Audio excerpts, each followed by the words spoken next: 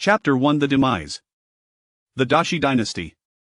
In the Dashi dynasty, the third Emperor Yongchen ascended the throne. The ten Fate. He was exceptionally handsome, endowed with both literary and martial prowess, and commanded respect from all quarters. He implemented irrigation projects, enacted wise policies, appointed virtuous ministers, and eliminated treacherous officials, earning the rightful title of a sagacious ruler. October the 23rd year of Yongchen.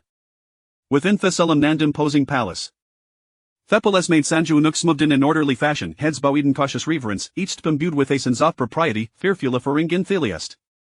Once a place of great favor and splendor, the place of eternal joy was the residency of the esteemed consortship, the highest-ranking concubine of Emperor Yongchen. The name signifies brightness, and the emperor's name, Xiaominji, reflects the significancy of this favored consort. However, the place of eternal joy had long since fallen from grace, having been dispossessed by the emperor for half a year, no longer echoing with the vibrance and bustle des post. The palace tendan worry expressions of worry. The previous year, the sixth prince had died unexpectedly, and in spring it was revealed that the culprit was none other than consort of place of eternal joy. With a heart filled with malice, the consort had placed its slow-acting poison in the sachet of her adopted son, the fourth prince, and had drugged the winners of the sixth prince. The combined effects led to the gradual weakening of the sixth prince, ultimately passed away the previous year. The emperor, enraged, ordered a thorough investigation. All evidence appointed to the consort of place of eternal joy. In a heart-wrenching plea before the emperor, the consort insisted that she had committed no wrongdoing, yet, the evidence was irrefutable, and the health of the fourth prince had also been adversely affected. Emperor Yongchen gazed at the woman kneeling before him Iskausen, with whom he had shared a kindred bond. He had once harbored feelings for her, due to an emperor he could not allow emotions to sway his judgment, especially with the powerful Sufamili backing her. Thought Sufamili was also his maternokin. The prospect of controlling Geunjimpera was far more beneficial for their clan, thus, heful trepidation. Yet he had never administered contraceptive drugs to her. Xiaominji amused the fate of their daughter from Sufamili entered the palace. He would have granted her such a petition on their wedding night. Bucha was Suyuning, who Manho had accompanied him through his mistarduous 3 years. Beneath her voluminous leaves, his large hands clenched tightly. Do you truly harbor such animosity towards your biological mother and her half-brother? Her fragile frame, having borne any children for many years, had led him to care for the fourth prince, Xiao Yu, on her behalf, yet, he had never anticipated her utter lack of compassion. Su Yuning, unable to belly the coldness of the emperor, lifted her gazeta methyson phalangize. He did not trust her. Without allowing Su Yuning Thichense to defend herself, Xiaominji ordered the consort confined to the place of eternal joy. With that, he swept away, leaving her behind. As he watched the bright la dragon robe fade from view, tears of profound sorrow streamed down her face. Within the main hall of place of eternal joy, the sound of white cough echoed intermittently, each caught tearing at the heart, as if it might shatter her very being. Consort Su Yuning had been confined by Emperor Yongchen, and her frail body had grown increasingly all over the past 6 months. They had made Mojin knelt by Thebe, holding out medicine with tears in her eyes. Your Highness, please take just a sip. The figure on Thebad appeared emaciated, her complexion pale with a hint of green, exuding gonorrhea of impending death. Struggling to open her trembling lips were dry and weak, producing a faint, hoarse whisper. Hast Emperor. Hast Emperor Kong? Her voice was faint yet filled with a solitary hope, which uttered completely upon seeing Imogen shake her head. Ha! A low, mirthless laugh escaped her throat, gradually swelling in intensity. Ha ha ha ha! A deep sorrow enveloped Su Yuning, and suddenly, azure job strength coursed through her. These was the man she had loved for so many years. Even ashulating hesh had her Natasha of compassion, harboring such a dread that they could not bear to see her revenance more. Her pale fingers gripped heed of tea bead carton with such force a thought they turned blue. With great fort, she prepared herself up. Mojin, tears streaming down her face, crawled to the bedside to support their mistress suitor, acting to her anchor.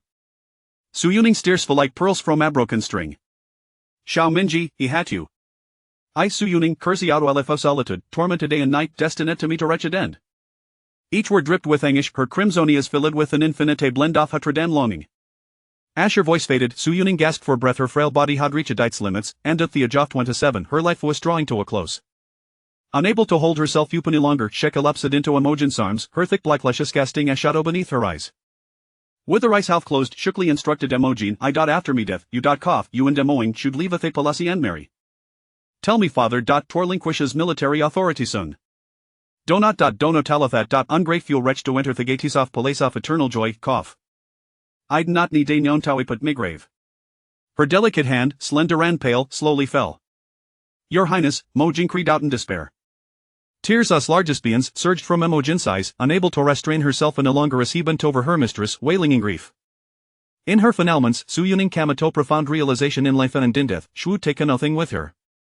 Fa her life period noble in Ruth she had gained nothing.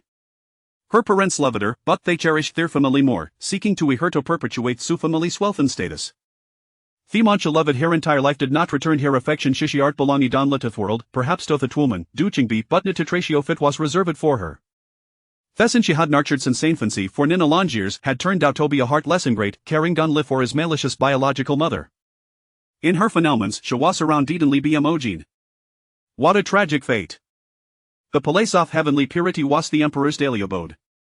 Toros of immovable guards estude with drawn's words, thwitejod steps soaring into the clouds, exuding ganero solemnity thought forbade intrusion. Wamajong dressed in the garb of Irang Kinji Unuka, stood boing a theatrancy of Timain hall with us in hand. Ayuncha unaccurried lie scrambled up thwitejod steps, breathless and panicked. Wamazong reprimanded sharply, impudent, how canon Bahavi sound ruli outside's place of heavenly purity? The Unja unak trembled under the scolding, his body quaking gun controllably. Swallowing hard, Hester Meredender, the consort she dot the consort she has beset away. Gomez was taken aback, unable to ask for clarification before he voice filled with regichod behind him, what did he say? Turning, Gomez soth emperor, Cladenara splendente la dragon robe, standing right behind him. His knees buckled, and held to the ground, prostrating himself. A deep fear gripped Ishiarthaving served the emperor for man years, hunder studel to a wealth of significancy of consorts and the emperor shirt. The sixth prince in time Lydia Fad cast suspicion on the consort, yet despeteth a grave crime of plot and against to royal, the emperor had more like confined her. Event the supply stos place of eternal joy had not been diminished when the consort fellow, the emperor, constrained by circumstance, cold not visither in person, yet the priceless medicina floatin toth palasa like water. Buffy had never anticipated that consorts I wold bez a gravelial. Chapter 2 The Emperor's Great Grief Appendix Position Chart and Palaces.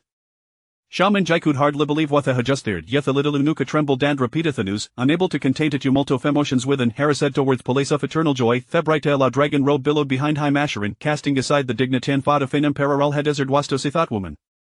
Wamajong, witnessing the scene, quickly summoned Thegward's sand servants to follow, fearing for the safety of his majesty. Nunakut fetham the storm of emotions raging within Shamanji Asherin, afraid it was merely a cruel jest, a prank of hers, but when Hefenala beheld her lifefulness formally in Gonthi bed, Hatrole grasped the depths of his sorrow.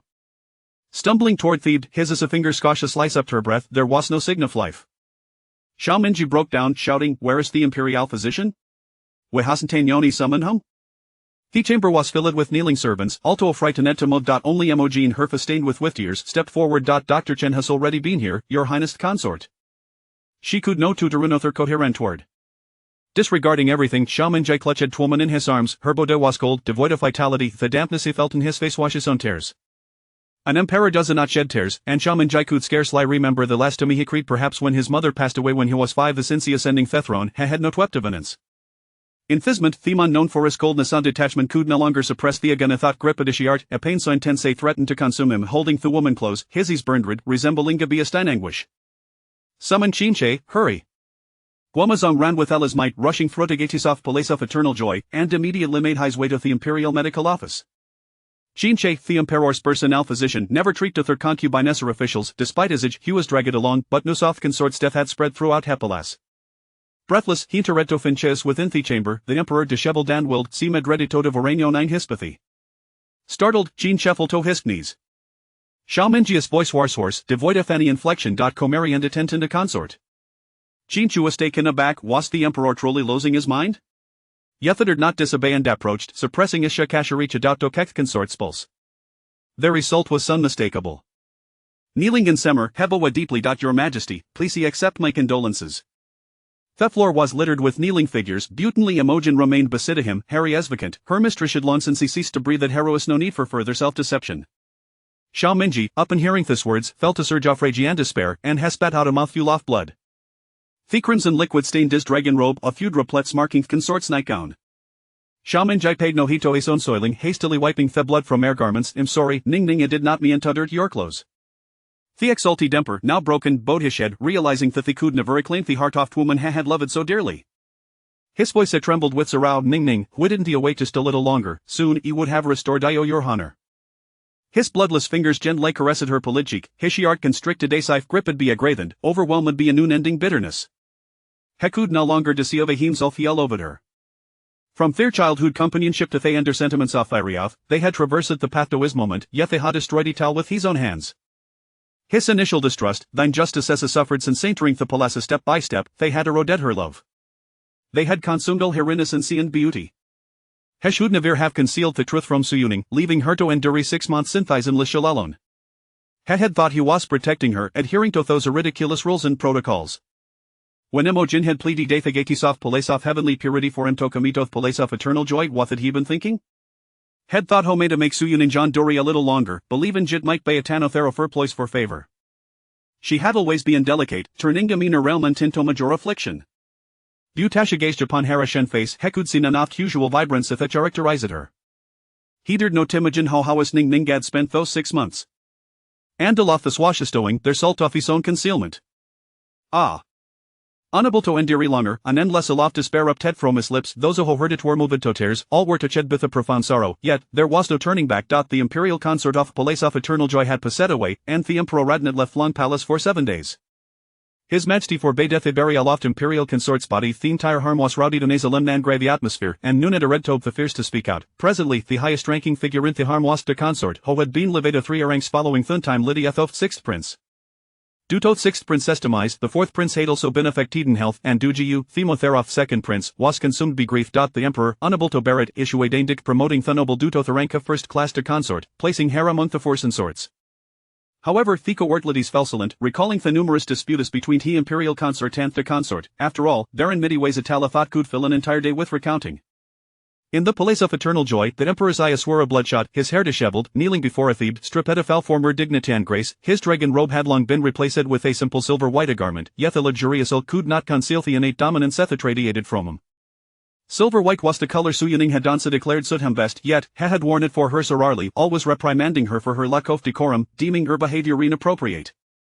As memories flooded back, he could no longer suppress the regret that consuming him, holding her jade-like fingers against his cheek, his voice, hoarse like a traveler lost in the desert, whispered, Ning Ning, rest assured, I will avenge you. Warial executioners, allowing Jado perish in this resplendent palace, his shadrunry, and distance lustrous black hair was no streaked with grey. His typically indifferent black eyes now brimmed with emotion, complex and attainable, gazing tenderly of the motionless figure lying on the bed. Visa Irshe brought nothing but suffering. Turning Ninga the hands off Minjigij, I will never scold thee again. Ning Ning, whatever you shall bala. Can you natopanio urias and elas tomato sayo your Minjigij? His emotions, suppressed and on the verge of collapse, had persisted for some days. Xiao Minjai still could not believe a thought the once vibrant and enchanted girl had transformed into a lifeless body. Yet the gradual permeating scent of death forced him to confront the harsh reality. Womezhong stood behind the emperor, whipping away his tears. The emperor's shumble words had been spoken countless times, yet he and Amorned was gone, leaving Gunlith a living to suffer in relentless torment. Chapter 3 The Revelation. On the morning of the 9th day, Xiao Minji finally stepped out of the gates of the Changla Palace. The emperor's expression was calm, yet beneath it brewed a tempest of fury. The palace attendants approached cautiously, attending to the emperor's grooming and washing. Xiao Minji sat upon the dragon throne in the Qianqing Palace, resembling a volcano poised to erupt. Before him knelt a man cloaked in black and masked. He was Jin Xuan, the leader of the Longi Guard, a group that struck terror into the hearts of all within the imperial court. The Longi Guard served as the emperor's sharpest blade, monitoring the former court, executing corrupt officials, each member skilled and resourceful, utterly devoted to their sovereign.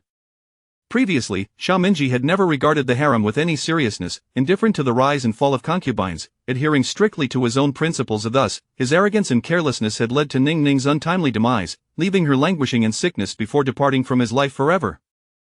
Xiao Minji gazed at the evidence laid before him on the imperial desk. Each piece revealed the remarkable talents of his harem. Preposterous, Xiao Minji could no longer contain the fury that surged within him. His dark eyes, swollen from 7 days of weeping, bore a crimson hue. The Empress, Dushur, was thriving. Even the usually affable consort Wen's hands were stained with blood. Throughout his life, many children had perished before the crown prince, and he had always believed it was due to the sins he committed in securing his throne. Little did he know, they had all fallen victim to the machinations of the women in the harem. Only that foolish girl, who devoted her heart to nurturing Xiaoyu, that ungrateful child, had never engaged in the court's intrigues, fearing it would burden him. The thought made his eyes sting and his heart ache, yet he had thrust such a virtuous girl into the abyss. Remembering the day he had questioned her, he could hardly bear to close his eyes. Ning Ning, wait for me, I shall come to atone for my sins. When he opened his eyes again, they were filled with a steely resolve. No wonder Ning Ning had remained childless for years. The tea served in the Empress's Fingy Palace was always infused with fine herbs, a perfect match for the spices buried beneath the pear tree in Ning Ning's Changla Palace. Ning Ning would never conceive, Guo convey my decree of the Empress, Tang Shi, is devoid of talent and virtue, has harmed the imperial heirs, and has inflicted suffering upon concubines, lacking the qualities of a mother of the nation. She shall be demoted to commoner status. Guo Maozhong could scarcely believe his ears. The Empress Tang had passed away 7 years ago during the 17th year of Yongchun. What grave transgression warranted the emperor's disregard for her posthumous mourning? To be stripped of her title, it seemed Xiao Minji had also recalled that his good empress was long gone. Coldly, he added, Tang Shuren shall be removed from the imperial mausoleum and cast into a pauper's grave. Tang Shuren's mother shall be executed at noon tomorrow, and the left chancellor, Tang Ronqing, shall be demoted to commoner status. The Tang family shall be exterminated, and from henceforth, no descendants or kin shall be allowed to hold office. Guo Maozhong, too shocked to comprehend, bowed his head respectfully. Yes, your majesty. Contemplating the contents of the edict, a dangerous smile crept upon Xiao Minji's lips. These wretches need not worry. None would escape. He would first deal with that venomous woman. Outside, a young eunuch entered, kneeling as he announced, Your Majesty, Consort D and the 4th prince await outside. Admit them. Consort D, Du Qingbi, entered with the 9-year-old 4th prince, Xiao Yu, in tow, displaying a motherly demeanor. They both knelt in respect. This humble servant greets your majesty. May your majesty enjoy good health. Your son pays respects to father. May father remain in good health. Silence followed, as both mother and son knelt anxiously in the grand hall, the palace attendants standing with bowed heads, daring not to utter a sound. A flicker of panic surged within Du Qingbi. Xiao Minji's phoenix eyes casually scrutinized the kneeling duo, his thoughts racing. That fateful night, he had been residing in the Changla Palace, having quarreled with Su Yunning over consort Rong, Yi Qingwu. Later, Ning Ning had brought Mo Jin and Du Qingbi to seek him out in Qianqing Palace. As he descended the steps, returning to Changla Palace, he had bathed, attended by Du Qingbi, then merely a palace maid. He had never allowed a maid to assist him in bathing, yet that time, Du Qingbi had entered, adorned with a hairpin gifted by Su Yunning, blushing as she said, It is the Empress who sent me to serve you. He recalled that this same maid had accompanied him to Qianqing Palace earlier that day, and in a moment of blind fury, he had acted rashly. It was commonplace for concubines to recommend palace maids to secure favor, yet he had not anticipated that Su Yunning would resort to such tactics. What did she regard him as? He had thought her to be different. She had never been one to engage in such petty rivalry. The young girl had always exhibited a certain dominance in this regard. Then, he recalled the message delivered by his secret guards from the Su family, urging Su Yunning to conceive a child promptly. At that moment, his heart had brimmed with anger, believing it was for her family, for a child, that she was willing to forsake him. If he could not find solace, then he would ensure she tasted the bitterness of heartache. Thus began his reckless night with Du Qingbi, resulting in the birth of Xiao Yu. He had initially believed he was merely responding to Su Yunning's provocation of his imperial dignity. Looking back now, it seemed he had already harbored feelings for her, he simply chose not to acknowledge them. For when emotions linger in the heart, discovering one has been cast aside only ignites a torrent of unexpressed rage, leading one to foolishly desire for Su Yunning to share in his suffering. Yet, it was too late. In retrospect, it had all been a clumsy scheme, born of his pride, which he could not voice, and Su Yunning's arrogance, which sought to preserve her final shred of dignity. How absurd it was that both had been utterly deceived by Du Qingbi's petty tricks. As Xiao Minji was consumed by past regrets, the kneeling pair below could no longer endure. Particularly Xiao Yu, who discreetly rubbed his aching knees. He felt fortunate to be by his biological mother's side rather than that of the foster mother who sought to exploit him. Xiao Minji withdrew his gaze and focused on the ungrateful child. You show not the slightest sorrow at your mother's passing. His voice, laced with icy disdain, struck Xiao Yu like a dagger, causing him acute pain. From a young age, Xiao Yu had been nurtured with meticulous care by Su Yunning, receiving all the love a mother could offer. Within the palace, aside from the second prince born of the Empress, he held the highest status.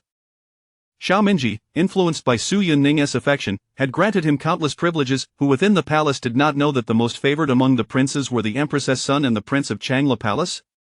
Yet, for half a year, while Su Yunning lay gravely ill, Xiao Yu had not once visited her, and now that his nurturing mother had passed, did he not experience the slightest grief? A chill enveloped Xiao Minji's heart as he felt pity for Su Yunning. The ingrate had inherited his mother's ill nature. He was beyond redemption. Xiao Yu could not fathom why his father inquired about his deceased foster mother. Before he could muster a defense, Xiao Minji interrupted. Get out and kneel. Xiao Yu was taken aback, frozen in place. In all his years, he had never been punished to kneel. The greatest pain he had endured was merely the sting of a tutor's hand during lessons. With a slight gesture from the emperor, the eunuch seized Xiao Yu and dragged him from the hall. Ignoring the boy's pleas, Xiao Minji turned to the pale-faced Du Qingbi. Why do you do this? Ning Ning has never mistreated you. Du Qingbi understood that everything had been laid bare of the emperor, now wielding absolute power, had fallen for her ruse without realizing it. She had exploited the pride of both consort and empress, who were too proud to yield. How could her tricks possibly escape the emperor's notice? Finally shedding the mask she had worn for years, Du Qingbi's long-buried resentment surged forth as she gazed at the emperor. Your Majesty questions my motives? Of course, it is because I cannot accept that I serve as a slave while she reigns supreme. Why must she, Su Yunning, remain forever exalted, while I, Du Qingbi, am born into servitude, reliant on her charity? Why must the child I carried for 10 months be subject to her whims? Why is it that whenever Su Yunning is present, your Majesty's gaze is forever averted from others? Is she not the most proud of her lineage? Does she not care most for your Majesty's favor? I shall strip her of everything. I shall see her wallow in the mire. Du Qingbi's face twisted with malevolence and fury. Chapter 4. Dealing with the poisonous woman and her unfilial son. Xiao Minji regarded the woman before him with a chilling indifference, as though observing mere ants from a lofty perch. Though you are but a palace maid, Ningning has treated you with considerable favor, rewarding you handsomely and even arranging for your marriage outside the palace. Yet you remain ungrateful and insatiable, using your desire for upward mobility as an excuse. As a maid, you lack the capacity to foster a prince, yet you exchanged Xiaoyu for a higher position.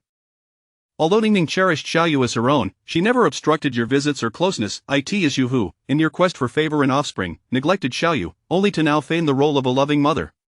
Xiao Minji meticulously stripped away Du Qingbi's facade, leaving her utterly exposed and devoid of dignity. Each word was like a precious gem, forcing Du Qingbi into a corner where she could no longer evade the filth of her own actions. Xiao Rui was born with deficiencies due to your selfish pursuits, and despite your meticulous care, you could not nurture him to maturity. Thus, you harbored malicious intentions, approaching Xiaoyu to poison his mind against his bond with Ningning. You orchestrated a scheme to use your eldest son to harm your youngest, and then laid the blame upon Ningning.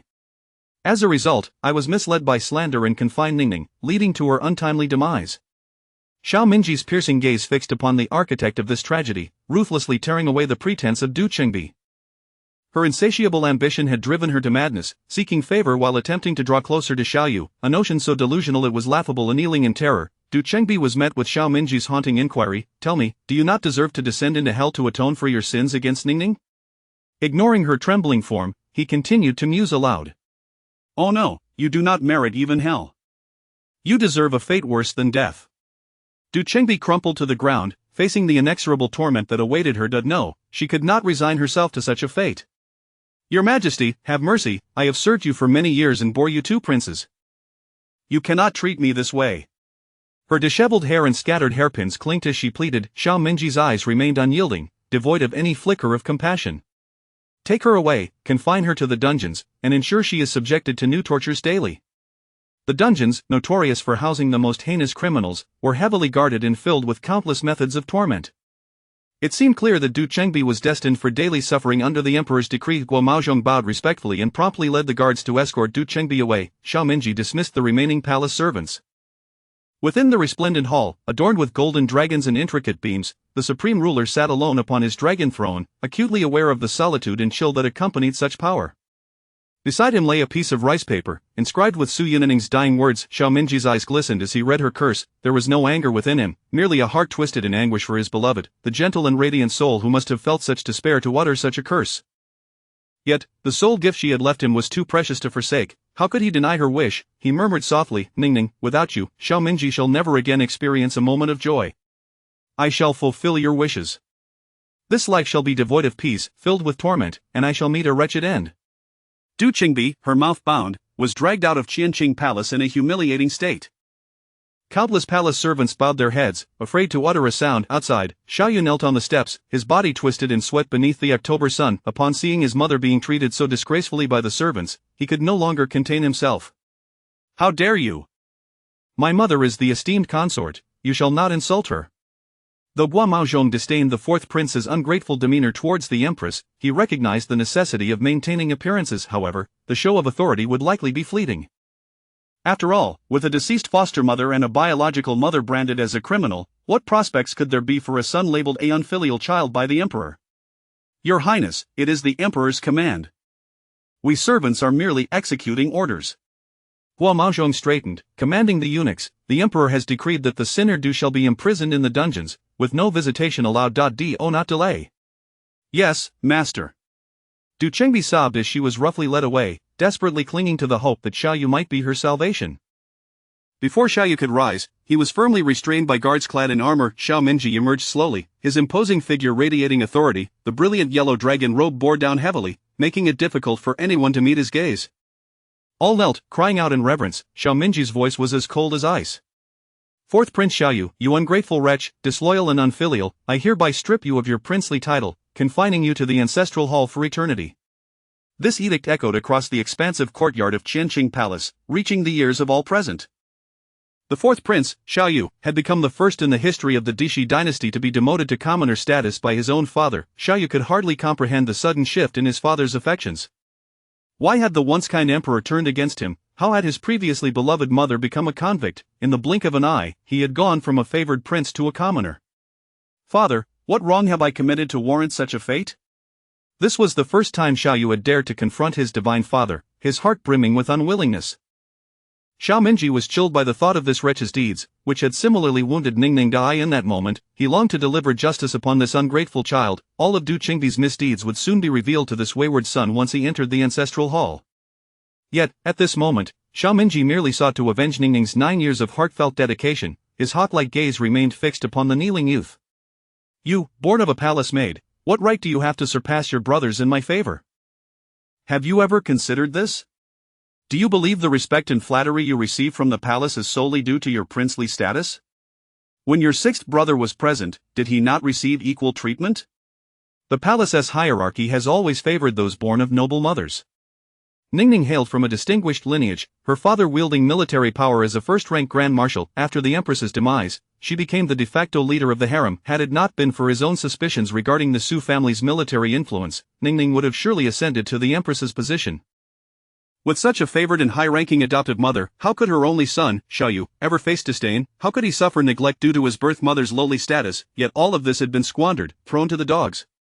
As Xiaoyu's expression shifted from confusion to a dawning realization, Xiao Minji could bear to look at him no longer, not even as Ningning's adopted son, nor even as his own flesh and blood, would he grant a glance to a son so disrespectful to Ningning.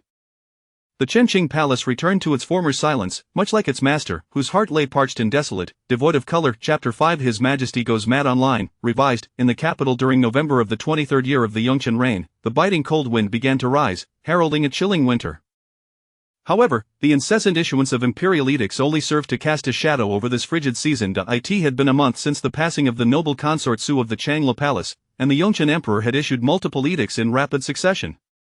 Each decree, sprawling over several hundred characters, was personally drafted by the emperor himself, overflowing with expressions of admiration, bestowing upon the late noble consort the title of Empress Chen Yuan. Chen, denoting the palace, also serves as a euphemism for the emperor, while Yuan signifies origin, beginning, and primacy.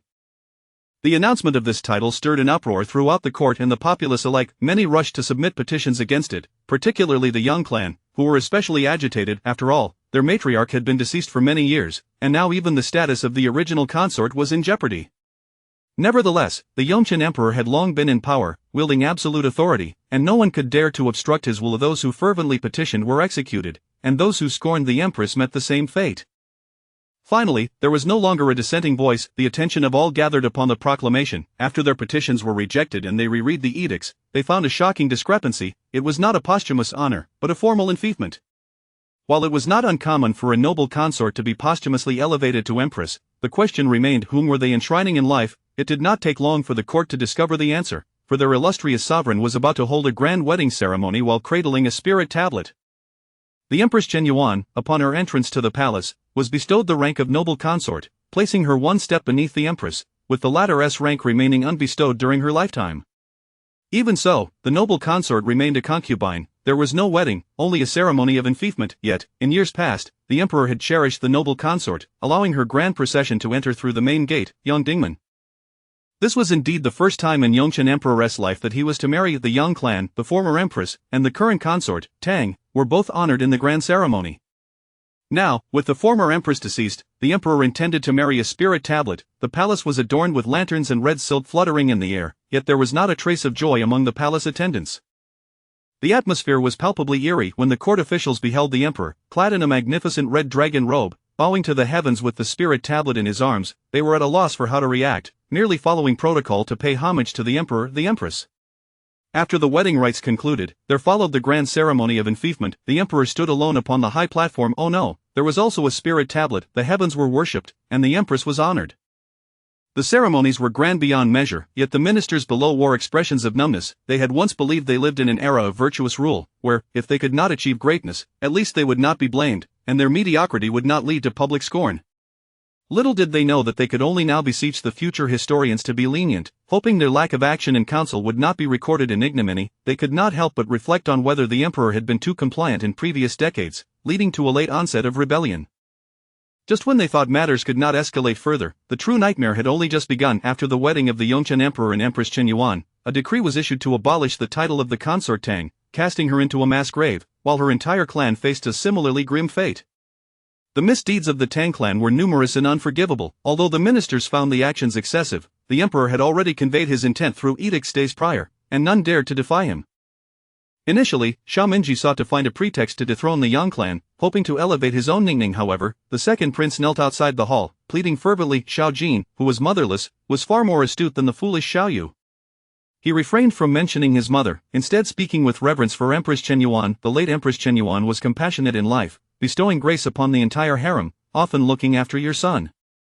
She claimed that my mother treated her with great kindness during her lifetime, and they exchanged gifts during festivals. My mother even left a parting wish for me to grow closer to Empress Qinyuan. Xiao Minji was aware of the embellishments within those words and understood Xiao Jin's intentions, yet nothing could deter him from his resolve to secure the position of empress for Su Yuning. No decree to abolish the empress was written, for none had been officially established. The existence of the Yang clan was thoroughly erased. In the royal archives and future historical accounts, there would be no mention of such an empress. The sole empress of the Yongchen reign was Empress Qinyuan Su. Subsequent edicts were also dispatched. The Defei was demoted to commoner status, reportedly executed on the spot, though details remained unclear. The fourth prince was stripped of his princely title, similarly relegated to commoner status and imprisoned for life within the ancestral hall. The Du clan was exterminated down to the 9th generation. One decree after another was issued from the Qinqing palace, transforming the initial shock into a pervasive sense of unease among the officials, all fearful of falling victim to the same fate. The realization dawned upon them that the emperor had truly gone mad due to the passing of Empress Qinyuan. The Tang clan, while alive, had bullied Empress Qinyuan, a fact known to all in the harem. The Du clan was no different. From the moment they gained favor, they had remained a thorn in Empress Qinyuan's side, not to mention the tumult surrounding the sixth prince's poisoning, which had now been unveiled, leaving the court trembling at the revelation of the Du clan's malice. Had they offended Empress Qinyuan in any way, they yearned for answers. Fear not, for the Yongchen emperor meticulously remembered every transgression. Under the fearful gazes of all, another decree emanated from the Qinqing palace. The first, second, and third princes were to be adopted as members of the royal family, their statuses altered in the archives, forever stripped of their inheritance rights. The birth mothers of the princes were all sentenced to death. In the aftermath, the former dynasty and harem were in chaos. His Majesty had indeed lost his mind. Who would have thought that an emperor would cast aside all his sons? Your Majesty, awaken! There is indeed a throne to inherit. In a frenzy to prevent any possibility of restoration, the birth mothers of the princes were all executed, yet the evidence cast aside by the emperor silenced all dissent. The harem, rife with conflict and stained with countless lives, was a truth known to all, but the emperor could not be made aware of such realities, nor could they allow him to present evidence openly. As officials and noble families gazed upon the meticulous evidence of the harem's misdeeds, their hands trembled uncontrollably. Was this something they were permitted to see? The court fell into a profound silence, as all understood the ramifications of allowing a malicious woman to live while jeopardizing the emperor's lineage. What were their intentions? Were they plotting rebellion? Under the weight of such inquiries, they all shrank back in fear. Do not worry, your Majesty is still in his prime, there will be heirs. Right? No, that could not be. As the voices of opposition faded into silence, the Yongchen emperor continued to issue further edicts. The 6 palaces were to be abolished, all consorts expelled from the palace, and no further selections of maidens would occur. Upon the announcement of this decree, the former dynasty and harem erupted into a frenzy, as it threatened the very foundations of countless noble families' ascents. Within the court, the censorate officials fervently implored, "We beseech you, your Majesty, do not proceed." From ancestral laws to national policies, they clamored for the emperor to retract his mandate, yet, their pleas fell on deaf ears. The Yongchen emperor remained unfazed by the minister's opinions. You wish to die in council? Very well, die then. You wish to kneel endlessly, then kneel on. For over 20 years, the Yongchen emperor had ruled with great efficacy, expanding territories and achieving unity, earning the title of a sagacious ruler. He had enacted policies that ensured the sustenance and warmth of the populace, resulting in widespread praise. People sang his praises, chronicling his deeds in folk songs that echoed through the ages. Would the emperor's decision to cease selecting consorts deprive the common folk of a grain of rice or a garment? Not at all. So why the dissatisfaction? Thus, the ministers could not stir even the slightest ripple, aside from risking their lives and their hats. One official, whose daughter was in the harem, though not favored, took pride in her position. While advising, this official spoke disrespectfully of Empress Chen Yuan, referring to her as a reincarnated enchantress. The emperor, who had been observing the proceedings with indifference, was suddenly filled with fury. He dismissed the official, executed him, and annihilated his clan. Each punishment delivered in full measure. From that moment forth, no one dared speak ill of Empress Chen Yuan. Whenever her name was mentioned, it was accompanied by tales of noble lineage, breathtaking beauty, and maternal virtue. But here, 1,000 words of praise are omitted. Chapter 6: The demise of His Majesty. Yet, aside from various interests, the ministers were genuinely troubled. The emperor's sons had been adopted out, leaving them to ponder who would bear the weight of the vast empire in the future. To put it bluntly, should anything untoward befall His Majesty, hypothetically speaking, who would inherit the century-old foundation of the realm? Even in the absence of such misfortune, in decades to come, when His Majesty passes on, there exists no designated heir. Would the dynasty truly falter under this generation? Would they not then bear the ignominy of being traitors to their country? Although Emperor Yongchen showed little concern for the affairs of the afterlife or the continuity of the lineage, he was deeply troubled by the idea that Ningning would be left without anyone to venerate her in the future. Thus, he selected an orphan member of the royal clan, adopted him under the name of Empress Chen Yuan, altered the genealogical records, brought him into the palace for personal upbringing, and designated him as the crown prince. The ministers were left in a state of shock. It was utterly bizarre. Having adopted out his own sons and witnessed the fates of his concubines, he now took in a child with no blood ties as his own. What could possibly motivate such a decision? Those with discerning eyes could easily discern the emperor's intentions. He feared that one day a prince might ascend the throne and elevate his birth mother to the status of Empress Dowager, thereby sharing equal standing with Empress Chen Yuan. Even in death, he wished to be interred alongside the emperor. Hadn't the young family already been relocated from the imperial tombs to their ancestral graves? As expected, the first words spoken by the crown prince to Emperor Yongchen were, "In the future, I do not seek for you to achieve great deeds. I only hope that you will ensure my mother does not lack for incense in her honor after her passing." The young prince, though still a child, had been compelled to mature and understand the weight of his role. Those close to the emperor had already pointed out that his elevation came as a result of Empress Chen Yuan praising him at a banquet. The crown prince knelt respectfully in the hall, his voice resolute and powerful. "As your son, I shall regard my mother as my own and serve her with the utmost reverence, ensuring her legacy endures." Emperor Yongchen was satisfied and dismissed him. Every individual who had wronged or humiliated Su Yunning paid 1,000-fold for their transgressions. However, the retribution that awaited Xiaomingji was only just beginning, for over a decade thereafter, Emperor Yongchen experienced not a single day of true joy. It was known that throughout the winter of Yongchen's 23rd year, the blood flowing from the palace and the ministerial residences was unceasing. The capital, despite several heavy snowfalls, could not wash away the stench of blood that hung over the heads of the nobility. Upon the burial of Empress Chen Yuan, officials of all ranks, whether married princesses or exiled officials, regardless of their status, made their way to the capital to mourn for the empress. There was a tale of a small foreign prince who, upon arriving in the capital, failed to visit the palace to mourn on the first day, only to find himself decapitated by the dragon wing guards that very evening, his head displayed at the city gates. Henceforth, every official and foreign prince arriving in the capital wept as if they had lost their own mothers, disregarding decorum and stumbling forth to sincerely grieve. Emperor Yongchen, gaunt and weary, led the way in kneeling before the empress's spirit, and upon hearing of this incident, simply remarked that it was as it should be. The emperor stated, "The empress is the mother of the nation, you all ought to fulfill your filial duties."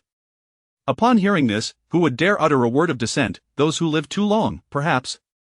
Yet only Guo Maozhong understood that they wept for an empty coffin. Oh no, a cloth-covered coffin. Inside lay only a few garments and hairpins once worn by the empress. The actual body had been discreetly placed in the ice cellar of Chanlu Palace. The emperor had long since ordered an ice coffin be constructed to preserve the body. The new year of Yongchen's 24th year was spent amidst the sounds of mourning and wailing. The emperor did not hold any banquets and decreed that for 3 years, no weddings or joyous events were to take place in the capital. The dragon wing guards kept a vigilant watch over every official of the Great Xi. Whether court officials or the sons of noble families, all were under surveillance. Those who indulged in debauchery in brothels or celebrated openly in the streets met with ruthless execution. Those 3 years were a nightmare for all the sons of noble families in Great Xi. They treaded carefully, fearing even the slightest misstep, and dared not wear a smile outside. If any family welcomed a new addition, the patriarch would bear a countenance as grim as death, and one need not be surprised, for it was the same for every household. However, it is noteworthy that while many believed the Su family, the Empress's maternal clan, was soaring to new heights, Su Taiwei Su Zongbo formally resigned from his position and relinquished his military authority. The emperor gazed at his uncle, kneeling before him, and was momentarily at a loss for words. Ultimately, the family that had once aided him in ascending the throne was now drifting apart. Approved. With that single word, he became a true. Su Zongbo respectfully bowed his head. The Su family harbored the same ambitions as other families, perhaps even more so. After all, the Su family's rise had coincided with the current emperor's ascension.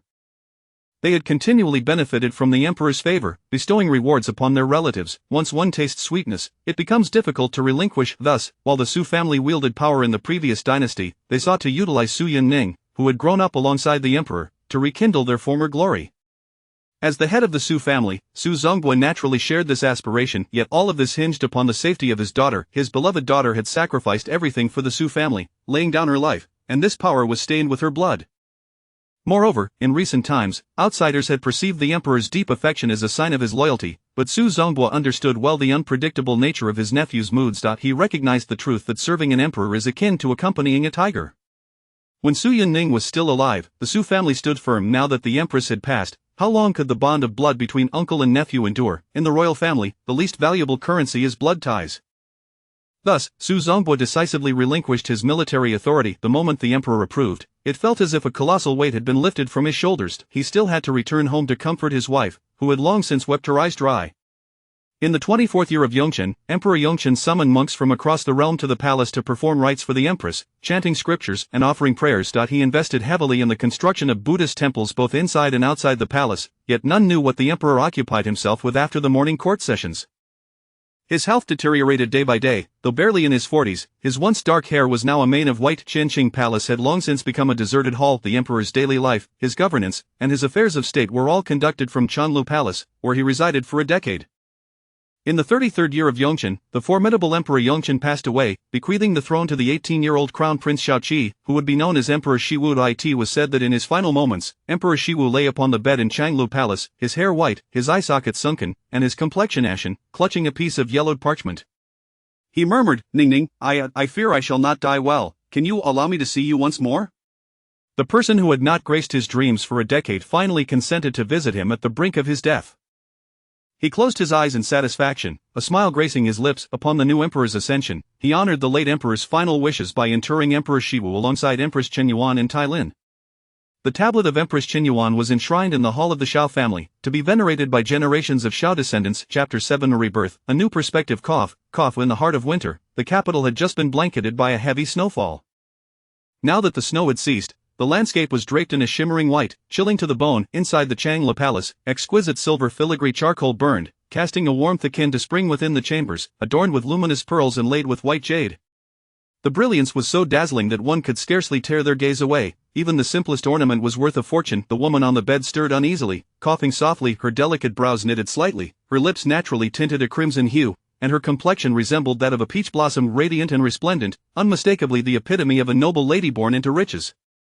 As her water-like eyes slowly opened, Emojin, who had been stationed outside, quietly pushed the door open. Upon hearing the sound. Clad in a pale lotus-colored palace gown, she held a cup of jasmine tea with steady hands.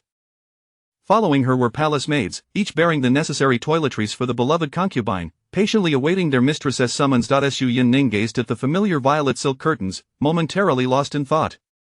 This marked the third day since her rebirth, yet disbelief still lingered within her. Such a fantastical occurrence had unfolded in her life. It inevitably reminded her of the tragic death she had suffered in her past life, leaving her to ponder the fate of the Su family. Amidst her rising panic, she silently vowed never to tread the same tragic path again. Though her birthright destined her to be unable to earn the emperor's unwavering trust, it was sufficient to ensure her a life of opulence and splendor. As long as she maintained her composure and refrained from crossing His Majesty's boundaries. A flicker of determination crossed Su Yunning's eyes. Some individuals and circumstances ultimately required resolution. She had been reborn in the 14th year of Yongchen, at the tender age of 17.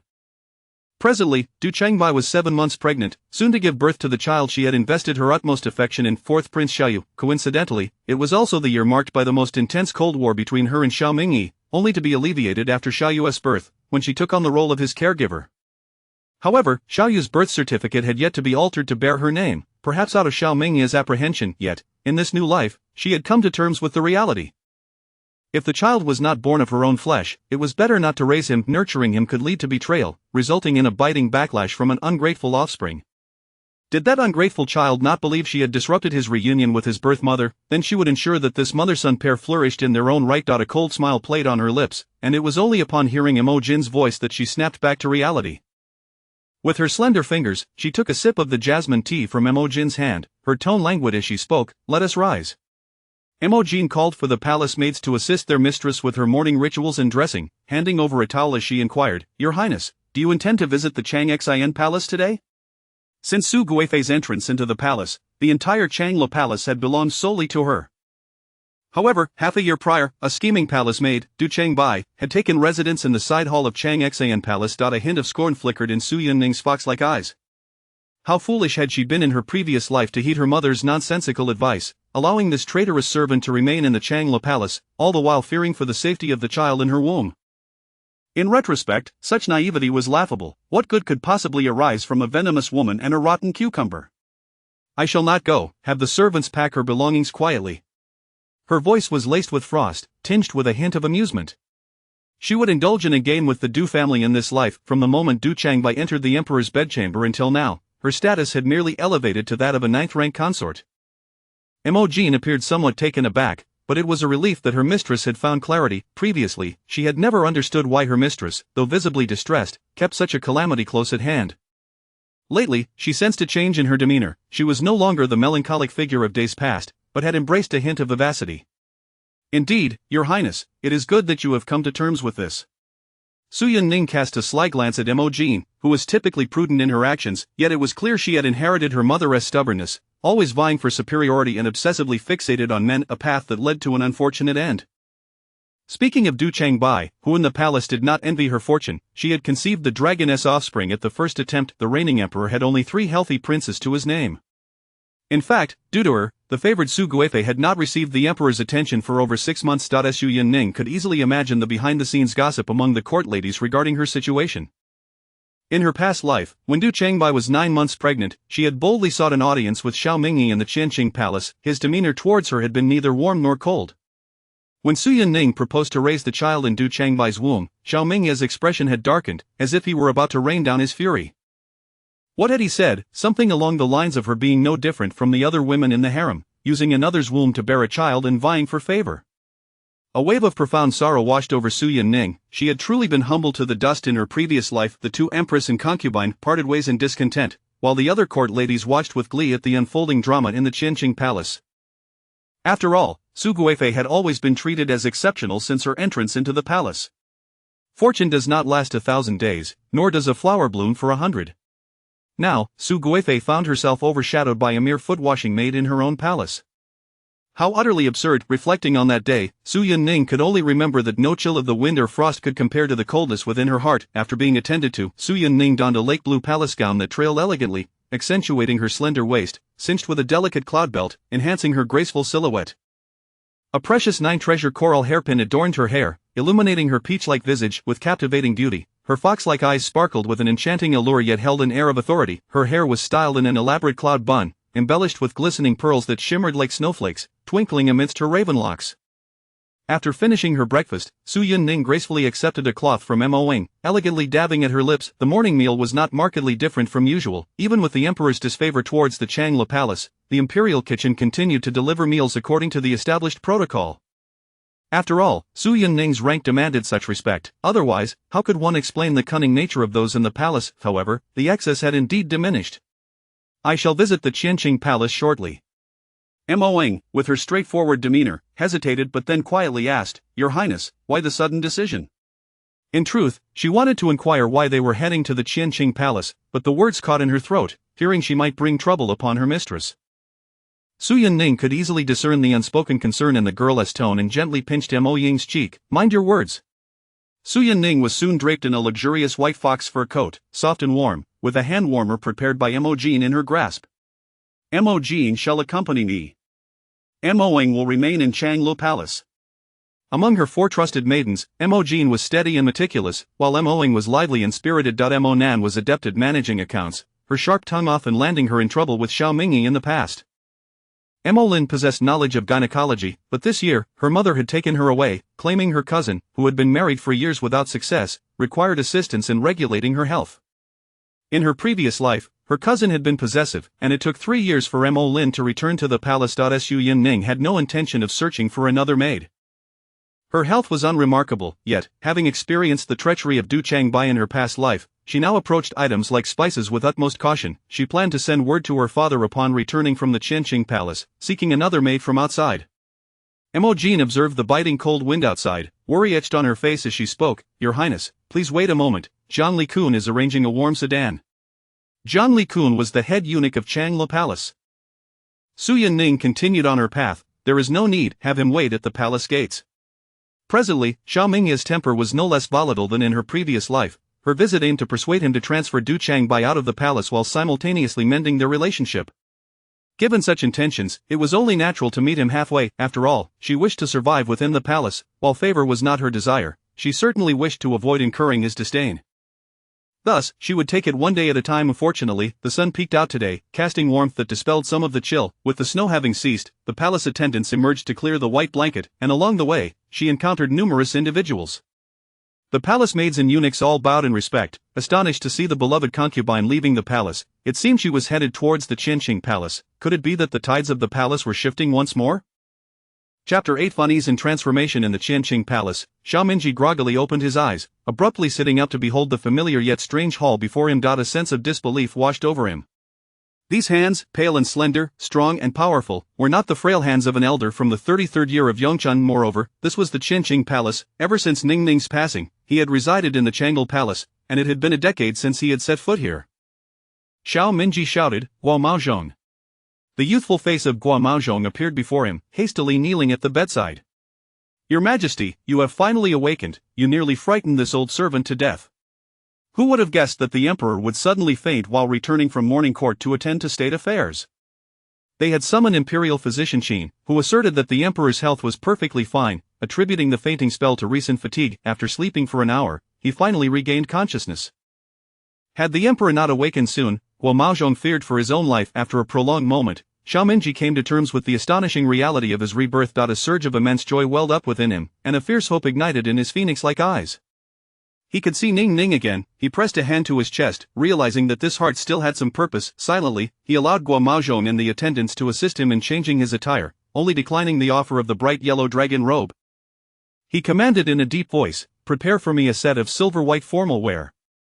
Though puzzled, Guo Maozhong complied and fetched a long robe of silver brocade. Xiao Mingji strode purposefully towards the imperial desk, pulling out a document at random. Upon glancing at the date inscribed at the bottom, he saw it was the 23rd of November in the 14th year of Yongchun. His eyes misted, and his fingers, distinct in their joints, tightened into a fist. In the 14th year of Yongchun, his Ning Ning was still alive and well, yet, why was it November? That venomous dew had already been pregnant for 7 months. Why could he not have been reborn just a little earlier, before he had committed irreparable mistakes? If only he could spare Ning Ning some of the injustices and suffering she had endured. He closed his eyes. The opportunity to live again was already a luxury. Turning, he descended the jade steps. At that moment, a young eunuch from Qianqing Palace entered to report. "Your Majesty, the noble consort requests an audience." Xiao Mingji was taken aback, hurrying towards the door while instructing Guo Maozhong, "Quickly prepare the osmanthus cakes and jasmine tea that your noble consort favors." He donned his cloak and stepped out of the palace, his heart racing.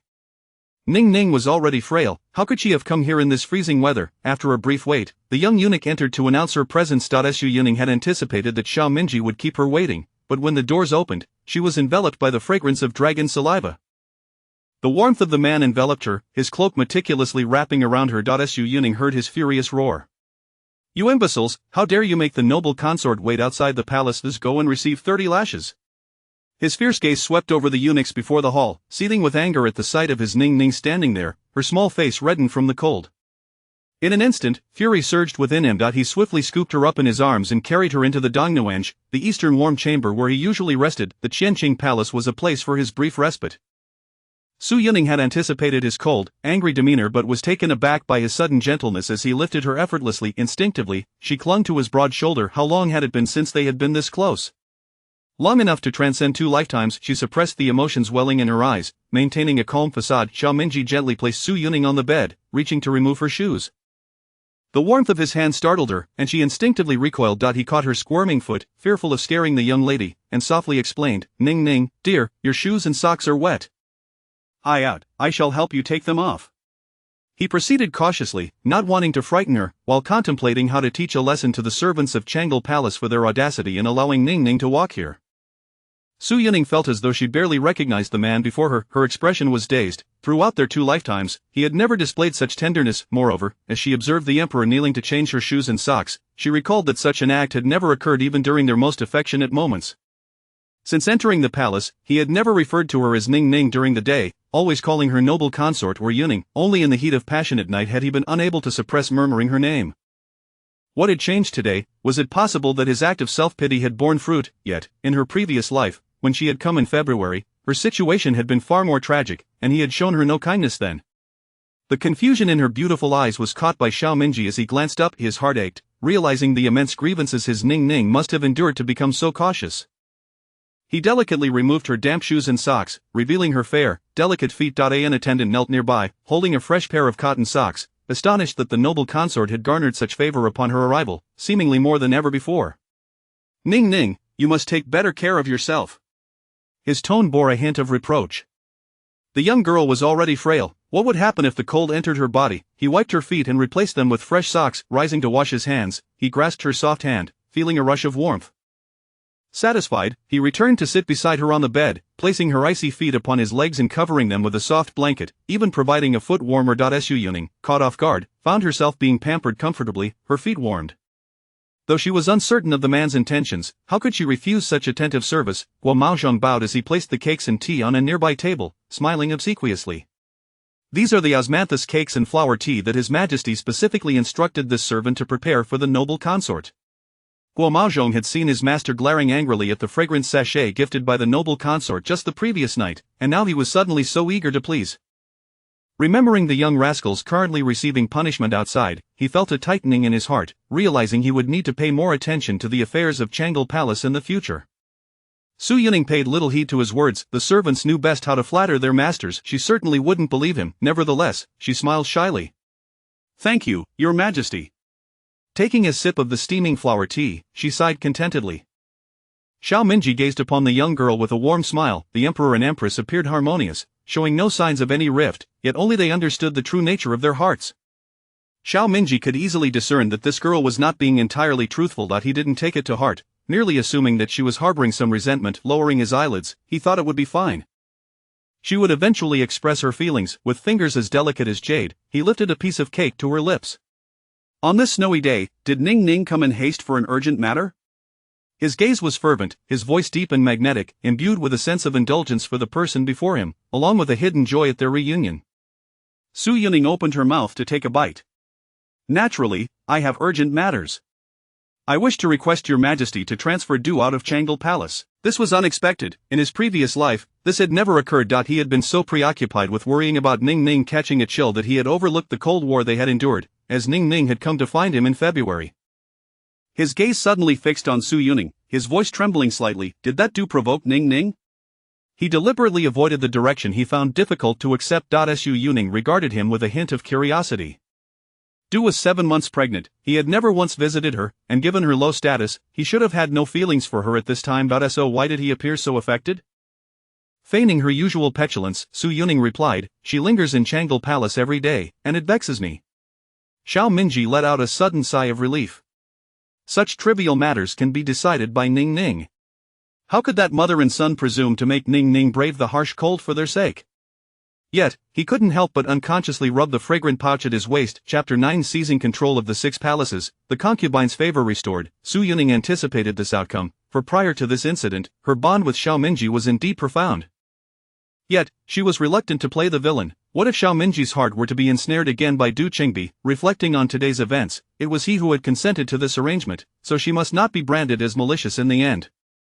Hiding the coldness in her eyes, her fox-like gaze sparkled with a hint of starlight. "I have never wielded power in the palace, and dare not overstep my bounds. What should I do if the Empress wishes to punish me?"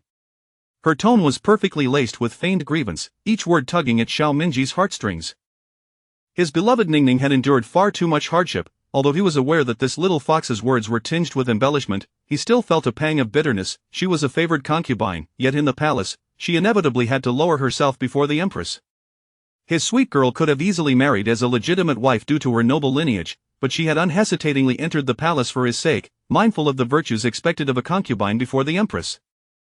Yet, all she received in return was the Empress's scheming. Xiao Mingji's eyes darkened with a brooding coldness. The treasures bestowed by the Empress were naturally intended for her own enjoyment.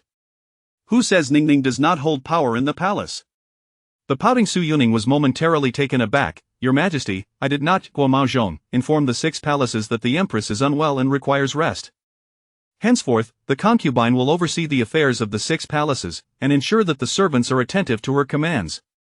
Guo Maozhong stood dumbfounded. Was the authority of the 6 palaces truly handed over to the concubine with just a word? Yes, Your Majesty. Su Yuning was utterly astonished. Was this truly his intention? Moreover, she was not merely assisting with the management of the 6 palaces but was granted full control. Surely Xiao Mingji did not believe she had come seeking power? Given his sensitive and suspicious nature, he must not place such a heavy burden upon her without her knowledge. Your Majesty, I did not mean that. Her tone grew somewhat urgent. Xiao Mingji's lips curled into a low chuckle. I understand. I willingly grant this to you. There would only be more to come. He intended to present all the beautiful things in the world before Ningning, allowing her to choose at her leisure. At this moment, Su Yuning simply wished to check Xiao Mingji's forehead, wondering if he truly had not caught a chill. Her feet gradually warmed, and she shifted uncomfortably, sensing the movement on his lap. Xiao Mingji pressed down with his large hand. His voice suddenly turned husky. Ningning, do not move. The situation startled Su Yuning into stillness. The servants in the hall bowed their heads even lower. The hall was filled with the fragrant warmth of burning charcoal, creating a cozy atmosphere that enveloped the Emperor and Empress in harmony. Seeing that her purpose for the visit was nearly fulfilled, Su Yuning decided to take her leave. Xiao Mingji had specifically instructed Guo Maozhong to prepare a palanquin to escort Su Yuning back to Changlu Palace. The palanquin was carried by 16 men, with warm charcoal braziers placed at each corner, and thick yellow blankets draped tightly around, creating an ambience akin to a warm spring day. Following closely behind were a procession of eunuchs and palace maids, bearing gifts. Xiao Mingji assisted Su Yuning into the palanquin with gentle care, cautioning her, take it slow. Guo Maozhong watched in disbelief. What was going on with the Emperor today? Could it be that the concubine's charm was so potent that upon seeing her, all his anger had dissipated into the clouds? After Su Guifei's visit to Qianqing Palace, not only had she regained the Emperor's favor, but news of her elevated status spread like wildfire. The head eunuch of Qianqing Palace, Guo Gonggang, had already informed the 6 palaces of the Emperor's decree. The concubine now held dominion over the 6 palaces. Before anyone could fully digest this news, just as the concubine departed, the Emperor ordered the relocation of Du Daping from the side hall of Changla Palace to the western side hall of Qing'an Palace, Unmeng Pavilion. This left the residents of the inner palace utterly bewildered. Everyone knew that the concubine intended to keep this maid in Changla Palace's side hall to bear a child, yet now she was being moved?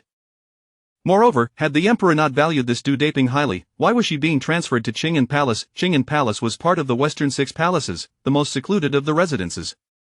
According to protocol, the main hall and side hall of a palace were the abode of the primary consort, while the side hall was occupied by lower-ranking concubines, and the side pavilion was reserved for the least favored concubines.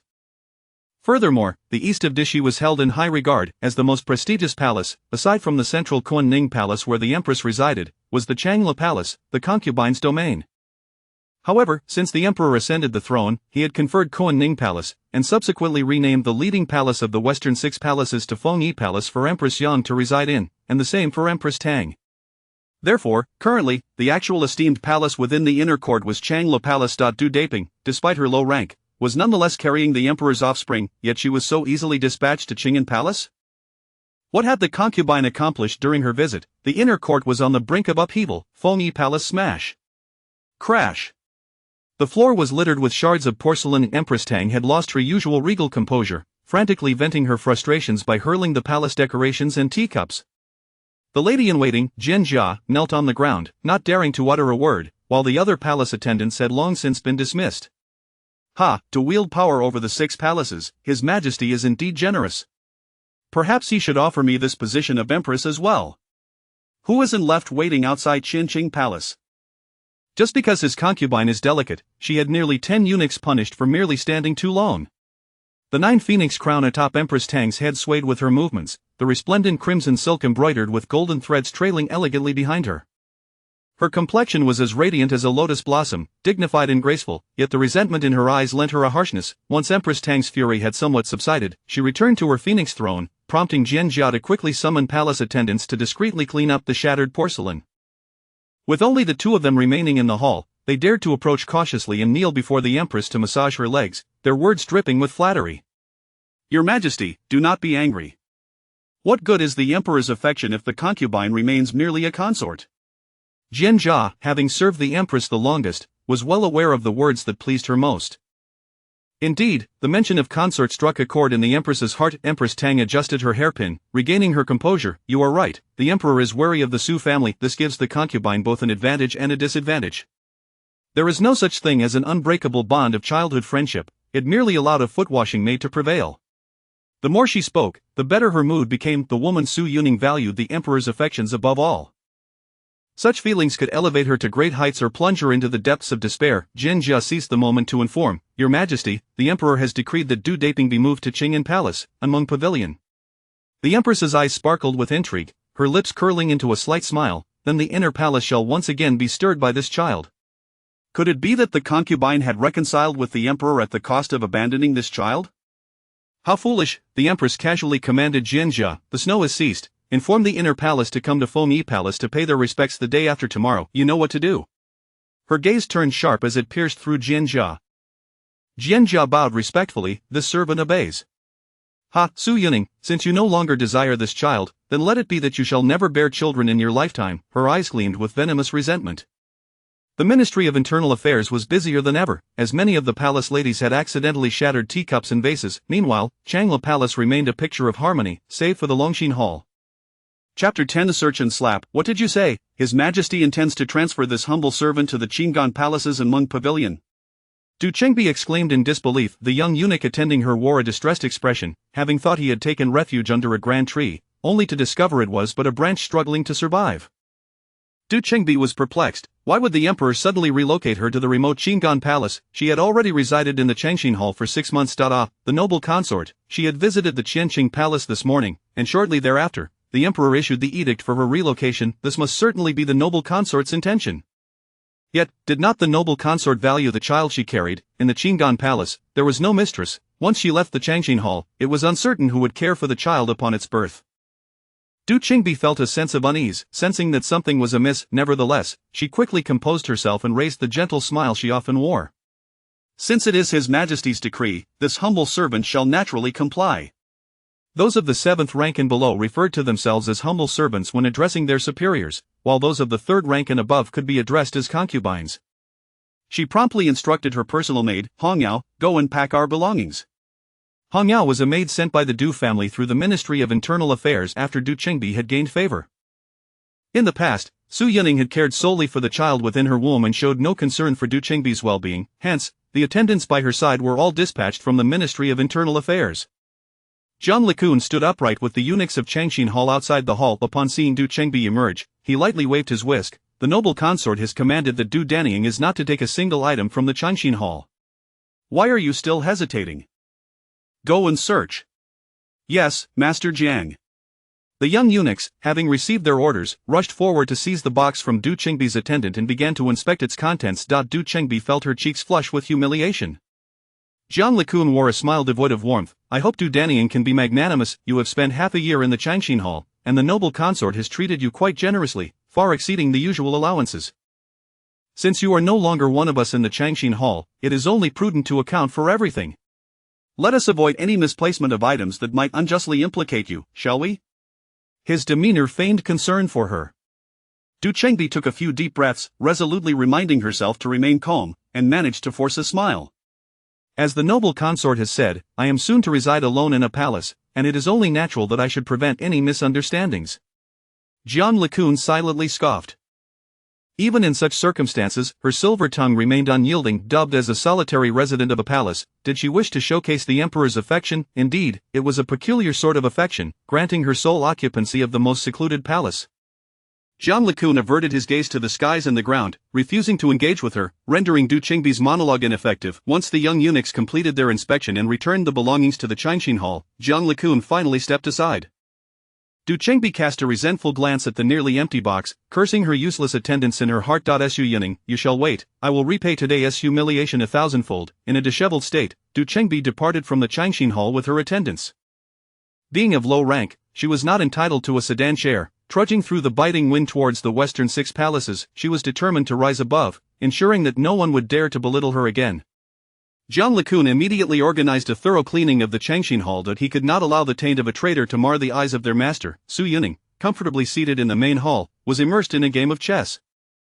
Ever since her visit to the Qianqing Palace, Xiao Minji had been visiting the Changxin Palace with alarming frequency, almost as if he had unlocked some hidden pathway. On one occasion, while Mao Zhong had even brought along a memorial for her to review. The mere thought sent a shiver down Su Yuning's spine. If something were to go awry within her palace, she would surely be drowned in the spittle of the former court officials. Yet, Xiao Minji remained unfazed. Ningning must grow accustomed to it. Accustomed, Su Yuning chuckled softly. However, she felt it necessary to clarify, it is the emperor's prerogative to review memorials in the Changxin Palace. I have fulfilled my duties as a consort in offering counsel. The idle gossip from outside, however, must be shielded from me. Xiao Minji sighed, having reiterated this point numerous times over the past few days. Their private discussions were meant to be straightforward, yet Ningning had always been one to agree verbally while acting on her own terms. This little fox had grown cleverer, rest assured, Ningning. Should anyone dare to speak ill, I shall silence them. Their self-references had evolved, neither paid heed to the other, each speaking as they wished. As the 12th month approached, Xiao Minji became increasingly occupied with affairs from the previous reign. After a hurried lunch in the Changxin Palace, he departed swiftly, observing the clear skies outside, unblemished by clouds. Su Yuning, having refrained from venturing outdoors for several days, cast aside her chess piece. Moying, accompany me to stroll through the plum garden. At this time of year, the flowers in the imperial garden had nearly withered, far less captivating than the plum garden. However, she was not the only one with such an inclination. Your servant bows before the noble consort, may the noble consort be blessed. A melodious voice resonated, sweet and enchanting. Su Yuning glanced at the woman who had bowed in greeting. It was Zhang Zhaoi from Yongchun Palace. Zhang Zhaoi's father served as a 5th-rank scholar in the Hanlin Academy, a position not particularly esteemed. Among the array of consorts, she held the lowest status. Her elevation to the 2nd-rank title of Zhaoi was primarily due to her successful pregnancies. She had borne 2 imperial sons, though the first had not survived, while the second, now 6 years old, was cherished like a precious gem. He was the emperor's eldest son, Xiao Xian. This woman was not to be underestimated, and Su Yuning felt her thoughts drift. Noticing her mistress lost in contemplation, Moying promptly nudged her. Zhang Zhaoi, the mother of the emperor's eldest son, had formally greeted her, yet Su Yuning had left her hanging. Should this news spread, it would tarnish her reputation. Regaining her composure, Su Yuning spoke calmly. Zhang Zhaoi, there is no need for formalities. Zhang Zhaoi bent low for an extended period, her legs growing somewhat fatigued, and only dared to rise upon hearing the voice. Yet, her fingers clenched tightly beneath her cloak for a fleeting moment. Once she stood, Zhang Zhaoi, feigning nonchalance, smiled and initiated conversation. The noble consort seems to possess great interest in appreciating the plums. I have heard that the imperial physician in Qinggan Palace recently diagnosed a high likelihood of a prince. She chuckled lightly, casting a sidelong glance at Su Yuning, revealing a hint of derision. Moying cast a worried glance at her mistress, fully aware of her mistress's previous obsession with the royal offspring. Su Yuning had been so incensed at the thought of Du Dannying that she had almost wished for her demise, yet she visited her daily, seemingly self-inflicted torment. One could only hope that her mistress had truly found peace in her heart. A heavy silence enveloped them. Contrary to Zhang Zhaoi's expectations, Su Yuning did not erupt in anger. Instead, she sat serenely in the pavilion, sipping tea. Zhang Zhaoi's smile faded, unease creeping in. Finally, Su Yuning spoke softly, Moying, slap her. What? Zhang Zhaoi's mind buzzed, staring in disbelief at the noble consort. Surely she must have misheard. How could the noble consort be so audacious? Moying paid no heed to Zhang Zhaoi's status. She obeyed her mistress's command without hesitation. She swiftly approached Zhang Zhaoi and delivered a sharp slap. Smack! Before anyone could react, Zhang Zhaoi's face was turned askew. Su Yuning! It seems you have not learned your lesson. Moying, strike again. Smack, smack. Moying deftly executed 2 more slaps before retreating to stand behind her mistress. Chapter 11. The Empress Dowager's word is law. Zhang Zhaoi's cheeks were swollen and reddened from the slap she had received, her hair slightly disheveled, rendering her quite disheveled. Su Yuning watched this spectacle with a smirk, her crimson lips curving in a flamboyant smile. Since Zhang Zhaoi cannot control her tongue, allow me to take it upon myself. She then rested her delicate hand upon her forehead, casually exuding the regal aura of a national empress. After all, as the mistress of the 6 palaces, it is my duty to instruct the concubines. Jiang Zhaoyi, supported by her personal maid, found herself at a loss for words, rendered speechless by Su Yunning's remarks. It was she who had instigated the confrontation, yet who could have foreseen that the newly favored empress would be so audacious? More so than ever before, her eyes glinted with venom. What the empress says is true, but as the mother of the crown prince, how can I allow such humiliation from the empress? In the palace, unless a grave error had been committed, who would dare to strike another's face? Especially a Zhaoyi of the imperial court. Su Yunning's fox-like eyes narrowed slightly, revealing a hint of unyielding dominance. She casually appraised Jiang Zhaoyi's bruised visage, smiling as she remarked to Emoing, "You should strike symmetrically next time." How could one side receive 2 slaps while the other only 1? Emoing stifled a laugh, responding in a crisp voice, "Yes, my lady, I shall remember that." Jiang Zhaoyi nearly toppled over from rage, knowing she could not match Su Yunning's rank. Remaining would only serve to make her a laughingstock. With a furious curtsy, she declared, "I am unwell, I shall take my leave." Ultimately unable to restrain her ire, she added bitterly, "Is the Empress not worried about His Majesty's displeasure at such tyranny?" Everyone in the palace knew that the Empress feared nothing more than the Emperor's annoyance. She could not believe Su Yunning would possess such audacity. Su Yunning raised an elegant brow. "Do you require me to point you in the direction of Qianqing Palace?" Her demeanor remained calm and composed. Seeing her so resolute, Jiang Zhaoyi snorted coldly and departed with her attendants. Her maid, Huang, observed her mistress's furious countenance with trepidation. "My lady, shall we return to the palace?" Jiang Zhaoyi had endured many disparaging glances as she walked, her face still bruised. The humiliation was unbearable, but she would not allow her indignity to go unavenged. "Return to what palace?" "Directly to Qianqing Palace." "Su Yunning, just you wait." Huang nodded, too afraid to speak further. Meanwhile, Su Yunning, free from any interruptions, was enjoying the plum blossoms in the Meiyuan, feeling utterly delighted. After all, such beauty was rare, the red walls and green tiles, the heavy snow blanketing the plum trees, and the blossoms braving the frost. How could one let such a sight go to waste? After admiring the flowers, upon returning to Changle Palace, she spotted the second-rank maid, Xiaoying, and Xiaochan, laughing heartily over something. "What is so amusing that you must share it with your mistress?" Her tone was cool and detached. Xiaoying and Xiaochan, caught off guard by their mistress's sudden appearance, immediately knelt. "Your ladyship, forgive us." Once inside the grand hall, Su Yunning shed her heavy outer garment and warmed herself by the charcoal brazier, feeling rejuvenated enough to tease a few maids. Reclining on the soft couch, covered with a blanket, she sipped flower tea while listening to Xiaoying and Xiaochan report in turn. "We were merely recounting a humorous incident from Yongchun Palace, which led us to lose our decorum. We hope for your ladyship's forgiveness." Jiang Zhaoyi, it seemed she had not fared well in Qianqing Palace. Xiaochan, observing her mistress's expression, noted the absence of displeasure, thus took the opportunity to elaborate. "Your ladyship is unaware. That person from Yongchun Palace made quite the fool of herself before His Majesty." Su Yunning's interest peaked as she listened to the 2 maids excitedly retell the events, gaining insight into Jiang Zhaoyi's blunder. After leaving the Meiyuan, Jiang Zhaoyi had gone straight to Qianqing Palace, braving the biting winter winds that stung her already bruised cheeks. Upon entering the palace, she knelt on the ground, sobbing despondently, "Your Majesty, please intercede on my behalf. The Empress has allowed her maid to strike me, which is a grave humiliation. Given her current state, one would expect His Majesty to offer some comfort or at least rebuke the Empress."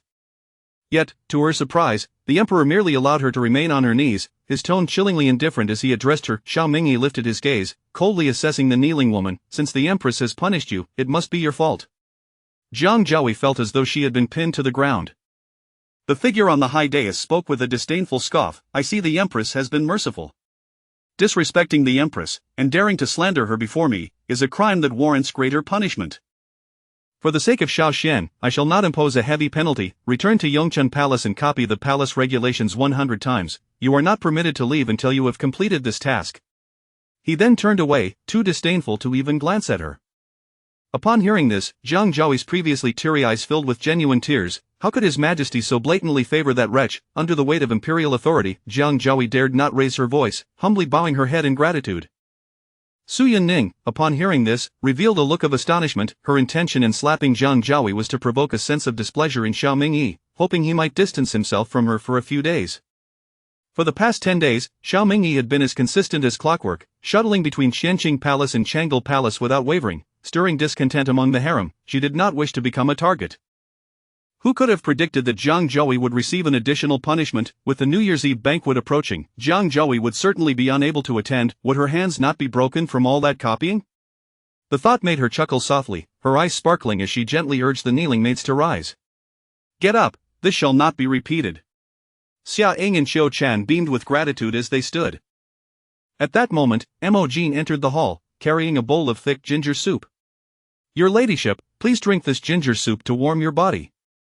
In an instant, Su Yunning's cheerful countenance twisted into a grimace. How could such a vile concoction as ginger soup exist in this world? It was horrendously unpalatable. Unfazed, Mo Jin replied, this is the emperor's decree, I dare not disobey. Xiao Mingyi, when did he become concerned with such trivial matters? Su Yunning clenched her teeth, eyes shut tight, and swallowed the concoction in one go. The effects of the ginger soup lingered until the evening when Xiao Mingyi arrived at Changle Palace. By now, everyone knew that since the Empress had regained favor, the Emperor had never failed to visit her, consistently making his way to Changle Palace. Today, however, Xiao Mingyi had come rather early, having sent word beforehand that he would dine with Su Yunning that evening. Otherwise, this young lady would not wait for him. Yet upon entering the hall, he found Su Yunning seated with a pained expression, the atmosphere palpably tensed. He raised his hand to halt her gesture of respect, guiding her back into her seat while he took his own place. His voice took on a gentle tone, what troubles you, who has upset Ning Ning? Xiao Mingyi dismissed the attendants nearby, personally using his chopsticks to serve Su Yunning a portion of crab meat lion's head. Su Yunning felt a twinge of self-consciousness, the bitterness on her face fading as she replaced it with a smile. Nothing, perhaps His Majesty has misinterpreted. Upon hearing this, Xiao Mingyi's gaze flickered, his emotions obscured.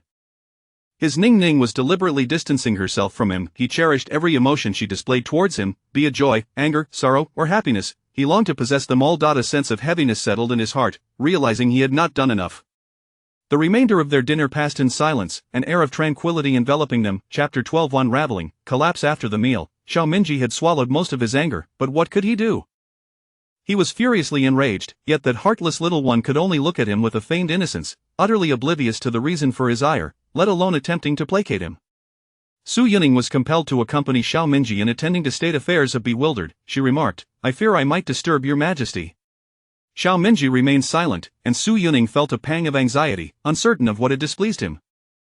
He took her hand and led her to a side hall, which had almost become his second Xianqing palace.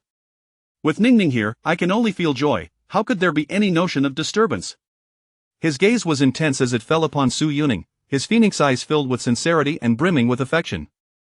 His words were indeed heartfelt. Su Yunning felt overwhelmed, her eyes darting away as she gently withdrew her hand from his. Your Majesty should hasten to attend to state matters, she suggested, promptly finding a chair and engrossing herself in a book.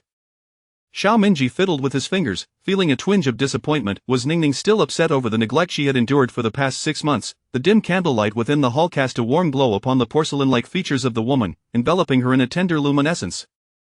Xiao Mingyi understood he must not rush. He needed to approach the matter gradually. However, there were some things that still required clarification. In this new life, he was acutely aware of the lack of communication between them, both being prideful individuals.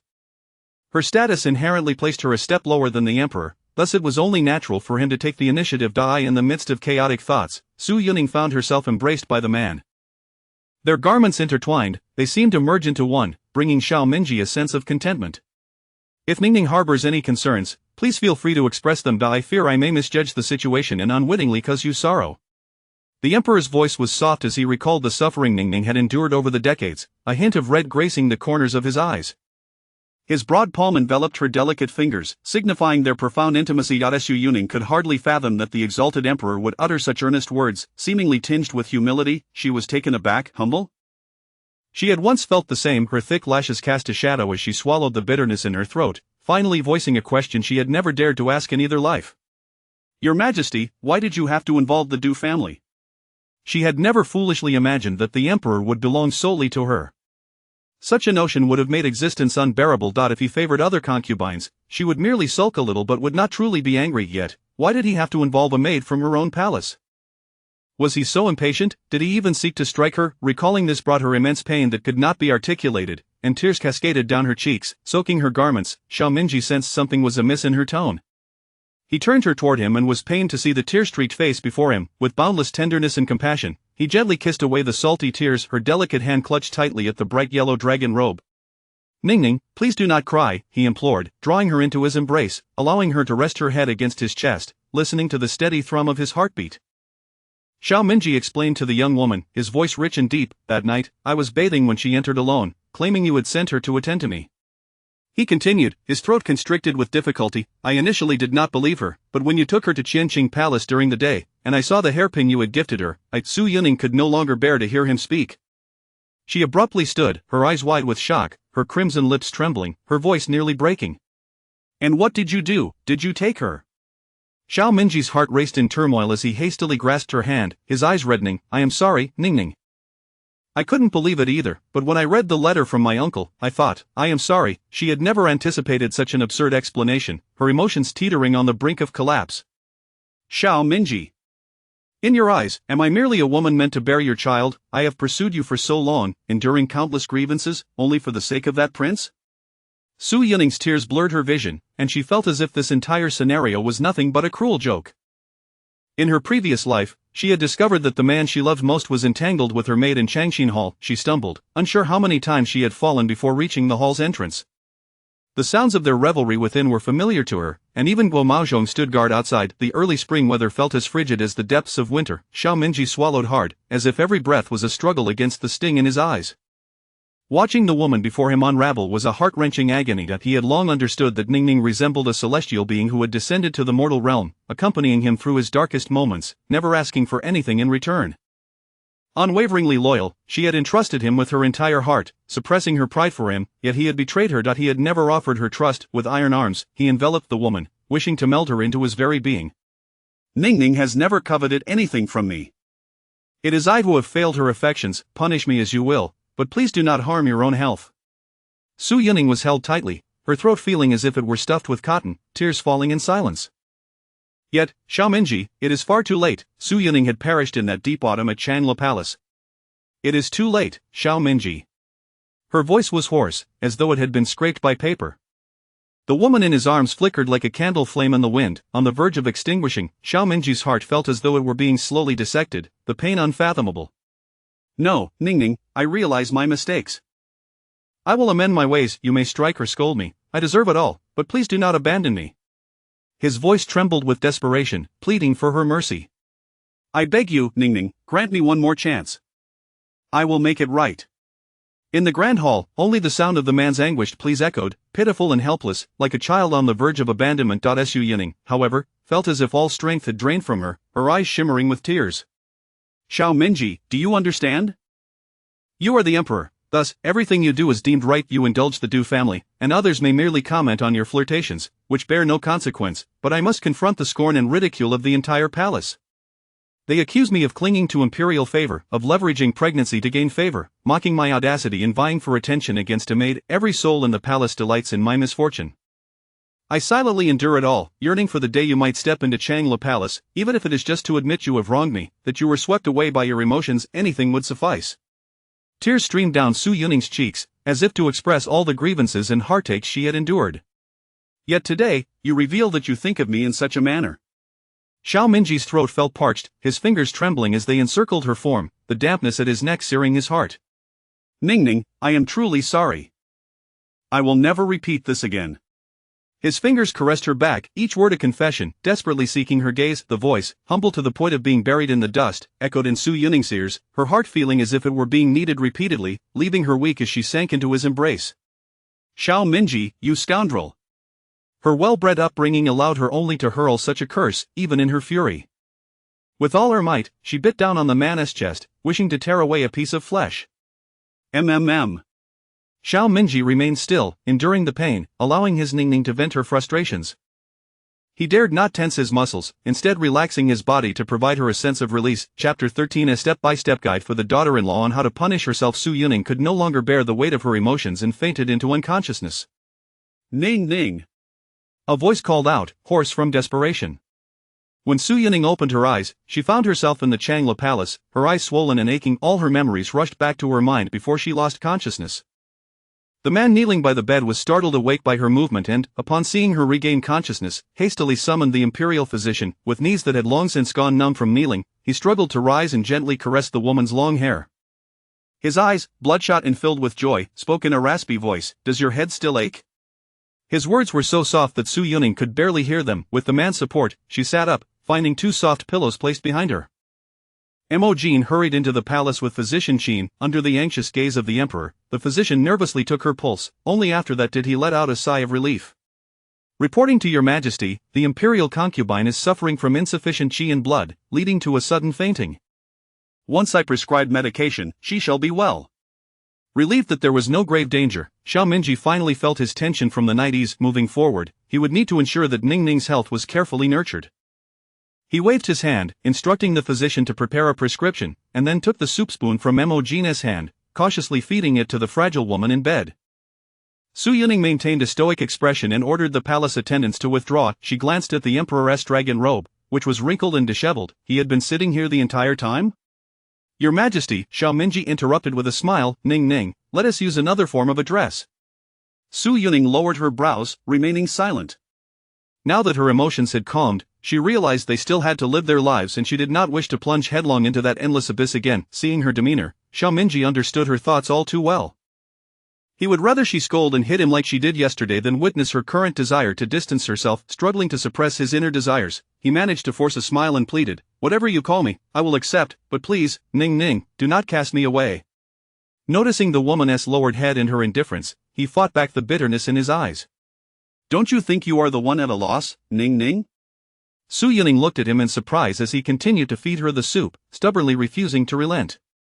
Starved, she opened her mouth and accepted it. "You have liked me for so many years, endured so much humiliation, and taught me what love truly is, and now, to give it all up, would that not be to let others take advantage of you?"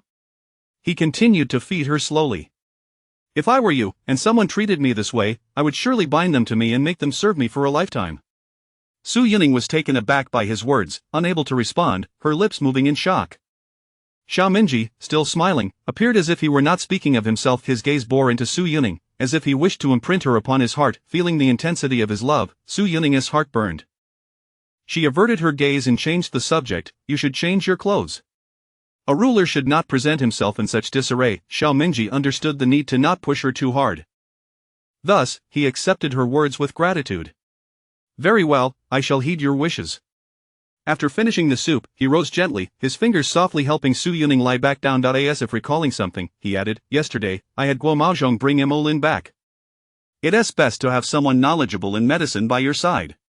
He originally intended to select someone else for her, along with a female secret guard, but fearing she might be uncomfortable, he ultimately decided to return Mo Lin.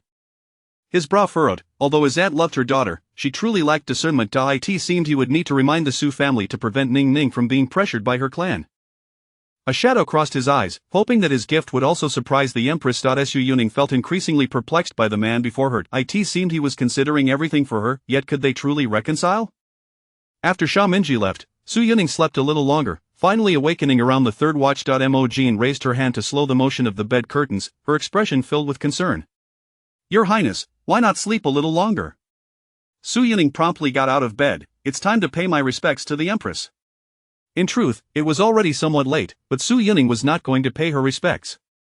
As long as the concubines in Fingy Palace had not dispersed, that was sufficient. In her past life, the Empress had envied her favored status, using her position to humiliate and hinder her, while she had always been considerate of Xiao Minji, allowing herself to endure. In this new life, did they expect her to tolerate a horde of venomous women in the harem? Dream on. Imogen, concerned for her mistress's health, specially summoned Mo Lin to check on her. It had been many years since Su Yuning had seen Mo Lin in this life or the last. A gentle smile spread across her face. Mo Lin has been well cared for by the Yang family. Calculating the days, she assumed her cousin must have also encountered some joy. As expected, Mo Lin wasted no time in reporting, "The lady of the Yang family has been with child for over a month, using various excuses to keep me from returning to the palace." Naturally, she missed her mistress. That Lady Yang was truly tiresome. Su Yuning sighed. Her mother was overly sentimental, pouring her heart into her sisters, yet it was uncertain how that mother-daughter pair viewed her. Mo Lin put away her handkerchief. "Your Highness is not in any serious condition, merely suffering from some old ailments. Now that I have returned, I will surely help you recover." The proud little expression on her face lifted Su Yuning's spirits considerably. Dressed in a magnificent red palace gown embroidered with intricate floral patterns, with soft fur caressing her chin, Su Yuning looked exquisite. Imogen fastened a brocade fox fur cloak around her shoulders, her bright eyes and pearly teeth shining brilliantly with her hair styled in an elegant high bun, adorned with a seven-tailed phoenix crown and jade magnolia hairpins. She exuded nobility and grace. Accompanied by Emmeline and Imogen, she entered a warm sedan chair, and the group made their way to Thingy Palace in grand procession. Within Thingy Palace, the concubines were seated according to rank in the main hall, with the Empress, Lady Tang, in a resplendent yellow phoenix robe at the head. The seats to her left and right were empty. The left was reserved for the favored concubine, while the right was for the second-ranking Rongfei of Qiwan Palace, Lady Yi. Rongfei was frail and often remained in seclusion, and everyone had grown accustomed to it. However, it was indeed unusual for the favored concubine to be absent today. When these ladies gathered, aside from paying respects to the Empress, they would discuss jewelry and attire, often engaging in a competition for favor. Yet, with the emperor only frequenting Changla Palace, how could they compete? Moreover, the main figure had not even arrived today. Your Majesty, today is the 5th day of the month, and according to tradition, it is a day for the harem sisters to pay you respects. However, the favored concubine, the first to speak, was the 7th-rank beauty from Jin Shou Palace. It was clear to everyone what her unfinished sentence implied, that the favored concubine was relying on her favored status to act arrogantly. However, recalling the recent fate of Jiang Zhaoyi, who remained confined in Yongchun Palace copying palace regulations, the others prudently lowered their heads, pretending not to hear. They dared not offend the favored concubine while she was in her prime. Lady Tang scanned the room with her eyes, noting that the stage was set but no one dared to perform, secretly cursing the uselessness of the lot. After a moment of silence, just as Lady Tang was about to speak, a charming voice rang out from outside the hall. Su Marin certainly understands the rules. Su Yuning, adorned in her red attire and luxurious accessories, unwrapped her fox fur and handed it to Imogen, casually performing a bow as she entered the hall. Before Lady Tang could utter a word, she comfortably seated herself in a chair. The other concubines dared not act so casually and promptly stood to pay their respects. We, your humble servants, pay our respects to the favored concubine. Chapter 13. A step-by-step guide for my daughter-in-law on self-punishment. Su Yuning could no longer endure. She fainted from weeping. Ning ning. The hoarse cry echoed in the air. When Su Yuning opened her eyes, she found herself in the Changla Hall, her eyes swollen and painful. All the memories before she fainted surged into her mind. The man kneeling at the foot of the bed was startled awake by her movement, and upon seeing Su Yuning regain consciousness, he hurriedly called for the imperial physician. With his knees already numb from kneeling, he struggled to rise and gently touched the woman's long hair. His bloodshot eyes were filled with joy, and his voice came out hoarse and strained. Does your head still hurt? His voice was so soft that Su Yuning could barely hear it. She leveraged his strength to sit up, supported by two soft pillows behind her. Imogen rushed into the hall with physician Qin. Under the anxious gaze of the emperor, the physician nervously took her pulse. Only after that did he breathe a sigh of relief. Your Majesty, the noble consort is suffering from insufficient vital energy and a surge of emotions, which caused her to faint. Once I prepare the medicine, she will be fine. It was a relief to hear that she was not in serious danger. Xiaominji finally felt the weight lift off his heart after a whole night of worry. It was imperative to nurture Ning Ning's health moving forward. He waved his hand for the physician to prepare the prescription and carefully took the soup spoon from Imogen to feed the fragile woman in bed.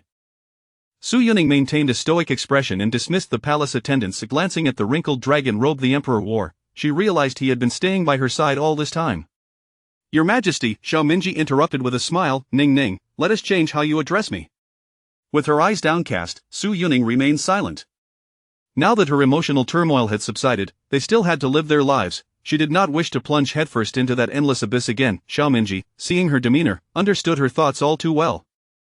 He would rather she scream and berate him like she did yesterday than witness her current desire to sever ties. Struggling to suppress his inner desires, he managed to force out a smile and pleaded, Ning Ning, you can call me anything you wish. I will comply, but please don't cast me aside. Seeing her remain unresponsive with her head lowered, he fought back the bitterness in his eyes. Don't you feel you are at a loss, Ning Ning? Su Yuning looked at him in astonishment. He continued to bring the soup spoon to her lips, stubbornly refusing to relent. Overcome by hunger, she opened her mouth and accepted it. Ning Ning has liked me for so many years and has endured countless grievances, teaching me what love truly is, yet now you wish to give it all up. Would that not merely benefit others? He fed her one spoonful after another. If I were Ning Ning, and someone treated me so poorly, I would surely bind them to my side and make them my servant for a lifetime of torment. Su Yuning was taken aback by his words. Her lips moved, but she could not find her voice, her expression one of shock.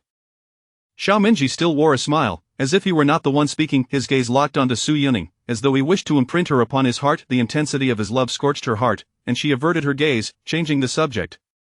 You should change into some proper attire. A ruler should not present himself in such a disheveled manner. Xiao Minji understood that he could not push her too hard. This was already more than he had dared to hope for. Very well, I will heed Ning Ning's wishes. After finishing the soup, he rose, gently helping Su Yuning lie down. As if recalling something, he said to her, yesterday, I had Guo Maozhong bring Mo Lin back. It is reassuring to have someone knowledgeable in medicine by your side. Initially, he intended to choose another for her, along with a female secret guard, but fearing she might find it uncomfortable, he ultimately brought Mo Lin back. His brows furrowed. Although his aunt loved her daughter, she was truly oblivious to the situation. It seemed he would need to exert some pressure on the Su family in the future. Otherwise, Ning Ning would inevitably be coerced by her family. A shadow crossed his eyes as he hoped his gift would also bring surprise to the Empress. Su Yuning felt increasingly uncertain about the man before her. He appeared to be considering everything for her, but could they truly mend their relationship? After Xiao Minji left, Su Yuning fell asleep again, only waking leisurely at 1/4 past the hour of the rabbit. Mo Jean raised her hand to slow the pace as she lifted the bed curtains, her expression tinged with worry. Your Highness, would you not rest a little longer? Su Yuning got out of bed directly. It's time to pay my respects to the Empress. Although it was indeed a bit late, she was not genuinely going to pay her respects. As long as the concubines of Thingy Palace had not dispersed, that would suffice. In her past life, the Empress had been jealous of her favor, using her position to humiliate her and set traps, while she had always been mindful of Xiao Minji, enduring much. In this new life, did they expect her to endure the scheming of these venomous women in the harem? A dream. Mo Jean, concerned for her mistress's health, had Mo Lin come to check on her. Su Yuning had not seen Mo Lin for many years in both her past and present lives. She smiled gently. Mo Lin has been well cared for at the Yang residence. Calculating the time, her cousin should have also encountered some joy. Sure enough, Mo Lin did not hold back, immediately reporting, the lady of the Yang family has been with child for over a month, finding all sorts of reasons to keep me from returning to the palace. Naturally, she missed her mistress, and that lady of the Yang family was truly insufferable. Su Yuning sighed. Her mother was too sentimental, pouring her heart out to her sisters, but it was uncertain how that mother-daughter pair viewed her. Mo Lin tucked away her handkerchief. Your Highness, there is nothing seriously amiss with your health.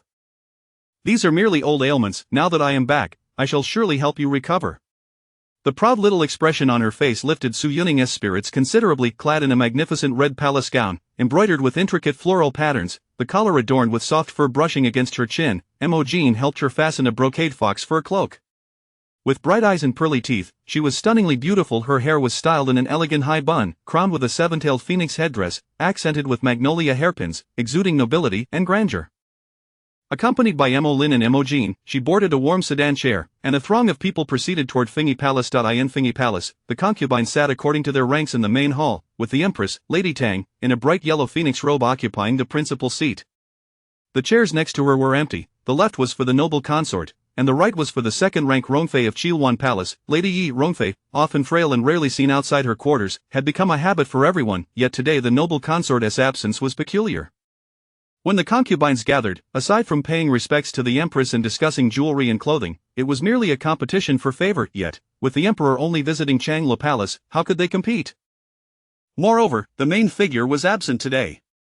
Your Majesty, today is the 5th day of the month, traditionally a day for the harem sisters to pay their respects, yet the noble consort, the first to speak was Su Shi, a 7th-rank beauty from Jinsi Palace. The main seat of Jinsi Palace belonged to the sister of the Grand General, a second-rank Wenfei, Lady Han. The unspoken words were clear to all. It was a subtle accusation that the noble consort was relying on her favored status to act arrogantly. However, recalling the recent fate of Jiang Zhaoyi, who was now confined to Yongchun Palace transcribing palace regulations, everyone chose to lower their heads and feign ignorance, unwilling to be the scapegoat while the noble consort was in high spirits. Lady Tang scanned the room, noting that the stage was set yet no one dared to take the lead, inwardly cursing the uselessness of her companions. After a moment of silence, just as she was about to speak, a charming voice echoed from outside the hall. How well versed in the rules our Wenmei is. Su Yuning, adorned in her red attire and ornate hairpin, gracefully removed her fox fur cloak and handed it to Mo Jean as she casually entered the hall and performed a slight bow as her greeting. Without waiting for Lady Tang to speak, she comfortably seated herself. The other concubines dared not act so casually, rising to pay their respects. We, your humble servant concubine, pay our respects to the noble consort. Chapter 14. A formal greeting. Su Yuning lowered her gaze to her vividly crimson nails, pausing for a moment before calling out. My dear sisters, there is no need for such formality. The concubines, despite lingering a moment longer in their bowing, dared not exhibit any signs of discontent. Most of the women in attendance were older than Su Yuning, and being addressed as sisters left them no room for rebuttal. After all, in the harem, one's seniority was irrelevant. What mattered was favor and rank. Su Yuning was deeply favored by the emperor, having ascended to the esteemed position of the imperial concubine, one step below the emperor himself, upon her entrance to the palace. No one could rival her, not even the one from Chilwan Palace. Empress Tang was incensed by Su Yuning's perfunctory gesture of greeting. Her eyes narrowed as she scrutinized the latter's attire for the day, her fury bubbling to a near breaking point. Impudence! Su, how dare you overstep your boundaries? The Empress, who lacked the emperor's affection and had no children of her own, held her position as Empress in the highest regard. Su Yuning's blatant provocation of her authority struck at the very core of what she treasured most. The other concubines were taken aback by the Empress's sudden outburst, their gazes filled with curiosity as they turned towards the imperial concubine. Upon closer inspection, they gasped in astonishment. What an ensemble of vibrant red she wore! Such a color was reserved solely for the Empress, and that crown, was it not adorned with 7 tails? According to tradition, an imperial concubine was permitted only a 5-tailed phoenix hairpin, while 7 tails were a privilege of the imperial consort. The 9-tailed crown, naturally, belonged exclusively to the Empress. Su Yuning, however, thought to herself that had the Chenla Palace not been unable to procure a 9-tailed crown, she would not have donned the 7 tails today. The onlookers settled in to witness the unfolding drama. It seemed the imperial concubine was inescapably ensnared. After all, the previous evening, Chenla Palace had summoned the imperial physician, claiming a lack of health. Could the Empress truly hold her accountable? Yet this attire was an undeniable transgression. Unfazed, Su Yuning replied, Is that so? But this attire was sent to Chenla Palace by His Majesty himself. I am merely following the imperial decree. The Empress was momentarily rendered speechless, her fingers clenching the armrest of her phoenix chair tightly as she recalled her plans for the day, suppressing the turmoil within her. She forced a strained smile. Since it is His Majesty's command, it is only fitting. Jianjia, bring tea for the imperial concubine. Su Yuning was taken aback by how effortlessly the Empress had brushed aside the matter, sensing that something was amiss. Her fox-like eyes flicked upwards, landing on the recently spoken Lady One. Lady One, it appears you have been gossiping about the imperial concubine. Is this the custom of Jinsho Palace? Lady One, do you acknowledge your transgression? Her aura intensified, her gaze piercing as it swept over Lady One. The latter, caught off guard, was stripped of any previous bravado, trembling as she knelt to plead for forgiveness. This imperial concubine had even dared to strike Jiang Zhouyi directly. What was she, a mere beauty, in comparison? She had merely been encouraged by Lady One and had assumed the absence of the imperial concubine would grant her the audacity to speak. I spoke without thinking, but I meant no disrespect towards the imperial concubine. I humbly ask for your forgiveness. Unlike Lady One, who quaked in fear, Lady One herself was undeterred, her brother being a prominent general, and she held a rank of second-class consort.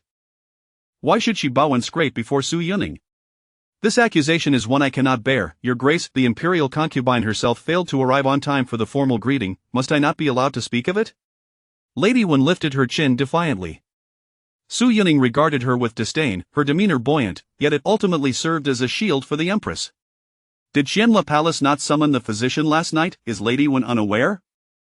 The maids in my palace reported that the maids from Jinsho Palace came inquiring this very morning.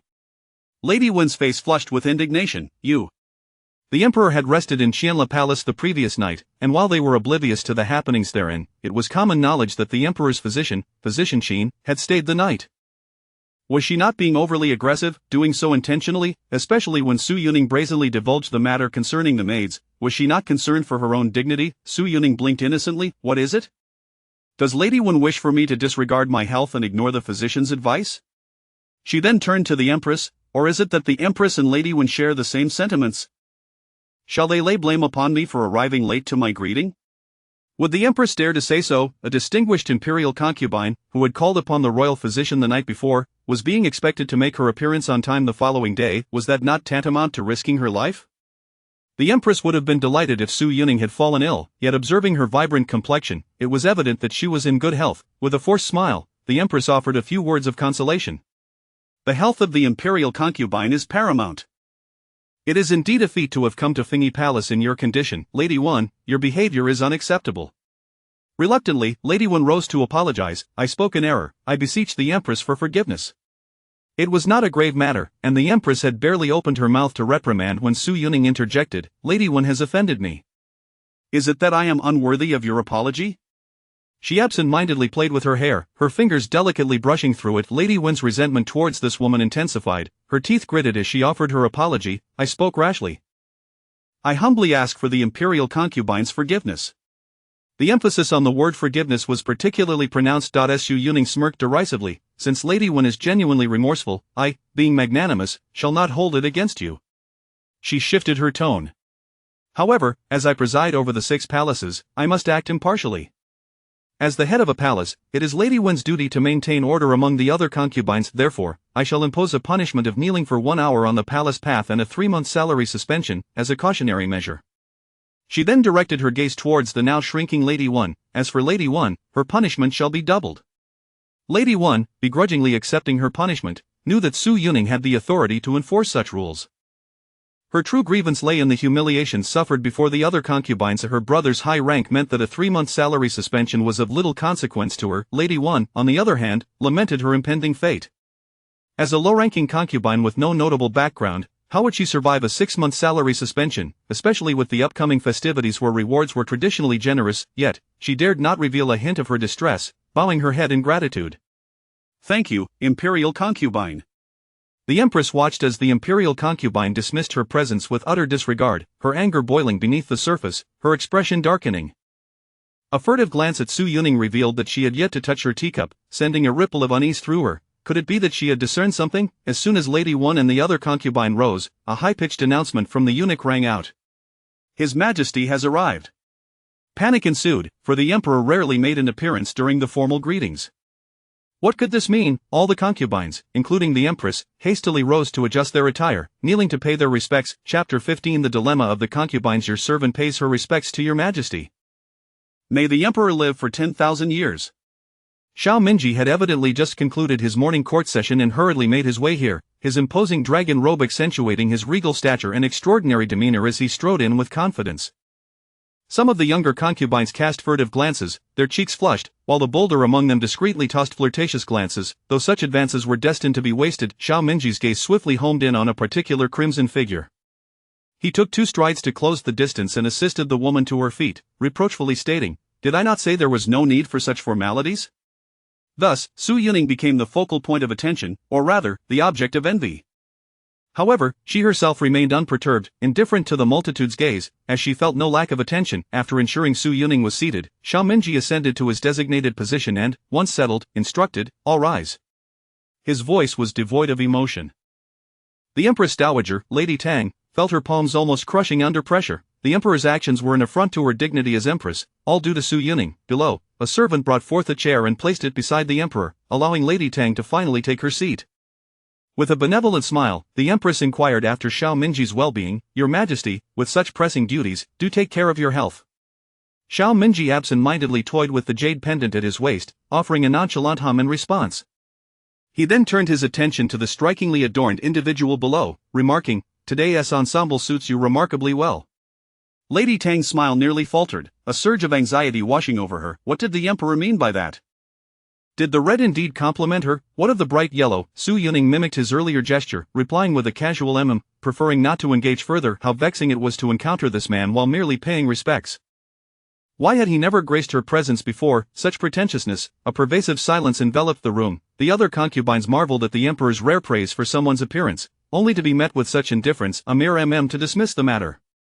They sensed the Emperor's rising ire, for he was notoriously intolerant of arrogance stemming from favoritism. Lady Tang, too, was convinced that the Emperor would not be able to contain himself, revealing a sardonic smile. How could Su Yuning, despite losing favor for half a year, not learn to be more astute? Unexpectedly, a soft chuckle echoed through the hall. Laughter. The smile froze. The assembly stood in stunned silence as the Emperor atop the dais smiled lightly, seemingly unfazed by the concubine's aloofness, continuing his concerned inquiries. "Do you feel any better? Have Qin Che examine you again when you return to the palace?" His tone was so gentle, it was unlike any he had used in the presence of the other concubines. The ladies could not help but feel a pang of jealousy. Was the Emperor truly so considerate towards the concubine? Even when publicly rebuffed, he seemed entirely unbothered. Su Yuning was taken aback by the man's unabashed boldness. She could no longer ignore him, replying, "There is nothing of great concern, Your Majesty, thank you for your concern." Xiao Mingji nodded, scrutinizing the young woman's complexion, which appeared considerably more vibrant. Lady Tang, unable to bear the sight of all the palace's concubines being overshadowed, save for Su Yuning alone basking in the emperor's favor, interjected. The concubine appeared quite radiant when punishing Wen Fei and Wen Marin just moments ago. It seems her health is not in jeopardy. Su Yuning looked up in disbelief, suspecting the Empress had lost her senses, having been provoked by her today. Otherwise, why would she so blatantly undermine the Empress's dignity? Xiao Mingji raised an eyebrow, intrigued by her words, inquiring, "Oh, the concubine punished someone, what transpired?" His gaze remained fixed on the concubine, revealing no hint of his feelings, leaving the audience unsure of the emperor's thoughts. Lady Tang, however, assumed the emperor was about to reprimand the concubine, recalling that in the past, while Xiao Mingji would shield her from harsh judgment, he would also allow her to cool off for several days. Su Yuning, feeling unjustly accused, recalled how he had previously chosen to ignore her when she was wronged. Why should he adopt such a tone of inquiry? Her fellow concubines had provoked her, and yet she was the one to be scorned. Why had he never defended her when the Empress punished her? The more she pondered, the more incensed she became, her delicate features turning cold. Xiao Mingji had intended to tease the young woman, to vent her frustrations. However, he was taken aback by her glare. Seeing her suddenly retreat into her own thoughts, her expression growing icy, he furrowed his brows, contemplating whether she had recently suffered some indignity. Lady Tang misinterpreted the situation, noting the change in expression of both the emperor and the concubine. Their displeasure only served to shift the focus of attention onto her, signaling to Wen Fei. The latter hesitated for a moment, cautiously gauging the emperor's demeanor before resolutely kneeling. "Your Majesty, I beg to report that it was merely the concubine's tardiness in paying her respects that incited the wrath of the concubine," as Wen Marin inquired about her well-being. "I am acutely aware of my inferior status compared to the concubine, and though I have served diligently, I merely hope for the concubine to be appeased by her punishment." Her demeanor was one of abject submission. Listen to her, she claimed to have done nothing wrong yet suffered punishment, all the while seeking only to placate the concubine. What a display of servility, and how domineering the concubine appeared. Wen Fei, the legitimate daughter of a general, possessed a forthright and cheerful disposition, often receiving a degree of favor from the emperor, and now, her performance of victimhood seemed effortless, evoking a few sympathetic glances. Lady Tang was pleased with Wen Fei's perceptiveness, adopting a troubled expression as she addressed the assembly. "The concubine's health is indeed a valid reason for her absence, yet it is unfortunate for both Wen Fei and Wen Marin to suffer the harshness of kneeling in this frigid winter wind. Their bodies may not withstand such punishment," Lady Tang lamented with feigned compassion. Perhaps the concubine could consider punishing some lesser individual instead. With the new year approaching, it would not bode well for the palace to require the physician's services too frequently. What a picture of maternal benevolence she painted. Su Yuning observed the unfolding drama with cold detachment. Now even the Empress dared not oppose her wishes. How utterly tyrannical she must have appeared as the concubine. Su Yuning scoffed, "If the Empress is so concerned for the two sisters, why not issue a decree yourself? Would that not be far more convenient?" Lady Tang smiled gently. "As the concubine now governs the 6 palaces, it would be unseemly for me to contradict her wishes." Su Yuning understood the underlying intent. She was merely being baited. The Empress's ultimate goal was to wrest control of the 6 palaces from her. Having barely assumed her role, she was already at risk of losing power. Did she not care for her own dignity? She cast a glance upward. Xiao Mingji's expression darkened, his phoenix eyes sweeping over the hall with a chilling intensity. "Is this the consensus among you all? Do you believe the concubine to be overbearing?" The concubines, attuned to the subtle exchanges of power, quickly grasped the Empress's intentions. Following a moment of silence, a concubine clad in pale yellow rose to offer her respects. "Your Majesty, I believe that since the Empress is in good health, it is only fitting that she should rightfully preside." The concubine's authority was unwarranted. The speaker was Bai Giji of Yenqin Palace, a lower-ranking concubine who had been in the palace for years. Though of humble status, she had long been assigned to Yan Ning Palace, which lacked a primary mistress, thus allowing her to occupy the space alone. She had always regarded this honor as a unique favor bestowed upon her by the emperor. In the 11th year of Yongchen, she had been pregnant, but tragically, the heir had perished just days before Su Guifei's arrival in the palace. Chapter 16 Empress Dowager Zhaoyuan. She harbored a deep-seated hatred. She believed that Consort Su had caused the demise of her child. After Consort Su entered the palace, His Majesty issued a decree that only she was permitted to reside in the esteemed Chengel Palace, the foremost of the 6 eastern palaces. Moreover, the Yin Ning Palace, where she had once dwelled, was renamed Yen Xian Palace by His Majesty due to its association with the consort's name. All that she held dear was instantaneously reduced to mere illusions and ephemeral dreams. And all of this was attributable to the Su family. How could she not feel resentment? Xiaomingji remained non-committal upon hearing these words, merely inquiring with an air of detachment, "Is that all?"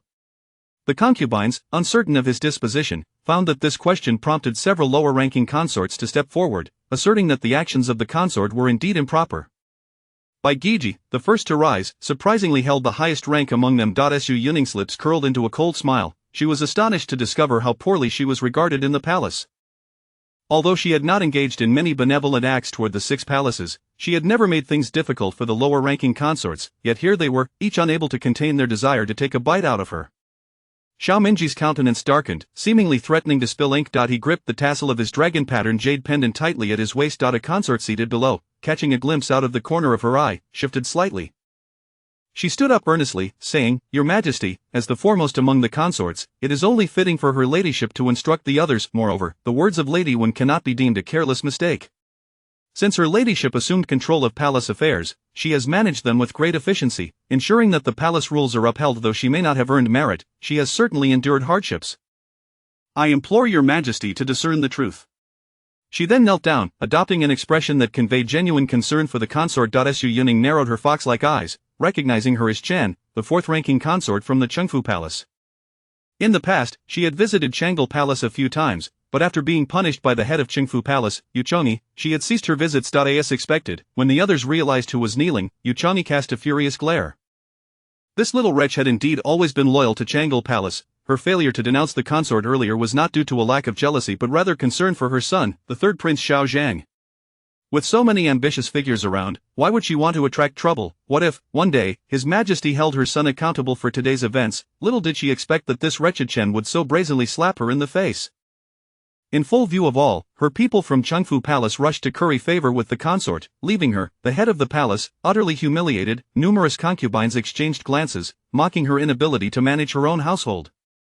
Yuchongyi's eyes flashed with coldness. She would ensure this wretched woman faced consequences when they returned to the palace. Xiaomingji observed that those wishing to voice their opinions had mostly had their say. He flicked away non-existent dust from his dragon robe, his voice laced with an icy chill. The consort was unwell last night. I have already issued a decree excusing her from the morning greetings today.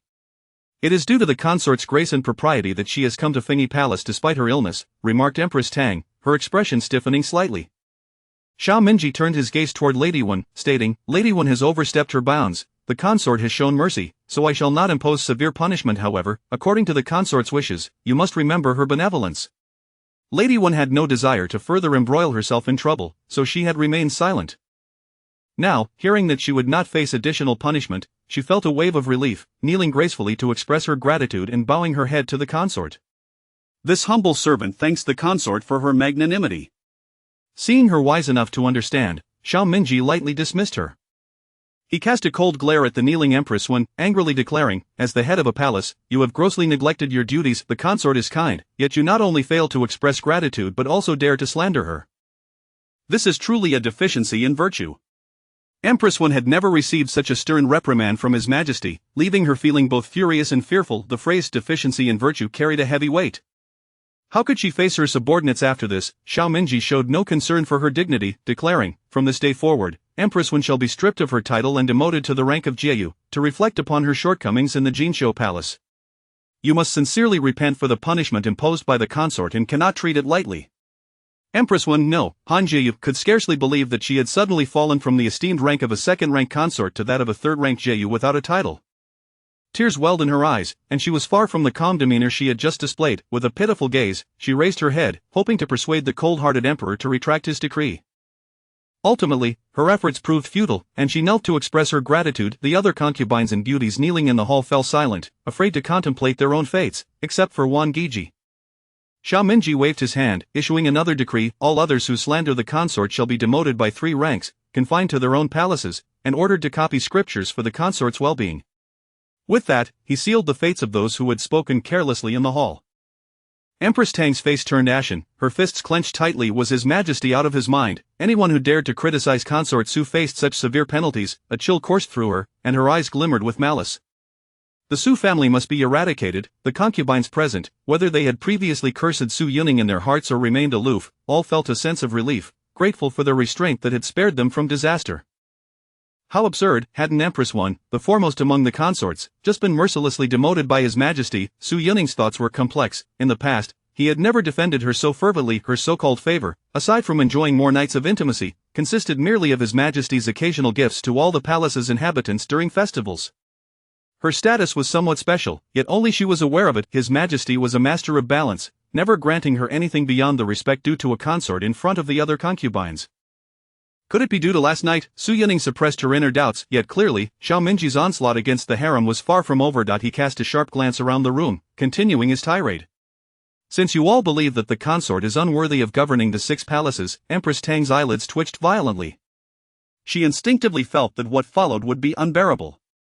Then I shall promote Consort Su to the rank of Empress Dowager, bestowing upon her the title of Zhao Yuan, granting her authority equivalent to a vice-empress, with the power to wield the Phoenix Seal and oversee the 6 palaces.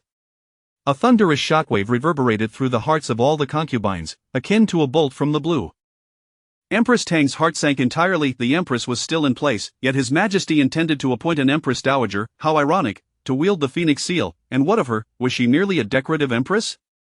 Zhao Yuan Empress Dowager, what a title indeed! Could His Majesty be contemplating the abolition of both empresses in favor of Su? Xiao Minji, you understand me well. The entire room fell silent. For the sake of the consort, no, the Zhao Yuan Empress Dowager. He had dealt with so many concubines. A dual title, elevated to the rank of Empress Dowager, wielding the Phoenix Seal, such honor was unparalleled. Henceforth, she would likely rival the Empress herself.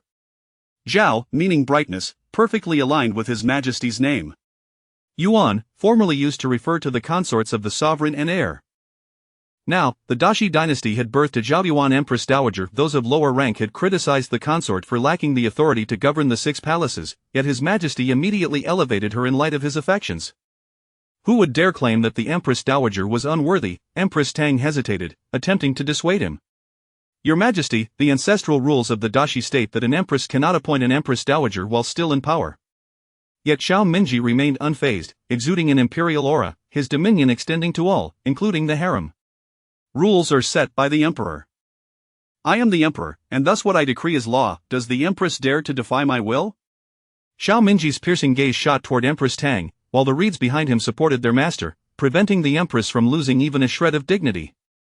Chapter 17. Utter exhaustion. The heart of Empress Tang felt as bitter as if she had swallowed gall, yet, no matter how unwilling she was, she could not defy the presence before her, for he was the sovereign of the great Shi dynasty, and his divine will was not to be contravened. Bowing her head in submission, she murmured, I dare not. It was only then that Xiao Minji retracted his gaze. Had it not been for the recent discussions with Ningning regarding titles, where she had adamantly refused the character Chen, today she would have been bestowed the title of Chen Yuan, the imperial concubine. His Ningning was far too cautious. Su Yuning was utterly bewildered. Had she truly become the imperial concubine, so suddenly, in her previous life, she had only received the title after the empress's demise, spending her entire life in that position. Now, having entered the palace for merely 3 years, she had achieved the lifelong honor of her past, and moreover, as a dual-character imperial concubine. Just days ago, when Xiao Minji had inquired if she had a preferred title, she had thought it would merely be an addition to her name, a gracious favor. Who would have imagined that today such a grand fortune would fall upon her? Xiao Minji gazed fondly at the little girl lost in thought and coaxed gently, Does my Zhao Yuan imperial concubine not accept the decree? Su Yuning's reverie was shattered, and she rose, preparing to kneel. There is no need to kneel, Xiao Minji interrupted her sharply. With no other option, Su Yuning complied with a slight bow. I accept the decree and thank your Majesty for your gracious favor. Xiao Minji rose and strode down the steps to stand before the woman. He lifted her gently, taking her delicate hand in his phoenix eyes brimming with tenderness, his lips curving into a satisfied smile. In his eyes, there was only one woman. I still have state affairs to attend to. I must return to the palace with the imperial concubine. Before the gazes of all, the exalted emperor disregarded the discomfort of other consorts, leading his beloved woman away with great strides. What state affairs required the imperial concubine's presence? Did they think her easily deceived? Yet, even if one choked on their words, none dared to voice their thoughts. Your servant bids farewell to your Majesty, the Zhao Yuan imperial concubine. After this day, Empress Tang lost all dignity as the mother of the nation, declaring herself ill and refusing to meet anyone. Upon exiting the gates of Fengyi Palace, Xiao Minji effortlessly lifted Su Yuning, seating her in the imperial palanquin. She struggled momentarily. Your Majesty, this is against the rules. Xiao Minji delighted in the sight of the little fox's feigned resistance. If Ningning continues to move, my chest wound may reopen and bleed again. Do show some pity for me. Su Yuning was taken aback, staring blankly at the man's chest, recalling her brave act from the previous day. Had she bitten down a little too hard? Yet, his voice bore a hint of self-pity. Irresolute not to feel sympathy for the man, she deliberately turned her face away, though her fingers tightening around his neck betrayed her. Xiao Minji felt a pang in his heart, suppressing the bitterness that lingered in his eyes. It was all his due, he could blame no one else. If Ningning were to disembark from the palanquin now, rumors would undoubtedly spread like wildfire. A smile crept onto the man's lips. As Su Yuning considered this scenario, she gasped. The imperial concubine was immediately cast aside, expelled from the palanquin by the emperor. A shiver ran down her spine, and she obediently ceased her movements. It was better to remain perched on the man's lap. Feigning silence, Xiao Minji was thoroughly satisfied, holding the soft girl in his arms all the way to Qinqing Palace. Upon arrival, Huo Maozhong bent low to lift the curtain, and Xiao Minji continued his stride, carrying the woman inside. Along the way, palace maids and eunuchs knelt in deference. Xiao Minji placed the woman, who had nestled against his chest like a quail, onto a round chair. He lifted his robes and squatted before her, refusing to release her soft hand. In a gentle tone, he asked, "Why did your countenance appear so troubled in Fengyi Palace, Ningning? Did I err in some way?" At this moment, Xiao Minji was profoundly anxious. His Ningning clearly wished to behave like an ordinary emperor's consort. She had not even shown concern for his wound in the palanquin, a stark contrast to how she would have fussed over him in the past. Yet, he held no one to blame but himself, for he had not provided her with enough security to open her heart to him. Moreover, the issues standing between them were not solely about Du Shi. There were many more. He would take the time to prove this to Ningning. However, he had learned from his past life not to remain silent about matters that troubled her. He must seek clarity on anything that weighed on her heart. Su Yuning felt uneasy about his humble demeanor, which made her uncomfortable. "May I ask your Majesty a question?" Of course. Their eyes met. "Why has your Majesty changed so drastically? You were never like this before." Xiao Minji understood he should harbor no secrets, yet he could not divulge a word of his rebirth. A vague suspicion flickered in his mind. With his phoenix eyes glinting, he countered, "And what of Ningning? In the past, you held such deep affection for me, why do you now avoid me like a venomous snake?" Su Yuning was momentarily taken aback by his retort, lowering her eyelashes to conceal the shadows in her eyes. "Your Majesty's coldness towards me these past 6 months has made me see the reality of our situation." Xiao Minji's heart ached unbearably, his mouth opening in protest. "Ningning. Your Majesty, we cannot return to the way things were," she interrupted him without hesitation, forcing his words back down his throat. Her clear eyes reflected the figure of the man before her. "I am weary chasing after his shadow, always tending to his emotions, fearing to provoke his ire, and enduring countless days and nights in Changla Palace, longing for the day she would be cast aside. She had suffered enough." A sharp pain pierced Xiao Minji's heart, as if it had been steeped in gall, crumpling under the weight of his remorse. He understood how much Ningning had endured over the years, while others perceived him as aloof and regal, his emotions rarely surfacing. Little did they know how many of his negative feelings he had unconsciously inflicted upon Ningning. He blamed her for not sharing his burdens, for not understanding the need for tranquility in the harem. Yet, he had done nothing for her. She was, after all, 5 years younger than he. His fingers trembled as he gazed at her pale fingertips, kissing them repeatedly. His phoenix eyes brimmed with endless compassion and self-reproach. "Ningning, you have suffered so much over the years." Su Yuning felt a heaviness in her heart, but it was all willingly borne. In her daily concerns for him, she had found joy, for she truly loved him, having done so from a young age. I merely wish to live for myself in the future." Her voice was ethereal, yet each word struck deeply within Xiao Minji's heart. He tightened his grip on her fingers.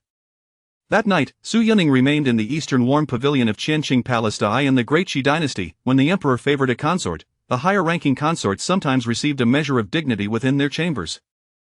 In contrast, lower-ranking consorts were often required to be carried to the western warm pavilion for the emperor's company. Once the emperor had satisfied his desires, he would not linger, and eunuchs would be dispatched to escort them away.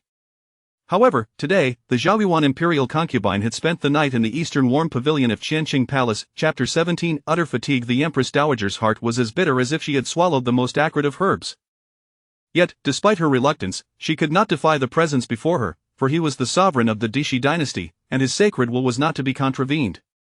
Lowering her eyes in submission, she murmured, "This humble servant dares not." Only then did Xiao Minji withdraw his gaze. Had it not been for his earlier discussion with Ningning regarding titles, where she resolutely refused the character Qin, today she would have been addressed as the esteemed Empress Qin Yuan. It seemed his Ningning was excessively cautious. Su Yuning was engulfed in bewilderment. Had she truly become the Empress so abruptly? In her previous life, she had only received such a title following the death of the Empress, and had spent her entire existence confined to that position. Now, after merely 3 years in the palace, she had achieved what had been her lifelong aspiration in her past life. Moreover, she was now a dual-character empress. A few days prior, Xiao Minji had inquired if she had a preferred title. She had thought it merely a minor honor, a mere embellishment. Who would have imagined that today such a grand fortune would befall her? Xiao Minji gazed indulgently at the young girl, who appeared lost in thought, and teasingly spoke, "Does my beloved Empress Xiao Yuan refuse the decree?" Su Yunning's reverie was broken, and she rose as if to kneel. "There is no need to kneel." Xiao Minji interrupted her sharply. With a resigned bow, Su Yunning replied, "This humble servant accepts the decree and thanks your Majesty for your great favor." Xiao Minji rose and strode down the steps, approaching the woman. He gently lifted her delicate hand, his phoenix eyes brimming with tenderness, his lips curving into a satisfied smile. In his eyes, there was only this one woman. "I have state affairs to attend to. I will return to the palace with the Empress." Before the gaze of many, the exalted emperor disregarded the discomfort of other concubines and took his beloved woman away with great strides. What state matters required the Empress's presence? Were they so easily deceived? Yet, even if they were to choke on their words, none would dare voice their thoughts. "This humble servant concubine bows in farewell to your Majesty, Empress Xiao Yuan." Following this day, the Empress Dowager lost all semblance of dignity and proclaimed illness to avoid public appearances. Upon exiting the Fengyi Palace, Xiao Minji effortlessly scooped Su Yunning into his arms and seated her in the imperial carriage. Su Yunning squirmed slightly, exclaiming, "Your Majesty, this is against the rules." Xiao Minji delighted in the sight of the little vixen feigning resistance. "If Ning Ning moves again, the wound on my chest may bleed anew. Have pity on me, Ning Ning." Su Yunning froze, her gaze drawn to the man's chest, recalling her brave actions from the day prior. It seemed she had bitten down a tad too hard? Yet, his tone carried a hint of feigned misery. Determined not to feel sympathy for him any longer, she deliberately turned her face away, though her fingers wrapped around his neck tightened unconsciously. Xiao Minji felt a pang of pain in his heart, suppressing the bitterness that threatened to surface. His eyes filled with self-mockery. It was all his due, and he could blame no one else. If Ning Ning were to exit the imperial carriage now, the rumors would spiral out of control. A smile spread across his lips. Su Yunning envisioned the scene. The Empress would be immediately cast aside, expelled from the imperial carriage by His Majesty. A shiver ran down her spine, and she immediately ceased her movements. It was better to remain seated upon the man's lap in silence. Xiao Minji contentedly held the soft girl throughout their journey until they reached the Qinqing Palace, while Mao Zhong bowed as he lifted the curtain. Xiao Minji did not pause, striding in with the woman in his arms. Along the way, palace maids and eunuchs knelt in reverence. He placed the woman, who had nestled against his chest, onto a round chair, then knelt before her, lifting her delicate hand. In a soft voice, he inquired, "Why did your countenance falter in Fengyi Palace, Ning Ning? Did I err in some way?" At that moment, Xiao Minji felt an overwhelming unease. His Ning Ning seemed intent on adopting the demeanor of an ordinary imperial consort. She had not even inquired about his wound within the carriage, whereas in the past, she would have been quick to express concern. Yet, he bore no resentment towards her, only lamenting his own inadequacy in providing her with the sense of security she deserved, thus allowing her to open her heart. Moreover, the obstacles between them were not solely due to the Du family, there were many more, and he would prove this to Ning Ning over time. Having learned from the lessons of his previous life, he resolved to clarify any grievances she harbored. Su Yunning felt discomfort at his seemingly humble demeanor. "May I ask your Majesty a question?" "Of course." Their eyes met. "Why has your Majesty changed so much? In the past, you never..." Xiao Minji recognized that he should reveal nothing of his rebirth, but he could not conceal the truth of his heart. Instead, he posed a counter-question, "And what of you, Ning Ning? You once held such deep affection for me, why do you now avoid me like venomous snakes?" Su Yunning was momentarily taken aback by his retort, her eyelashes casting a shadow over her eyes. "Your Majesty's coldness over the past 6 months has made me aware of reality." Xiao Minji felt a surge of anguish, opening his mouth to speak. "Ning Ning, your Majesty, we cannot return to the past." She interrupted him resolutely, silencing all words he wished to express. Her clear gaze reflected the figure before her. "I am weary." She had grown tired of pursuing his shadow, constantly tending to his emotions, fearful of incurring his disdain and being subjected to his indifference, enduring days and nights in the Changla Palace, longing to be the stone awaiting a husband. Xiao Minji's heart ached, as if steeped in the bitterest of herbs, crumpling under the weight of despair. He understood how much Ning Ning had endured for him over the years. Others perceived him as aloof and noble, emotions seldom displayed, yet, they were oblivious to the torrent of negativity he had unleashed upon her. He chastised her for not understanding his burdens, for failing to navigate the complexities of the harem with grace. Yet he himself had done nothing for her. After all, Ning Ning was 5 years his junior. His fingers trembled, his brows furrowing as he pressed kisses upon her pale fingertips, his phoenix eyes filled with endless compassion and self-reproach. Ning Ning, you have suffered greatly. Su Yunning's heart felt heavy, but all of it was willingly borne. In her heart, she found joy in being moved by him, for she genuinely loved him since childhood. I shall not suffer any longer, I simply wish to live for myself in the future. Her voice was ethereal, yet every word struck deep within Xiao Minji's heart. He tightened his grip on her fingers. That night, Su Yunning remained in the eastern warm pavilion of the Qianqing Palace. In the Dishi dynasty, it was customary for the emperor to favor his consorts, and high-ranking consorts would occasionally receive a modicum of dignity within their chambers. In contrast, lower-ranking consorts were often carried to the western warm pavilion to serve the emperor's desires. After the emperor's pleasures, he could not allow them to stay the night, promptly sending them away with the eunuchs. However, the eastern warm pavilion was the emperor's private quarters, where no palace maid had ever set foot. Yet today, the esteemed Empress Xiao Yuan spent the night in the eastern warm pavilion of the Qianqing Palace. Chapter 18 The Unabashed Majesty. On this night, Xiao Minji assisted Su Yunning in removing her hairpin and served her in changing into her nightgown. Su Yunning halted his hands, which were fastening her buttons. Your Majesty need not trouble yourself with such matters. There are others to attend to me. Xiao Minji, undeterred, continued his actions, his expression remaining unperturbed. I cannot dictate how Ningning chooses to live her life, nor can she dictate mine. He raised his gaze, a light chuckle escaping his lips. Of course, if Ningning were to say she would manage me from now on, I would gladly acquiesce. Su Yunning found herself defeated by this man's audacity. It seemed they would each follow their own whims. You say yours, and I shall remain unchanged. Do as you wish, she retorted, her tone laced with frustration. Xiao Minji rebelled in being chastised by his beloved Ningning. Very well, my lady. Beside them, the ineffectual Guo Maozhong and the throng of eunuchs and maidservants bowed their heads, unable to bear the sight of their sovereign in such a state. Guo Maozhong felt himself growing numb. Where had the once illustrious and formidable emperor gone? Su Yunning, initially reluctant to share a bed with him, found herself ensnared by the pitiful gaze of his phoenix eyes. Did not Ningning just suggest that an emperor and empress should interact normally? Now you wish to send your husband away? Su Yunning turned away, refusing to engage further. Xiao Minji cautiously nestled into a small space, positioning himself on the outer side, allowing Ningning to summon him should she have any requests in the middle of the night. Having no means to argue further, she resigned herself to his presence. It had always been thus, she on the inside, he on the outside. His fingers grew bolder, encircling her fragrant shoulders. The new year approaches. Ningning's coronation ceremony is set for spring of the coming year, and the phoenix seal has just been delivered to Changla Palace by Guo Maozhong. Su Yunning closed her eyes and murmured in acknowledgement. Xiao Minji, unfazed by her lack of response, continued to ramble, knowing well that Ningning could hear him. It was far from the hour she typically retired for the night. Will Ningning summon her aunt into the palace?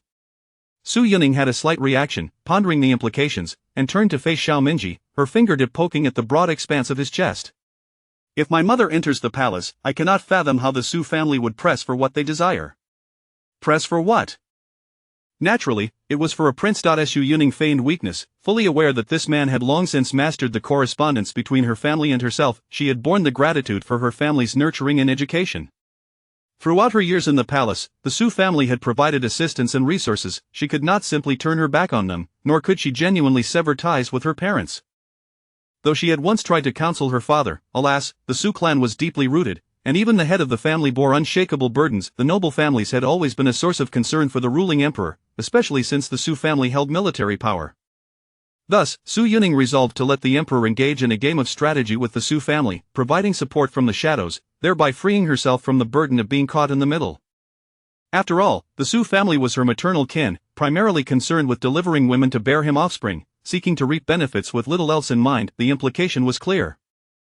It was he who must come forth. Moreover, in her previous life, she had never borne children. In this life, Mo Lin was nurturing her health, yet the outcome remained uncertain. Xiao Minji, ever perceptive, discerned the unspoken meaning behind Ningning's words, which delighted him immensely. In their past life, they had been ensnared in the whirlpool of their respective identities, unable to extricate themselves, unable to bear the sight of the young girl furrowing her brow in worry. He tenderly kissed the smooth expanse of her forehead. Ningning need not worry about meeting her aunt. I shall summon both of her uncles to the palace on the morrow. Su Yunning's father was the eldest son of the Su family, with a second uncle serving in the court. Her second uncle was currently the Minister of Personnel, holding a second-rank position. The brothers of the Su family supported one another, standing watch over each other in the court. Su Yunning also had a third uncle born of a concubine, who, after years of striving, had only managed to secure the lowest position in the imperial examination, yet with her grandfather's connections, he had obtained a minor post. He was now a 6th-rank official. Su Yuning felt reassured. Then let it be on the 11th, any later, and my mother will be too occupied. Managing a household was no easy task. We shall heed Ningning's wishes, Xiao Minji said, gathering her cool hands into his embrace, lifting his garments to press her small hands against his warm chest. Ningning's hands and feet are quite cold. In the future, you mustn't avoid your medicine. Su Yuning's hands felt scorching against him, and a blush crept onto her face, tender and enticing, captivating to behold. She attempted to withdraw but was firmly held in place, warmth streaming from his hands to her heart. His teasing tone rendered her shy. No such thing. With a beaming smile, Xiao Minji soothed the one who held his heart. All right, nothing of the sort, our Ningning is the most obedient. Meanwhile, in the Su residence, the atmosphere was rife with tension as they convened an afternoon meeting following the imperial decree. At the head of the table sat the venerable matriarch of the Su family, Madame Su, flanked by the current head of the family, Su Zonghua, along with Su Zonghan and Su Zongjing. Following them were their respective wives and the grown eldest son of the Su family, Su Yuni. Su Zonghua had married Su Madam and taken several concubines. The eldest son and daughter were both born of Su Madam, and while they had not achieved the ideal of remaining devoted to one, the respect due to the legitimate wife was unwavering. Since Su Madam's eldest daughter had entered the palace and become a noble consort, no one dared to show her disrespect. Su Zonghua's second son, Su Yunqing, and second daughter, Su Jinma, were born of concubine Lu. The third daughter, Su Jinli, was raised under the care of Madame Su. The eldest daughter of the second branch, Su Jinshu, was of similar age to Su Yuning and had already married. The eldest son, Su Yunshu, was stationed at the borders, older than Su Yuni. Additionally, there was a legitimate youngest daughter, Su Jinqing. Su Zongjing, a henpecked husband, was firmly under the control of his wife. His third wife had borne him a daughter and a son, and they had only recently welcomed this precious son, doted upon like a prized jewel. They were Su Jinyue and Su Yunting. In this generation of the Su family, the sons were named after the character Yun, while the daughters were named after Jin. Su Yuning was the sole daughter in this generation. From the moment of her birth, she had caught the attention of the current emperor, the third prince. Back then, the patriarch of the Su family had bestowed upon her the name Yuning. As the clouds drifted and settled, a lifetime of tranquility followed. Aside from Su Zonghua and his wife, others were consumed with jealousy, for both the second and third branches of the Su family had daughters, yet only Su Yuning received such special treatment. How could they be content? The second wife of Su Zonghua remained indifferent. Though her husband had not risen to the rank of his elder brother, her husband and son had proven capable, and her status could be deemed that of an upper-class lady. In contrast, the third wife felt envious. Her husband had struggled for many years to attain a mere 6th-rank position, while others were already 1st or 2nd-rank. Comparisons were inevitable, and her daughter was born around the same time as Su Yuning, yet their circumstances were worlds apart. Today, a high-ranking eunuch from the emperor's side came to the residence to announce the decree, leaving everyone in a state of confusion. Their eldest daughter had been granted the title of imperial noble consort.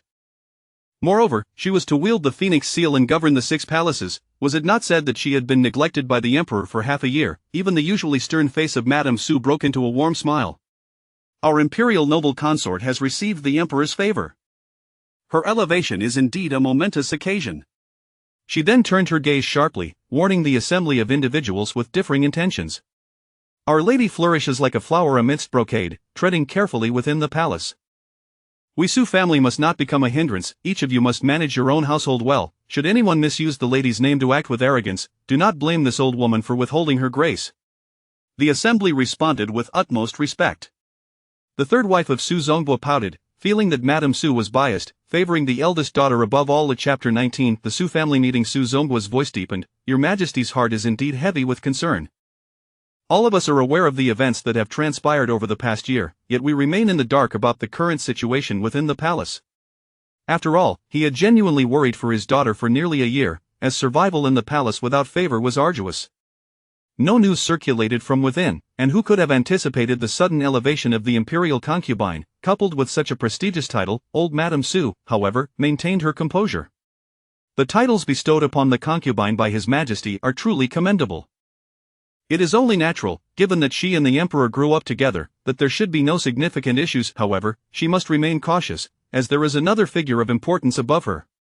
Madame Su'er rolled her eyes and smiled at Madame Su. Just the other day, I reassured my sister-in-law, and look, our dear concubine truly is blessed by fate.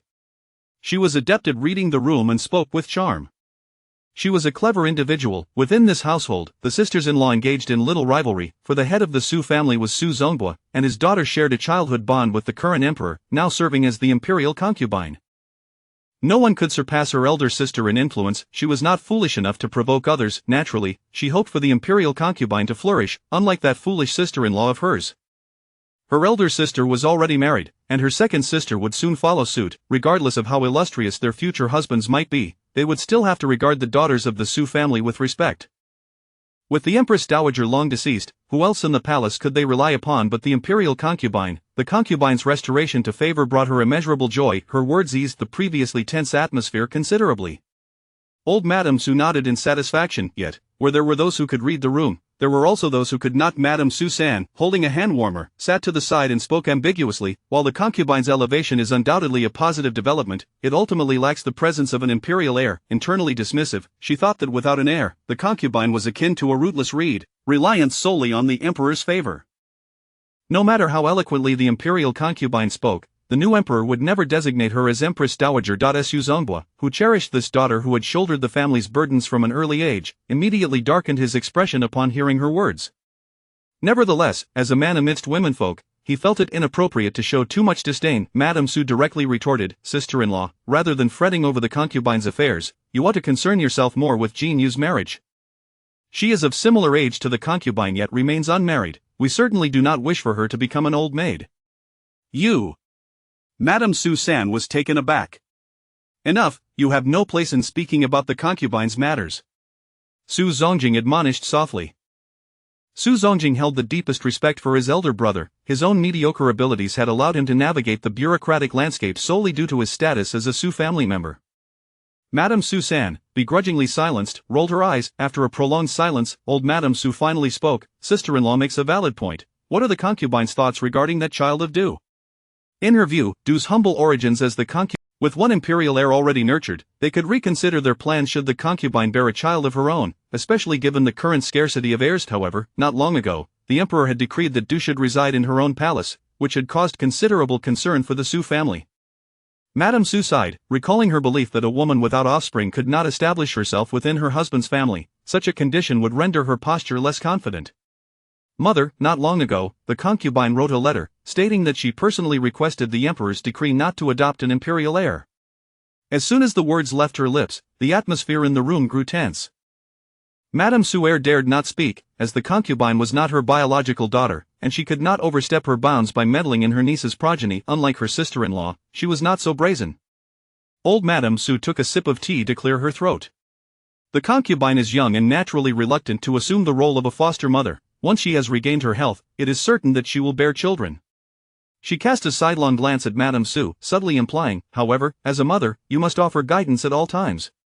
Madame Su smiled gently, "Rest assured, Mother, His Majesty is also deeply concerned about the concubine's health. That girl, Mo Lin, was just brought back to the palace by His Majesty's attendants, tasked with overseeing the concubine's well-being." Upon hearing this, old Madame Su's worries dissipated, replaced by a smile. "That is indeed good. The emperor's intentions are of utmost importance."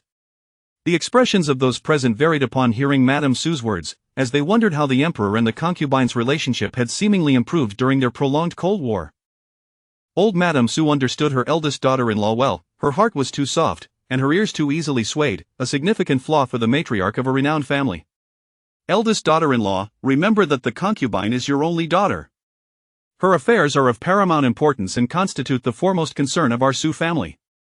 Madame Su was caught off guard by her mother-in-law's admonition. She trembled internally, casting a wary glance at the formidable old Madame Su, and hurriedly assented, "Yes, mother, I shall remember."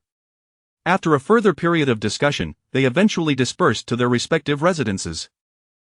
At the residence of the third branch, Madame Su-san, Li, returned to her quarters in a fit of frustration. She carelessly swept the teacups from the table to the floor, fuming. What is there to be proud of in raising a good daughter to become a concubine? She is still a mother hen that cannot lay eggs. Su Jinhua had been waiting for her mother to return, eager to glean first-hand news about Su Yuning. She served her mother tea to soothe her. With a flicker of her eyes, she ventured, "Mother, regarding the concubine." Li took a sip of the tea her daughter offered and interrupted, "In the future, she will be known as the imperial concubine." Su Jinhua was taken aback, exclaiming, Is it not said that there are rules in the palace, that the central palace must exist before an imperial concubine can be recorded? Li snorted coldly, who knows how these matters unfold? Just ensure you do not speak wrongly when you are out. Casting a glance at her daughter, whose beauty rivaled that of Su Yuning, an idea suddenly sparked in her mind, and a glimmer flickered in her eyes as she affectionately grasped Su Jinyue's hand. Our Yue'er has grown increasingly lovely and has reached the age for marriage. Su Jinyue, born in the same year as Su Yuning, was merely a few days younger and was now 17. However, she held lofty standards and had always dismissed her suitors. Though she spoke of being the sister of the imperial concubine and the emperor's cousin, the reality was starkly different. The Su family had long since divided, with only old Madame Su remaining. Her father was a low-ranking official, and lacking capable brothers, her family's status made it challenging to find a suitable match. Su Jinyue blushed, hesitating as she replied, "Mother, if I am to marry, it must be to the finest gentleman in the world. I refuse to settle for an ordinary man." Li's eyes brightened, for she had not anticipated her daughter held such aspirations. The finest gentleman in the world, who could claim to surpass the one seated upon the dragon throne, yet, this suited her intentions well. Her daughter was indeed a cousin of the emperor. If Su Yuning could become the imperial concubine, why could her daughter not aspire to the same? With a warm smile, she reassured, "Rest easy, Yue'er, you shall undoubtedly have your wishes fulfilled."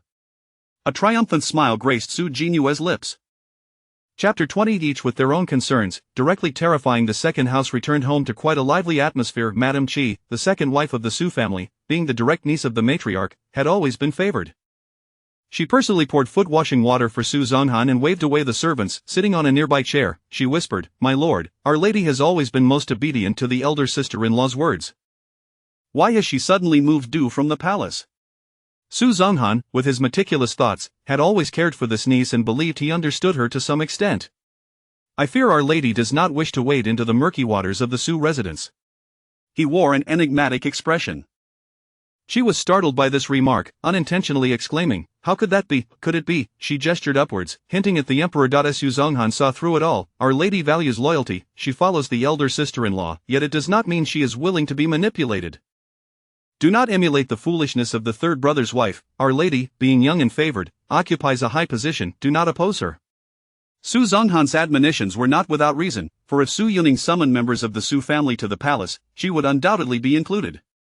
He feared that should his wife inadvertently offend the lady, it might cause trouble. After the foot soak was nearly complete, he took a cloth to dry his feet. Elder sister-in-law is adept at managing accounts, yet she tends to be slow in this regard and is particularly obedient to mother. You must offer her guidance. Mother spoke wisely today. Only with the imperial concubine's favor can the Su family prosper. She felt helpless under the lecture. What courage do I have to oppose our lady? Rest assured, I shall counsel the elder sister-in-law. But have you and mother conspired to send someone new into the palace? Her eyes gleamed with inquiry. Su Zonghan paused, realizing he had underestimated his wife. He exclaimed in surprise, "How did you know?" Then sighed, "Mother, in her old age, fails to see the situation clearly. She fears our lady has yet to bear a child and is unwilling to adopt a prince, thus entertaining misguided thoughts." She voiced her perspective, as if sending someone new to the palace would guarantee offspring. Despite the fact that the daughters of the Su family were technically the emperor's cousins, he had only ever truly acknowledged Su Yuning throughout his life. She scoffed, as if they could enter the palace. When the likes of Qing'er and Yue'er stand before the emperor, he might just mistake them for palace maids. Not to mention the other daughters of lesser branches. Su Zonghan was rendered speechless. Did his wife truly need to be so blunt? Ahem, though it was likely the truth. It's useless. Do you see me capable of commanding my elder brother or even my mother? He sighed, feeling utterly powerless. The following day, when Su Yuning awoke, her eyes were met with the bright yellow of the bed curtains. As she lifted the quilt and sat up, footsteps approached. A figure clad in a silver-white robe entered her view. Xiao Minji, having heard the commotion, quietly approached. The palace maids behind him orderly hung the bed curtains. Su Yuning gazed at the dashing young man, momentarily dazed. When she had visited Qinqing Palace a few days prior, he had worn a silver-white robe, yet today the style had changed, though the color remained the same. Your attire today. Xiao Minji knelt to assist her in putting on her shoes, feeling a twinge of nervousness upon hearing her question. Do you not like it? Su Yuning suddenly realized, so he wore this color because she had previously commented on how it suited him? How curious. She allowed him to continue his task, despite his lack of attentiveness to her words. With a hint of coolness, she remarked, "Did you not say this color lacked propriety?" Hearing her dissatisfaction, Xiao Minji felt anxious, secretly cursing himself for his past verbosity. Cheerfully, he leaned in from behind, embracing the young lady and quickly attempting to placate her. Not at all. In my youth, I may have been reckless, but now I believe this silver white is the most elegant and dignified. Nestled against her shoulder, his warm breath brushed against Su Yuning's face, causing her cheeks to tingle. The palace maids nearby hurriedly averted their gazes, stifling laughter. The daily interactions between the imperial concubine and the emperor had long ceased to surprise them. Su Yuning did not expect him to be so shameless, and she chose not to dwell on it. He could wear whatever he pleased. After enjoying a light breakfast, Su Yuning returned to Changle Palace. She knew that the rumors of her overnight stay at Qianqing Palace would have spread, and she did not mind being ostentatious, followed by the imperial concubine's entourage as she made her grand entrance back into the palace. Meanwhile, Xiao Minji sat in the main hall of Qianqing Palace, reviewing documents. Guo Maozhong entered with several eunuchs in tow. Your Majesty, this is this year's tribute from the northeast. Xiao Minji glanced up. A dark object caught his eye with an unreadable expression. He casually inquired, what types of furs are there? Guo Maozhong replied respectfully, Your Majesty, this year, Bu Kuei has contributed over 1,000 sable furs and nearly 100 water mink furs. These are the finest pieces. He pointed to 2 dark furs. Those 2 are the black fox furs from Qinghai. Upon hearing this, Xiao Minji nodded. Select the best furs to send to Changle Palace, and the 2 black fox furs should be made into cloaks and sent there as well. He continued writing with his brush. The remainder can be handled as per the usual customs. Guo Maozhong had anticipated that Changle Palace would select first. He had not expected the emperor to prioritize the imperial concubine above himself, or with calculations forming in his mind, he quickly took his leave to attend to matters. Before long, a young eunuch entered, a disciple of Guo Maozhong named Xiao Qingzi. Your Majesty, Su Taiwei and Su Shangshu are requesting an audience outside the hall. Admit them. Yes. After the brothers Su Zongbo and Su Zonghan finished their morning court session, they were summoned to wait outside the hall until they received word to enter. While waiting, they encountered Guo Maozhong passing by, accompanied by several eunuchs carrying items. The prominent Guo, known for his closeness to the emperor, even greeted them with a smile. They were utterly astonished by the unexpected favor. Su Zongbo began to suspect that perhaps his daughter was faring well within the palace. Guo Maozhong was indeed adept at discerning the emperor's intentions. Upon entering the hall, the 2 brothers respectfully knelt and greeted, Your servants pay their respects to your Majesty. Long live the emperor. After bowing for a while without receiving any directives from the figure on the dragon throne, they began to feel uneasy, unable to grasp the emperor's thoughts. Could it be that after promoting the imperial concubine, he was now here to reprimand them? Once Xiao Minji finished reviewing a memorial, he called out, Rise. The 2 stood up, trembling with apprehension, beads of cold sweat forming on their foreheads, not daring to wipe them away. Truly, serving the emperor was akin to walking on a tightrope. Xiao Minji cast a sidelong glance at the 2 standing at the foot of the steps. In this life and the last, he had long since understood the intentions of the Su family. With his long fingers idly tapping on the armrest of the throne, he offered, Father-in-law and second uncle, please be seated. His words caused Su Zongbo to kneel once more. Your Majesty, I am terrified. Good heavens, did that not shorten his lifespan? Even the current empress's father was unworthy of being addressed as such by the emperor. How could he dare accept it? Surely, the emperor would not change his strategy and resort to flattery. Xiao Minji sighed helplessly, stepping down from the throne to assist the kneeling Su Zongbo back to his feet. However, the following words nearly caused the Su brothers to kneel again. Chapter 21, Trembling Hands and Weak Legs. Relatives entering the palace. I have heard that your esteemed father-in-law has long wished for Ning Ning to bear a prince. Cough, cough, cough. Su Zongbo felt that his departure today without consulting the almanac might have been a grave mistake, nearly choking on his own saliva. He felt as though his lungs were about to expel themselves. Perhaps it was due to the fierce warmth of the charcoal fire in the Qianqing Palace, for beads of sweat were cascading down his face. Trembling, he lifted his robes, preparing to kneel and plead his case. Your Majesty, unexpectedly, Xiao Minji grasped Su Zongbo's hand, preventing him from descending even a fraction. The smile on Xiao Minji's face did not reach his eyes. Uncle is a wise man. I hope that one day I shall be able to call you father-in-law with rightful authority. With that, he carefully retrieved a bright yellow imperial edict from a box behind the dragon throne. Su Zongbo received it with trembling hands. Bowing in reverence, Xiao Minji arched an eyebrow and said, Unfurl it and take a look. Su Zonghan leaned in to catch a glimpse as well. The 2 men widened their eyes in astonishment, their expressions akin to 4 startled copper bells. As the 2 members of the Su family emerged from the Qianqing Palace, they supported each other, their legs quaking and faces devoid of expression. Su Zongguo's hands continued to tremble. The subsequent hours spent conspiring in Su Zongguo's study would be a tale for another time. As the new year approached, a sense of excitement permeated the palace, for although the festivities were busy, the rewards were bountiful. The snow that had blanketed the entrance of the Changla Palace had long been cleared away. Lady Su, dressed in the attire of a noblewoman, was supported by her maid as she made her way to the palace gates, accompanied by the second Lady Su, Qi. Now that the Fengyi Palace was closed, the highest-ranking individual within the palace was the imperial concubine who held the Phoenix Seal. Therefore, Lady Xin and Lady Qi, rather than paying their respects at Fengyi Palace as was customary, proceeded directly to Changla Palace. At the entrance, Emojin and Jiang Likun awaited them. Emojin smiled and greeted, "This servant offers greetings to the esteemed ladies. The princess has long prepared refreshments in anticipation of your arrival." Seeing Emojin waiting for them brought a touch of warmth to Shun and Qi's hearts. Lady Xin helped Emojin to her feet and inquired first, "How is the princess's health?" Since the conflict between His Majesty and the princess, she had not visited Changla Palace for quite some time. Emojin welcomed them into the palace, reassuring, "Rest assured, my lady, the princess is in good health and has been thinking of you and second aunt." Upon hearing this, Qi felt a sense of comfort. Indeed, the palace maids knew how to speak. They entered Changla Palace, where the palace maids and eunuchs conducted their duties with order and decorum. Beyond the palace doors lay a spacious corridor, flanked on either side by guards standing at attention, their demeanor imposing. The fresh snow from the previous day lay beautifully upon the glazed red tiles, creating a stunning sight. Passing through the corridor led to an enormous jade cloud screen, intricately carved and splendidly crafted. The two ladies shed their cloaks and were ushered into the Changla Hall. Inside, fragrant silver incense burned plentifully, adorned with pearls, filling the air with an exquisite aroma, a display of utmost luxury. Several costly white porcelain vases held clusters of red plum blossoms, mingling with untouched white snow. Qi, captivated, gazed at them a moment longer. Emojin, following her gaze, smiled and explained, "The princess often enjoys admiring the plum blossoms in winter. However, given the cold weather, His Majesty ventured to the plum garden this morning to gather fresh red plums for us to arrange, saying it was for the princess to enjoy." Lady Xin and Lady Qi exchanged glances, marveling at the extraordinary affection His Majesty bestowed upon the princess.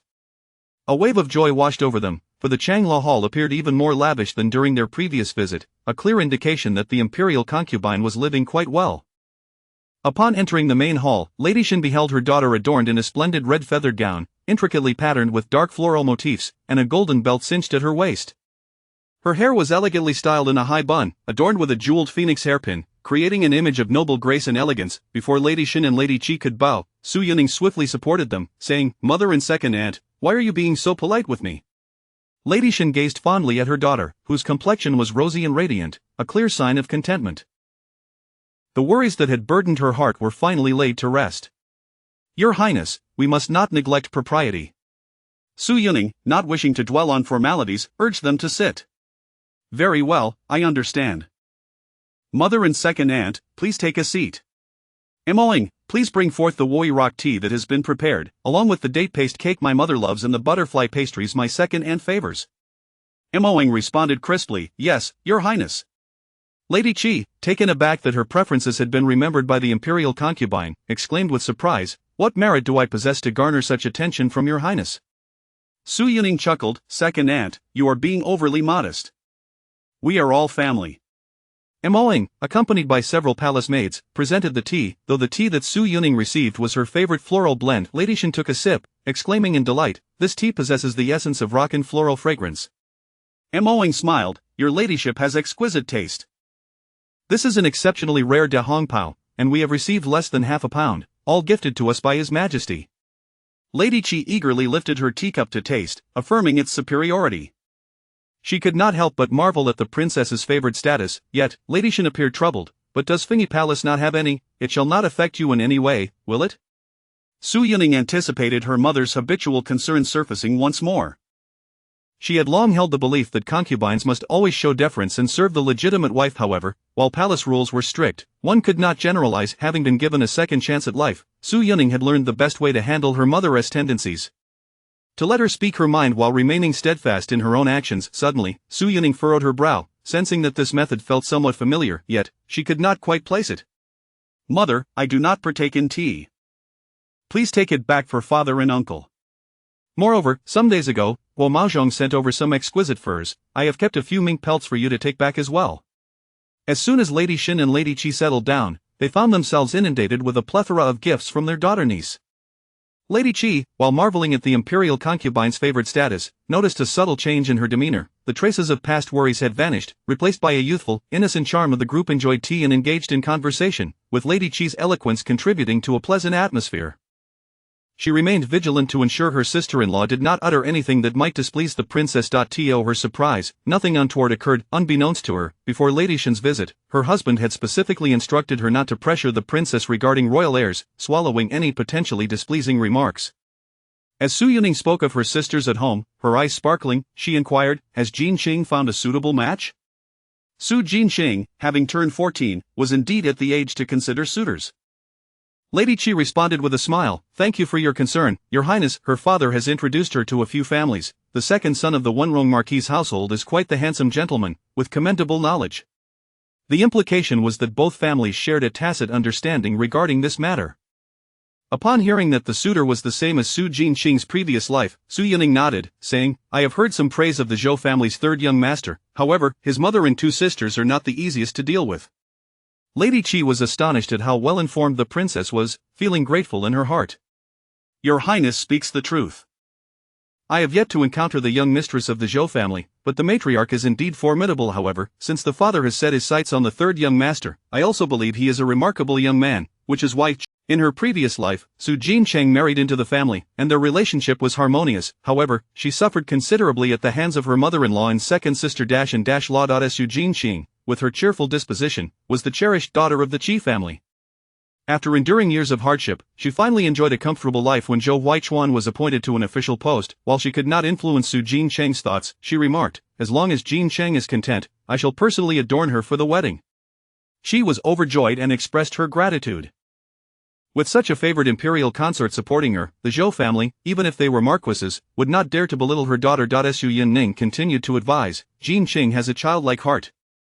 Dear aunt, you must take extra care of her. There is still time before the wedding, but she should start to pay attention to the household matters." She initially thought the mention of the mother-in-law and sister-in-law was merely a reference to their formidable nature. Little did she know there were likely deeper issues at play. Resolute, she decided to return and investigate thoroughly, for her daughter could not continue in frivolity day after day. Remembering the kindness of the imperial consort, she earnestly replied, "Thank you for your guidance, Your Highness. I shall keep a closer watch on Qing'er." Su Yinning nodded, satisfied that she took it to heart, and refrained from saying more, as the only sisters she felt a bond with in the Su family were the two legitimate daughters of the second branch. She hoped to offer some assistance. At noon, the two ladies were granted the Emperor's favor and permitted to stay in the Changla Palace for lunch. Guomao Zhong, wearing a festive smile, arrived with the eunuchs from the imperial kitchen. This humble servant pays respects to the imperial consort. These dishes are a special gift from His Majesty. He stepped aside, allowing the imperial consort to see the servants behind him.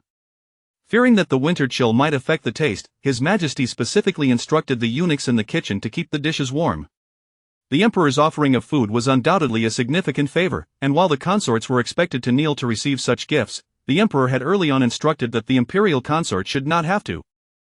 Guomao Zhong was determined to execute this task flawlessly. A glance revealed a lavish spread of over a dozen dishes, accompanied by a throng of little eunuchs. The steaming dishes were a testament to his thoughtfulness. Lowering her lashes, she mused, had her heart from the past been devoured by dogs, the emperor's gift of food was indeed a great honor. Yet even the cold dishes were to be savored, for cold dishes were not something others could envy. "Then I shall thank His Majesty profusely," she said to Imogen. Imogen, accompanied by the little eunuchs, proceeded to the small kitchen of Changla Palace. Among the entire imperial harem, only Fengyi Palace and Changla Palace boasted such kitchens. Xin and Qi were initially overwhelmed with gratitude, marveling at the emperor's attentiveness, all thanks to the consort. However, upon glancing at the consort, they noticed her spirits were not as high as usual. In the past, when the emperor had occasionally bestowed dishes, the consort would beam with delight, unable to suppress her smile. What could be amiss this time? They resolved to discuss it with their lord upon their return. Guomao Zhong, ever the sly one, wore a beaming smile. "Your Highness, perhaps you might express your gratitude to His Majesty personally. I am but a simple servant, and His Majesty does not particularly enjoy my chatter." Having spent 2 hours in Changla Palace, Xin truly felt the unusual dynamics between the emperor and the consort. Look at the grand eunuch, a figure whom many consorts and officials sought to curry favor with, now respectful and ingratiating before her daughter. The emperor's meticulousness was evident, as everything used in Changla Palace was nothing short of exquisite. Su Yunning had no desire to diminish that man's stature before her mother. With a slight smile on her rosy lips, she replied, "In due time, I shall personally visit Qiancheng Palace to express my gratitude." Guo Maozhong was momentarily taken aback, quickly bowing to express his gratitude before taking his leave. "I shall return to report to His Majesty and await your Highness's arrival." "Wait, Guo Gonggang, do you recall that you represent the Emperor? Such humility is quite unnecessary." On the way back, Xiao Changzi scratched his head and inquired, "Master, you are quite favored at court, what of the imperial consort?" Guo Maozhong wore an inscrutable expression. "The emperor's intentions are what truly matter. You should learn to observe more and speak less, there is much for you to learn. However, do not blame us for not warning you, the affairs of Changla Palace are among the most crucial in the harem." Xiao Changzi nodded eagerly. The lady depicted in the artwork had lips of indigo and vermilion, her fox-like eyes sparkling like stars, her long hair was elegantly pinned up with a jade hairpin, and the pristine white cloak she wore added an air of noble elegance. It was indeed Su Yunning during that winter. Upon her entry into the palace, Guo Maozhong quietly approached with tea, patiently awaiting the emperor to finish his work. For over half a month, the emperor had painted a portrait of the imperial consort at this hour, capturing her myriad expressions, whether frowning or smiling, imbued with the artist's profound affection. After each session, Ning Ning would proceed to Changla Palace for lunch, becoming the happiest part of Xiao Mingyi's day. However, today, as Ning Ning reunited with her mother, he deemed it best not to intrude. Upon completing the painting, he carefully rolled it up and hung it in the dark chamber of the side hall in Qiancheng Palace. Immediately, a little eunuch knelt before the emperor, holding up a basin of water high. Xiao Mingyi washed his hands and the eunuchess offered water, asking, "What news?" Guo Maozhong felt particularly confident, knowing that the consort was planning to visit soon. "In response to your Majesty, the consort was delighted upon seeing the dishes you bestowed and mentioned she would come to Qiancheng Palace to personally express her thanks later." Xiao Mingyi raised an eyebrow in surprise, quickly grasping the situation. After sipping his floral tea, he unexpectedly praised, "Well done on your task, a reward is in order." Guo Maozhong's eyes nearly squinted with glee. "This servant thanks His Majesty for the reward and the imperial consort." Xiao Mingyi was pleased with this clever servant's understanding, determined to let everyone know of Ning Ning's favored status. "Why are you still here? Hurry and prepare pastries and tea for your esteemed mistress," he chided with a smile, nudging Guo Maozhong playfully with his dragon-embroidered boot. Guo Maozhong, caught off guard by the playful kick, dared not rub the spot but chuckled, "This servant obeys." Su Yunning instructed Mo Jin to escort the two ladies out of the palace, for the multitude of people within could lead to an unfortunate encounter with some consort, which could be detrimental to their status. Mo Jin, beaming, assisted Shin as they walked along the palace path, while Qi was similarly supported by her maidservant. A throng of servants followed behind, carrying various rewards. This scene caught the attention of several onlookers around the corner. Yu Chongyi, dressed in an apricot-hued palace gown and just returning from May Garden, raised her eyes to see Mo Jin supporting a noblewoman clad in the attire of a titled lady not far away. Narrowing her eyes, she inquired, "Is that Su foreign?" The cautious maidservant attending her lowered her head, replying, "Indeed, your highness, it is as per His Majesty's decree that the imperial consort, yearning for her family, specially invited her mother and aunt into the palace for a visit." After all, the news of the emperor's favor in bestowing dishes upon Changla Palace at noon was known to all. Chapter 23. The impatient Majesty. Yu Chongyi's fingers tightened slightly around the hand warmer. The scene in the distance pierced her heart deeply. After years of serving in the palace, even after giving birth to the emperor's sons, she had never once been granted the mercy of allowing her mother to enter the palace. Such was the rule of the court. Once a concubine entered, she became a member of the royal family, making it exceedingly difficult to see her family again. Aside from the Empress, how many concubines would spend their lives without ever reuniting with their maternal kin? Yet, some were not so unfortunate. For instance, the esteemed imperial concubine Zhao Yuan. She had been in the palace for 3 years, and every year, the emperor graciously permitted Madame Su to visit, with each reunion lasting far longer than a mere half hour, often extending to a leisurely luncheon before her departure. Besides that special favor, the imperial concubine's mother held the title of a second-grade noble lady, always seated in the front row at palace banquets. Had the imperial concubine ever experienced the longing that plagued the other concubines? Turning her gaze away, she took the hand of a palace maid and returned to the Chengfu Palace, her heart heavy with bitterness and envy towards that woman. A mother-daughter reunion, a joy of family. How fortunate the imperial concubine is. But what could she do? Madame Su was not only the imperial concubine's mother but also the emperor's maternal aunt, bestowed with the title of a second-grade noble lady. Even the current empress's mother held merely the same rank. The palace maid cautiously remarked, "Your Highness, our third prince is exceptionally intelligent, a source of envy for many." Yu Chongyi finally found something to rival Su Yunning. She had a son. The current emperor had only 3 princes. No matter how favored the imperial concubine was, she remained childless. In the harem, a woman without children was akin to a rootless weed. It was only when she returned to Qingfu Palace, cradling the 2-year-old third prince, Xiao Zhang, that the bitterness and jealousy she had accumulated finally began to dissipate. As she played with Xiao Zhang, her gaze grew complex. With a cold smile, she thought, "Imperial concubine, may you continue to revel in your fortune." In the Changla Palace, after bidding farewell to her mother and Lady Qi, Su Yuning reclined on the couch, idly picking up an embroidery frame. Emoing carefully draped a soft, golden silk blanket over her mistress's legs, fearing she might catch a chill. Noticing her mistress had taken to embroidery, she couldn't help but inquire, "Did you not say you were going to the Qianqing Palace?" Su Yuning did not lift her eyes, her hands skillfully creating a pattern. "Is it not still before the dinner hour?" Emoing fell silent. So, her mistress intended to visit the Qianqing Palace after dinner. Surely the emperor would dine in Changla Palace this evening. How resourceful of her mistress to simplify matters. She felt a pang of sympathy for the emperor. Su Yuning was always adept at embroidery, a skill honed for Xiao Minji, often crafting pouches or embroidered garments for him, yet, he rarely wore them. They often hung at his waist. There had been a time when he donned a nightgown adorned with golden dragons while visiting her chamber. Setting aside the stitches and craftsmanship, that gown was not her handiwork.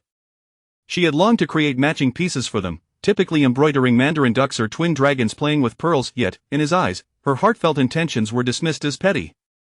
Such sentiments hardly befitted his exalted status. Reflecting on this, a cold smile escaped Su Yuning's lips as she thrust the needle down forcefully. Was it not delightful to create pouches and incense bags for her own enjoyment?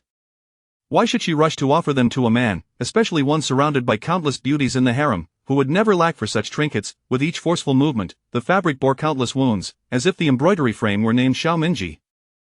Meanwhile, in the Qianqing Palace, upon hearing that Su Yuning would visit shortly, Xiao Minji changed his attire multiple times. He contemplated whether to don something more vibrant, lest she grow weary of the sight of white. He instructed his servants to prepare her favorite novels, an array of pastries, and her beloved jasmine tea. Xiao Minji's heart raced, unable to focus on the reports in his hand, frequently calling for Guo Maozhong to check for her arrival. He even discreetly inquired about when the 2 ladies of the Su family would leave the palace, yet, he waited and waited, from noon until the late afternoon, without a glimpse of her. Guo Maozhong's smile faded, overwhelmed by his master's mounting frustration. Too fearful to speak, his heart ached, lamenting, "Oh, imperial concubine, if you do not come today, the Qianqing Palace may soon become a cold palace." At the head of the hall, the emperor, clad in deep purple robes, emanated an aura of coldness. The servants within the palace dared not breathe, bowing their heads in fear for their lives. His piercing gaze fixed upon Guo Maozhong, his pent-up rage seeking an outlet. He seized a nearby teacup and hurled it across the room. Crash! The exquisite dark green porcelain cup shattered into pieces. The servants trembled, falling to their knees, pleading for the emperor's mercy. "It appears I have arrived at an inopportune moment, as your wrath burns brightly, your majesty." A melodious voice preceded her entrance. Soon, a graceful figure clad in a pink silk embroidered cloak glided into the grand hall, as the attending palace maids cautiously held up the curtain for the imperial concubine. Upon seeing her, Xiao Minji's irritation evaporated like mist. He hurriedly descended the steps from his dragon throne. "It matters not when Ningning arrives." His voice was gentle, devoid of any trace of anger. Replacing the palace maid's position, he took her delicate hand, his movements tender and reverent. Her warm little hand reassured him. He guided Su Yuning to navigate the shards of porcelain strewn across the floor, gently reminding her, "Watch your step, lest you hurt yourself." He led her to the exalted throne. Gazing at the servants still kneeling amidst the broken porcelain, his previous ire dissipated entirely. "You may rise." The servants of the Qianqing Palace hurriedly expressed their gratitude and rose, swiftly clearing the remnants of shattered pottery. Xiao Minji's elegantly slender fingers assisted Su Yuning in removing her cloak, casually handing it to a nearby maid. The hall was warmed by ample charcoal fires, causing Su Yuning's cheeks to flush. Xiao Minji, supporting her shoulders, gently urged her to sit upon the dragon throne. The attending servants felt their legs grow weak, wishing they could simply close their eyes to escape the scene. Was this something they were permitted to witness? Su Yuning, taken aback, instinctively attempted to rise, feeling as though she had become a furnace, uncomfortably warm. "Your Majesty, this is inappropriate." Xiao Minji smiled, yet his phoenix eyes revealed an undeniable authority. "As husband and wife, this throne is naturally for you as well." Unmoved, Su Yuning found herself unable to resist, resigning to the situation. "Have the 2 empresses also sat upon it?" Her tone carried a hint of sarcasm. Xiao Mingji's expression turned cold, falling into silence. The atmosphere in the hall grew tense. The sound of a pin dropping could be heard. After a moment, he finally gritted his teeth and declared, "This is the dragon throne." Did she think it was merely a wooden chair, for anyone to sit upon as they pleased?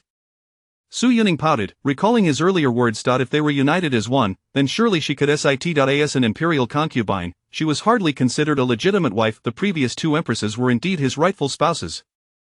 Xiao Mingji recognized his shortcomings towards her, unwilling to let anger fester between them. Chapter 24 of The Wife of Xiao Mingji. They are the queen of Deshi, not the wife of Xiao Mingji. The voice was deep and resonant.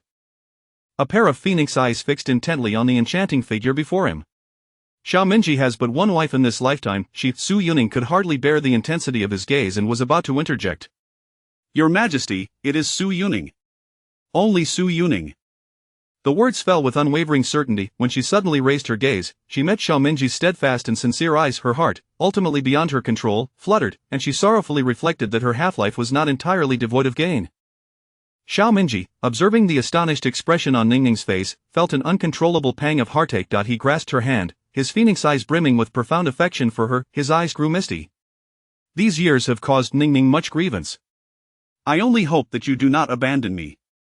His voice was tinged with a pitiable tone. He crouched down, pressing his face against her delicate fingers, yet he thought that even if Ningning chose to abandon him, he would warm her heart anew.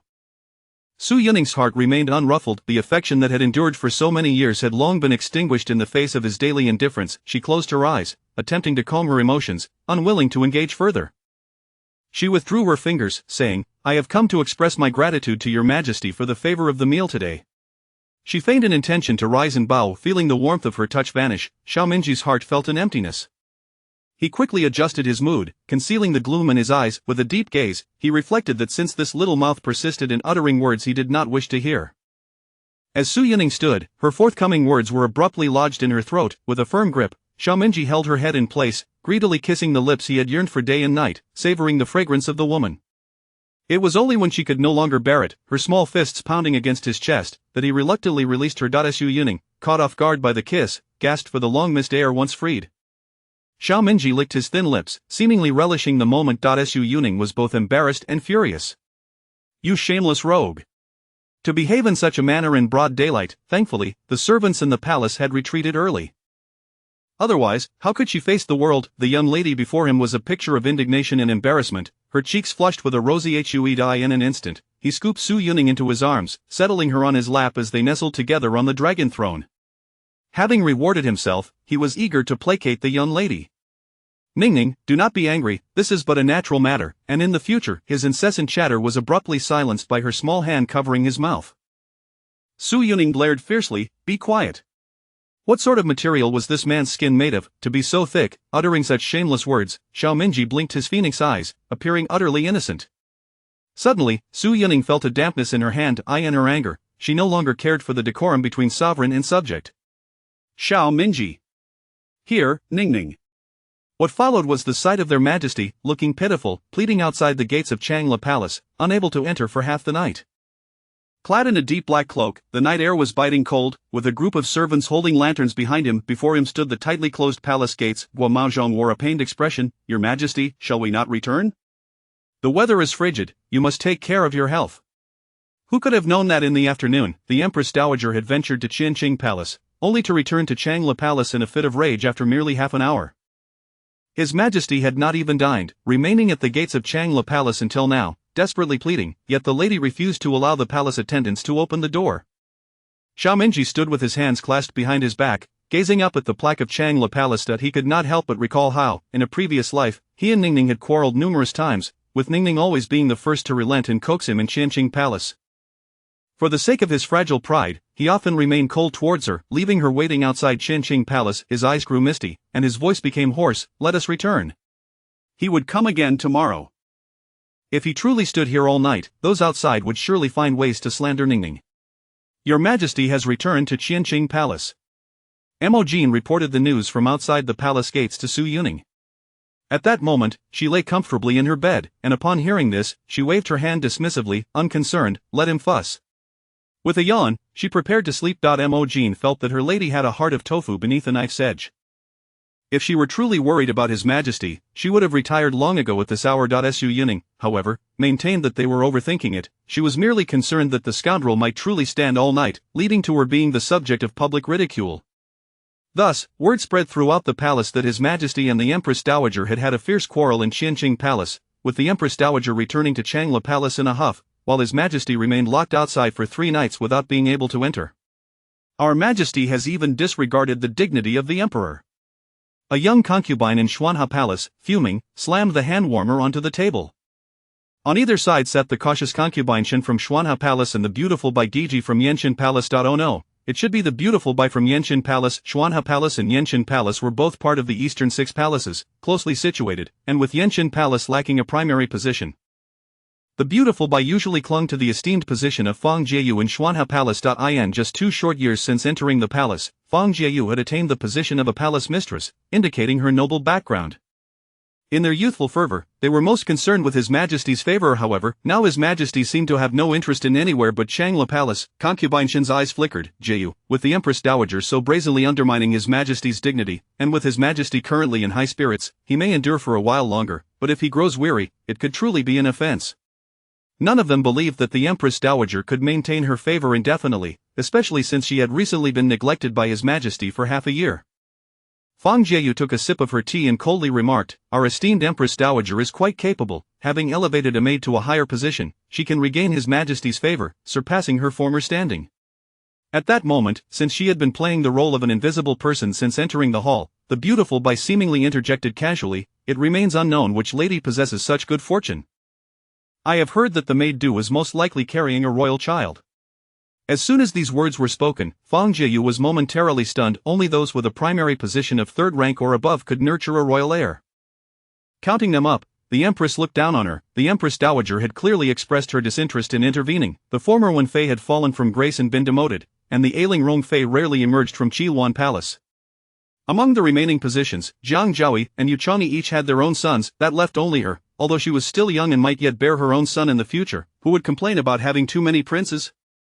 Moreover, Du's background was insignificant. It would take her many lifetimes to ascend to a primary position, and if she failed to conceive soon, she might have to beseech His Majesty for a change in the records. Surely, His Majesty would not wish for the mother of a prince to be a mere foot-washing maid. Having settled her thoughts, Fang Jieyu felt a growing impatience. As fellow sisters of the harem, as Du carries the dragon's heir, I should extend my care. The beautiful Bai observed her pretentious demeanor, lowering her head to conceal the glimmer in her eyes. Chapter 25. Climbing the wall at midnight. Xiao Minji had stood outside the Changel Palace for 3 consecutive days, leaving only at the stroke of midnight. This evening, Su Yining had removed her hairpins and settled onto her bed early. Little did she know, there was an unexpected movement at the carved window. Startled, she was silenced before she could call out, as a pair of large hands covered her mouth. The familiar scent of dragoness saliva filled the air. What more was there to understand? A surge of indignation ignited within her, and her fox-like eyes glared fiercely at the shameless robe before her. Dressed in a white brocade robe, Xiao Minji appeared even more distinguished under the moonlight. However, his actions were utterly unbecoming of his noble status. Realizing that the woman had recognized him, he immediately released his grip, attempting to take advantage of the situation by wrapping his arm around her delicate shoulders. Smack! The sharp sound echoed. Observing the man's unabashed demeanor, Su Yining swiftly struck his restless hand away. Outside the hall, Emojin, hearing the commotion, rushed in, only to meet the cold, piercing gaze of His Majesty. Terrified, she promptly knelt and retreated. Who could tell her how the Emperor had entered? At this, Su Yining felt a sense of amusement. Our Emperor's illustrious reputation might be tarnished in an instant, she teased, raising an eyebrow, climbing walls and windows. Xiao Minji sheepishly rubbed his nose, using his cool fingers to pinch her fair cheek. Then who is to blame? You ungrateful little thing. The man before her was icy, seemingly dressed in thin garments for the purpose of stealing fragrance and jade. Su Yining had no intention of bearing the crime of harming the dragon's body. She tossed a brocade blanket from the bed over him. Go warm yourself by the fire, don't let your chill make me ill. Xiao Minji caught the blanket and, hearing the girl's contradictory words, immediately broke into a smile. He followed her advice, warming himself thoroughly before finally entering the bed curtains. After all, he was to embrace the fragrant and soft beauty. He could not afford to bring a chill upon Ningning. Has Ningning's anger dissipated? He gathered her warm body into his embrace, releasing a satisfied sigh. Su Yuning's mind involuntarily drifted back to that audacious day in the Qianqing Palace and her cheeks flushed in the darkness. "Shut up," she exclaimed, her voice laced with indignation. Xiao Minji chuckled lowly. "Having been husband and wife for 3 years, what haven't we done? Why is it now that Ningning, the shameless man, was driving her to the brink of exasperation, unable to bear it any longer? She simply closed her eyes, feigning unconsciousness, seeking refuge in silence. Xiao Minji, aware of her bashfulness, decided not to tease her further. Yet, on this beautiful night, after standing for 3 days, he did not wish to leave empty-handed. The night was thick with desire, their bodies pressed closely together, his abdomen burning like a heated pillar. He turned his face, his soft lips gradually kissing her brow and eyes, before rolling over and firmly pinning her beneath him, murmuring, "Our imperial concubine has not graced the bedchamber in quite some time." Su Yuning felt her most primal desires awaken under his kiss, her body instinctively softening. Yet, with her hand pressed against his chest, she fought to retain the last vestiges of clarity. "No. No way." Xiao Minji, consumed with fiery passion, breathed heavily, his dark eyes swirling deeper than the night outside. He slightly propped himself up, brushing the stray hairs from her face, his throat moving gently as he spoke, the words heavy with longing. "Why?" His voice held a hint of desire.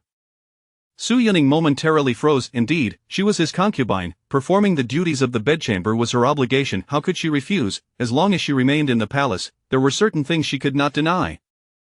It was not about affection, merely the whims of love. Her delicate hand resting against his robust chest gradually fell, her resolve weakening. The man atop her was instantly engulfed in lust, his eyes darkening with desire. They toiled relentlessly. The faint moonlight filtered through the clear window, casting shadows of their entwined forms upon the bed curtains. The room was awash with springtime fervor. Outside, the waiting servants lowered their heads, silently acknowledging the sounds emanating from within. Guo Maozhong could not help but cheer for his Majesty in his heart. What a magnificent emperor! It was not until the first light of dawn that the stirrings within the palace ceased. "Prepare water," a voice, sated and languorous, echoed within. Guo Maozhong jolted awake, glancing at the sky, hastily carrying hot water into the hall. He marveled at the emperor's figure, wondering if today's South morning court could still proceed. Xiao Minji casually donned a bright yellow sleeping robe, covering the alluring figure of the woman on the bed. He instructed the waiting servants outside, "Bring in the water and wait outside." Tenderly, he lifted the already slumbering woman, gently cleansing her as he worked with great care. Imogen and Guo Maozhong, who followed in, were taken aback by the sound of water and the emperor's commands. Previously, after the emperor and the imperial concubine engaged in intimate acts, it was the servants who attended to them afterward. What was happening now? Their minds raced with shock and speculation, though their faces remained impassive, seasoned by experience. In her dreams, Su Yuning murmured restlessly, her brows furrowing slightly. Xiao Minji meticulously washed her and dressed her in soft, comfortable nightwear before finally placing her upon the couch. Guo Maozhong entered quietly to collect the scattered items, not daring to glance at the bed. The garments strewn across the floor hinted at the night's intimacy. "Today South morning court is cancelled. Send the memorials to Changle Palace," he stated, his voice deliberately lowered and authoritative. His long fingers gently smoothed the creases from her brow, softly soothing her as he caressed her silky, dark hair. Guo Maozhong bowed in acknowledgement. The woman appeared to have experienced a nightmare, her eyes tightly shut, her ruby lips muttering, "I didn't do anything." The hand that had been stroking her hair halted abruptly, trembling slightly upon closer inspection. Xiao Minji's gaze darkened, and he swiftly gathered the woman from her bad dream into his embrace, as though to meld their very beings. His lips, filled with boundless affection and regret, pressed against her hair. "Ningning, be good. Nothing has happened." His phoenix eyes glistened with moisture as he comforted her for a long while. When Su Yuning finally awoke, she found herself refreshed and comfortable, though her weary fingers could barely lift. Struggling to rub her forehead, her face bloomed like a peach blossom, vibrant and dewy as if nourished by rain. Noticing the pale skin of her chest marred by bruises, she gritted her teeth in anger. Last night, it felt as if the man had not indulged in passion for 800 years, galloping across her body. Yet, in the past, she had only endured. Last night, she had been swept into the clouds with him. Moreover, he had not been as ruthlessly fierce as usual. His movements were tender and infused with emotion. Half awake, half asleep, it seemed he had been the one to cleanse her body. Perhaps it was merely a dream. How could that man ever do such things? Just as Su Yuning was about to call for someone, she realized her throat was hoarse, producing only a gravelly sound. Imogen, waiting outside, immediately brought forward a cup of prepared tea upon hearing her voice. After taking a sip, Su Yuning felt her throat soothingly moisten, bringing her considerable relief. Chapter 26 Consort Yi, heart at peace. Imogen dared not gaze directly at the ambiguous marks adorning the Empress's body, instead bowing her head as she assisted with her dressing. "Your Majesty, the Emperor did not attend court this morning. He has been in the side hall reviewing memorials for half the day. Once Imogen had hung the bed curtains, Su Yun-ning glanced at the sky, which was already brightening. "What time is it?" "Your Majesty, it is noon." Su Yun-ning's face flushed crimson, akin to a cooked shrimp. She had actually slept until noon. Imogen summoned a maid to assist with her hair, offering a bowl of nourishing honey soup that had been simmering nearby. "Your Majesty, this honey soup has been prepared by His Majesty's orders, concerned that you might awaken feeling unwell." Hearing this, Su Yun-ning felt somewhat relieved. Perhaps the dog of a man had a shred of conscience. After consuming the soup, the emptiness in her stomach lessened significantly, warming her insides. "Your Majesty!" A throng of palace maidens knelt in unison. A cascade of bright yellow fabric swept past. Xiao Mingyi, who had been handling state affairs in the side hall, hurried over upon receiving word that the Empress had awakened. He stepped forward, gently supporting her arm, and quietly inquired, "Does it still hurt?" He had sought out ointment for her that morning, fearing she might be in discomfort. The warmth of his breath brushed against her ear, sending a shiver down her spine. With her delicate, rosy cheeks, how could she dignifiedly respond to such inquiries? One of her attendants discreetly pinched his arm, signaling him to remain silent. It seemed there was no pressing matter at hand. Unfazed by the subtle gesture, Xiao Mingyi noticed her unsteady gait and continued to support her as they made their way to the dining hall for lunch. Su Yun-ning, surprised, asked, "Your Majesty, you did not partake in lunch?" Xiao Mingyi helped her to sit, feeling an indescribable heaviness in his heart.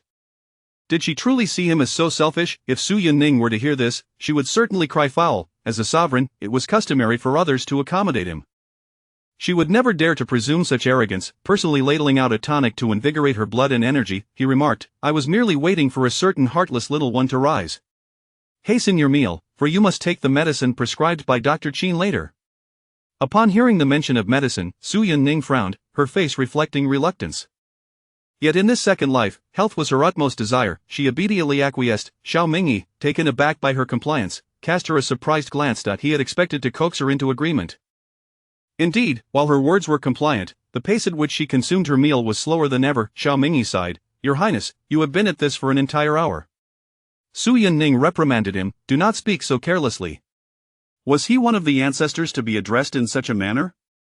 Was she to shorten her life or be accused of treason? Xiao Mingyi chose to overlook her words, merely signaling Imogen with his eyes. The latter entered with a dark concoction of medicine. Imogen wore a smile, but to Su Yun-ning, it appeared ominous. "Rest assured, Your Majesty, this medicine has been meticulously supervised by me and Mo Lin from start to finish." The implication was clear. No one had tampered with it. Feeling the weight of the gazes upon her, Su Yun-ning pinched her nose and downed it in one go. The thick, bitter taste of the medicine spread across her palate. It was only after taking a candied fruit from Mo Ying's hand that she felt a measure of relief. Meanwhile, Xiao Mingyi, who had been observing the scene, felt a heaviness settle in his gaze. When his Ning-Ning was a mere girl, she had always required his coaxing to take her medicine. Now, his fingers, adorned with a jade ring, tightened within the confines of his expansive sleeves. After lunch, Xiao Mingyi intended to have Su Yun-ning accompany him to the Hall of Supreme Harmony for official business, but she politely declined. Leaning against the consort's couch, she declared, "This humble servant is swamped with matters of the harem and cannot remain by Your Majesty's side." Xiao Mingyi, recalling the events of the previous night and earlier, surprisingly refrained from insisting further. "Very well, I shall await Your Highness's grace in the Hall of Supreme Harmony." Su Yun-ning thought to herself, "Then you shall wait." Imonan presented the palace accounts, while a small maid knelt beside her, massaging her legs. Su Yun-ning delicately picked up the topmost ledger and flipped through its pages. It detailed the monthly expenditures of each palace. Curiously, the largest expenses were not attributed to Fingyi Palace or Changle Palace, but to the Chilwan Palace of Consort Rong. Su Yun-ning's gaze lingered on the name Consort Rong, her thoughts drifting. Consort Yi, of the Yi family, was the daughter of a former Grand Tutor and also the Emperor's mentor. The Emperor had been a student of Grand Tutor Yi. However, the Grand Tutor had long since passed, and before his demise, he had entrusted the Emperor with his fragile daughter, who had entered the palace at the tender age of 13 in the 9th year of Yongchun, the same year Su Yun-ning was 12. From the moment Consort Rong entered the palace, she garnered the Emperor's favor, receiving numerous exceptional privileges during festive occasions, while other consorts, including the Empress, received their designated shares. Consort Rong was treated uniquely. Due to her frail health, she was advised against exposure to the elements, yet she had a fondness for peach blossoms. Consequently, the Emperor had a grove of peach trees constructed behind the Chilwan Palace for her enjoyment.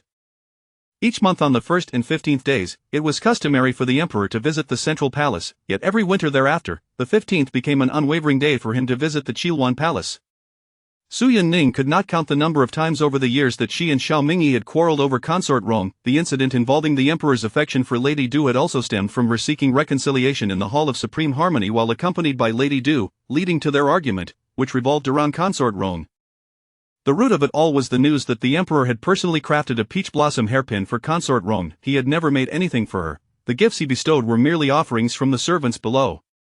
Thus, when she heard of this news, jealousy and envy surged within her like wildfire. In a reckless frenzy, she stormed into the Chilwan palace. The ethereal, ailing beauty was so provoked by her words that she fainted. When Xiao Mingyi hurried over, he did not cast her a glance, instead scooping up the unconscious consort Rong and departing. Yet, in those phoenix-like eyes, she detected a flicker of concern.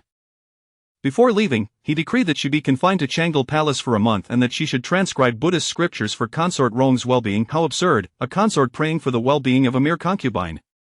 Su Yunning's eyes glimmered with cool disdain. The lingering warmth from last night's passionate entanglement had once again turned to ice in her heart. Abruptly returning to her senses, she realized with a start that today was indeed the 15th. Observing her mistress lost in thought over the words Chilwan Palace, Emonan gently spoke up. Since consort Rong entered the palace, His Majesty has decreed that all matters regarding Chilwan Palace should be handled according to the status of the Empress. Noting the lack of a strong reaction from the seated figure, she continued, moreover, consort Rong's health deteriorates in winter, necessitating an abundance of charcoal and rare medicinal materials. Consequently, her expenses have always been the highest. Thus, the costs associated with Chilwan Palace had long surpassed what consort Rong was entitled to. Su Yunning's gaze briefly skimmed the first column, her expression unwavering. Since it is His Majesty's decree, everything shall proceed as usual.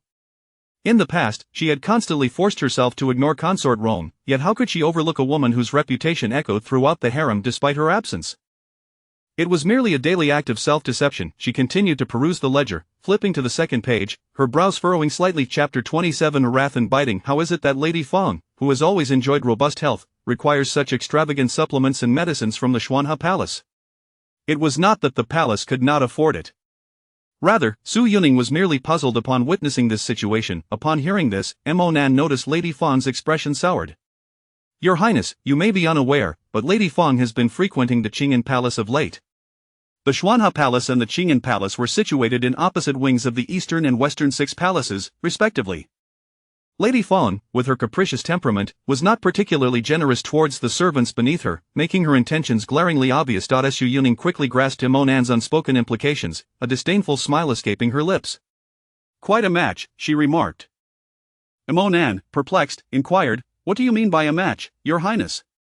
Su Yunning smiled but remained silent. Certainly, she was referring to the ungrateful offspring and the foolish adoptive mother. Once, she had been equally naive. With a light chuckle, she shook her head. It's nothing. Yet, her mind was preoccupied with pondering who had conceived the notion of adopting a son for the emperor for someone as foolish as Lady Feng, both in this life and the previous. Su Yunning's eyes flickered. It appeared her rebirth had altered many trajectories. Keep a close watch on whom the Xuanha Palace has been associating with recently. Emonan straightened her expression, acknowledging the command. Thus, Su Yunning spent the afternoon poring over account books in the Changle Palace. When the time for dinner arrived, it was the first time in recent days that Xiao Mingyi was absent from the palace. Su Yunning felt a sinking sensation in her heart, chiding herself for being overly concerned about these fleeting moments. Just as she was about to instruct Emojin to set the table, she heard Xia Ying announce, Your Highness, the eunuch Chang has come. Show him in. Little Chang entered the Changle Palace, bowing respectfully. This humble servant, Little Chang, pays his respects to the imperial noble consort. May the imperial noble consort be blessed. Su Yunning gestured for him to rise. You may rise. Thank you, imperial noble consort. A smile adorned Little Chang's face as he continued, Your Highness, the emperor has sent me to inform you that he will not be dining in the Changle Palace tonight. Su Yunning had anticipated this, though Xiao Mingyi need not have sent a servant to convey such news.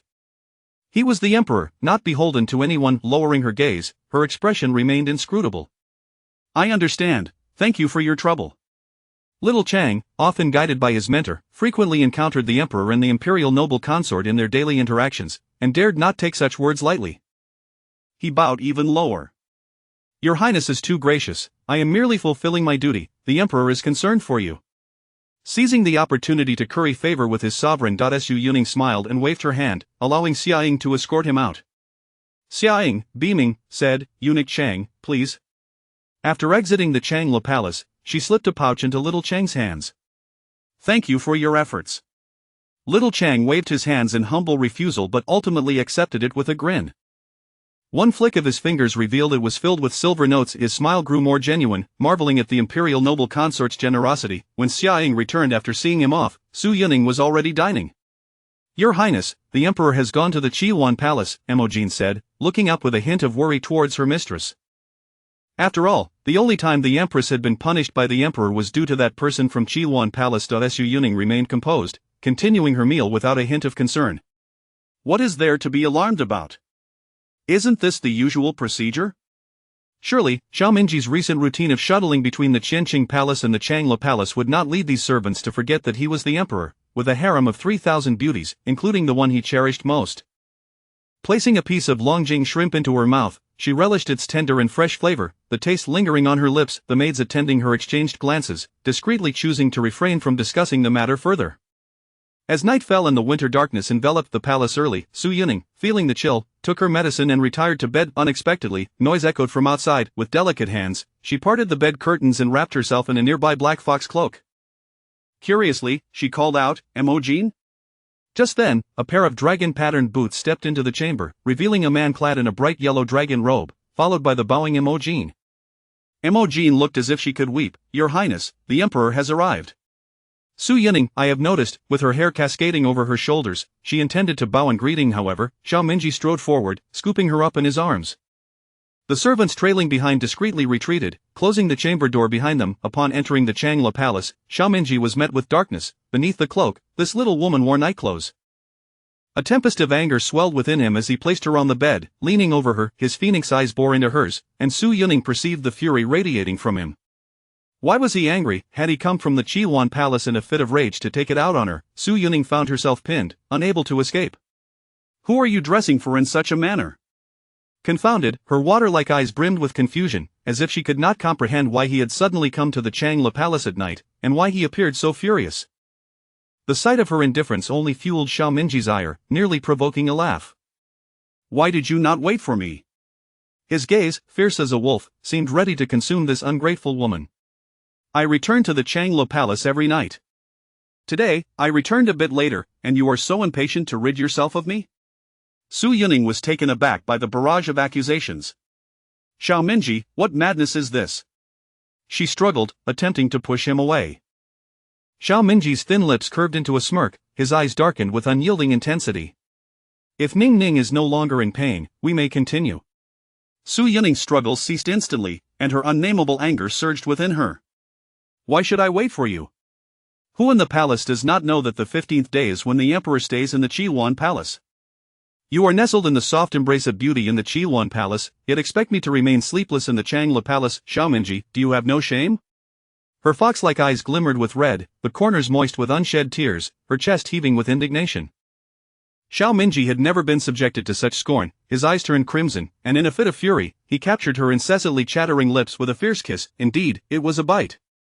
Xiaominji relentlessly nibbled on her lips, his dark hair cascading over the bed, their tresses entwined. His large hand gripped her porcelain wrist. Su Yuning felt a scorching sensation on her lips, completely at his mercy, aware that he had just been with another woman in the Qiyuan Palace, yet now he forced himself upon her.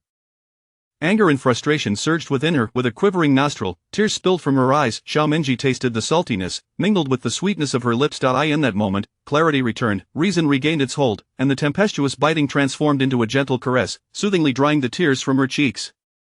Su Yuning, teary-eyed, turned her head to avoid his touch. Xiaominji sighed in exasperation. "Ning Ning, be good, do not cry." His elegantly long fingers gently wiped away her tears. Su Yuning, with her pearly teeth, bit down hard on the flesh of his palm. Xiaominji's brow furrowed. This girl had quite a fierce bite, yet he remained unmoving, allowing her to act as she pleased. It was only when Su Yuning tasted the metallic tang of blood that she released her grip, finally venting her frustration. "Are you calmed now?" Xiaominji's tone was indulgent. Earlier, he had been infuriated by her nonchalant demeanor, but now, witnessing her tear-streaked face, she appeared so pitiful that any remnants of his anger dissolved entirely. Chapter 28. The palace maid's defiance. Su Yuning forcefully swatted away the large hand that restrained her, dabbing at her tears with her own hands. She wiped her lips, which bore the marks of the man's biting, with a fierce determination. Feeling no pain whatsoever, the smile on Xiao Minji's face vanished, replaced by a brooding darkness in his eyes. Ning Ning, you truly are being unruly. The young girl's lips were chapped, yet she rubbed them vigorously, so disdainfully towards him?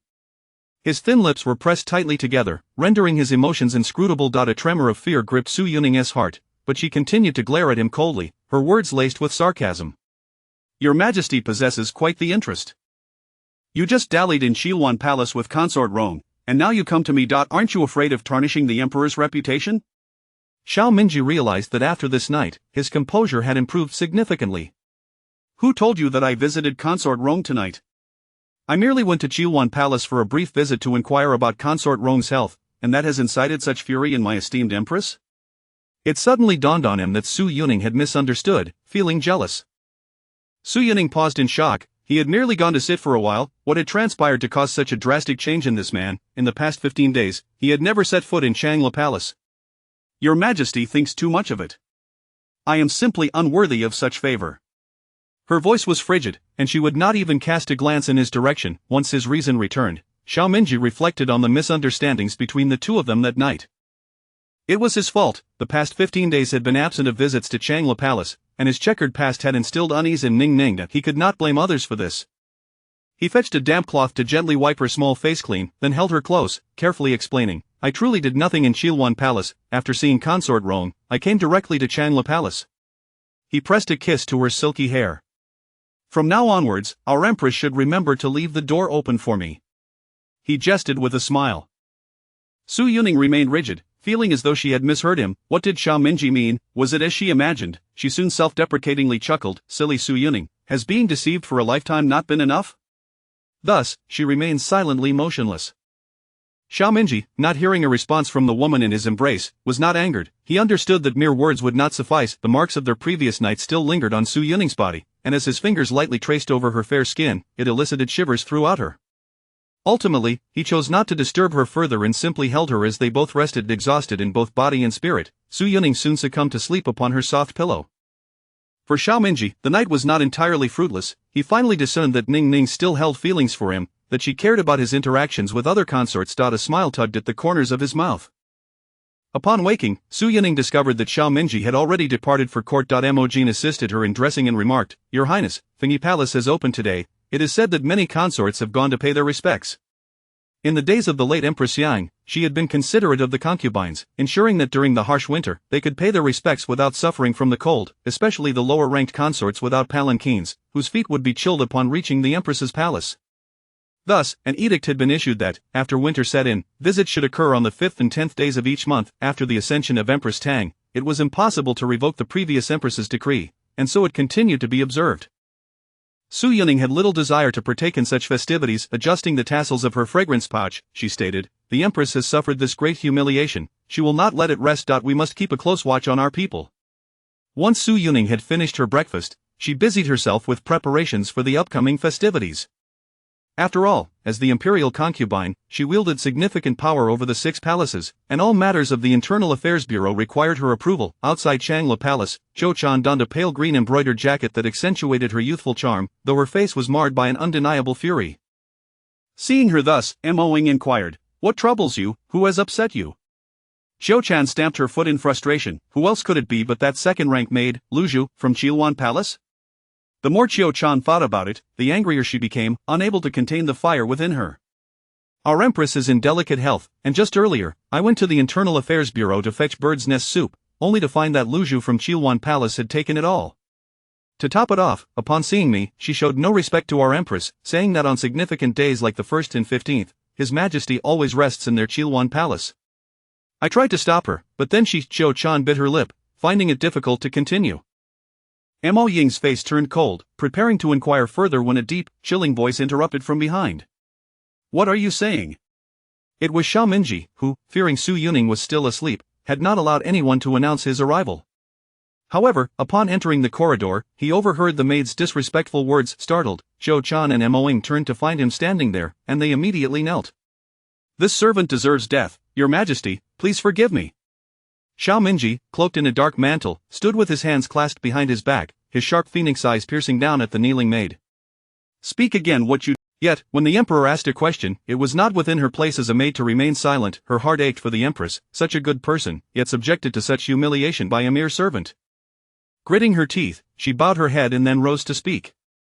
"In response to your majesty," Luju said, "what of the imperial concubine? She has also been punished before consort Rome. Should I bring forth the Buddhist scriptures the empress transcribed and throw them in front of her? They are merely used to prop up the table in her quarters." With that, she closed her eyes and forcefully bowed her head to the ground, uttering no further words. Silence enveloped the palace. The maids and eunuchs knelt in place, sensing that Luju's days were numbered. "What is everyone doing kneeling here?" It was Su Yuning. Hearing the commotion outside, she stepped out to investigate and to catch some fresh air. To her surprise, she found Xiao Minji alone in the corridor, surrounded by kneeling maids and eunuchs. Among them were Qiu Chan and Mo Ying from her own palace. Xiao Minji, upon hearing her voice, abruptly looked up. Su Yuning clearly saw his eyes redden, as though he were capable of murder. Confused, she wondered what could have caused him such distress. How could her own people provoke the emperor to such a degree? Seeing her attire insufficient for the chill, Xiao Minji's expression darkened further. He quickly removed his mantle and draped it over her shoulders. His sharp phoenix eyes swept over the maids behind her. "What are you all doing, lacking the sense to drape your mistress with a cloak?" Thus, the servants behind Su Yuning knelt in fear and trepidation. Helpless, she took his hand and asked, "What is the matter? What crime have Qiu Chan and the others committed to provoke such a reaction from your majesty?" She gestured for the servants to rise. The palace attendants cautiously raised their eyes to gauge the emperor's mood. Hesitant to move, Xiao Minji firmly grasped her soft hand, letting out a cold snort. "What, you no longer heed your mistress's words?" Only then did the servants bow their heads in gratitude before standing.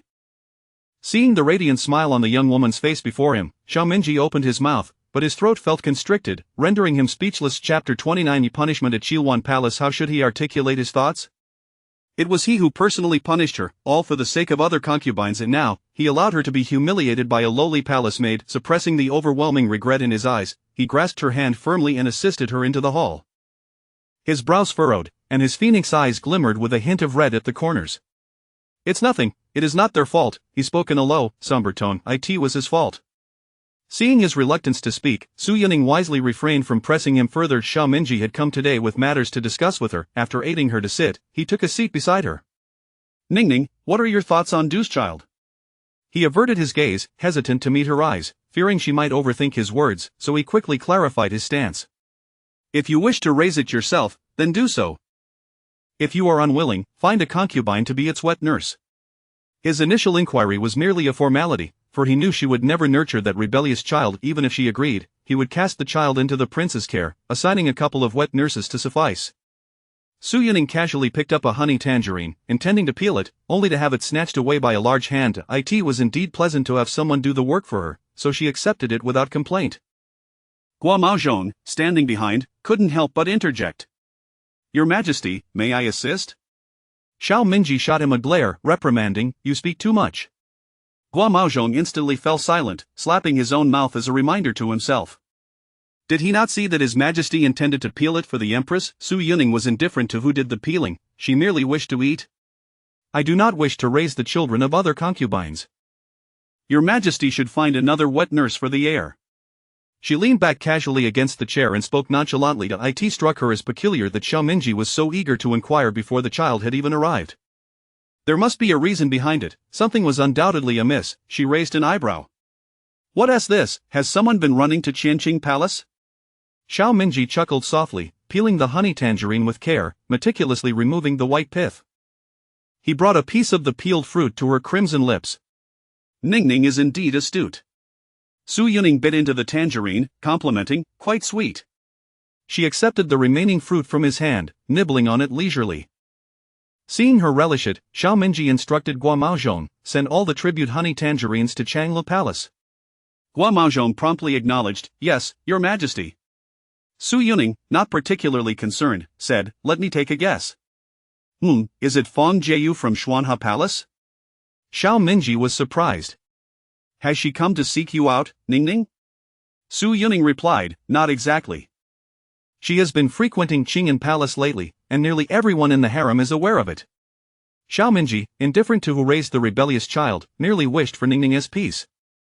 However, Su Yuning smiled slyly, "I wish to plead for a favor on behalf of Du. the agony of mother and child separation is too painful, why not grant you the privilege to personally nurture the heir, your majesty? Xiao Minji paused, subconsciously touching the fragrant pouch at his waist. Ningning, his gaze darkened momentarily. He swallowed hard. I shall heed Ningning's wishes. Su Yuning, absorbed in her own delight, failed to notice Xiao Minji's unusual demeanor, since that rebellious child only harbored affection for his biological mother. Perceiving her as a villain and causing their separation, she would facilitate their reunion.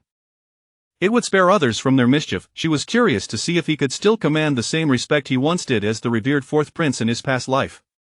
Xiao Minji, unusually, did not linger long and rose to leave. There are memorials to review at Qianqing Palace, I must take my leave. Su Yuning certainly noticed the change in his demeanor. After dispatching this formidable presence, her peripheral vision caught sight of Qiuchan, who was making an effort to diminish her presence by standing to the side. Su Yuning cast a casual glance. Are you not coming here? Do I need to summon you? Qiuchan hesitantly approached and knelt. Your Highness, please forgive me, I truly did nothing. Su Yuning did not intimidate her but urged her to speak honestly. Qiuchan recounted the words she had spoken outside the hall, lowering her head and remaining silent. Su Yuning could hardly fathom that a mere palace maid from Chilwan Palace had dared to overstep her bounds. However, Xiao Minji's reaction earlier must have been in response to this incident. What, ultimately, was his stance? Su Yuning maintained a calm expression, unfazed by the anger others anticipated. Emojin, go to Chilwan Palace and bring that maid here, give her 50 slaps and 30 strokes with the rod. Emojin accepted the command and proceeded to Chilwan Palace to deliver the edict. In Qianqing Palace, after leaving Changla Palace, Xiao Minji's countenance darkened, his rage boiling over. Standing before the imperial desk, his formidable aura compelled all the palace attendants to kneel in submission. Guamaozhong, go convey my decree. The palace maid Lu Zhu from Chilwan Palace has offended the Empress Zhao Yuan with disrespectful words. She is to be executed on the spot. Concubine Rong of Chilwan Palace has been lax in discipline, allowing her maid to commit such an offense. She is to transcribe the palace rules 100 times and submit them to the Empress within 3 months. The dragon robe fluttered in the air as its master's fury manifested in sweeping gestures.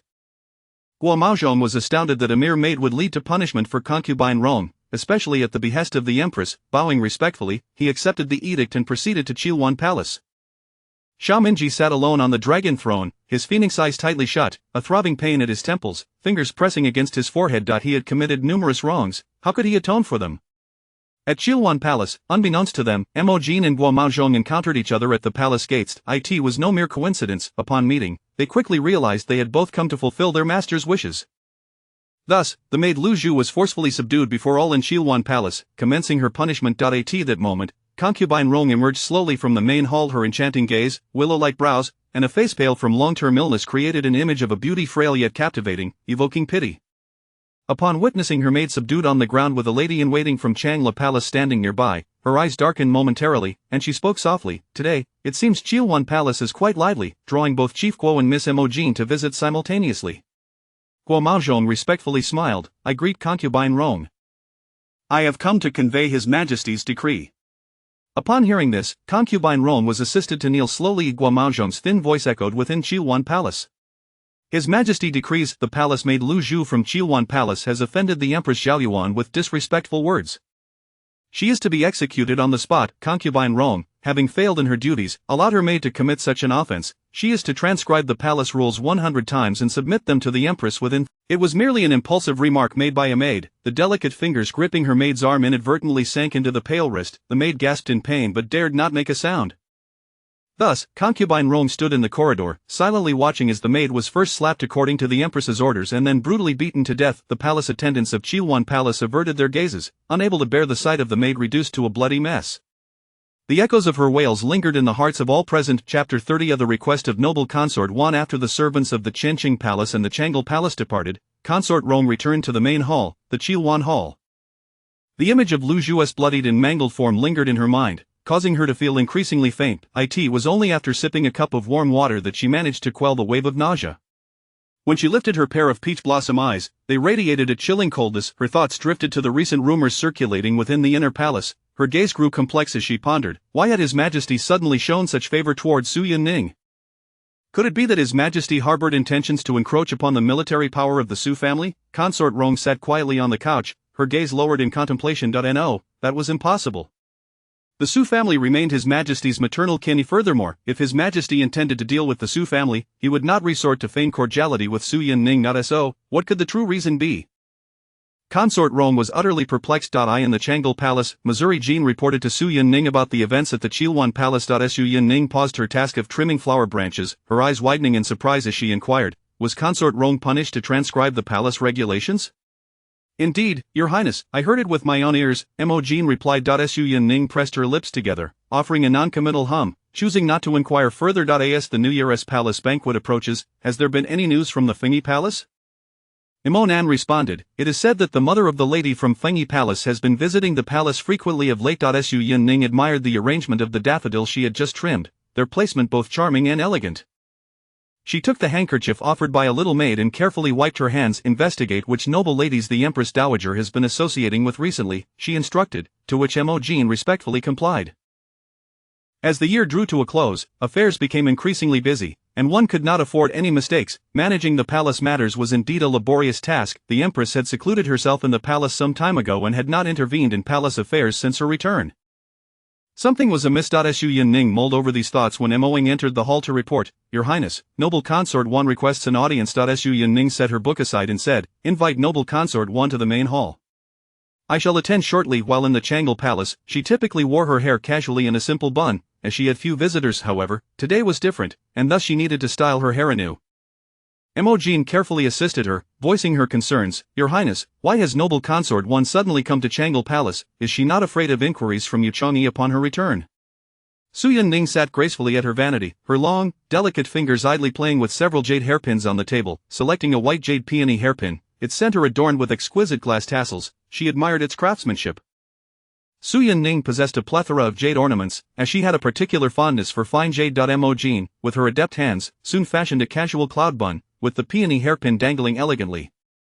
Su Yunning took Mo Jean's hand and entered the main hall. A Noble Consort Wan respectfully greeted, this humble consort bows before Your Highness, wishing you good fortune and auspiciousness. Su Yunning smiled warmly and assisted her to rise. Noble Consort Wan, please take a seat. What brings you to Changle Palace today? After Su Yunning seated herself at the head, she sipped from her floral tea. Noble Consort Wan also sat down, merely touching her teacup to her lips before setting it down. Her gentle face appeared somewhat awkward. This humble consort has crafted some pouch trinkets. On that day, I noticed Your Highness's fondness for the pouch at your waist, so I specially brought these as a gift. I hope Your Highness does not find them lacking in finesse. She smiled shyly. Su Yunning signaled with her eyes, and Mo Lin stepped forward to receive the tray, turning to present it to her mistress. Su Yunning did not reach for them but merely glanced over, complimenting, Noble Consort Wan possesses exquisite craftsmanship. I lack such talent. Upon seeing that Su Yunning did not touch her gifts, Noble Consort Wan's smile faltered momentarily before she regained her composure.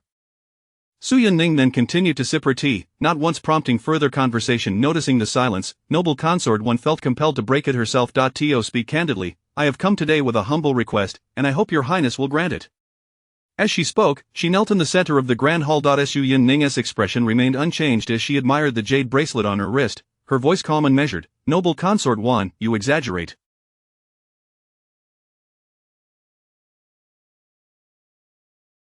If you have any grievances, you ought to seek the Empress. The kneeling figure trembled slightly. She then shifted her tone. However, Noble Consort Wan, you may share your thoughts. As sisters of the inner palace, there should be no animosity among us. Noble Consort Wan began to regret coming to Changle Palace, as the Empress was astute, and nothing could escape her keen perception. Yet, having come this far, she felt she had no choice but to proceed.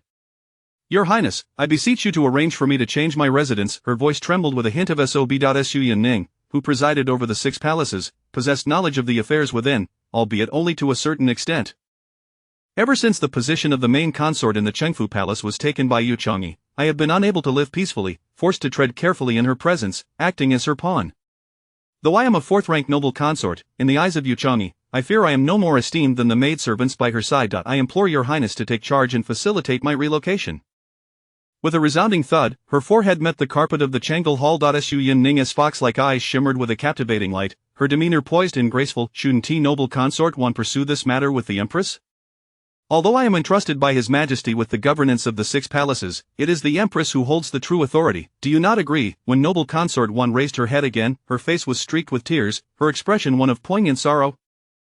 I have indeed considered this, but her gaze darted about, lingering subtly on Emojin and Molin. Su Yun-ning, not overly concerned, replied, "Noble Consort 1, feel free to speak your mind."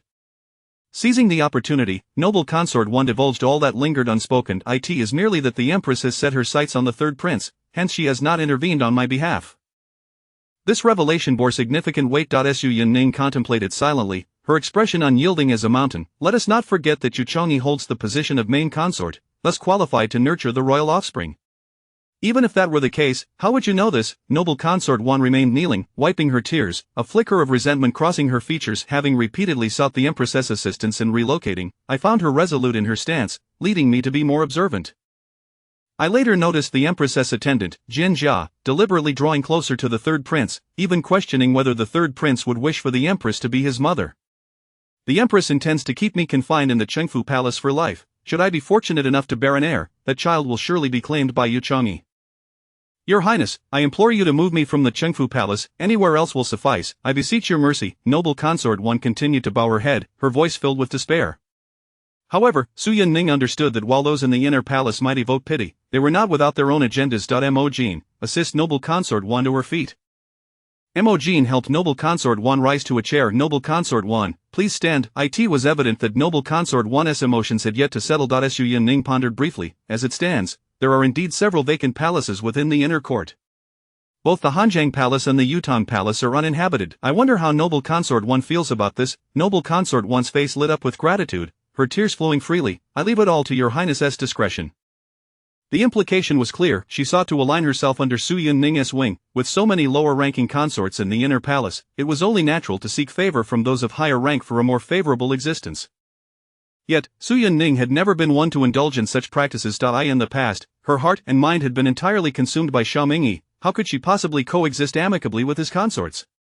Chapter 31. Rumors abound. Yu Chongyi in anger. The relocation of the palace naturally requires His Majesty's approval. We cannot rush such matters. I assure you, it is a priority I shall keep in mind, declared Su Yun-ning with a composed demeanor. The gentle and noble Wang Guipin immediately rose to express her gratitude. Your grace is boundless, Your Highness. I am at a loss to repay you, but I shall devote myself to serving you in the days to come. Su Yun-ning refrained from responding, stating, as a consort in the imperial harem, it is your duty to fulfill your role. I have yet to express my gratitude for your support on that day in Fingyi Palace. The implication was clear. She had no intention of pursuing any further interaction, and the matter was settled. Wang Guipin stiffened. I do not dare to accept such words, Your Highness. Su Yun-ning merely smiled kindly. After dismissing her visitors, Su Yun-ning removed the mask from her face. Emojin promptly stepped forward to massage her shoulders and could not help but inquire, Your Highness, do you truly intend to assist Wang Guipin? Su Yun-ning lazily leaned back in her chair, gently closing her eyes. Since she was willing to speak on my behalf that day, I shall grant her this favor, but let it end there. She is a clever and meticulous person, and I do not appreciate those who scheme against me. Although Wang Guipin's intervention had little significant impact, she had still instructed Mo Wing to deliver rewards to Chengfu Palace. It was best to sever these reciprocal ties now. Wang Guipin's thoughts were intricate, and her previous deference to the Empress could not guarantee she had not noticed any peculiarities. The ease with which she shifted her allegiance to Changla Palace belied the calculations lurking beneath. Such a person was one Su Yun-ning preferred not to befriend. Emojin twirled her eyes and gently reminded her, Your Highness, Wang Guipin just mentioned the one in Fingyi Palace. Su Yun-ning opened her eyes and scoffed. What in this world allows one to usurp another's child while still expecting the mother to bow to her? Emojin immediately understood. This servant comprehends. Soon after, several pieces of news circulated within the palace. The first being that Wang Guipin of Chengfu Palace had been relocated to the side hall of Yongchun Palace, Ningxi Hall. It was said that this move was personally advocated by the imperial noble consort. Could it be that Wang Guipin had thrown her lot in with the imperial noble consort? The others could only speculate. Another piece of news was that Yu Chongyi, who had been quite close to Fingyi Palace, had not visited in quite some time. In Chengfu Palace, Yu Chongyi glared at the several low-ranking consorts before her anger boiling over as she smashed a teacup. Crack! The blue-on-white porcelain teacup shattered into countless pieces. The consorts below dared not utter a word. Flames of fury danced in Yu Chongyi's eyes. That wretched Chen has betrayed me, allying herself with the imperial noble consort. Does she truly believe the imperial noble consort holds her in esteem? Just like that, she was shifted to Jiang Zhaoyi's side. With a cold snort, she added, Jiang Zhaoyi is still under house arrest. I shall see what greater figure Wang Guipin can latch onto. Yu Changyi scorned the woman Chen, who constantly engaged in petty schemes while residing in Chengfu Palace, failing to conceal her intentions. Was it not clear that she sought to exchange her position for one without a main seat? Aspiring to rise in rank, she ought to reconsider her own worth. Though her father's position was not particularly exalted, his experience was considerable, yet he lacked favor. A low-ranking consort sneered, Wan Guipin seems to believe she can rely upon the imperial noble consort's support, yet she has merely been dispatched to Yongchun Palace. Li Kai, filled with disdain, thought Chengfu Palace was hardly a desirable place, let alone Yongchun Palace. Zhang Zhaoyi was not guaranteed to take an interest in her either. Yu Changyi lazily lifted the teacup just brought by a palace maid, taking a sip while casting a sidelong glance at the consorts below. She admonished, this Chengfu Palace is not a place one can enter or exit. You would do well to keep your schemes to yourselves. Wan Guipin's fate is yet to unfold. The others quickly rose and bowed, we shall heed your highness's counsel. Yu Changyi's anger subsided somewhat. After dismissing the crowd, she leaned on her confidant Ding Xiang's arm and entered the inner palace, her eyes filled with malice. That old hag, the Empress, is useless herself yet dares to covet my precious son. What a delusional thought. The most cherished aspects of Yu Changyi's life were the Emperor's affection and her only son. She had not anticipated that the Empress harbored such ambitions, despite her previous respectful demeanor toward her. Ding Xiang shared her mistress's indignation. Your Highness, you have offended the imperial noble consort on behalf of the Empress. It is shocking that the Empress dares to set her sights on our young master. Yet why has the Empress fixated on our third prince? Yu Changyi scoffed. Currently, His Majesty has 3 healthy princes. The eldest is already 6 years old, a dullard at that, and thus lacks His Majesty's favor. The second prince is the biological son of the late Empress. As a consort, she cannot hope for her own son to eclipse the second prince's status, especially considering the Yang family is still influential. My son is clever and charming, young enough to be easily molded, and His Majesty has often visited him. Does that not make him the best choice? Ding Xiang then ventured, Your Highness, is there not still an unborn prince? Yu Changyi cast her a fleeting glance, her gaze deepening for a moment. The Empress may not regard Du's lineage as worthy. Then, a thought struck her, and she smirked. While the Empress may find him unworthy, there are others who do. Empress, I shall return the favor in kind. In Fengyi Palace, Empress Tang lay in bed, her complexion pale as she sipped the medicine brought to her by a maid. Who on earth leaked this information? How am I to maintain my standing in the harem now? Enraged, the Empress clutched the brocade quilt beside her fiercely.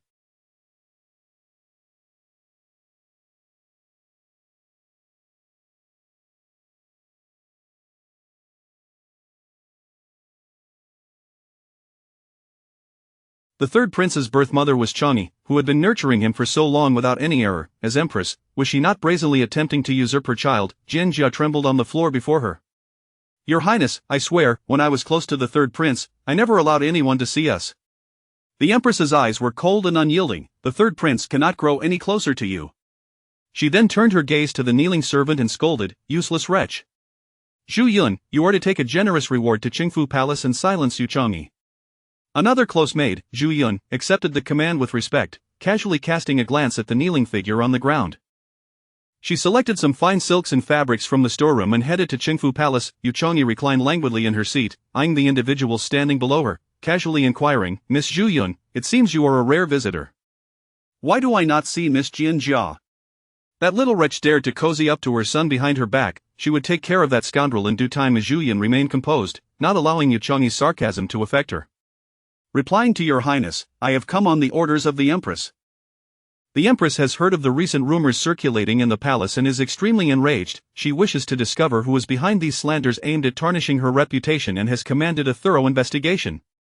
A single rumor indicated that the Empress would no longer actively nurture the third prince henceforth. Though Yu Changyi felt an inner fury, she ultimately felt a sense of relief. Chapter 32 of the New Year's Eve banquet. Indeed, Your Highness, in consideration of your thoughts, the Empress has specially dispatched this humble servant to present you with a reward, consisting of the latest fashionable offerings from the tribute, said Yu Changyi, without casting a glance at the silks behind her, a smile that was neither here nor there gracing her lips. Miss Zhu Yun possesses quite the eloquence. The remark truly made her feel nauseated. Did she presume that her intentions were to snatch her son away? Zhu Yun maintained her composure, her expression unchanging. Your Highness, you flatter me. If there are no further instructions, I shall take my leave, Yu Changyi replied, dismissively waving her hand without another glance. Zhu Yun, having observed proper etiquette, exited the Chengfu Palace. Upon hearing Zhu Yun's report regarding Yu Chongyi's attitude, Empress Tang felt a wave of frustration wash over her, momentarily closing her eyes. This pawn has become useless. Cough, with a heaviness in her chest, Empress Tang could not restrain a fit of coughing. Since her seclusion in the palace, her health had deteriorated considerably. The imperial physician attributed it to a chronic ailment, exacerbated by the dry winter climate. Empress Tang accepted the handkerchief that Zhu Yun offered, dabbing at her mouth. Jianjia knelt on the ground, reporting, "Your Highness, I beg your pardon, but I have been unable to ascertain the source of the rumors. It is only that the previous Lady Wan often visited Yu Chongyi at the Fengyi Palace. Perhaps I was careless and was seen by her." Jianjia lowered her head, awaiting the Empress's judgment. In an instant, Empress Tang grasped the situation. What a cunning Lady Wan, truly a dog that bites but does not bark.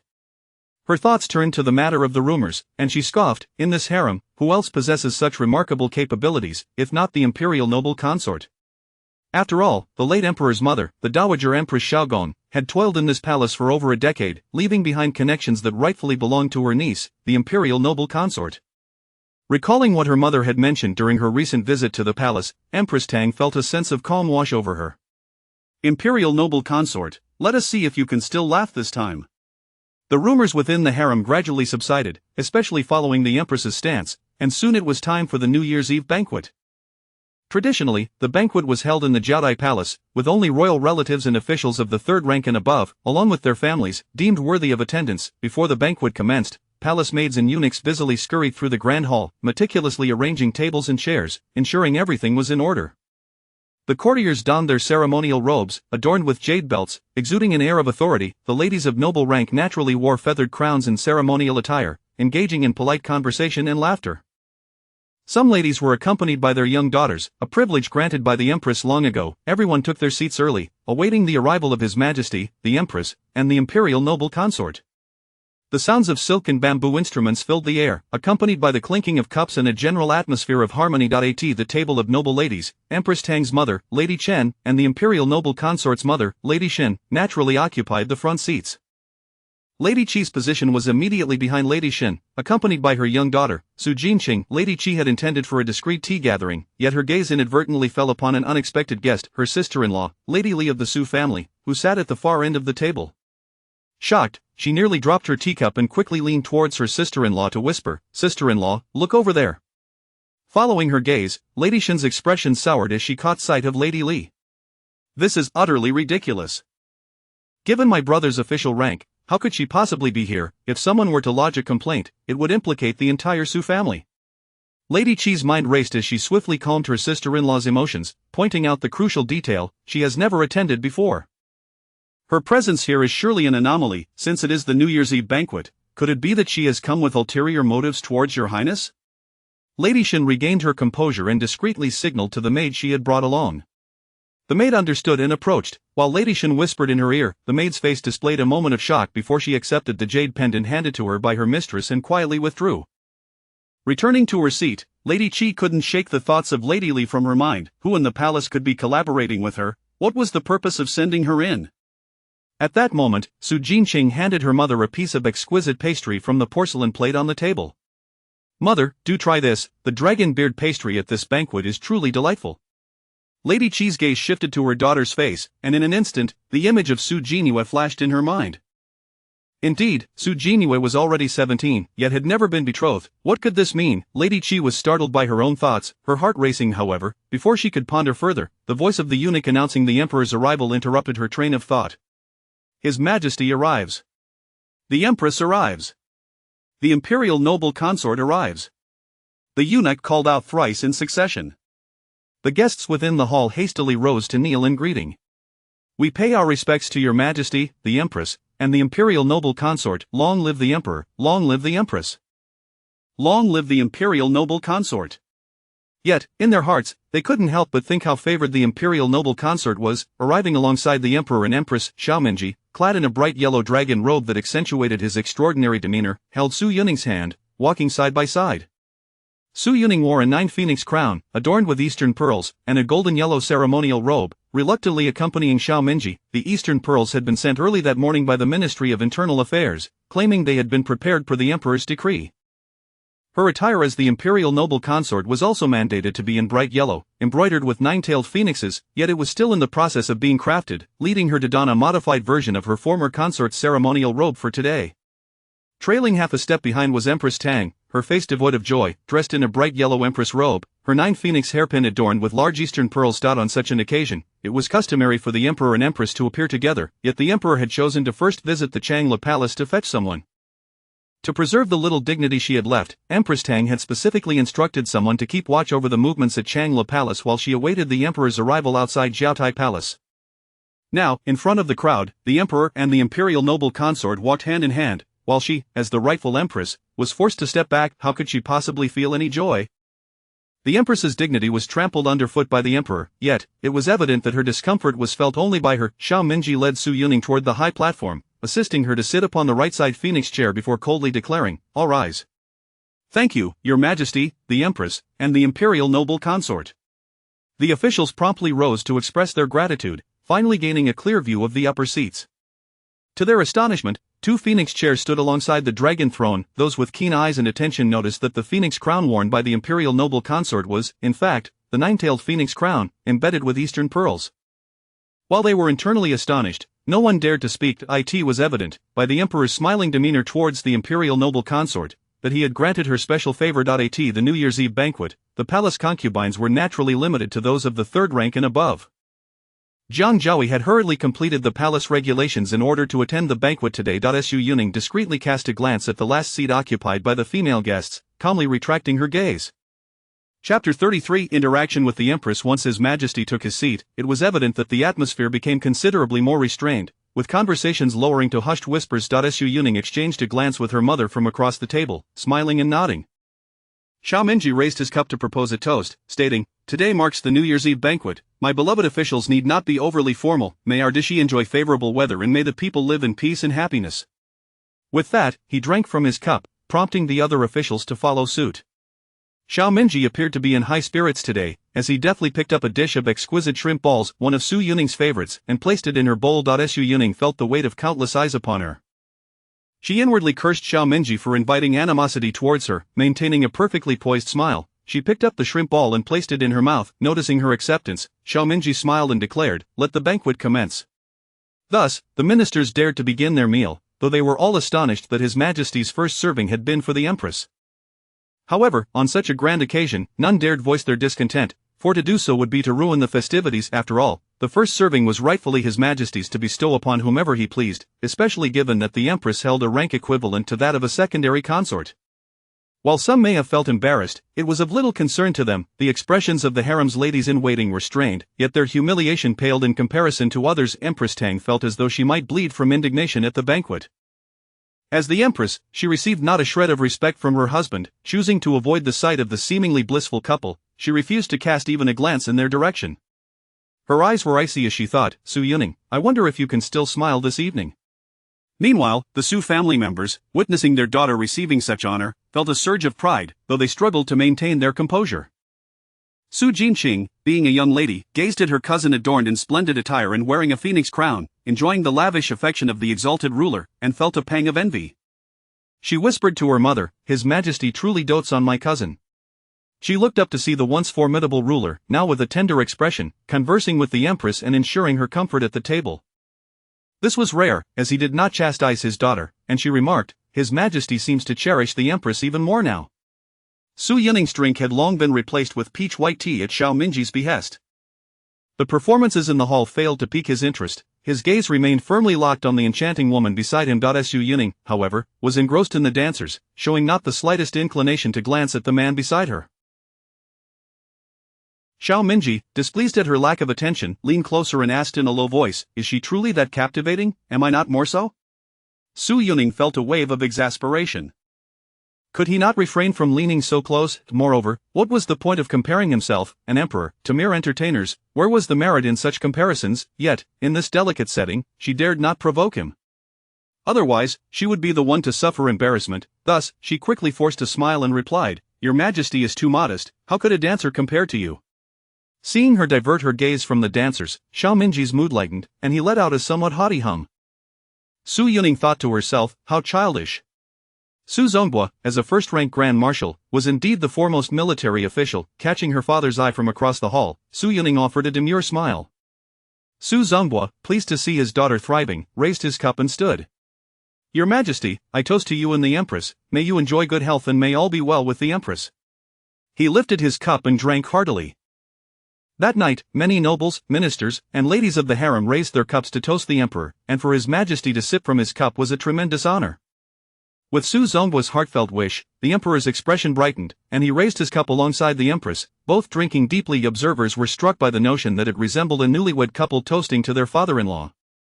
Xiao Minji laughed heartily, then the Emperor and the Empress graciously accept Su Aiqing's blessings. I also wish for my uncle and aunt to enjoy good health and tranquility. Su Yuning's fox-like eyes sparkled with delight as she smiled. I too wish for my father and mother to enjoy happiness and health. Su Zonghua and Shen were taken aback, bowing in gratitude. Both wore radiant smiles, causing envy to bubble up among their peers and fellow ladies, who could boast such esteem to receive a blessing from His Majesty, who dared to, yet here stood Su Zonghua, who could. Alas, envy was futile. After all, he was the Emperor's maternal uncle and the Empress's own father. In contrast, Tang Zhua, who had just relished a sip of wine, now found his expression darkening with discontent. Yet, he could not voice his grievances, for His Majesty had called him uncle, not father-in-law, and what could he possibly say? His face flushed with frustration as nearby officials wisely chose to remain silent. On Su Zonghan's side, there was no hint of dissent. Why should the Emperor bless his elder brother but not him? How could he possibly show his face? After all, the Emperor consistently referred to his elder brother as uncle, and Su Zonghan understood his position all too well. He nonchalantly raised his cup and drank quietly. Those attempting to sow discord among the Su brothers found their efforts thwarted. Any whispers of discontent were swiftly silenced by Su Zonghua's presence, and they chose not to embarrass themselves further. Among the ladies at the end of the table, one woman fumed at the warmth displayed between the Emperor and Su Zonghua's couple. This was Madame Li, the third wife of the Su family. Why should she, as the Emperor's aunt, be relegated to the farthest seat? While the Shen family basked in the Emperor's personal blessings, forcing herself to suppress her resentment, she refused to believe that Su Yuning's favor would endure indefinitely. Up at the front, Xiao Minji was intent on serving Su Yuning more dishes, anxious that she might go hungry behind him, while Mao Zhong remained composed, fully aware of the Emperor's adeptness at attending to the Empress's dining needs. However, given that this was a banquet, one might have hoped for a bit more decorum. As the performances concluded, Xiao Minji recalled the matters that had troubled Su Yuning in recent days. Suddenly addressing the assembly, he remarked, I have heard that my second uncle has brought his young daughter with him today. Su Zonghan and Shi were taken aback. They had never anticipated that His Majesty would mention Jinqing. Both parents, though uncertain of the Emperor's intent, quickly urged their daughter to rise and pay her respects. Su Zonghan bowed deeply. Your Majesty, this is my daughter Jinqing, she will soon turn 14. Shi's heart raced as she discreetly glanced at the Empress, who appeared somewhat surprised. Chapter 34 Marriage Proposal and Performance. Evidently, Su Yuning was equally perplexed by Xiao Minji's intentions. However, recalling their casual conversation from a few days prior, she began to comprehend the situation somewhat. Xiao Minji nodded lazily and inquired, is Lord Wenrong present? Zhou Huichuan held no official title and was not the heir of the Wenrong Marquisate, thus he could not enter the grand banquet hall. Nevertheless, Lord Zhou and his wife, along with Zhou Huichuan's elder brother, Zhou Huainan and his wife, were all in attendance. Upon hearing His Majesty's inquiry regarding the second daughter of the Su family and his own mention, Lord Wenrong felt a flicker of contemplation and hastily rose to pay his respects, stating, this old minister is here. Xiao Minji, with a gentle demeanor, remarked, a few days ago, I heard from the Empress Dowager that her cousin has been betrothed to your family's third son. Is this true? Even with some forewarning, Lord Wenrong was taken aback. The current emperor typically shunned such matchmaking endeavors. While royal family connections were somewhat acceptable, few sons and daughters of ministers captured His Majesty's attention. When he initially considered an alliance with the Su family, he never dared to anticipate such an honor today. This elevated both the Empress Dowager and the second niece of the Su family in his esteem. Did he not hear that it was the Empress Dowager's cousin, rather than His Majesty's cousin, who was being discussed? With a respectful tone, he replied, indeed, Your Majesty, it is true. The youngest daughter of Minister Su is well versed in propriety and shines like the spring blossoms. I have indeed shamelessly approached her family to seek her hand for my son. Upon hearing this, Xiao Minji nodded and turned to Su Zonghan, asking, what are your thoughts, second uncle? At this moment, Su Zonghan understood perfectly. The Emperor was bestowing honor upon the Empress Dowager by elevating his daughter. In response to Your Majesty, the third son of the Zhou family is a remarkable young man, well educated and talented. My wife and I have indeed contemplated a union. Unlike Lord Wenrong, who was eager for the match, he was mindful of his daughter's reputation. Xiao Mingji expressed his satisfaction. If that is the case, then on the day the Zhou family's third son passes the imperial examination, I shall joyfully grant marriage to the Empress Dowager's sister. He then meaningfully nodded at Lord Wenrong, adding, Lord Zhou, you must diligently oversee your son. Both the Su and Zhou families were filled with joy and knelt in gratitude, exclaiming, We thank your Majesty for your great favor. Lord Zhou, perceptive to the Emperor's intentions, assured, This old minister will certainly remind my son to live up to your Majesty's expectations. Xiao Mingji, hearing this, felt a sense of satisfaction. Since Yuning had mentioned her cousin's connection to Zhou Huichuan, he had dispatched the Dragon Wing Guard to investigate the young man. With good character and commendable education, he was indeed a fine lad. Thus, he facilitated the verbal betrothal to prevent the Zhou family from becoming overly proud due to their noble status. With a casual wave of his hand, he said, Please rise. As everyone resumed their seats, their faces radiated uncontainable joy. After all, this was a royal marriage proposal, a monumental honor, especially for the Qi family, who stood tall and beamed with delight. Hadn't His Majesty just mentioned a marriage for the Empress Dowager's sister? The Zhou family was basking in the Su family's glory. She wondered how the future Lady Wenrong would carry herself. The Zhou family members also wore smiles, though compared to the Su family, the expressions of the two ladies from the Zhou family were not as jubilant. One felt that such a daughter-in-law would have a formidable background and would need to be treated with caution upon entering the Zhou household. The other worried that with such a well-connected sister-in-law, the current generation might not be governed solely by her as the future lady of the house. Meanwhile, Xiao Mingji was preoccupied with securing accolades for his beloved Ningning. After all, the imperial decree for a marriage could not be given without due acknowledgement. He intended for the bride's cousin, our Empress Dowager, to express gratitude on their behalf.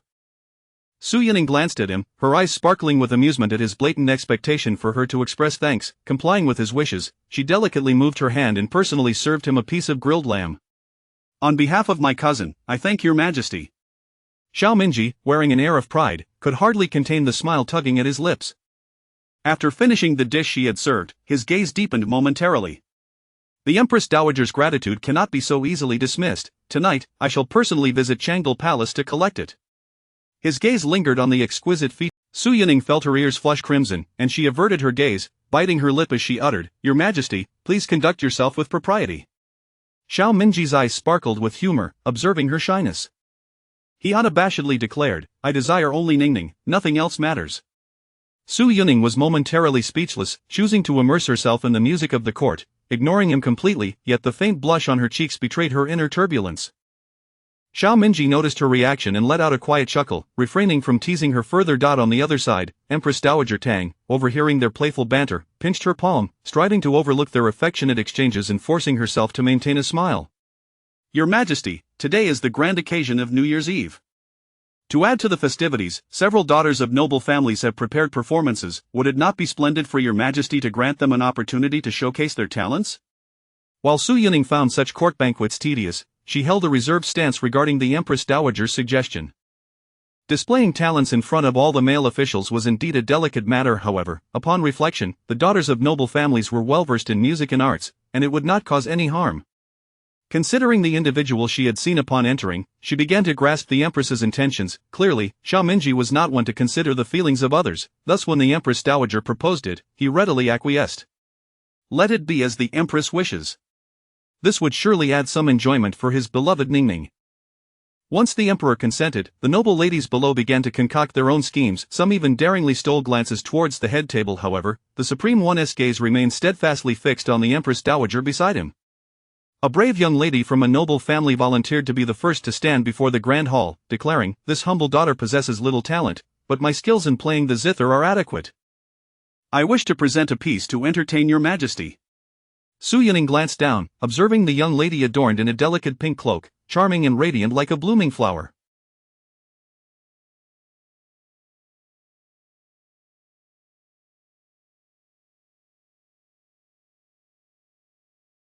Xiao Mingji raised an eyebrow, his expression unchanged. Granted.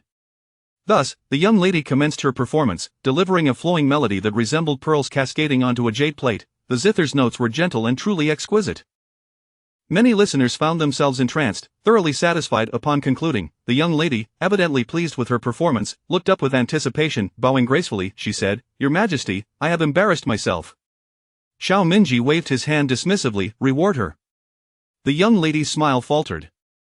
How could His Majesty be so dismissive of her? A single word sufficed to send her on her way. As casually as he had treated the dancer before, feeling indignant yet powerless, she lowered her head in shame and gratitude, hastening back to her seat, no longer daring to lift her gaze.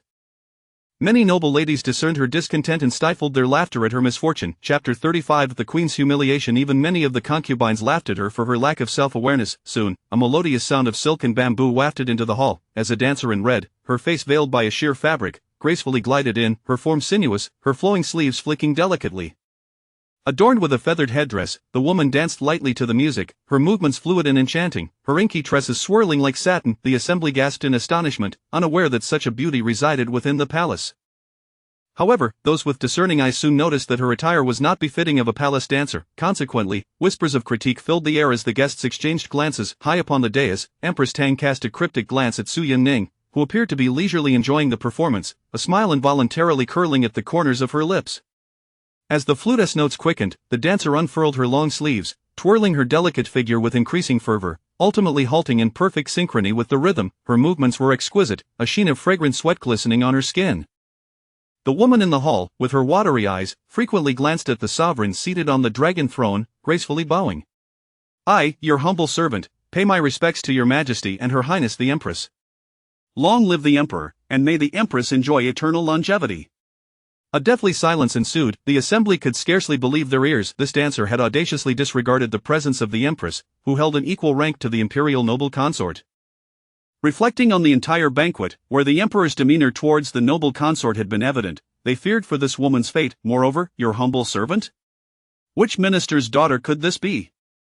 The courtiers could hardly restrain their gaze from the kneeling woman, as if they wished to bore a hole through her with their stares. Surely, she could not be from their own esteemed family?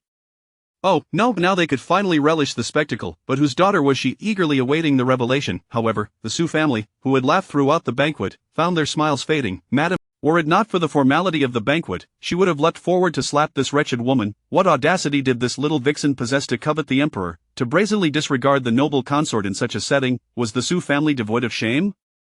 Did her daughter, seated high on the phoenix chair, have no sense of propriety? Infuriated, Madame Shin trembled all over, while the ever-cautious Madame Chi quickly leaned in to offer comfort. "Sister-in-law, temper your wrath. The Emperor and Empress are present." Originally concerned for her sister-in-law, Madame Chi's eyes narrowed as she caught sight of Madame Tang's unabashed smirk beside Madame Shin. A chill coursed through her, and a scheme began to form in her mind. She had long suspected that with her brother's official rank at the 6th grade, he had no rightful place at the palace banquet. How had the Li mother and daughter gained entry? It must be with the assistance of the Tang family. Unconsciously, she cast a glance towards the dais, where the mother of the nation smiled regally, knowing that today's events were likely orchestrated by the Empress herself. Clenching her fists, Madame Chi's heart raced with anxiety given the noble consort's temperament. Witnessing her cousin's blatant flirtation with the Emperor might incite an outright confrontation. She could only fervently pray that the Empress would not fall into the Tang family's trap. Meanwhile, the three most prominent figures on the dais reacted differently. Su Yunning had sensed something amiss upon entering the hall, and with the report from her mother's maid, had already surmised the unfolding drama. Beyond her disgust for the Li mother and daughter, she felt a rising ire at being publicly humiliated by their actions. Had Su Jinhua been the Emperor's consort today, she would have felt no indignation. Yet, witnessing Su Jinhua, bearing the title of a Su family daughter, flaunting herself in scant attire akin to a courtesan, brought disgrace upon the Su family, and she could only dread how their reputation would be tarnished in the future. Xiao Mingji's gaze turned icy. How dare anyone openly disregard Ning Ning? He had never encountered Su Jinhua, thus she was a complete stranger to him. Perhaps they had crossed paths, but only Su Yunning held a place in his heart amongst the Su family. A mere glance at Su Jinhua stripped her of her earlier exhilaration, leaving her feeling chilled to the bone. Yu Chongyi observed the expressions of the three on the platform. She hesitated to speak further, knowing that the Emperor's demeanor was frigid, and it would be prudent to remain silent. Yet, some individuals were oblivious to the atmosphere. Jiang Zhaoyi, noticing the discord between the Su family and the noble consort, immediately perked up with interest and inquired, "May I ask which esteemed family's daughter kneels before us?" Su Jinhua awaited someone to inquire about her, slowly removing her veil to gaze alluringly at the Emperor, hoping he would appreciate her striking features. With a slight flutter of her almond-shaped eyes, her heavily powdered face attempted to mask her flaws, making her resemble Su Yunning from a distance, as she sought to captivate the Emperor's heart. The moment she lifted her gaze, a voice exclaimed, "Isn't she the legitimate daughter of the esteemed Su Darren?" This remark came from the legitimate second daughter of Lord Lin, who had just played the zither.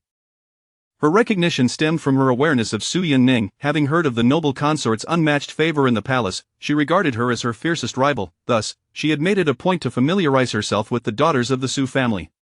Earlier, she had suffered considerable humiliation when the emperor had turned to the noble consort with tender affection. Upon discovering that the dancer was, in fact, the noble consort's cousin, she felt she had found the perfect opportunity to humiliate the noble consort thoroughly. Feigning astonishment, she covered her mouth, yet the smugness in her eyes was unmistakable. As the revelation spread, the officials began to murmur amongst themselves. "Isn't that the daughter of the esteemed Su Darren?" Before the speaker could finish, he was hastily silenced by a neighboring courtier, who shot him a warning glare. Many eyes discreetly scrutinized the noble consort's expression. Upon hearing the revelation, Xiao Mingji's countenance darkened, his aura becoming exceedingly intimidating. The Su family was his maternal kin, and his mother was also a legitimate daughter of the Su clan. If this woman kneeling before him was indeed his nominal cousin, it would bring disgrace upon the Su family. However, the Empress, intent on undermining Su Yunning, had miscalculated. Seeing that Su Jinhua had not attained the desired effect after unveiling her face, she bowed deeply. "Your Majesty, I am Su Jinhua, the legitimate daughter of the Su family. I have come today to present a dance for your Majesty, and I hope you will not find it displeasing." Xiao Mingji had initially wished for this farce to conclude swiftly, yet Empress Tang was eager to humiliate Su Yunning. With a soft smile, she remarked, "Ah, so you are a daughter of the Su family. You must be sisters with the noble consort, then. No wonder I felt an immediate kinship upon seeing you. Although I have yet to witness the noble consort's dance, I can only surmise that the grace of you sisters is equally remarkable." The Empress's words were nothing short of insidious, addressing a minister's daughter as if she were a sister to the noble consort. Such comparisons between the dancer Su Jinhua and the noble consort were tantamount to a public humiliation of the latter. Su Yunning felt that the Empress must have lost her wits in recent days, utterly foolish. Chapter 36 Erasure of Existence. The Queen's confinement. Upon witnessing the Queen's humiliation of his beloved Ning Ning, Xiao Mingyi was immediately incensed. However, a small hand tugged at his sleeve, restraining him. Su Yunning, adorned in a resplendent golden ceremonial robe, slowly rose and bowed before Xiao Mingyi. Her voice resonated clearly enough for all the court officials and their wives present to hear. "This humble servant has erred. I beseech your Majesty to impose punishment." Her countenance was grave, utterly disregarding the Queen's remarks, her small face frozen in solemnity. Xiao Mingyi swiftly assisted her in standing upright, naturally compelled to pursue her line of inquiry. "What transgression has the imperial concubine committed?" Su Yunning straightened, her eyes slightly lifted, the nine-tailed phoenix crown radiating royal authority, her gaze piercingly directed at those within the hall. "The Minister of Court Affairs holds a rank of the 6th grade, and neither his wife nor female relatives possess any titles. Thus, how did Lord Su's wife and daughter gain entrance to this New Year's banquet? This banquet was organized by both the Empress and myself. Is it not evident that someone has acted with malicious intent?" Her voice was powerful and commanding, echoing the doubts harbored in the hearts of the assembly. Indeed, Su Jinhua's proclamations of being the legitimate daughter of the Su family raised questions. Which Su family did she refer to? The third son of the Su family was merely a 6th grade official, while the lowest-ranking officials present at the banquet were of the 3rd grade. How did she gain entry? Furthermore, how could the imperial concubine allow her cousin to perpetrate such an affront against her? Was the imperial concubine not blatantly signaling that this was the Queen's doing? Empress Tang's expression stiffened, taken aback by Su Yunning's audacity to voice such allegations openly. Jiang Zhaoyi, unable to bear the sight of Su Yunning seizing control of the situation, believed she should be trampled underfoot and humiliated by all present. She could not help but interject, "This Miss Su is the cousin of the imperial concubine, and Madame Su is her aunt. What servant would dare to offend the imperial concubine and deny her entry?" Suddenly, Su Yunning turned her gaze sharply towards Jiang Zhaoyi, her eyes fierce enough to send a shiver down the latter's spine. "Are you suggesting, Jiang Zhaoyi, that Miss Su's dance attire, the orchestral music, and her perfectly timed entrance were orchestrated by the palace maids out of respect for me?" Her fox-like eyes exuded an overwhelming authority. Jiang Zhaoyi found herself rendered speechless. Nearby, Yu Chongyi stifled a laugh behind her handkerchief, relishing the unfolding drama. Who would be foolish enough to thrust themselves into the spotlight? Reflecting on the few remaining princes, Yu Chongyi felt a surge of indignation. With such a mother dragging him down, what promising future could the first prince hope for? The smile that had adorned Empress Tang's face had long vanished. The implications of the conversation had become painfully clear. Xiao Mingyi's phoenix eyes burned with fury as he hurled his wine cup aside, shattering it before Su Jinhua. "Preposterous," he bellowed. The emperor's wrath sent all the officials and their ladies to their knees, save for Su Yunning, who remained firmly grasped by his hand. Your Majesty, please temper your fury, they all implored, bowing deeply. Xiao Mingye's gaze fixed upon Empress Tang. Do you acknowledge your crimes? Kneeling on the cold floor, Empress Tang felt the weight of Su Yunning's elevated position beside the emperor. Internally, she bristled with resentment, struggling against her circumstances. This humble servant is unaware, she retorted defiantly. Xiao Mingyi was incredulous at the empress's folly. The banquet you organized alongside the imperial concubine, is it possible that she invited this woman to humiliate the Su family? Was it not the queen who suggested that the official's daughter perform? Will you not shed tears until you see the coffin, demanding I investigate thoroughly? Empress Tang's complexion turned ashen, her body weakening under the emperor's relentless interrogation. Seeing her daughter in such a pitiable state, Madame Tang was about to take the blame upon herself. Your Majesty, yet, Empress Tang interrupted, Your Majesty, it was Madame Su and Miss Su who implored me, expressing their longing for their cousin. It was in this desperation that I devised this strategy, seeking Your Majesty's forgiveness. Xiao Mingyi recalled how that woman had neglected Ning Ning. He scoffed coldly, so their longing for their cousin has manifested in never once greeting her, my imperial concubine, since entering the palace? Showing no mercy, Xiao Mingyi sought to end this farce. The Empress has recently exhibited signs of mental instability, usurping the authority of the central palace. She is to be confined to Fengyi Palace, with no one permitted to visit without my command. Disregarding the Empress's ashen visage, his gaze, imbued with imperial might, turned to those kneeling in the hall. Madame Tang incited the Empress, seizing her title. She is to be confined to the Tang residence to reflect upon her misdeeds. Madame Tang attempted to plead for mercy, but was firmly restrained by Tang Zuoxiang, who pressed her forehead to the ground in gratitude. I thank Your Majesty on behalf of my foolish wife. Having served the emperor for many years, Tang Zuoxiang understood the temperament of this sovereign. To fail to express gratitude after punishment would only lead to harsher repercussions, affecting more lives. This incident had humiliated Tang Zuoxiang thoroughly, all due to his foolish wife. Upon hearing of the Empress's heavy punishment, Su Jinyu could no longer feign affection towards the emperor. She knelt on the ground, repeatedly bowing her head in supplication, devoid of any semblance of a noble lady. Her heavily painted face was streaked with tears. Your Majesty, please forgive me. I merely yearn for Your Majesty. The Su brothers, upon hearing her words, could scarcely restrain themselves from rushing forward to silence this disgraceful wretch. What a monumental farce! Xiao Mingyi waved his hand, his expression icy, as if a blade had swept through the air, revealing his unabashed disgust. The family of Minister Su has but one son. What claim to be a legitimate daughter is this? How dare the bold maid deceive the emperor? The fate awaiting Su Jinyu made chills run down the spines of those present. Seize her!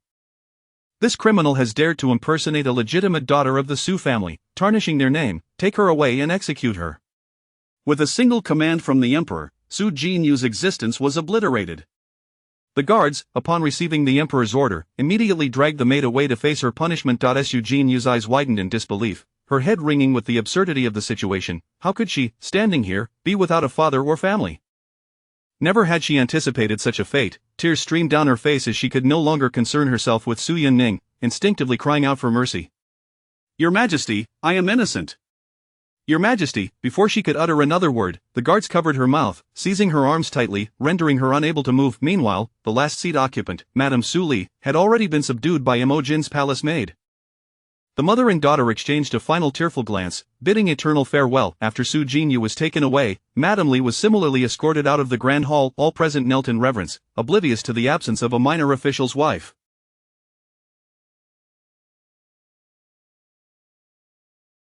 Xiao Mingyi stood upon the jade steps, surveying the sea of bowed heads below. His phoenix eyes gleamed with coldness. All rise. Thank you, Your Majesty. Once the emperor had seated the imperial concubine beside him, the others dared to sit, albeit with lingering trepidation. The emperor did not even acknowledge his nominal cousin, so they resolved to tread carefully. Su Zongbo's expression was no less frosty than anyone else's. His eyes darkened. That half-brother of his, whom he had once regarded with some semblance of familial affection, had evidently plotted against his daughter. Such audacity was beyond comprehension. The fragile bond of brotherhood had been swept away like leaves in the wind. Chapter 36 Erasure of Existence. The Queen's confinement. Upon witnessing the Queen's humiliation of his beloved Ning Ning, Xiao Mingyi felt an immediate surge of anger. Yet, a small hand tugged at his sleeve, halting his impending outburst. Su Yining, donned in resplendent golden attire, gracefully rose and bowed to Xiao Mingyi. Her voice resonated clearly, sufficient for all the court officials and their wives present to hear. This humble servant has erred. I beseech your majesty to mete out punishment. With a solemn expression, she disregarded the queen's remarks, her petite face set in a cold demeanor. Xiao Minji swiftly assisted her to her feet, naturally compelled to inquire further. What error has the imperial concubine committed? Su Yuning straightened herself under the gentle pressure of his hand. Her eyes, slightly raised, glimmered with royal authority beneath the nine-tailed phoenix crown, as she directed a piercing gaze towards the assembly. The court official of the morning assembly holds a rank of 6th grade, and his wife and female relatives possess no official titles. How then did the wife and daughter of Lord Su gain entrance to this New Year's palace banquet? The palace banquet was jointly organized by the queen and myself. Could it be that someone has deliberately instigated discord? Her voice was commanding and potent, striking directly at the hearts of those present with their unvoiced doubts. Indeed, Su Jinue incessantly proclaimed herself as the legitimate daughter of the Su family, but pray tell, which Su family? The third master of the Su clan holds only a 6th grade position, while the officials present at this banquet rank no lower than 3rd grade. How did she gain entry? Moreover, how could the imperial concubine allow her own cousin to engage in such acts of humiliation? Wasn't the implication clear that this was orchestrated by the queen herself? Queen Tang's expression stiffened, caught off guard by Su Yuning's audacity to voice such accusations openly. Jiang Zhaoi, unable to bear witnessing Su Yuning's control over the situation, she ought to be trampled underfoot, subjected to public disgrace, could not help but interject. Miss Su is the cousin of the imperial concubine, and Lady Su is her aunt. Which servant would dare to offend the imperial concubine by denying her entry? Su Yuning abruptly turned her gaze upon Jiang Zhaoi, her eyes sharp enough to send a shiver through the latter. Are you implying, Jiang Zhaoi, that Miss Su's dance attire, accompanied by the musical ensemble, was meticulously arranged by the palace attendants out of regard for my status? Her fox-like eyes were imposing. Jiang Zhaoi found herself at a loss for words. Nearby, Yu Chongyi stifled a laugh behind her handkerchief, reveling in the unfolding drama. Who would be foolish enough to thrust themselves into the spotlight like this? The thought of the emperor's remaining princes stirred a fiery ambition within her. With such a detrimental mother, what future could the first prince possibly have? Queen Tang's smile had long since vanished. The implications of the words spoken were unmistakable. Xiao Minji's phoenix eyes blazed with fury as he hurled the wine cup beside him across the room, shattering it at Su Jinue's feet. Impudence, he bellowed. At the emperor's wrath, all the court officials, noble ladies, and concubines fell to their knees, save for Su Yuning, who remained firmly held by his hand. Your Majesty, please quell your anger, they pleaded in unison. Xiao Minji's gaze bore down on Queen Tang. Do you acknowledge your transgressions? Kneeling upon the cold floor, Queen Tang felt the weight of Su Yuning's stature beside the emperor, her heart brimming with resentment, struggling against her predicament. With a defiant tongue, she retorted, this humble servant knows not of any wrongdoing. Xiao Minji could scarcely contain his incredulity at the queen's foolishness. The banquet you organized alongside the imperial concubine, was it not the imperial concubine who allowed this woman to enter and insult the Su family? Was it not you who suggested that the noble ladies perform? Must you wait until you see the coffin to shed tears, demanding that I investigate thoroughly? Queen Tang's countenance turned ashen, her body weakening under the relentless inquiry of the emperor. Lady Tang, unable to bear the sight of her daughter in such a pitiful state, was about to assume all blame upon herself. Your Majesty, but Queen Tang interjected abruptly, Your Majesty, it was in this desperate moment that I resorted to this course of action, begging Your Majesty for mercy. Xiao Minji recalled the incident where that woman had disregarded Ning Ning.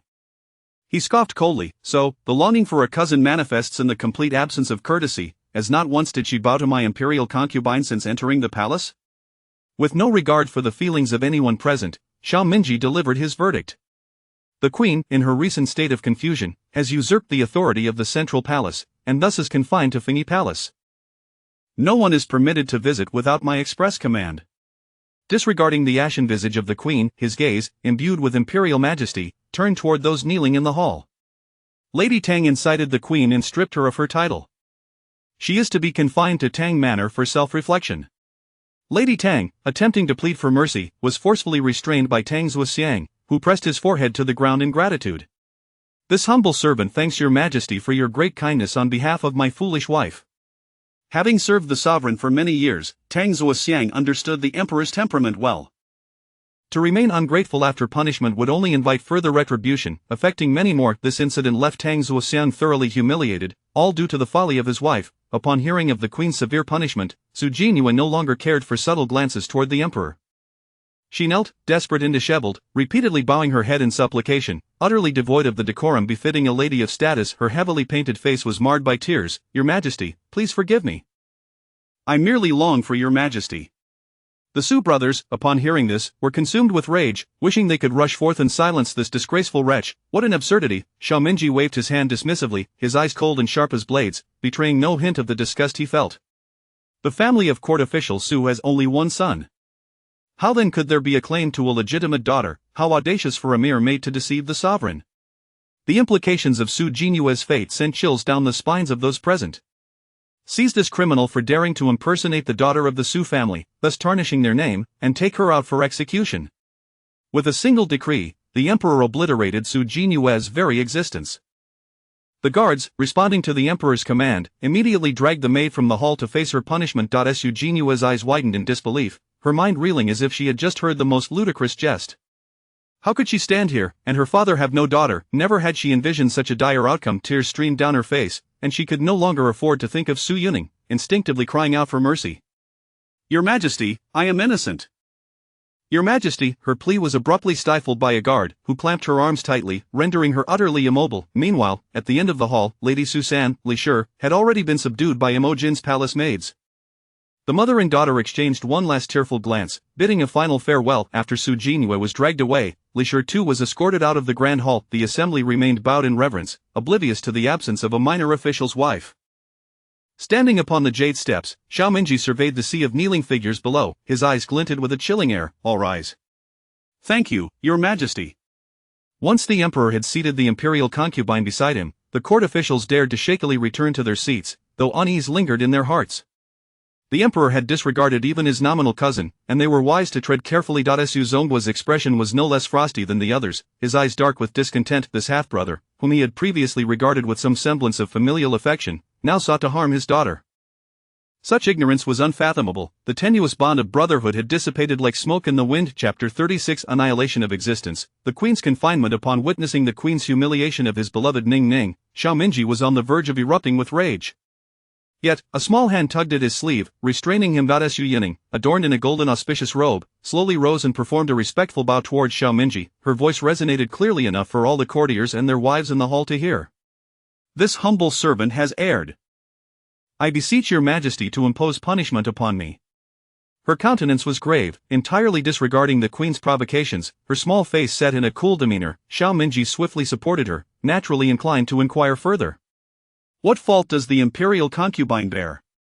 Su Yuning, standing upright with the strength of his hand, lifted her gaze slightly, the nine-tailed phoenix crown symbolizing royal authority, her sharp eyes piercing through the assembly. "The position of the mourning dispersal minister is of the 6th rank, and his wife and female relatives possess no official titles. How then did Master Su's wife and daughter gain entry to this New Year's palace banquet? This banquet was co-organized by myself and Her Majesty the Queen. Could it be that someone is deliberately sowing discord?" Her voice was filled with authority and conviction, striking at the hearts of the gathered assembly. Indeed, Su Jinyue incessantly proclaimed herself the legitimate daughter of the Su family. Pray tell, which Su family might that be? The third master of the Su family holds merely a 6th rank position, while the lowest ranking officials present at this banquet are of the 3rd rank. How did she gain entry? Moreover, how could the imperial concubine allow her own cousin to perform such an act of humiliation against her? Is the implication not that the queen orchestrated this affair? Empress Tang's face stiffened. She had not anticipated that Su Yuning would bring these accusations into the open. Jiang Zhaoi, unable to bear the sight of Su Yuning gaining the upper hand, thought she ought to be trampled underfoot and publicly shamed. She could not help but interject. This Miss Su was a cousin of the imperial concubine, and Madame Su is the imperial concubine's aunt. What servant would dare to offend the imperial concubine and bar her from entry? Su Yuning abruptly turned her gaze upon Jiang Zhaoi, her fierce expression sending a shiver down the latter's spine. "Are you suggesting, Jiang Zhaoi, that Miss Su's exquisite attire, the harmonious music, and her timely entrance were all arranged by the palace staff out of respect for me?" Her fox-like eyes exuded a commanding presence. Jiang Zhaoi was left speechless. Beside them, Yu Chengyi stifled a laugh behind her handkerchief, reveling in the unfolding spectacle. How could anyone be so foolish as to seek the limelight in such a manner? Reflecting upon the few surviving princes, Yu Chengyi felt a surge of indignation. With such a hindrance as this mother, what bright future could the first prince hope to attain? The smile on Empress Tang's face had long since faded. The implications were clear. Xiaomingji's phoenix eyes were ablaze with fury as he hurled a wine cup across the room, shattering it before Su Jinyue. How dare you? His roar echoed. At the emperor's wrath, all the courtiers, noble women, and concubines fell to their knees, save for Su Yuning, who was held back. Your Majesty, temper your anger, they implored in unison. Xiao Minji's gaze bore down on Empress Tang. Do you not realize your transgressions? Kneeling on the cold floor, Empress Tang found herself scrutinized by Su Yuning, who stood elevated beside the emperor. A sense of reluctance welled within her, prompting an attempt to resist. Stubbornly, she responded, "This humble servant is unaware." Xiao Minji could hardly contain his incredulity at the empress's foolishness. You, who co-organized this banquet with the imperial concubine, expect me to believe that the imperial concubine invited this woman to publicly disgrace the Su family? Was it not you, Empress, who proposed the idea of an official's daughter performing? Must I truly investigate to ascertain the truth? Empress Tang's complexion turned ashen, her body weakening under the relentless interrogation of the emperor. Observing her daughter's pitiable state, Madame Tang was about to interject, seeking to take all blame upon herself. Your Majesty, however, Empress Tang interrupted, Your Majesty, it was Madame Su and Miss Su who beseeched me, expressing their longing for their cousin. It was in this spirit that I devised this unfortunate scheme, and I implore Your Majesty for forgiveness. Xiao Minji recalled the earlier incident where that woman disregarded Ning Ning and he scoffed coldly, so, this longing for a cousin did not warrant even a greeting or respect from my imperial concubine? Having no intention of prolonging this farce, Xiao Minji delivered his verdict. The Empress, in her recent state of confusion, has seized the authority of the central palace. She is hereby confined to Fingyi Palace. No one shall visit her without my command. Disregarding the Empress's deathly pallor, his fierce gaze turned to the prostrated individuals in the hall. Madame Tang has incited the Empress, stripping her of her titles. She is to be confined to the Tang residence to reflect upon her misdeeds. Madame Tang attempted to plead for leniency but was forcefully restrained by Tang Zuoxiang, who bowed his head in gratitude. On behalf of my lowly wife, I thank Your Majesty for your grace. Having served the emperor for many years, Tang Zuoxiang understood the emperor's temperament well. To fail to express gratitude when punished would only lead to harsher repercussions for all involved. This incident had stripped him of dignity, all due to his foolish wife. Upon hearing that the Empress faced severe punishment, Su Jinue was no longer able to maintain her composure and crumbled to her knees, repeatedly bowing and pleading for mercy, utterly devoid of the poise expected of a noble lady. Her heavily adorned face was streaked with tears. Your Majesty, forgive me, I merely yearned for Your Majesty. The Su brothers, upon hearing her lament, were filled with a burning desire to silence this disgrace. What a monumental joke! Xiao Minji waved his hand dismissively, his expression icy and unyielding, revealing no hint of the contempt he harbored. The household of the mourning dispersal minister, Su Derun, possesses but one son. Where then is this so-called legitimate daughter? How audacious for a mere maid to impersonate a member of the Su family! The chilling declaration regarding Su Jinue sent shivers through the assembly. Seize this criminal who dares to masquerade as the Su family's legitimate daughter and tarnish their name. Take her away and execute her. With a single command, the emperor obliterated Su Jinue's existence. The guards, upon receiving the order, swiftly dragged the so-called maid from the hall to face her fate. Su Jinue's eyes widened in disbelief, her mind spinning as she struggled to comprehend the absurdity of the situation. How could her father not have a daughter when she stood right there? Never did Su Jinue anticipate such a conclusion. Tears streamed down her face as she lost sight of Su Yuning, instinctively crying out for mercy. Your Majesty, I am innocent, Your Majesty. Yet before she could utter another word, the guard silenced her, gripping her arms tightly, rendering her immobile. Meanwhile, at the back, Madame Su was already restrained by the palace maids dispatched by Mo Jin. The mother and daughter exchanged tearful glances for the final time, a poignant farewell. After Su Jinue was taken away, Madame Su was similarly escorted out of the grand hall. The assembled crowd remained kneeling, none noticing that a minor official's wife had vanished from their midst. Xiao Minji stood atop the jade steps, surveying the multitude kneeling below him. His phoenix eyes glinted with frost. All rise. Thank you, Your Majesty. Once the emperor had seated the imperial concubine beside him, the courtiers dared to shakily retake their seats. Yet, they remained apprehensive. The emperor had disowned even his nominal cousin, prompting them to tread carefully in his presence. Su Zongguo's expression was as frigid as the rest, his eyes darkened with resentment. That half-brother of his, whom he had once regarded with some semblance of familial affection, had sought to undermine his daughter. Such ignorance was intolerable. The remnants of their brotherhood had been scattered like leaves in the wind. Chapter 37 Reactions from various families. The court was once again graced by the performances of songstresses and dancers, yet the attendees forced smiles while clinking their cups, the atmosphere undeniably strained, each person too wary to err in the slightest. Once the imperial banquet concluded, the ministers departed with their wives and daughters to their respective homes. At the Tang residence, Minister Tang struck his wife, Madame Tang, across the face with a resounding slap, his entire being exuding fury. Fool! Were it not for your instigation of Her Majesty the Empress, would she have been stripped of her authority over the imperial edicts, confined to Fengyi Palace on New Year's Eve? The servants of the Tang household stood outside with downcast eyes, fearful to utter a word upon hearing their master's wrath, silently distancing themselves.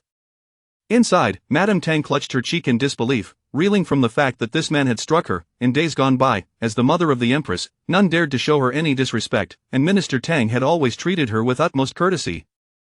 Disheveled, she disregarded her dignity and shouted, "What wrong have I done, that imperial concubine caused my son to lose the phoenix seal? I had no choice but to use the Su family to humiliate her." Minister Tang regarded her as one would a madwoman, his chest heaving with anger as he pointed at her, berating, "You refuse to believe your own foolishness. The Su family is not only the maternal family of the imperial concubine but also of the venerable Empress Dowager, the maternal family of our current emperor.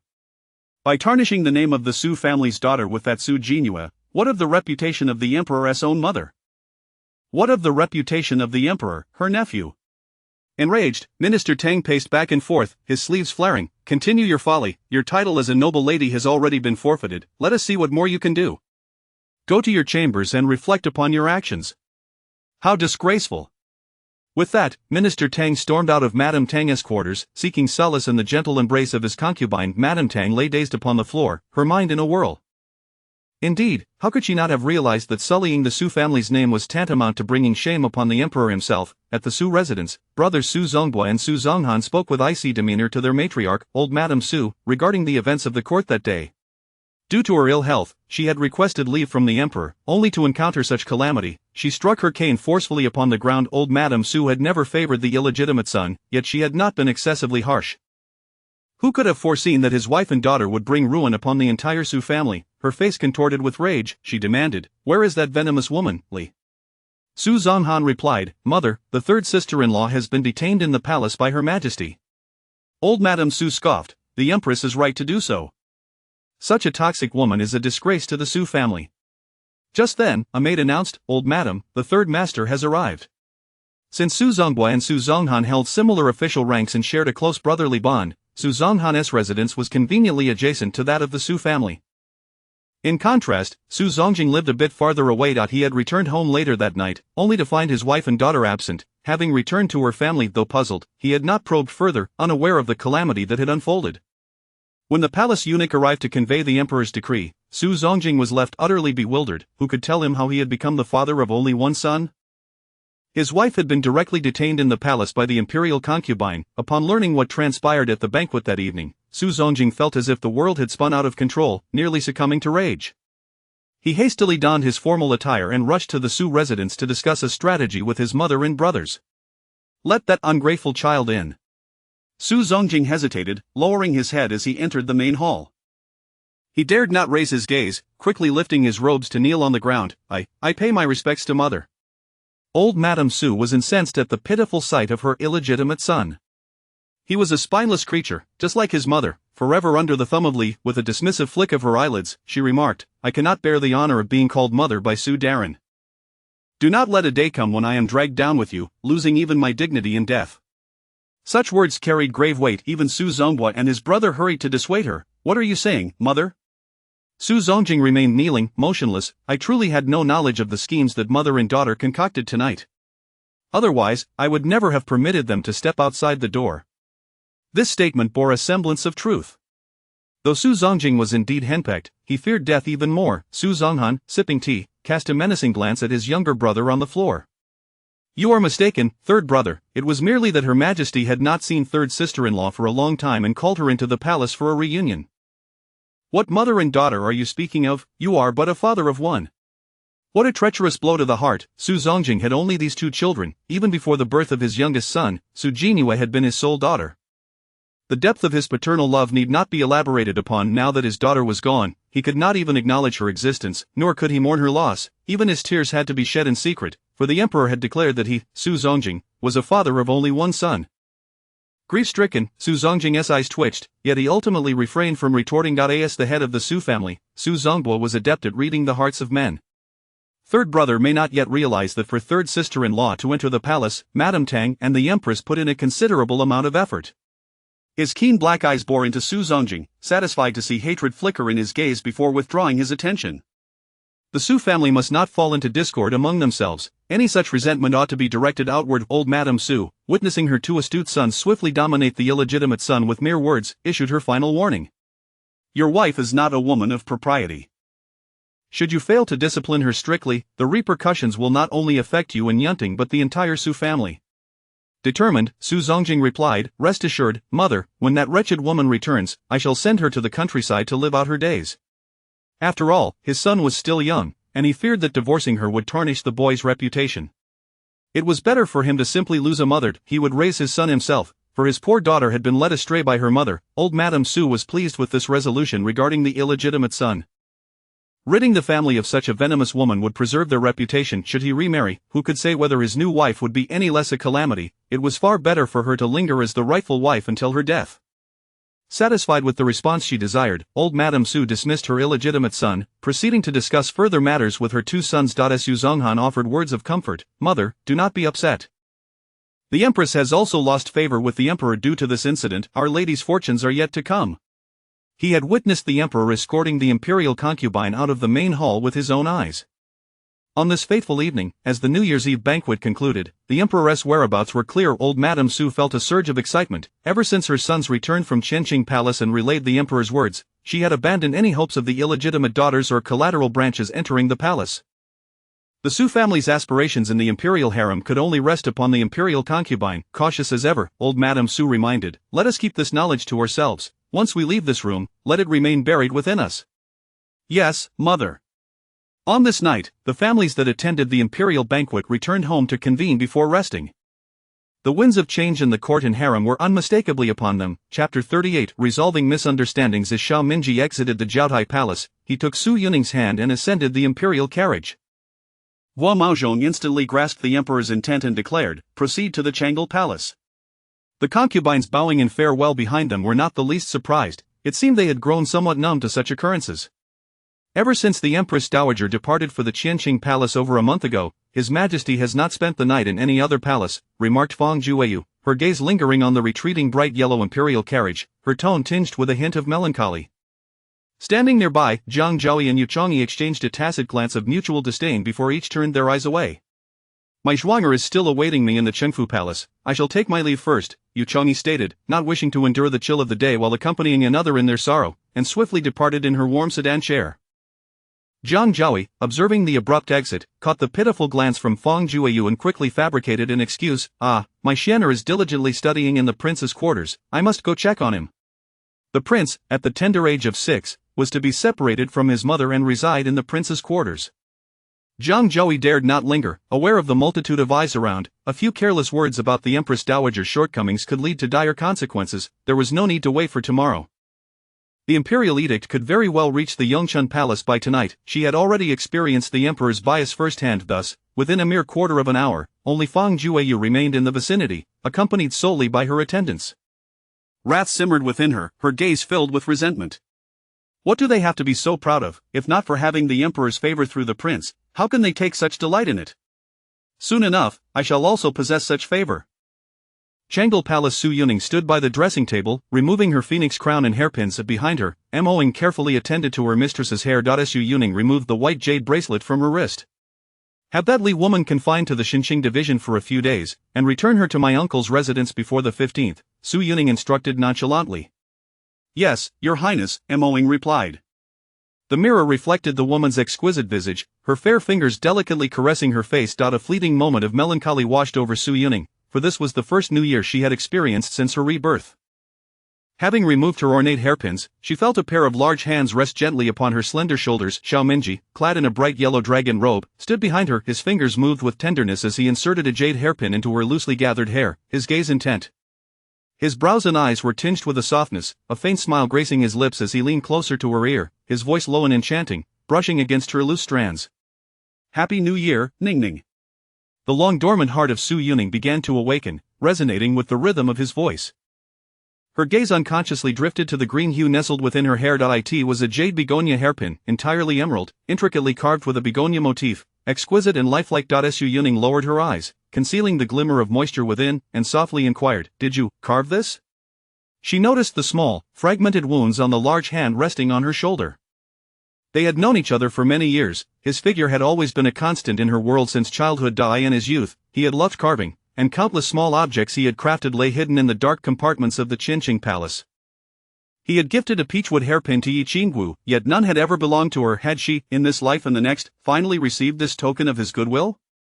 A pang of anguish pierced her heart, and she reached out to remove the jade hairpin, intending to cast it away. In an instant, Xiaomingji seized her wrist, halting her action. He could hardly fathom that Su Yuning would react with such disdain, harboring such deep-seated resentment. Could she not even tolerate a mere hairpin? His eyes brimmed with sorrow, the delicate flutter of his phoenix-like gaze struggling to contain the bitterness within. With a hint of grievance, he asked, "Is it truly in your heart to cast away the first handcrafted gift I have ever given?" Su Yuning was momentarily taken aback, a sardonic smile tugging at her lips. "Does your Majesty speak such words to every concubine? Who in the palace is unaware that you presented a peachwood hairpin to Consort Rome just last year?" Xiaomingji, perplexed, replied, "Last year, I did indeed gift Consort Rome a hand-carved peachwood hairpin." Before Su Yuning could continue her scornful taunts, he added, "It was merely that Consort Rome desired it, and I had someone seek out a renowned craftsman to carve one for her." Su Yuning was utterly stunned. Such matters were beneath the dignity of the emperor, who would never stoop to deceive her. All her previous jealousy had been unfounded, leading her to storm into the Chilwan palace and suffer punishment as a consequence, inadvertently triggering a series of events that followed. Her eyes sparkled with unshed tears, her pale face a canvas of fate-esque capriciousness. Still grasping the warm jade hairpin in her hand, seeing her confusion, Xiaomingji understood that she had misinterpreted his intentions. He recalled her inexplicable outburst that had led her to invade the Chilwan palace, resulting in Consort Rome's affliction. All his doubts were now resolved. He knelt before her, gently holding her delicate wrist, her soft fingers still clutching the hairpin. "Ningning, I have not carved anything in many years. In crafting this gift for you, I ruined countless pieces of wood and jade before I dared to sculpt this one. Fortunately, it has turned out well." Xiaomingji's gaze bore into hers, his eyes brimming with tenderness. "Ningning, you have always cherished jade, which is as gentle and resilient as you are. With this jade, I wish for you a life free of worries, filled with joy and tranquility, year after year." The tears that lingered in Su Yuning's eyes ultimately fell upon their intertwined hands, but it was all too late. She spoke in a hushed tone, "I did not prepare any New Year gifts for you." Xiaomingji raised his hand to wipe away her tears, his smile warm and gentle. "Ningning, you have given me countless gifts over the years, and I have been ungrateful, failing to appreciate your intentions. I shall make amends 100-fold in the future, if you will allow it." His gaze was laced with a hint of anxiety, as if fearing her denial. Su Yuning was not blind to the implications of his words. She reflected on the years of loss she had endured. Despite his frequent gifts of gold, silver, and rare jewels, she cared little for them. They were merely tokens shared among his concubines, with hers being the finest. Now, he sought to bestow upon her the singular gift he had crafted. Recalling the coldness of Changle Palace, she hesitated to promise anything. After a brief pause, she offered a non-committal reply, "Let us see how you perform in the future."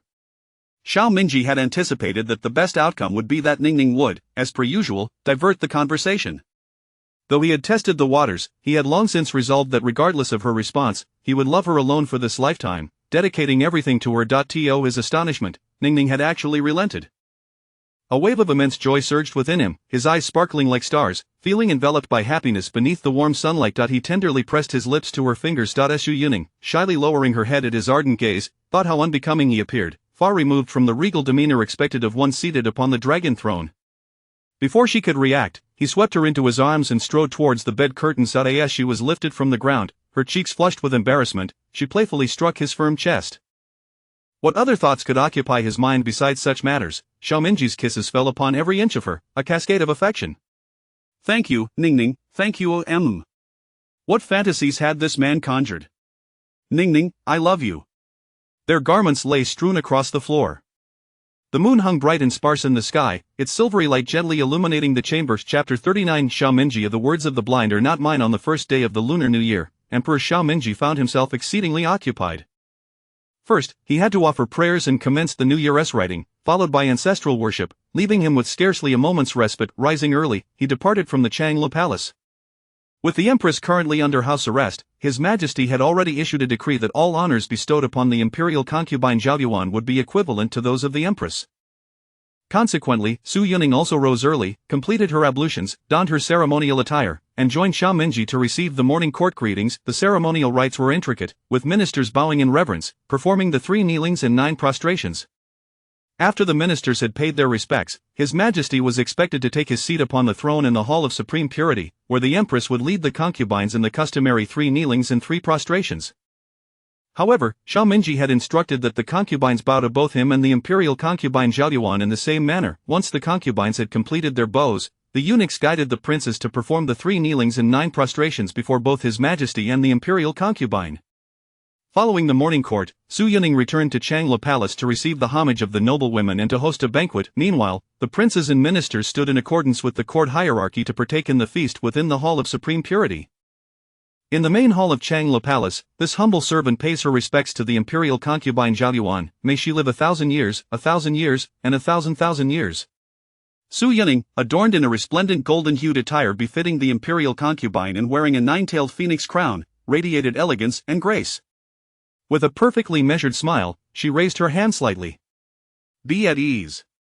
The assembly rose, expressing their gratitude before taking their seats. To Su Yuning's left sat the esteemed Wanfei of the Kong King, a woman of great repute who had served through 2 dynasties, while to her right was the only daughter of the late emperor, Princess Duanyang, the sole legitimate princess of the previous reign.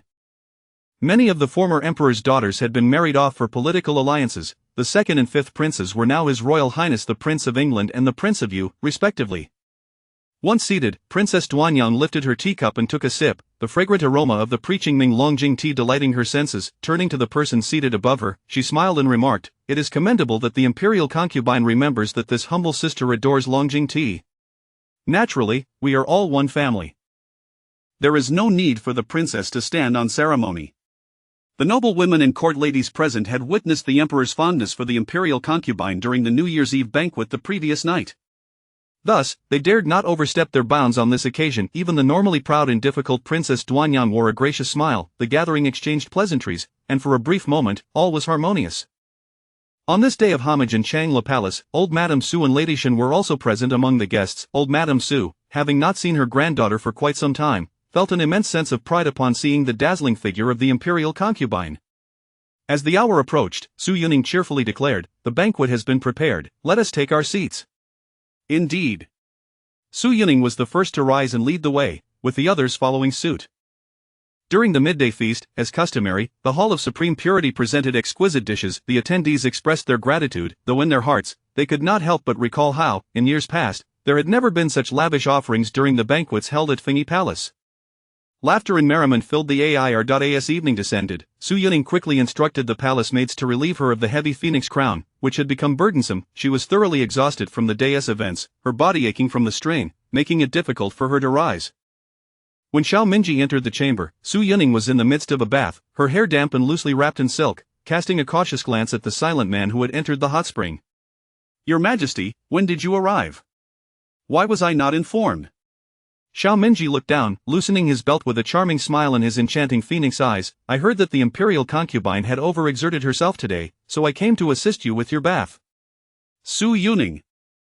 After a passionate encounter, Su Yuning lay limply in the man's embrace, pondering how this man could possibly possess such stamina. She, as the imperial concubine, was utterly drained, while he, as the emperor, still had the energy for such endeavors. Xiao Minji tenderly held her as he ensured she was clean before carrying her into their sleeping quarters. The following morning, Xiao Minji carefully shifted the delicate arm of the woman beside him. He quietly donned his sleeping robe and exited the chamber. Outside, Guo Maozhong stood guard and suddenly spotted a flash of bright yellow, prompting him to startle. Just as he was about to speak, the emperor raised a hand to silence him. Upon seeing the emperor in such light attire, Guo Maozhong grew concerned and swiftly draped a fox fur coat over him.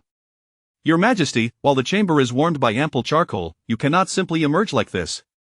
Xiao Minji gestured silently, leading Guo Maozhong and a group of eunuchs to the side hall of Changla Palace to freshen up and change. With the New Year festivities concluded, they were to attend court. Xiao Minji opened his arms, allowing the servants to assist him in dressing. "During yesterday's court, was there anyone who dared to disrespect the imperial concubine?" Guo Maozhong, understanding the unspoken question, replied, "Your Majesty, yesterday in Changla Palace, all was harmonious. I heard that the imperial concubine was in good spirits, and no one dared to offend her." Xiao Minji recalled his overbearing sister and inquired further, "And what of Duanyang?" Your Majesty, Princess Duanyang treated the imperial concubine with great respect, Wo Maozhong reported. Xiao Minji snorted softly. She is wise enough, she must be wary of my potential actions against her faction as male consorts. With that, he strode out of Changla Palace to attend court. As he exited, he encountered Mo Jin, who had been waiting outside. He instructed, when the imperial concubine awakens, ensure she is given a bowl of ginger soup, concerned that his earlier recklessness might have caused her to catch a chill. Remembering the disdainful expression on the young lady's face when drinking ginger soup, Xiao Minji couldn't help but smile, realizing he must exercise more caution in the future, saving his indulgences for after court. Mo Jin understood well. The previous night's commotion had indeed been considerable, leaving traces of water throughout the spring chamber. This servant obeys. Mo Jin curtsied, the bright yellow of her garments receding from view. I bid farewell to your Majesty. When Su Yuning awoke, Xiao Minji had already returned from court, donning a new robe of lake blue brocade embellished with bamboo embroidery. However, the exquisite garment was cinched at the waist with an incongruous old mandarin duck pouch, and the dragon-patterned jade pendant hung from his waist bore evident signs of frequent handling. Rubbing her temples, Su Yuning allowed the man to help her with her shoes, then pointed at the pouch at his waist. This pouch appears quite worn, why do you still carry it? And what of this tassel? Su Yuning recognized both items as gifts she had presented him during her first New Year in the palace. Last year, she had gifted him a pair of dragon and pearl embroidered nightclothes she had crafted herself. Xiao Minji glanced down at the pouch on his waist and smiled with delight. Naturally, I shall wear what Ning Ning has made for me every day. Su Yuning raised an eyebrow. Is that so?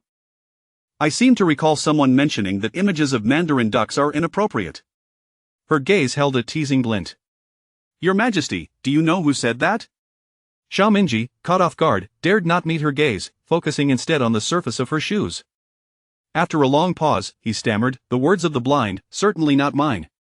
His rare display of childishness left Su Yuning momentarily speechless. How could he scold himself so? Xiao Minji, undeterred, added firmly, I simply find the paired mandarin ducks to be exceedingly beautiful. I shall wear them every day henceforth.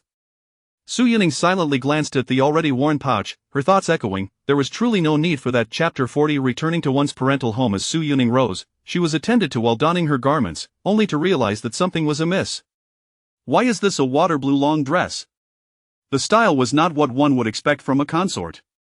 It was only then that she scrutinized Xiao Minji's attire, the elegant bamboo pattern accentuating his tall stature, yet, it seemed somewhat reminiscent of a set. This is, Xiao Minji smiled indulgently, adopting a tone of mock seriousness. Today is the second day of the Lunar New Year, a traditional day for married daughters to return to their parental homes. Su Yuning could scarcely believe her ears, her eyes widening slightly as her lips parted. I return to the Su residence? Since the day she entered the palace, apart from accompanying His Majesty on his southern and northern tours, she had never contemplated the possibility of leaving the palace again in this lifetime.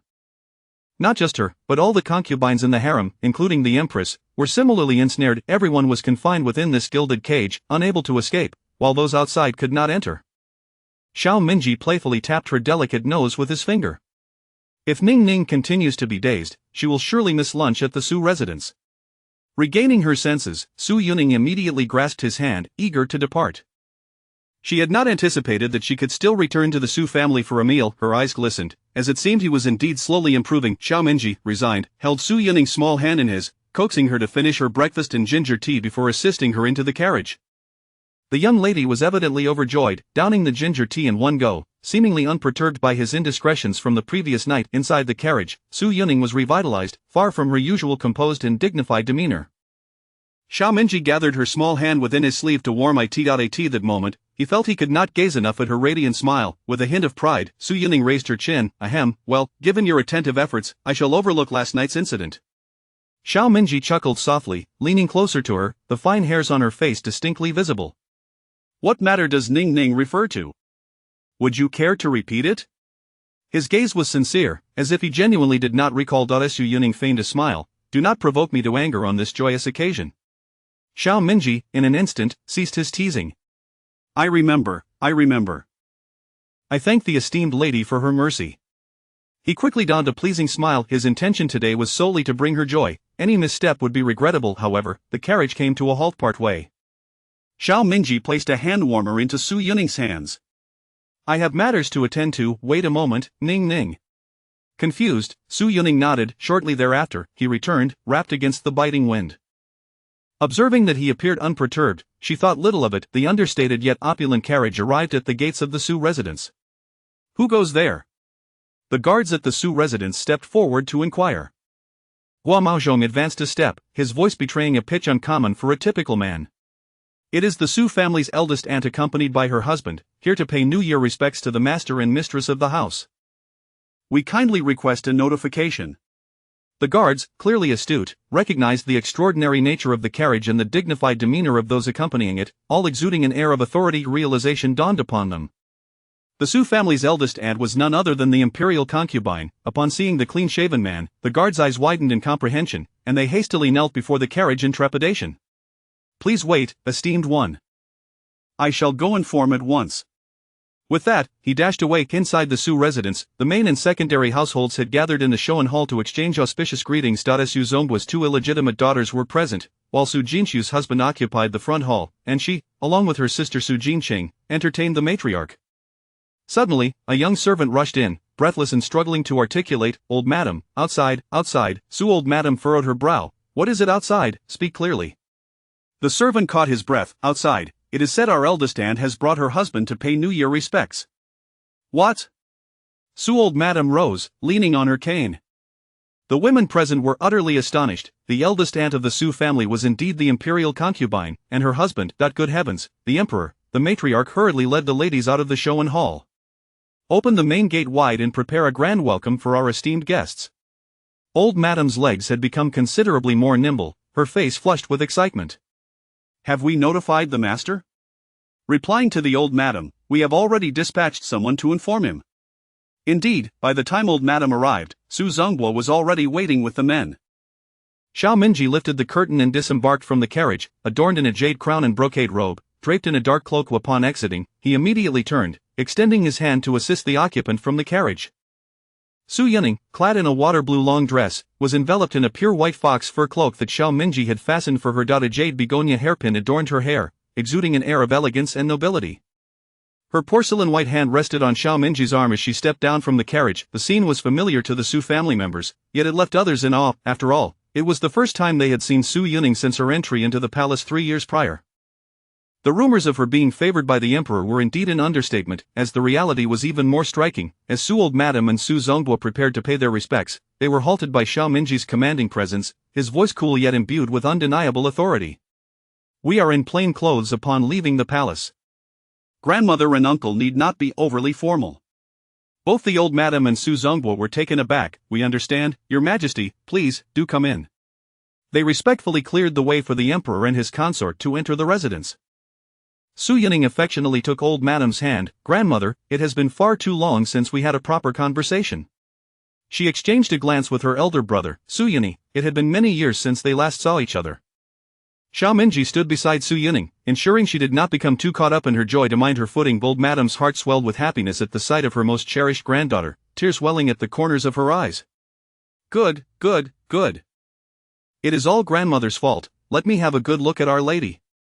Old madam had not intended to avoid the palace. Her advanced age and frail health made it difficult to visit frequently, and she often fell ill, leaving her with the desire but lacking the strength. Su Zongbua timely interjected, "It is cold outside, we should expedite the entry of the emperor and empress into the residence."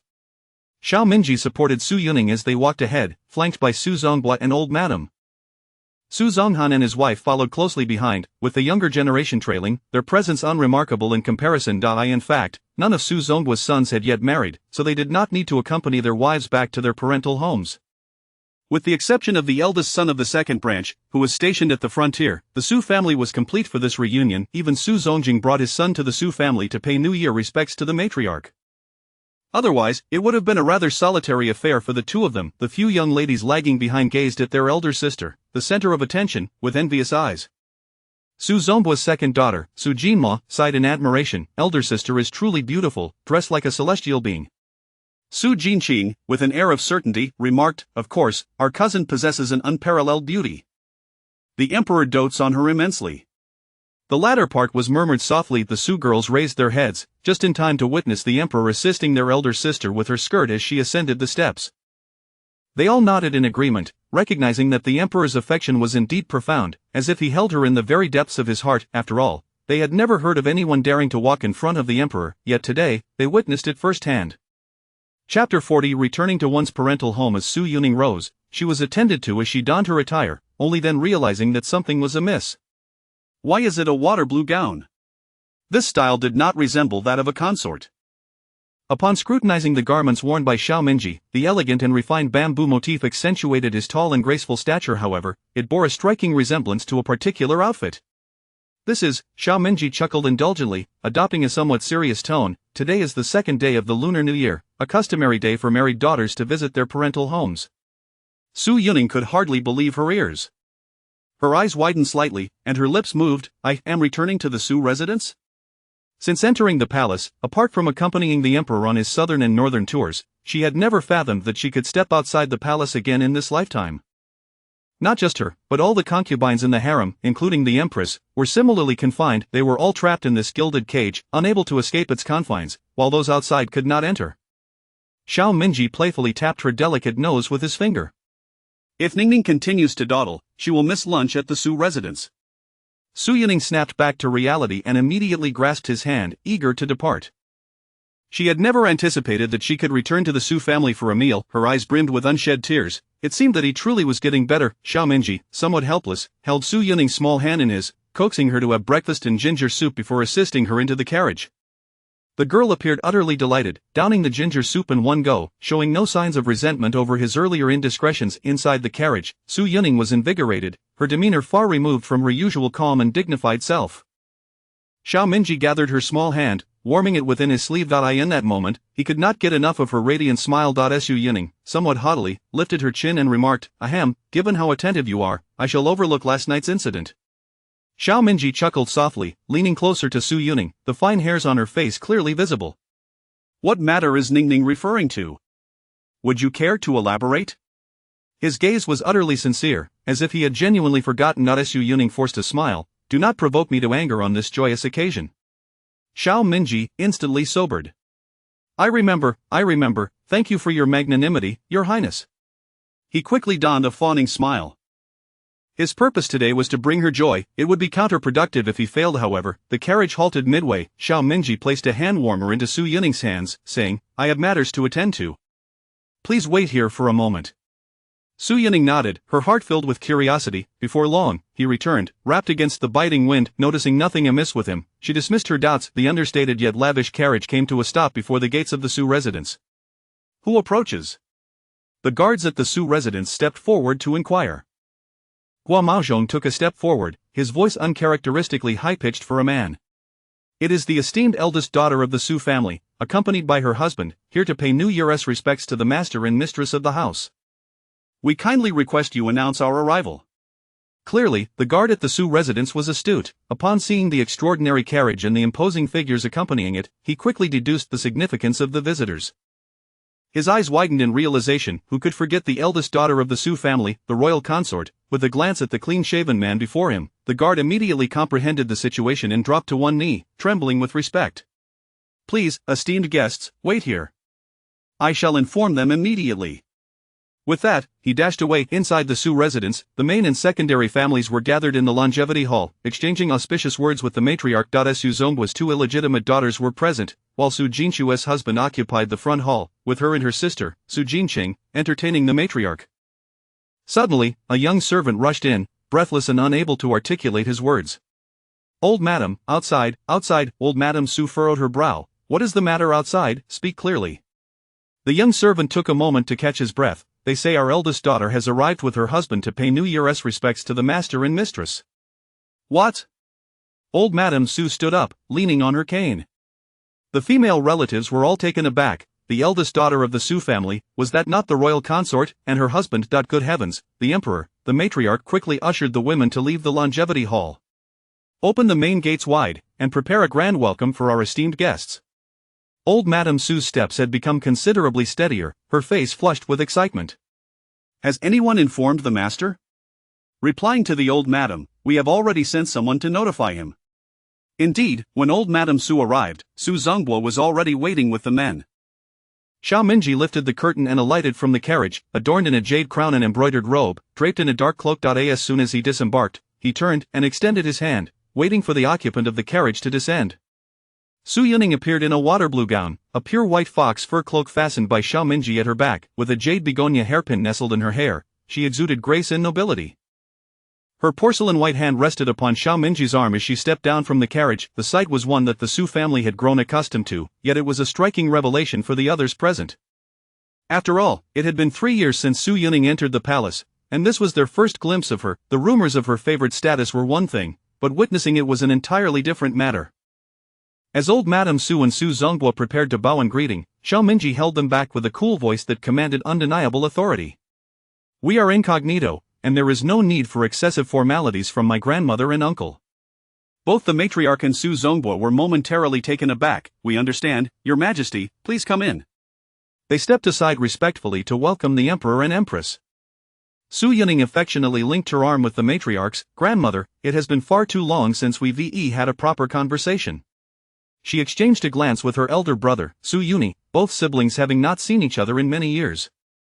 Xiao Minji stood beside Su Yuning, ensuring she remained mindful of her footing amidst her excitement. The matriarch, upon seeing her most beloved granddaughter, could not contain her joy, tears welling in her eyes. Good. It is all my fault, let me have a good look at our Empress."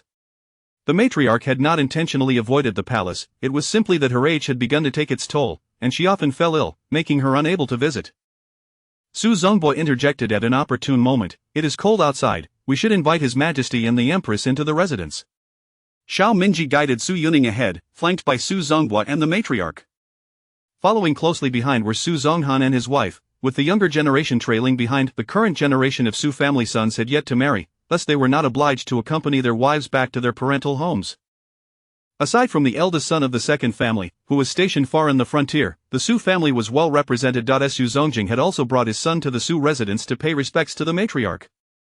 Otherwise, it would have been a rather lonely affair with just the two of them. The few young ladies lingering at the back gazed in envy at their eldest sister, who was the center of attention. Su Zongbo's second daughter, Su Jinma, remarked enviously, "Eldest sister is truly stunning, her attire makes her look like a celestial being." Su Jinqing, with an air of certainty, responded, "Of course, our cousin possesses a beauty that could topple kingdoms, and the emperor dotes on our empress immensely." The last comment was, of course, whispered. The Su girls exchanged glances, just as the emperor helped their eldest sister lift her gown as she ascended the steps. They all nodded in agreement. It was no mere affection, but rather a profound adoration. They had never heard of anyone daring to walk ahead of the emperor, yet today they were witnessing it firsthand. Chapter 41. The schemes of the female scholar backfire. Su Jinqing, known for her playful nature, was particularly exuberant after having recently received a great honor, the emperor's golden decree of marriage. In a teasing manner, she pinched the cheek of her childhood companion, Su Jinli. "Lear, do try not to cry later, our elder cousin has returned, and grandmother dotes on you the most, you know." Su Jinli, feeling indignant, retorted, "Sister Cheng is so mean. I shall tell second aunt." Recently, Su Jinqing had been wearied by her mother's relentless demands for her to study various subjects. She quickly clasped her hands together in feigned innocence. "Lear is the best, please don't tell your second aunt, alright?" Su Jinli pouted but didn't press the matter further, although her sister's words had indeed struck a chord. Nearby, Su Jinxiu shot a disapproving glance at Su Jinqing, silently warning her to refrain from causing trouble. Under the weight of her sister's gaze, Su Jinqing sheepishly fell silent. Su Jinma, observing the scene, stifled a laugh behind her hand. Upon arriving at Shoan Hall, Xiao Minji attended to Su Yuning with utmost care, helping her remove her cloak and presenting a hand warmer that a servant had brought forth. He then assisted her in taking her seat at the head of the table. Su Yuning, feeling the collective gaze of the attendees upon her, smiled bashfully and discreetly pinched Xiao Minji's arm, signaling him to tone it down. At that moment, Shinshir's eyes nearly bulged out of their sockets as she caught sight of this intimate exchange, her eyelids twitching. "Oh dear, where did this audacious girl inherit her boldness? Even the emperor is fair game for her pinching." Observing the emperor's calm demeanor as he pressed his hand down, Shinshir felt her heart sink. What on earth had her daughter been up to in the palace?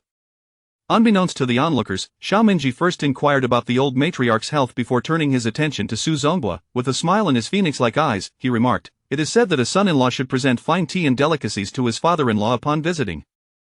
Thus, I took the liberty of acquiring these for you, Uncle Da. I hope they meet your approval." His gaze briefly swept over Guo Maozhong, who promptly stepped forward with the offerings. Realization dawned upon Su Yuning. He had dismounted the carriage to procure these gifts. A satisfied smile graced her face, acknowledging his thoughtfulness. Su Zongbo was both startled and pleasantly surprised, exclaiming in astonishment, this is truly a delightful surprise. Guo beaming with joy, presented the pastries and tea, saying, Lord Su, this tea is the finest from this year's tribute of Longjing, as instructed by His Majesty. And these pastries were personally purchased by the Emperor from Fuyuansai, he added. Su Zongguo, taken aback by such attention, bowed deeply, trembling with gratitude, I dare not accept such honor. He subtly gestured for his daughter to intervene, feeling overwhelmed by the Emperor's generosity.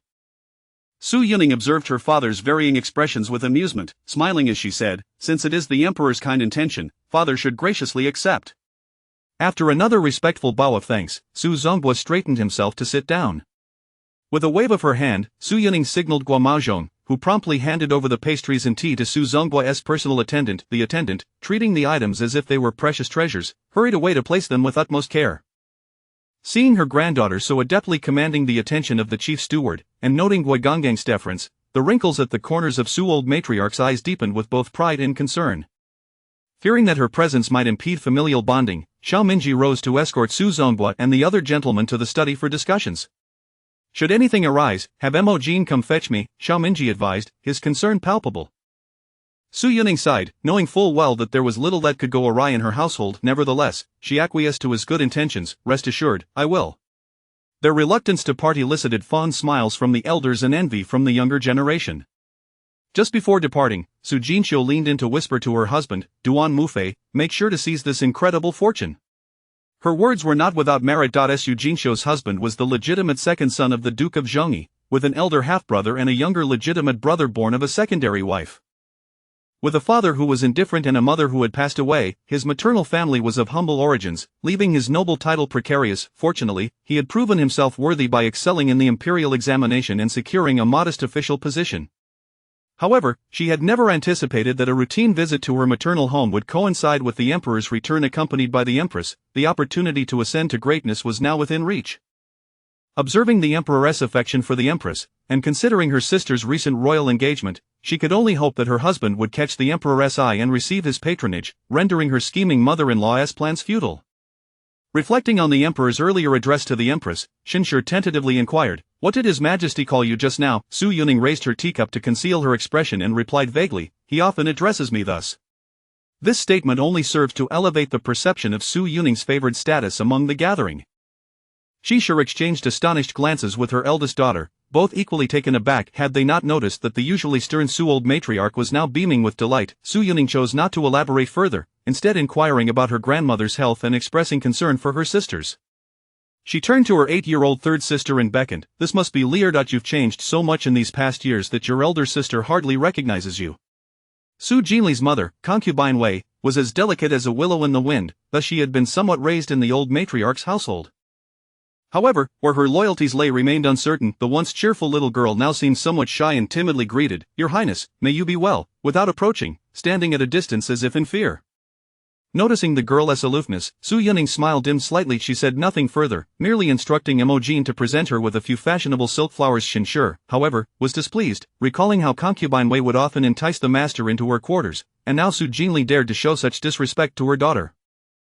The old matriarch's expression soured momentarily as she turned to Granny Gui and remarked, The third young lady must be weary, please escort her to her mother for a rest. Initially, she had thought that keeping a young girl close would alleviate her own loneliness in her elder years, yet she never anticipated that this little girl would be so ungrateful and self-important. Su Jinli was bewildered, having assumed that her grandmother would be displeased with her elder sister for the same reasons. Why was everything turning out contrary to her expectations? However, before she could voice her thoughts, Granny Gui had already taken her hand and led her away, leaving her with no chance to speak. Once they had departed, Xinshi scoffed, she must have learned that from her conniving mother. Surprisingly, the old matriarch refrained from chastising her daughter-in-law, tacitly agreeing, yet, Su Yuning, concerned about any potential harm to her mother's reputation, furrowed her brow, Mother, what sort of talk is this?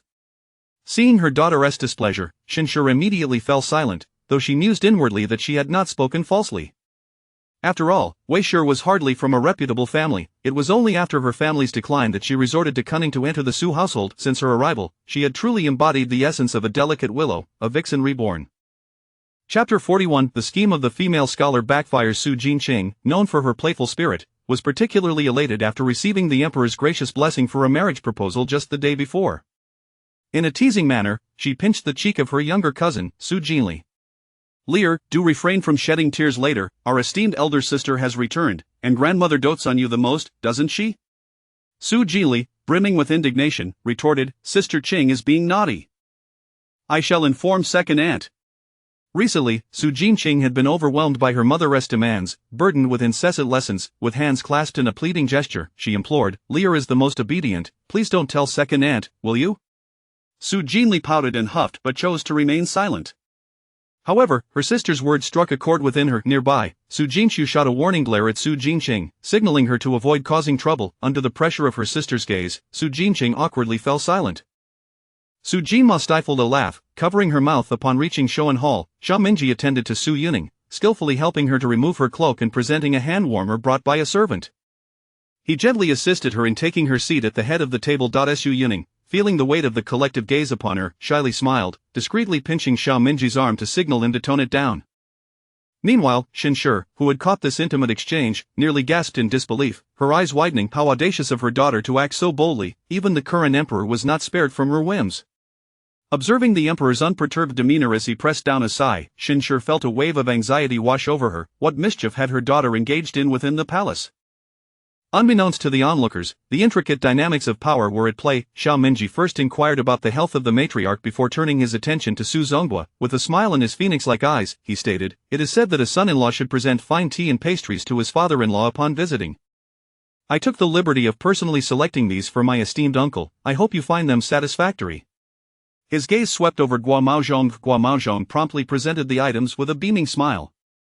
Su Yuning realized that his brief absence from the carriage was spent acquiring these delicacies. A look of satisfaction crossed her face. He truly knew how to handle matters well. Su Zonghua, taken aback, no, pleasantly surprised, could hardly contain his astonishment, exclaiming, "Your Majesty, I am unworthy." As he spoke, he subtly gestured for his daughter to provide some relief, acknowledging the emperor's thoughtful gesture. Su Yuning rarely witnessed her father's expression shift so dramatically. With a smile, she said, "Since it is the emperor's kind intention, father should graciously accept it." Following a respectful acknowledgement of gratitude, Su Zonghua resumed his seat. With a wave of her hand, Su Yuning signaled for Guo Maozhong to transfer the pastries and tea to her father's personal attendant. The attendant handled the items as if they were precious treasures, carefully placing them down with utmost caution. Observing her granddaughter's adept command over the palace steward, Su old lady's wrinkles deepened with pride. Wishing to allow the men some privacy for discussions, Xiao Minji stood and led Su Zonghua and the other gentlemen to the study. "Should anything arise, simply have Mo Jin summon me," he instructed, his concern evident. Su Yuning, bemused, thought to herself, what could possibly happen in her own home? Nevertheless, she acquiesced to his good intentions, replying, "Rest assured, I will." The tender exchange between the two stirred smiles among the older generation and envy among the younger. Before departing, Su Jinxiu leaned in to whisper to her husband, "Duan Mufei, you must grasp this wealth and nobility tightly." Su Jinxiu's concern was not unfounded. Her husband was the legitimate second son of the Duke of Zhongyi, with a half-brother above him and a younger brother below. With a father who cared little and a mother who had passed away, the family background on her mother's side was not illustrious, and the title could easily slip away. Fortunately, her husband had proven himself by passing the imperial examinations and securing a modest official post, which was no small feat. Yet she never anticipated that a routine visit to her maternal family would coincide with the emperor's arrival alongside the Empress. With such an opportunity at hand, considering how the emperor cherished the Empress and recalling her sister's recent betrothal, if her husband could capture the emperor's favor and receive his patronage, her scheming stepmother would surely find her plans thwarted. Reflecting on the emperor's earlier address to the Empress, Xin Shi tentatively inquired, what did His Majesty mean by that title he used earlier? Su Yuning lifted her teacup to obscure her expression, responding vaguely, "He has always referred to her that way." The revelation left everyone astonished at the extent of Su Yuning's favor with the emperor. Qi Shi exchanged a look with her eldest daughter, both equally taken aback. Hadn't they just witnessed the usually stern Su old lady smiling broadly? Su Yuning chose not to delve further into the topic, instead inquiring about her grandmother's health and showing concern for her sisters. Spotting her 8-year-old younger sister, she beckoned, "Is this Lear? You've changed so much in the years since we last met, I hardly recognized you." Su Jinli, whose mother, concubine Wei, was as delicate as a willow, had spent her formative years under the care of the matriarch. However, her affections remained elusive. The once cheerful girl now appeared somewhat reserved, timidly greetings, imperial noble consort. She stood at a distance, seemingly fearful. Noticing the girl's withdrawal, Su Yuning's smile dimmed slightly. She refrained from speaking further, merely instructing Imogen to gift her a few fashionable hair flowers as a gesture. Shinshur, however, felt irked. Concubine Wei, that scheming woman, often attempted to entice the master to her quarters, and now Su Jinli dared to show disrespect to her daughter. The matriarch's expression darkened momentarily as she remarked to Gui Mama, "The third miss must be tired, please escort her to her aunt's quarters for some rest." She had initially thought that keeping a girl nearby for companionship would be a good idea in her old age, but to her surprise, the child displayed such a lack of appreciation, embodying a petty demeanor. Su Jinli felt bewildered. Her aunt had often played tricks on her father in front of the matriarch, and she had assumed that her grandmother would harbor some displeasure towards this sister. Why did everything unfold so differently from her expectations? Yet, before she could voice her thoughts, Gui Mama blocked her path and led her away without allowing her to utter a word. Once the girl had left, Shinshur expressed her disdain. She must have learned that impudence from her flirtatious mother. Remarkably, the matriarch refrained from reprimanding her eldest daughter-in-law, tacitly agreeing with her sentiment. However, Su Yuning, concerned that such gossip might tarnish her mother's reputation, furrowed her brow, saying, "What are you implying, mother?" Shinshur, sensing her daughter's displeasure, promptly fell silent, though internally she believed she had spoken no falsehood. After all, Wei Shur was hardly from a respectable family. Her past was filled with schemes to enter the Su household after her own family fell from grace. Since her arrival, she had indeed taken on the guise of a delicate flower, but there was no mistaking her true nature as a cunning vixen. Chapter 42. A Tangled Heart. Su Yuning was certainly familiar with Lady Wei, yet prior to her entrance into the palace, she mostly resided in Shoan Hall, spending her leisure time being taken out for amusement by Xiao Minji, who would sneak out from the palace. As a young lady, it was not appropriate for her to inquire into her father's domestic affairs. Moreover, although her father occasionally favored his concubines, none of them dared to overshadow her mother. Her mother merely harbored a sense of jealousy, one that could not be replicated by mere imitation. Su Yuning refrained from further questioning about the Wei mother and daughter, instead turning her gaze towards Su Jinsi. "Sister Shi, you appear rather pale. Are you feeling unwell?" Su Jinsi rose, somewhat bashful, her hands instinctively resting on her abdomen. Su Yuning raised an eyebrow. Indeed, the old matriarch chuckled and spoke, "Ah, the girl she is with child, already 2 months alone. I fear the little one within her is quite the handful." Su Yuning was taken aback, calculating the days. It indeed aligned with that period. In her past life, she recalled that her cousin had borne 2 daughters before finally having a son with her third pregnancy. "You are now with child and must not risk any mishaps." Seeing the genuine concern on the Empress Dowager's face, she felt a wave of relief wash over her. She had been apprehensive about inadvertently touching upon the Empress's sensitive points. The 2 sisters had married around the same time, yet the Empress still had not conceived. Su Yuning remained unperturbed. In her past life, she had never borne a child, and she did not feel compelled to do so now. Su Jinma, however, was astute, skilled in reading the room, and approached her elder sister with a playful demeanor. "Elder sister has inquired about every sister in the family, yet has not mentioned me. Does that mean you no longer care for me?" With her doe-like eyes sparkling, Su Jinma appeared most pitiful. A smile flickered in Su Yuning's eyes. "How could I forget our dear Amour? I recall your fondness for finery, thus, I have brought you an abundance of exquisite fabric." Imogen presented a beautifully embroidered satin, speaking on behalf of her mistress. "Our Empress has been thinking of the second young miss, specifically seeking this moonlit satin from the storeroom, claiming it to be the most suitable for her." Su Jinma's eyes lit up. Which young maiden of marriageable age did not adore splendid satin? The vibrant colors and intricate patterns of the fabric before her truly captivated her heart. The moonlit satin was indeed a treasure worth its weight in gold. "I have heard that this moonlit satin appears most enchanting under the moonlight. Imoor shall surely show it to you then." Su Jinqing chimed in with a cheerful smile. "Thank you, elder sister, for your thoughtful gift, you are the best." Su Jinma's smile remained steadfast, and she turned to Su Jinqing. "Indeed, I promise to do so, Sister Qing." Seeing the little girl so blissful, Su Yuning felt her own spirits lift. "I have brought gifts for you all. Do not envy this child, Imoor." She cast a playful glance at the other young ladies present. "I have also brought fine writing materials for several brothers, which mother and aunt will take back later." Su Jinsi and Su Jinqing rose quickly to express their gratitude. "Your Highness's generosity leaves us utterly grateful." She marveled at the Empress's attentiveness, even considering her cousins. The old matriarch playfully chided her. "Your mother and aunt always return from the palace laden with rewards. The family is well remembered by you. It is rare for you to come home, yet you still bring so much for these girls. They must have burned incense for several lifetimes to have such a good sister." The young ladies, being astute, understood and she spoke lightly. The Empress's thoughts for her family naturally deserve reciprocation. Su Yuning sipped her floral tea. Grandmother and aunt, you flatter me. We are all branches of the same tree, and I naturally care for you. Once the conversation had run its course, she excused herself, taking the young ladies to view the Empress's gifts, while the old matriarch claimed to be weary from sitting too long and wished to take a stroll. Thus, for a moment, only Su Yuning and her mother remained. After dismissing the maidservants, Su Yuning nestled into her mother's embrace. In the palace, where every action was governed by rules and decorum, even her mother had to tread carefully upon entering.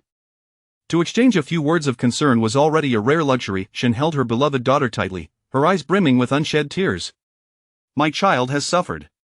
Su Yuning leaned against her mother's warm embrace. Not at all. It is a path I have chosen for myself. She did not wish for her mother to worry for her at such an age. Shen gently stroked her daughter's long hair as she had done when she was younger. To accompany a ruler is akin to walking with a tiger. Today, seeing His Majesty still holds some affection for you brings me comfort.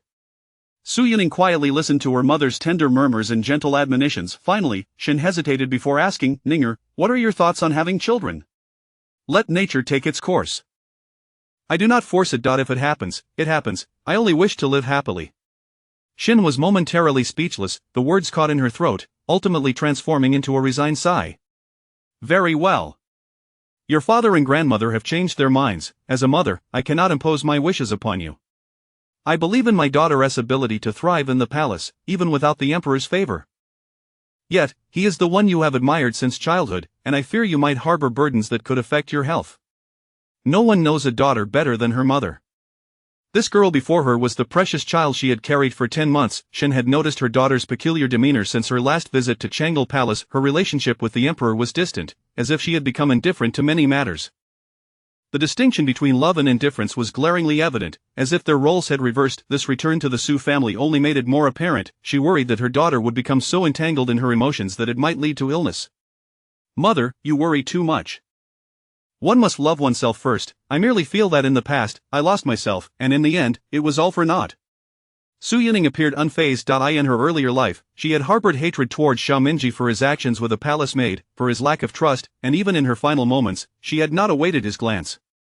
Now, reflecting on their relationship, both were proud individuals, one incapable of expressing feelings, the other intimidated by the other's status. He was the emperor, and the power he wielded was a double-edged sword. Perhaps she could gradually understand why he chose not to visit Changle Palace that day, yet she could never fully accept it. Deep down, she realized that her heart was still burdened. Regardless of how well Xiaominji treated her now, she could never release herself from the past, forever trapped in the winter of Changle Palace. A single crystalline tear rolled silently down her cheek, merging into her hair. Shen held her daughter, her eyes filled with tears, her heart aching. The Su family appeared splendid on the surface, with her holding the title of a second-rank noblewoman among the many successful candidates in the imperial examinations. Only her ear was favored by the emperor, rising steadily in rank. Why was this so? Was it not because of this pitiful girl, whose sacrifices within that cage had brought about such fortune? Chapter 43. Aunt Lu educates her daughter. In this moment of maternal affection, Su Jinma joyfully returned to her aunt's Qingfeng courtyard, having received a generous reward. Aunt Lu hailed from a respectable family, but her fate was unfortunate. Her family fell into hard times, and after much wandering, she sought refuge with her distant relative, old Madame Su.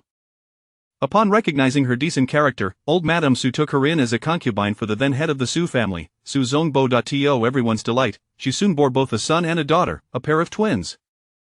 Seeing her daughter return in high spirits, Aunt Lu paused her embroidery, puzzled.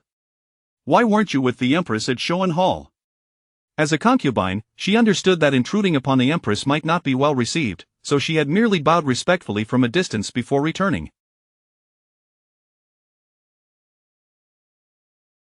Su Jinma, ever lively, began to chatter incessantly about her experience at Shoan Hall. Aunt, you have no idea, today, upon seeing the Empress, I realized that the tales of celestial maidens from the heavens are no mere fables. She truly is a paragon of beauty. Su Jinma swayed her head, resembling a tipsy maid. Aunt Lu chuckled. Our Empress was renowned for her beauty even when she was just the young lady of the house. Now, as the Empress, adorned in finery, how could she possibly fail to captivate you, my dear yellow-haired girl?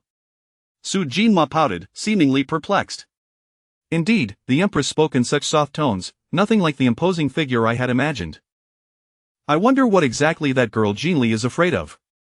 It's clear that the Empress has not changed much since her maiden days, Aunt Lu remarked, pausing her embroidery to focus intently on her daughter's words. What's the matter with Jinli?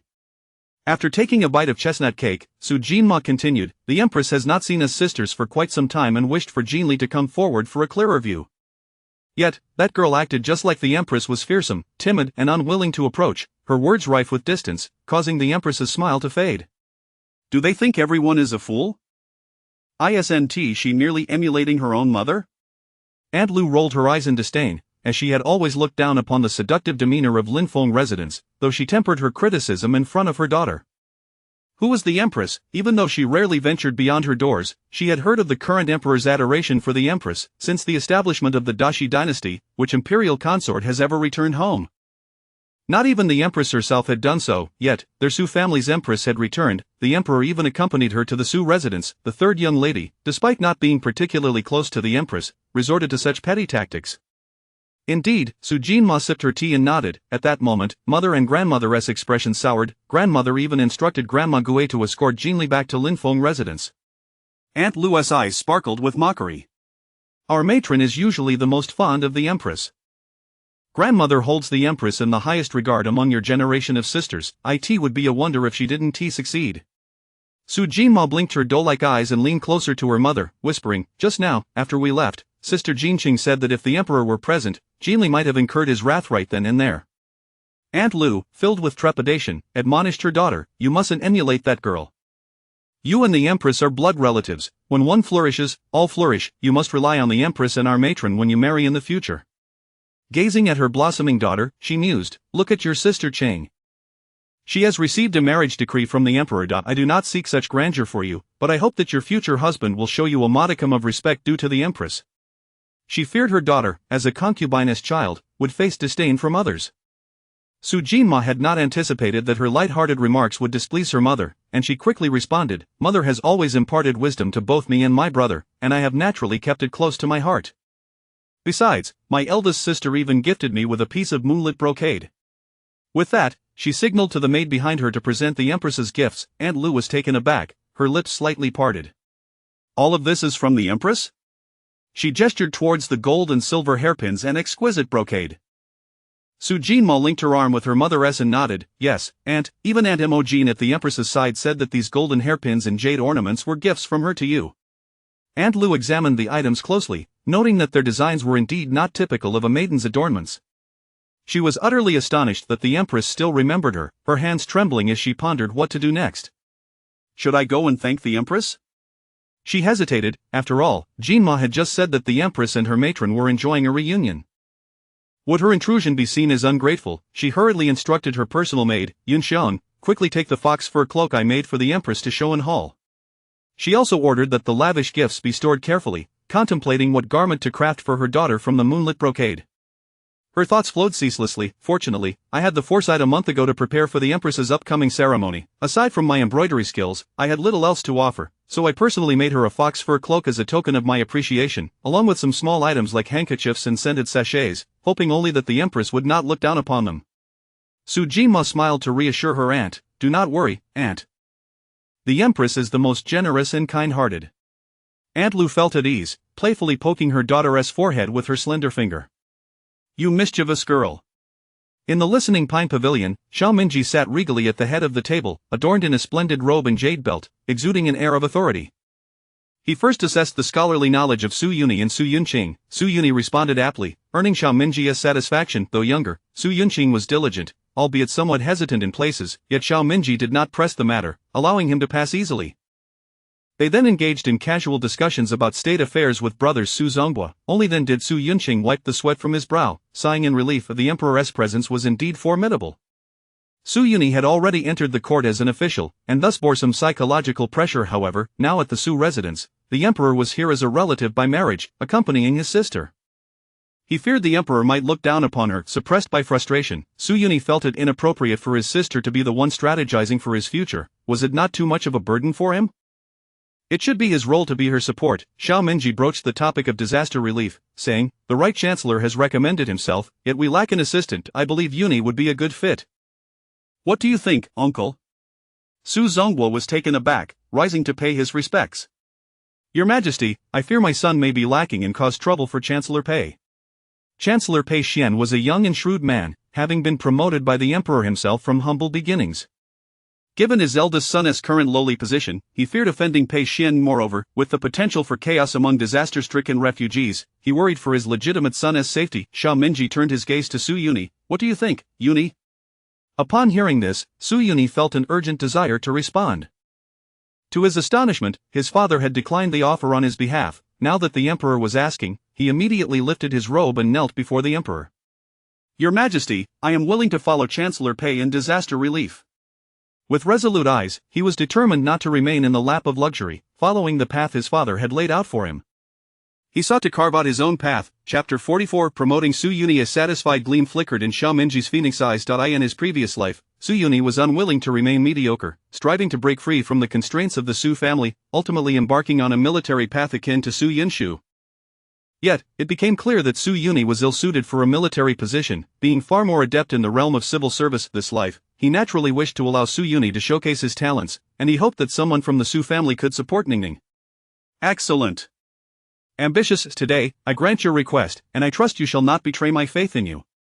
Su Yuni bowed deeply. I humbly accept the decree and express my gratitude. I shall certainly not fail to honor the majestic grace of the dragon. Both understood that this promise extended beyond merely providing disaster relief.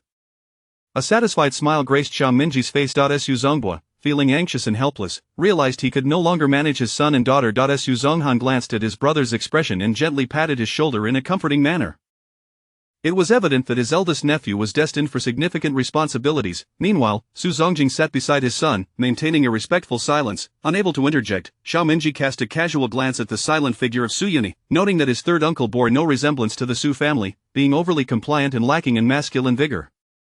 He then turned his attention to the upright and attentive Duan Mufei below, whose face was unfamiliar to him, and inquired casually, "Is this the son-in-law of my second uncle?" Su Zonghan leaned slightly and replied, "Your Majesty, indeed, he is my eldest son-in-law." Duan Mufei promptly adjusted his attire and knelt before the throne. I, the humble minister Duan Mufei, serving as an official of the Ministry of War, pay my respects to your Majesty and wish for your health. Xiao Minji took a sip of tea and remarked, "I recall that the Minister of War is the legitimate son of Duke Zhengyi."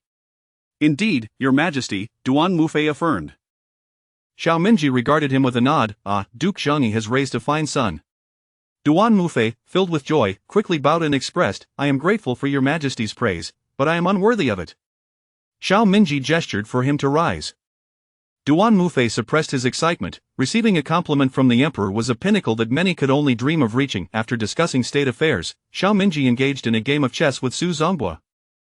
When Su Yuning arrived, the two were deeply engrossed in their match. As she lifted the curtain, she beheld Xiao Minji and Su Zonghua seated across from each other, while the others stood attentively beside them, focused on the game. Upon noticing Su Yuning's graceful entrance, Xiao Minji's cold demeanor melted away, and he promptly instructed Guo Maozhong to bring a chair for her. With a smile, Su Yuning approached and sat down, raising her hand to signal the others to rise from their bows. "Ah, so your Majesty and father are engaged in a game of chess. Mother just mentioned that cousin Yunshu is not present, and father has been itching to play but couldn't find anyone." Su Zonghua felt somewhat embarrassed, realizing that his secret was nearly exposed by his own daughter. As Xiao Minji placed his chess piece down, he conversed cheerfully with the lady beside him. "It seems fortuitous, with my nephew absent, my son-in-law can take his place." However, no one dared to respond. All eyes remained glued to the chessboard in silence. Su Zonghua hastily exclaimed that he dared not speak yet. Wasn't it just moments ago that His Majesty had said those who spoke were merely being loquacious? Why had he changed his tune in front of the Empress? Xiao Minji glanced at Su Yuni, who stood nearby, and curiously asked, "Is Yuni unable to accompany his uncle in this game?" Su Yuning looked on with amusement at her elder brother, who appeared somewhat awkward. "In response to your Majesty, I fear that playing chess might agitate my father and yield unfavorable consequences." Su Zonghua shot his younger brother a disapproving glance, often suspecting that Su Yuni and Su Yunshu had been switched at birth. Otherwise, how could his younger brother, a notorious poor player, have produced such a chess prodigy as Yunshu? Su Yuning stifled a laugh, her hairpins jingling as she glanced around. Xiao Minji, affectionately steadying her, chuckled along. "One day, I shall witness Yuni's chess skills." Su Yuni felt embarrassed at the prospect. He hoped not to frighten the emperor with his lack of prowess. Su Yuning's gaze landed on Duan Mufei, and she remarked, "I just learned that sister she is expecting, so I extend my congratulations to my brother-in-law." Duan Mufei, overjoyed at the prospect of becoming a father, clasped his hands in a bow. "I thank your Majesty, the Empress." Xiao Minji, concerned that Ningning might harbor some resentment, cast a worried glance at her. However, Su Yuning was oblivious, fully engrossed in the chess game. "Father must be cautious," Xiao Minji teased, lightly tapping her forehead. "A true gentleman observes in silence." Yet, his chess pieces advanced with remarkable speed. Su Yuning retorted, "I never claimed to be a gentleman." Those standing nearby held their breath. The Empress was indeed bold, daring to retort against the Emperor. Xiao Minji was amused by her rare display of defiance. "Ningning speaks truthfully." Su Yuning was momentarily taken aback, feeling as though she had unintentionally insulted herself. Before she could ponder further, Su Zongbo found himself overwhelmed in the game and, after a series of defeats, rose and bowed. "Your Majesty, your chess skills are truly remarkable. I am in awe." Xiao Minji picked up a piece nonchalantly and remarked, "Uncle is being modest. I see that your skills remain sharp." Su Yuning interrupted their playful banter. "Since the game is concluded, let us proceed to the front hall. Mother just sent someone to inform us that lunch is ready." Xiao Minji laughed heartily. "Then let us dine." With that, he took Su Yuning's hand and strode out of the Ting Song Jai, followed closely by the others, heads bowed. Xiao Minji and his wife were escorted to the place of honor, while Su Yuning sat beside the matriarch of the Su family and other female relatives, and Xiao Minji was flanked by Su family brothers and male guests. Xiao Minji served a bowl of silver thread fish soup before Su Yuning. "Today is a family banquet, everyone need not stand on ceremony." After saying this, he picked up his chopsticks and placed a piece of perilla shrimp in Su Yuning's bowl. Seeing the emperor begin to eat, the others felt encouraged to follow suit. A glance at the table revealed that most dishes were those favored by the empress. "My wife knows that the empress has a fondness for a treasure duck." "Please, your Majesty, do try some," Xinshu urged, as she directed that the treasure duck be placed closest to Su Yuning. Upon hearing this, Xiao Minji did not wait for the servants but personally used the public chopsticks to serve it into Su Yuning's bowl, whispering, "Your mother has been thinking of you. Do give it a taste. Your mother knows you adore a treasure duck." She had it prepared well in advance, fearing that the servants might not handle it properly and even personally overseeing the process. Su Zongbo added with a smile, teasing Xinshu. Su Yuning felt warmth in her heart as she took a bite and smiled gently. "Thank you, mother." "The Empress should enjoy it," Xinshu said, delighted to see her daughter so happy, while the couple's affectionate gestures filled her with joy. The banquet unfolded with lively exchanges, as Xinshu eagerly arranged all of her daughter's favorites, oblivious to the presence of others. Thus, the recently pregnant Su Jinshu found herself feeling somewhat unwell. Suppressing her nausea, she asked her sister to fetch a cup of honey water for relief. Little did she know, this moment was witnessed by Su Jinli, who, with innocent curiosity, gazed at Su Jinshu and exclaimed, "Sister Shi, are you not feeling well? Perhaps it's because there are too many meat dishes today. I heard from my aunt that pregnant women should avoid the smell of meat." Chapter 45 of the Su family's demise. The Empress Dowager's fury as these words were uttered, an air of tension enveloped the gathering. Even Su Jinx cast an unfriendly glance at the 8-year-old girl before her Chi's expression momentarily froze. How dare this insolent child use her beloved Zur as a tool for her schemes? She swiftly turned her gaze to the head of the table. Suzngb wore a scowl. After 3 long years, his daughter had finally returned home, yet Shin, as her mother, could not even muster a table laden with her daughter's favorite dishes? For whom was Su Jinx attempting to seek favor? Su Jinx rose and bowed respectfully to Shin, her face adorned with an expression of contrition. "Aunt, please do not misunderstand. I have been unable to eat anything lately, and my husband has gone to great lengths to prepare a variety of dishes, yet my stomach has been quite unsettled." Though astute ears could discern that Su Jinx's words subtly criticized both Shen and the Empress Dowager, she feigned ignorance. The meal had been arranged by Shen, thus, her apology was directed solely at Shen, who permitted her to indiscriminately drag the Empress Dowager into this. At this juncture, she interjected to alleviate the mounting tension. "Indeed, this child has become rather selective with her palate. I heard that just the other day, she nearly retched after a bowl of plain porridge. One wonders what sort of peculiar craving she harbors." Shen had not intended to cast blame upon the second house. Su Jinx's little ploys were nothing she had learned from her own mother. "Pregnant women often have peculiar tastes, it will pass in time. A cup of honey water should suffice," she remarked, her demeanor calm, gesturing for Su Jinx to take her seat. She could not endure the formalities while in her delicate condition. While the atmosphere was thick with concern, Su Jinx felt a twinge of awkwardness. Just as Su Zngb was about to speak, a voice laced with coldness pierced the air. "Is this the family's illegitimate daughter?" Xiao Minji lifted his eyelids, casting a dismissive glance. Su Zngb rose, bowing respectfully. Your Majesty, this rebellious daughter is my third daughter. I have failed in my duty as a father, and she has offended your Majesty. I humbly ask for your forgiveness. Cold sweat beaded upon his brow as his heart seethed with anger towards this illegitimate daughter. Su Jinx seemed to realize that the situation had spiraled beyond her control, her eyes reflecting panic. I was merely concerned for Sister X, seeing her discomfort, which led me to speak out of turn. I beg your Majesty and my elder sister for forgiveness. Su Jinxing could hardly bear to witness this ungrateful child tarnishing her sister's reputation. Just a moment ago in Shun Hall, Sister Jinx was reverently addressing the Empress Dowager. How is it that upon returning to LNFing residence, she has suddenly become so sensible? Su Jinxing's voice lowered, tinged with an air of self-reflection, yet in the now silent hall, her words echoed in the ears of all present. She discreetly tugged at the young girl's sleeve, her gaze sharp, signaling her to silence. How audacious of this wretched child to involve the Empress Dowager in her foolishness. At that moment, Suwai New York let out a cold snort. It is curious that my sister does not often speak of Sister Jinx or the Empress Dowager, yet now she feigns concern. His words were sharp, devoid of the usual gentleness he exhibited. Sister Jinxing, why did you remain silent during the events in Shun Hall? Was it not you who mentioned Sister Jinx? Suwai New York, unable to see his sister wronged, launched a broadside attack. Why should he remain silent while his sisters misbehaved? If his words were harsh, so be it. In mere moments, Suwai New York had stripped the facade from these sisters, indifferent to the reputation of the Su family. After all, he would not allow anyone to marginalize his sister. Those present, from the matriarch to Su Znghen and his wife, dared not utter a word, for it was evident that the emperor was pleased with Suwai New York's actions. Suwai Nneng observed the multitude, each harboring their own thoughts, as a grand performance unfolded before her. A sense of frustration welled within her. Within this vast family, how many truly believed her mother was in the right?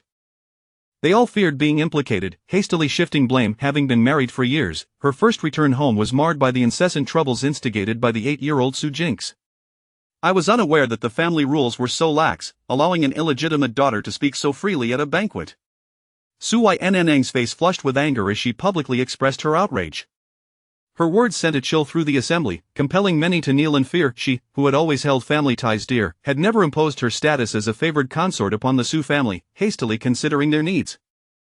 Yet now, it seemed, her kindness had been wasted. Seeing her anger, Xiao Minji hastily sought to soothe her, instructing MJN, you dim-witted fool, hurry and bring a cup of warm water to the Empress Dowager. Nneng, my dear, your health is fragile. Do not let your temper rise.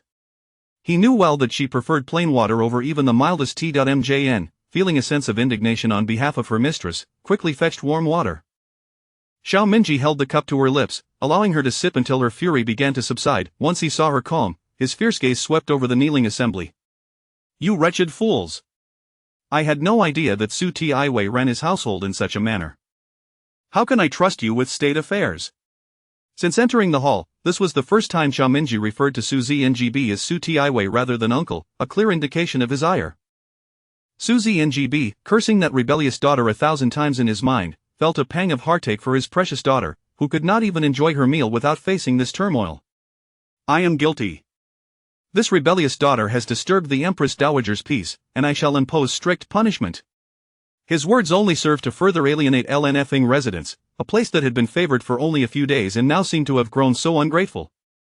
Ultimately, Xiao Minji, recognizing Su Zngb's reasonableness, refrained from pursuing the matter further but cast a look of disdain at Su Jinx. Disrespect towards one's legitimate mother and elder sister. Uncle, you must deal with this matter properly to prevent the Su family from becoming a laughingstock for favoring a concubine over a legitimate wife. Xiao Minji thundered. At this, Su Zngb felt as though the heavens had conspired against him. I assure you, your Majesty, I never intended such a thing. Su Zngb appeared as though he had been wronged in the most profound way. While Su Zngb pleaded for forgiveness, the attention of the assembly remained fixed upon the emperor's reprimand of Su Jinx. To be publicly chastised by the emperor for disrespecting her legitimate mother and elder sister, even at the tender age of 8, had effectively ruined Su Jinx's future. What matriarch would dare allow her son to marry a girl publicly scolded by the emperor, one who had offended both the legitimate mother and the Empress Dowager? Would they invite ruin upon their own household? Shun, unconcerned with Su Zngb's grievances, had only heard the emperor's remarks about the Empress Dowager's delicate health.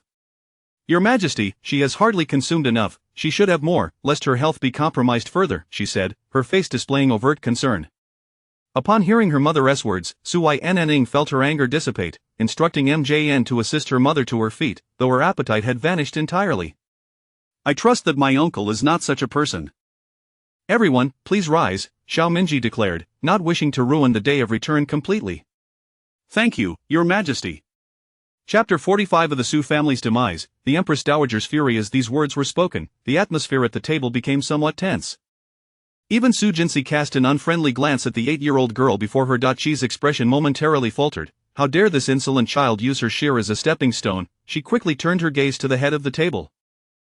Su Zongbo wore an expression of anger. His daughter had only just returned after 3 years of marriage, and yet, this mother, Shen, could not even arrange a table filled with her daughter's favorite dishes? Who was Su Jinli trying to embarrass? Su Jinsi rose and bowed slightly to Shen, her face adorned with a look of apology. Aunt, please do not misunderstand. I have been unable to eat anything lately, and my husband has had countless dishes prepared, yet my stomach is in turmoil. Although it was evident to any discerning ear that Su Jinli's words simultaneously criticized both Shen and the Empress Dowager, Su Jinsi chose to feign ignorance. The meal was orchestrated by Shen, so she was certainly offering her apologies to her, and who permitted her to recklessly implicate the Empress Dowager. Upon hearing this, she interjected to defuse the situation. Indeed, this girl has become quite picky. I heard that just a few days ago, she was so nauseous from a bowl of plain porridge that she nearly fainted. One wonders what kind of mischief she has gotten herself into. Shen had not intended to shift her ire onto the second branch, for Su Jinli had not inherited even a fraction of her mother's cunning. Pregnant women often have peculiar cravings. It will pass in due time. A cup of honey water should suffice. Shen's expression remained calm as she waved her hand, gesturing for Su Jinsi to sit down. She could not bear to have her bowing before her while pregnant. While concern surrounded them, Su Jinli began to feel increasingly uncomfortable. Just as Su Zongbo opened his mouth to speak, a voice laced with coldness pierced the air. Is this the illegitimate daughter of the family? Xiao Minji lifted his eyelids and cast a detached glance. Su Zongbo rose respectfully and bowed. Your Majesty, this rebellious daughter is my third daughter. I have failed in my duties as a father, causing her to offend Your Majesty, and I humbly ask for your forgiveness. Cold sweat beaded on his forehead as he harbored immense frustration towards this illegitimate daughter. Su Jinli seemed to realize that the situation was spiraling out of her control, her eyes filled with panic. I was merely concerned for Sister Shi, seeing her discomfort, and I spoke out of turn. I ask for Your Majesty and elder sister's forgiveness. Su Jinqing could hardly bear to witness such a treacherous wretch tarnishing her sister's name. Just moments, she stealthily tugged at the little girl's sleeve, her eyes sharp, signaling her to silence. How dare this ignorant child involve the Empress Dowager in her remarks? At that moment, Su Yuni snorted coldly. It seems my third sister does not often speak of Sister Jinsi or the Empress Dowager. Now she is suddenly so composed. His words, sharp as a blade, contrasted sharply with his usual gentle demeanor. Sister Jinqing as well, why did she not speak up about what transpired in Shouan Hall? Was it not Su Jinli who was chattering about Sister Jinsi? Su Yuni could not bear to see his sister wronged and attacked indiscriminately. He was not dead. As an elder brother, it was his duty to educate his disobedient sisters. Was his tone too harsh? Let them listen. With just a few words, he stripped the masks off these sisters. He cared not for the Su family's reputation, for no one would dare belittle his sister. Those present, whether the matriarch or Su Zonghan and his wife, dared not utter a word. Did they not notice how the emperor seemed clearly pleased with Su Yuni's actions? Su Yunling observed the crowd, each harboring their own thoughts, as they played out this grand performance. A sense of discomfort washed over her. How many in the Su family genuinely believed her mother had acted correctly? All were terrified of being implicated and desperately shirked responsibility. After years of marriage, her first return home was marred by the frequent troubles caused by this 8-year-old girl, Su Jinli. I was unaware that the family's rules were so lax that an illegitimate daughter would dare speak so freely at a banquet. Su Yunling's face was filled with anger as she publicly lashed out. Her words struck fear into the hearts of all present, causing them to kneel in terror. She had always valued familial bonds, never displaying an ounce of her status as an Empress Dowager before the Su family, consistently recalling to bestow gifts upon them, even being considerate of the concubines within the household.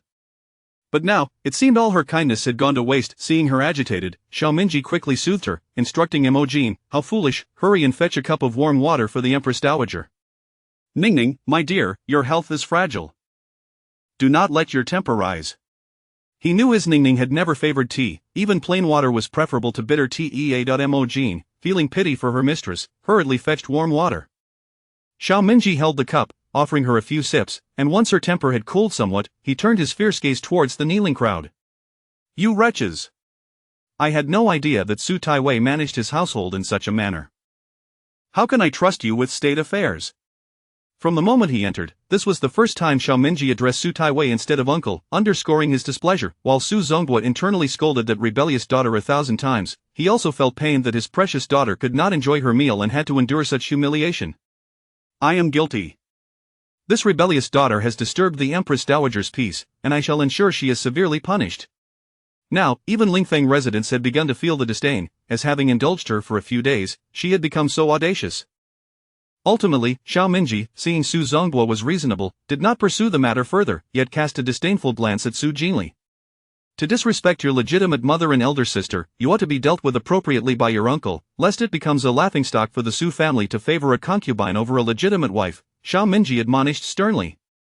At that moment, Su Zonghua felt as though a great calamity had befallen him. What a travesty! By all that is just, he had merely spent a few nights in Lingfeng residence. All authority within the household lay firmly with his legitimate wife. "I assure you, Your Majesty, that was never my intent." Su Zonghua appeared as though he had been wronged beyond measure. As Su Zonghua pleaded for forgiveness, proclaiming his innocence, everyone else focused on the emperor's reprimand of Su Jinli. For someone to be publicly chastised by the emperor for disrespecting her legitimate mother and elder sister, even if Su Jinli were only 8 years old, her future was irrevocably tarnished. Which matriarch would dare allow her son to marry an illegitimate daughter publicly scolded by the emperor, one who had offended both the legitimate mother and the Empress Dowager? Did they wish to see their family fall into disarray? Xin was indifferent to Su Zonghua's claims of injustice. She caught wind of the emperor's earlier admonition that the Empress Dowager could not be angered, as her health was fragile. "Your Majesty has not consumed much. You should take some more," she expressed with overt concern upon seeing her mother's anxious gaze. Su Yunling's anger dissipated, and she instructed Emojin to assist her mother to her feet, though her appetite had vanished. "I believe my uncle is not of such a character." "Everyone, please rise," Xiao Minji declared, wishing to salvage the day's return. "Thank you, Your Majesty." Chapter 46, The Scolding at Showan Hall and Separation. Su Jinli had long been ordered by Su Zonghua's servants to be bound and confined to the firewood room. However, the servants were ultimately apprehensive during the midday meal, and Su Yunning had lost her appetite. Seeing her daughter barely touch her food, Shen hurriedly rose and went to the kitchen. Meanwhile, Xiao Minji was still coaxing her. "I have prepared your favorite dishes, would you like some more?" He offered her the broth she typically enjoyed, yet Su Yunning gently pushed it away, her expression somewhat distressed, and said, "I am feeling unwell. I shall take my leave." Shen left the maid Wang behind, who had been attending to her. Observing her discomfort, Wang stepped forward to support her. "The lady has gone to the kitchen. Perhaps you could wait for her in Qiu Shui Pavilion?" Noticing her change in expression, Xiao Minji quickly assisted her to her mother-in-law's quarters. "I shall accompany the imperial concubine, you need not follow," he declared. "Yes, we humbly bid farewell to Your Majesty and the imperial concubine," they replied. Su Zonghua promptly took a servant to wait outside Qiu Shui Pavilion, for it was inconceivable for the emperor to remain there, and as the head of the family, he could not neglect the emperor's presence. Once the two esteemed figures departed, the tension in the hall dissipated, but the matriarch's expression remained dark. "Second son, take your brother and nephew downstairs, the rest of you follow me to Showan Hall." With that, she leaned on her cane and departed first. With the emperor and imperial concubine gone, who would dare continue dining? Su Zonghan exchanged glances with his wife, signaling her to speak more favorably. She understood and tightly gripped Su Jinqing's arm on the way to Showan Hall. "You wretch, how dare you use the lady as a pawn? Have you forgotten all the kindness she has shown you?" she scolded, filled with frustration. Su Jinqing then realized her words had been ill-timed, stammering, "I merely wished to confront Su Jinli, to prevent her from drawing fire to elder sister. I did not mean it." Remembering the lady's anger at the banquet, she felt a twinge of fear and tears brimmed her eyes. "Mother, the lady will not dislike me, will she?" She, unable to bear it, replied, "We shall see." In truth, she too was uncertain. In Showan Hall, the matriarch took her seat at the head and slammed her cane down. "All of you, kneel." She led her two daughters and Su Jinma to kneel before her. "I have told you countless times, the lady's matters are of utmost importance to the Su family. That Jinli girl speaks nonsense, and you are all so quick to distance yourselves, showing no regard for the lady's well-being. How could she still care for you heartless sisters?" After reprimanding them, she turned to chastise Qi, "And you, who usually appears clever, have shown utter foolishness today. How is your behavior towards your sister-in-law any different from that towards the lady? What sort of mother are you? The matriarch continued her tirade. None of you remember the lady's kindness. She is unwell, has not eaten, and is now in a foul mood. Today was supposed to be a day of glory for the Sioux family, yet you foolish ones have ruined it.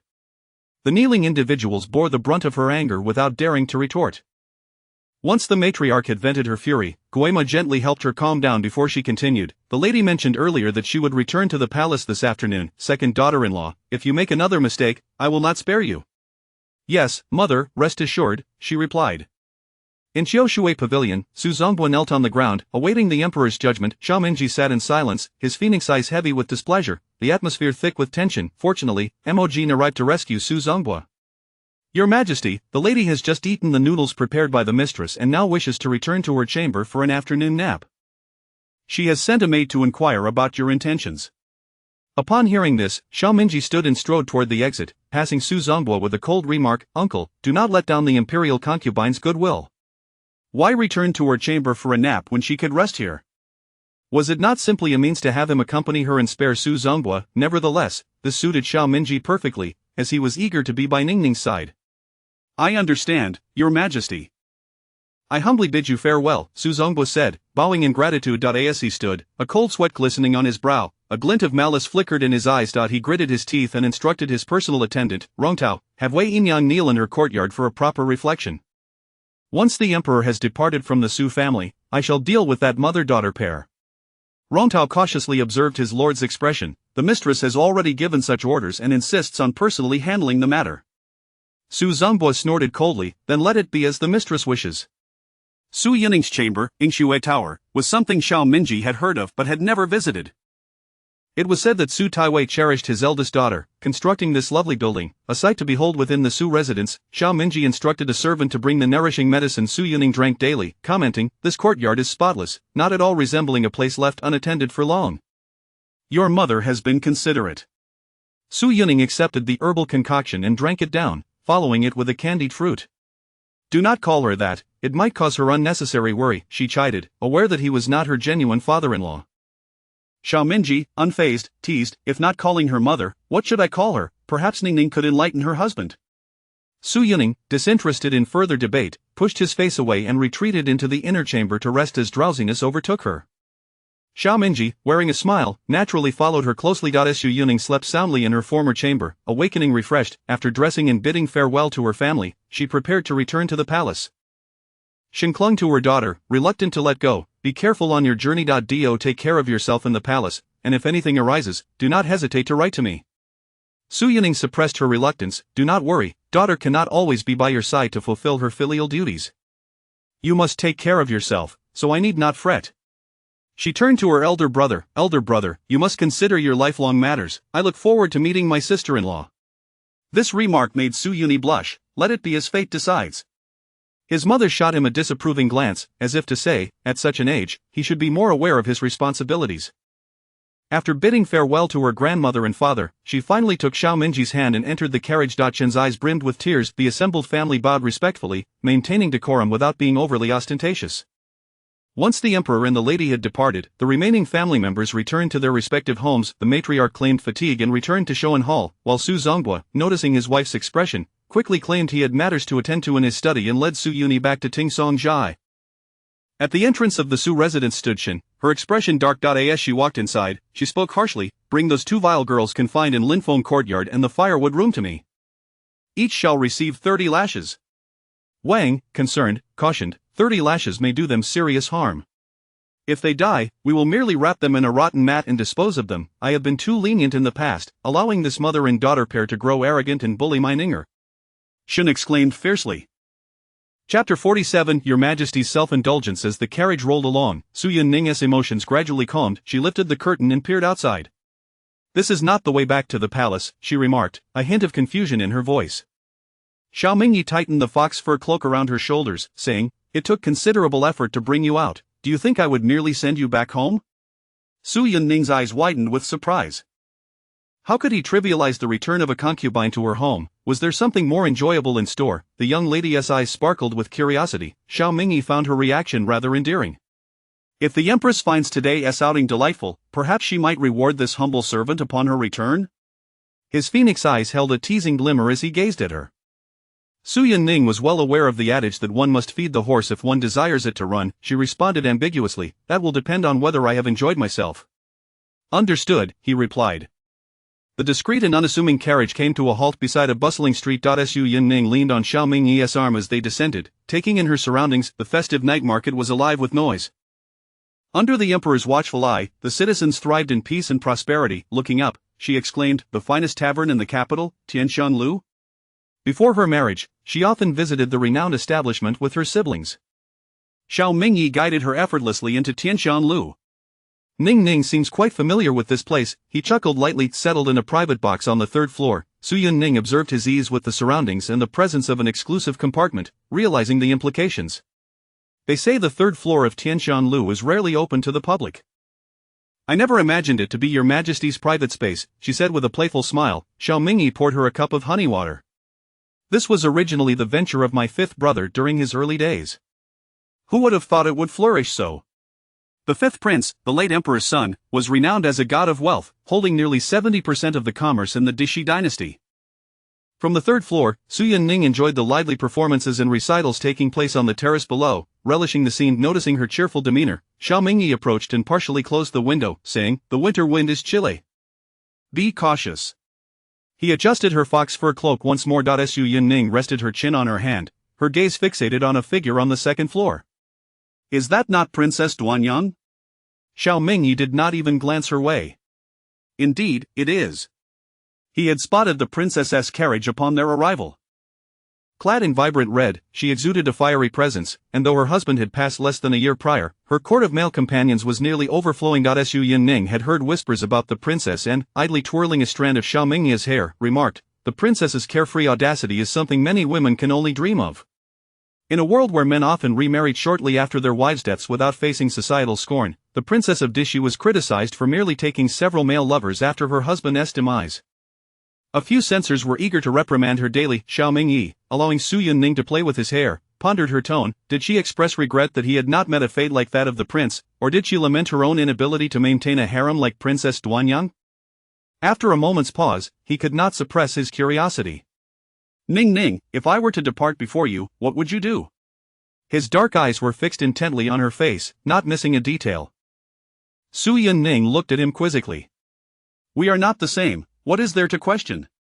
He was the emperor. Would she be expected to take a lover if he were gone? Would the new emperor not dispatch her with a single stroke?" Her words emphasized their disparate statuses, yet, in Xiao Mingyi's ears, it translated to the notion that the bond he shared with Ning Ning was far deeper than that of Duanyang and her prince, rendering them incomparable. Pleased with her response, Xiao Mingyi observed Su Yunning's laughter, perplexed yet delighted. After dining, as they stepped out, they noticed several guests hurrying past, conversing animatedly. "Hurry up, or we'll miss the lake festival." Intrigued, Su Yunning inquired, "What is the lake festival?"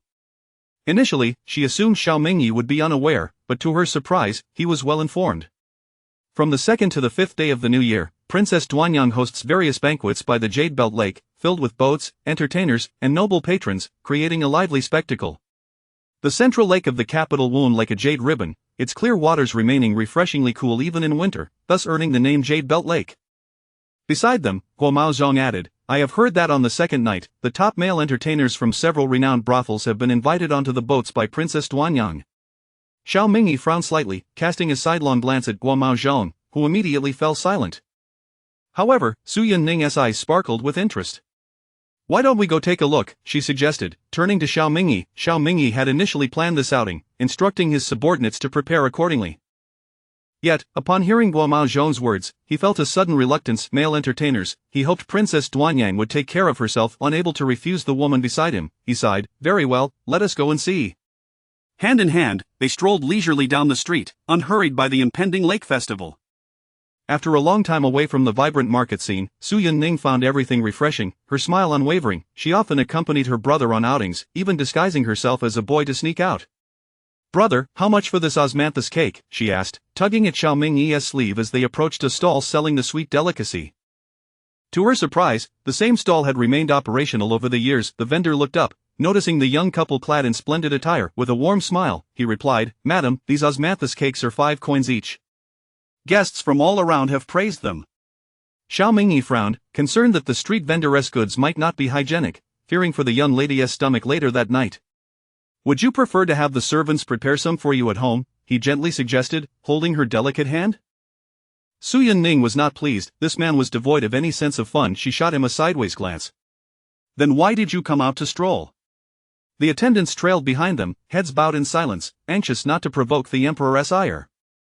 Xiao Mingyi's suggestion was thwarted, and he thought to himself that it was, of course, to bring her joy. Ultimately, he refrained from further protest, purchasing several pieces of the warm osmanthus cake himself. He handed the freshly made treats to her, saying, I misspoke, could you find it in your heart to forgive me this once, for the sake of the osmanthus cake? His gaze softened as it lingered on Su Yunning. With a playful grin, Su Yunning took a bite from the cake, offering the other half to Xiao Mingyi, saying, it's so sweet, you should try some. Understanding her carefree spirit, Xiao Mingyi tilted his head and took a bite from the side she had already tasted, a smile blooming on his lips. Indeed, it is sweet. Su Yunning blushed, as he had bitten into the side she had meant for him to avoid. Chapter 48 The vinegar-pickled jade belt lake. The small stall owner, observing the affectionate gestures of the young couple, astutely remarked, your relationship is truly delightful, you must have recently wed. Xiao Mingyi, seldom inclined to engage, replied, my wife and I have been married for 3 years, and our union has always been harmonious. His enchanting phoenix eyes lingered on a nearby girl savoring osmanthus cake. The stall vendor, quick to read the atmosphere, commented, it is evident that you and your wife are a perfect match, a union ordained by heaven. Su Yunning, feeling embarrassed by the presence of the man beside her, lifted her skirt and shyly departed. Xiao Mingyi exchanged a knowing glance with Guo Maozhong and hastened to catch up with her. Guo Maozhong left behind a gold ingot, exclaiming, you, my friend, have struck a chord with our young master. One could not help but marvel at the fortunate turn of events for the vendor that day. The stall owner, grinning ear to ear, expressed his gratitude repeatedly, gingerly cradling the gold. Today had truly brought him a stroke of luck. As Su Yunning wandered about, purchasing an array of delectable treats, she often took a bite herself before offering a taste to Xiao Mingyi. Noting his reluctance to indulge in such sweetness, she watched him grit his teeth and swallow, then praised him, which brought her immense joy. Behind them, Guo Maozhong and several guards carried an abundance of folk trinkets and snacks.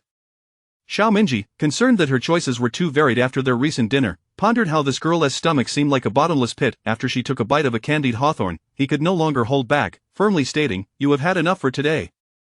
Your stomach may not withstand anymore. He feigned a serious expression. Seeing her prepared to argue, he quickly added, the Su residence is not far, could it be that Ning Ning wishes for Guo Maozhong to fetch your mother? Su Yunning then fell silent, his words rendering her obedient.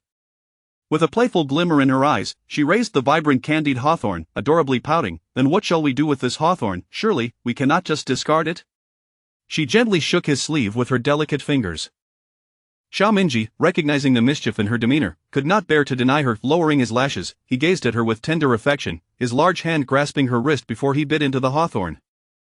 Frowning slightly, he swallowed it down with great effort, his palate struggling to adjust. Upon seeing his furrowed brow, Su Yunning burst into laughter, teasingly tilting her head, is it not sweet? Exceedingly sour, he replied through clenched teeth. Her laughter rang out unabashedly. After Su Yunning had her fill of amusement, the two finally made their way to the Jade Belt Lake. This lake indeed bustles with life, Su Yunning remarked, taking in the throngs along the shore.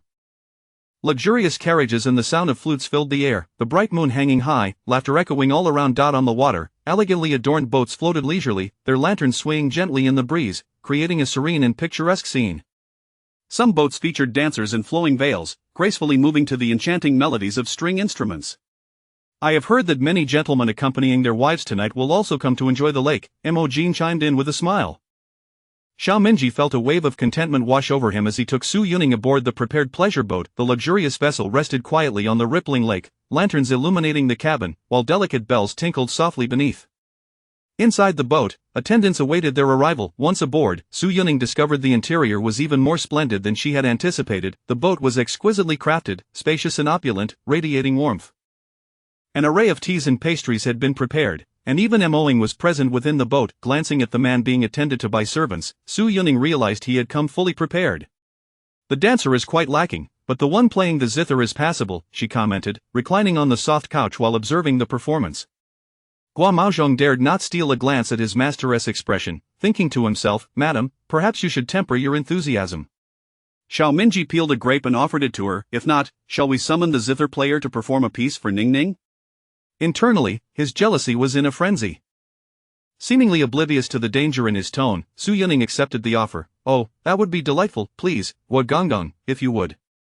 Guo Maozhong felt as if he had been struck by a thunderbolt, utterly flabbergasted. "Madam of this," he stammered, nearly bowing to the ground, unsure how to respond. Xiao Mingji was taken aback by her enthusiastic agreement. Instantly, shadows crossed his features, a mixture of jealousy and anger brewing within him as he glanced at the glum-faced Guo Maozhong. "What are you waiting for? Hurry and invite him." He was eager to discover what enchantress had captivated her heart. What could this musician possibly play that would rival his own skills? Guo Maozhong, internally weeping rivers, respectfully withdrew to fetch the performer.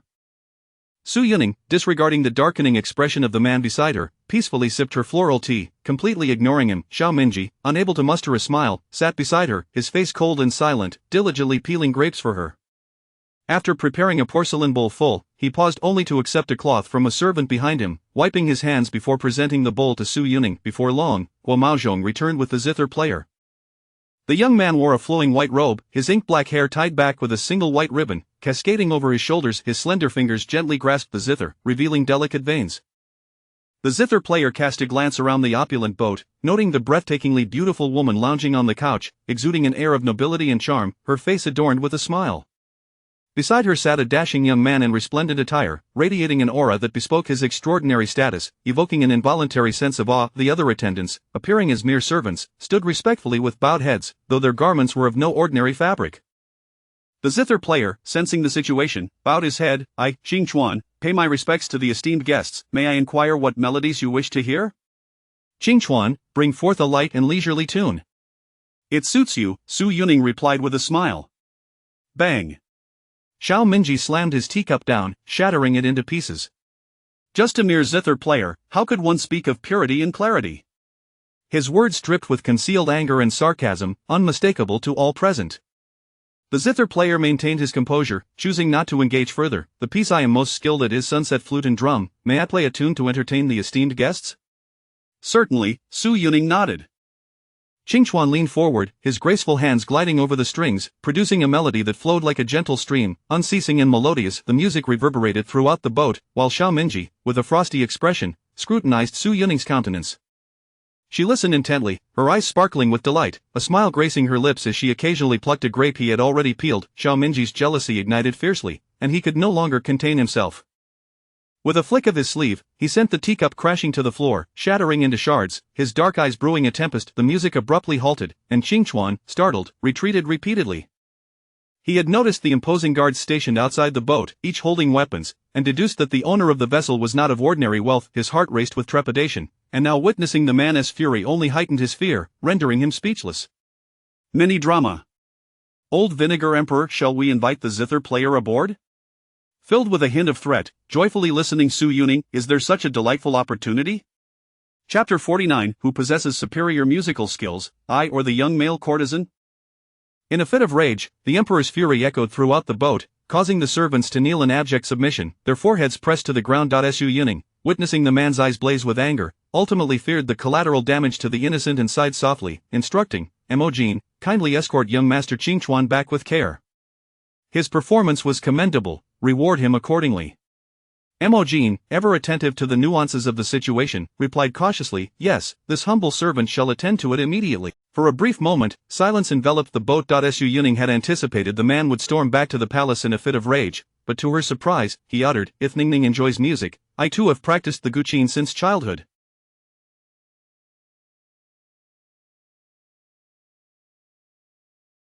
Might I play a piece for you?" Xiao Mingji suppressed the jealousy and bitterness surging within him, merely raising his gaze to the woman. He was acutely aware of her deliberate provocations, yet what of it? He was deserving of such torment. Presently, Ningning was merely allowing a young courtesan to play a tune, and yet his heart twisted in anguish, consumed by jealousy to the brink of madness, wishing he could eliminate the rival. Yet, across lifetimes and decades, amidst the countless women in the harem who had come and gone, how had his Ningning endured? It was unfathomable. Tears of pain welled in his eyes, and with a hint of desperation, he implored, "Would Ningning do me the honor of listening?" Su Yuning, taken aback, observed the redness in his eyes, filled with a sense of compromise. What was amiss with him today? How could he so easily overlook the previous incident? She found herself unable to decipher his intentions. She recognized his musical prowess. After all, the current emperor was a master of the 6 arts, excelling in guqin, chess, calligraphy, painting, and more. However, she had not anticipated him to take the initiative to play today. Very well, I shall indulge in this auditory delight, Su Yuning replied, suppressing her curiosity. Since he had taken the initiative, why should she decline? Guo Maozhong, overhearing the exchange between the emperor and the empress, felt utterly bewildered. Your Majesty, the old servant had thought you would unleash your wrath and cause chaos, yet you dismissed the young courtesan merely to play the guqin for the empress? This was disastrous for the harem's decorum. He resolved to be more ingratiating towards Mo-jin in the future. It was clear who held the true power here. Guo Maozhong, fetch the guqin, commanded the emperor. Guo Maozhong scrambled to comply. Yes, Your Majesty. Before long, he dispatched someone to the shore to procure the finest guqin, which he then presented to the emperor. After all, in this moment, the only ones playing the guqin were either the courtesans or the young masters of other boats. He dared not bring forth an instrument previously used by the courtesans for the emperor. That would be courting disaster. Xiao Minji seated himself before the instrument, his fingers, elegantly defined, gliding over the strings with practiced ease. The music flowed like water, enchanting and ethereal, as if a phoenix were dancing gracefully in the air. The melodies that poured forth were delicate yet profound, infused with the musician's boundless emotions. Ah, there is a beauty, unforgettable upon sight. A single day apart, and thoughts of her drive one to madness. The phoenix soars high, seeking its mate across the seas. Alas, the beloved is not found upon the eastern wall. Phoenix, O phoenix, return to your homeland, wandering the seas in search of your mate. Su Yuning recognized the tune as Phoenix seeking its mate. Emotions surged within her, thoughts swirling, as she met the man's fervent gaze across the space, clearly perceiving the profound love and guilt reflected in his eyes. Guilt? Su Yuning couldn't help but chuckle softly. What could he possibly feel guilty about? For the young courtesan's sake, surely an emperor could not suddenly feel remorse for his own concubine. Outside the boat, Princess Duanyang, having observed the presence of Gui Gonggang and the empress alongside Mo-jin, pondered that it must be her imperial brother who had taken the empress out for a boat ride. Thus, she paused her revelries, tidied her attire, and approached to pay her respects, unaccompanied by any male courtesan. To her surprise, as she neared the boat, she was greeted by the melodious strains of the guqin. Although she was not particularly skilled in the arts, she had been exposed to them enough to recognize that the piece being played was indeed Phoenix seeking its mate. A thought crossed her mind. Could it be that the empress was so audacious as to publicly declare her affection for her imperial brother? She raised her gaze to the palace attendants stationed at the entrance. Pray tell, is it just the emperor and the empress within? In response to the princess, indeed, it is so. Just moments ago, Gui Gonggang personally brought in the guqin. The attendant replied with a respectful bow. Duanyang mused that her sister-in-law, who typically appeared dignified and composed, was capable of such boldness in private, expressing romantic sentiments. It was no wonder her brother doted on her, so, with her mind swirling with thoughts, she entered the boat without announcing her presence, only to find that as she stepped through the curtain, Xiao Minji had just finished the final note, sitting upright before the guqin. Duanyang's eyes widened in disbelief. It was indeed her typically regal brother, the paragon of decorum, playing the guqin for the empress, and he chose to perform Phoenix seeking its mate. What a spectacle! Should she not have entered? Upon raising her gaze, she locked eyes with the empress, who reclined leisurely on a couch, savoring tea while listening to music. A rare shade of embarrassment colored Duanyang's cheeks as she bowed in deference. Your humble sister pays her respects to the emperor and empress. May you both enjoy peace. With remarkable quickness, Duanyang adapted her address to sister-in-law. What, you claim the empress is her rightful sister-in-law? How amusing! Had the empress ever heard her brother play the guqin in all her life? Xiao Minji approached Su Yuning, his phoenix eyes shimmering with a misty vulnerability, tinged with jealousy as he spoke. My dear, who possesses superior musical skills, the young courtesan or I? Would you be so kind as to offer your evaluation? Duanyang stumbled, nearly losing her balance. So it was true, Gui Gonggang had indeed summoned a young courtesan to perform for the empress?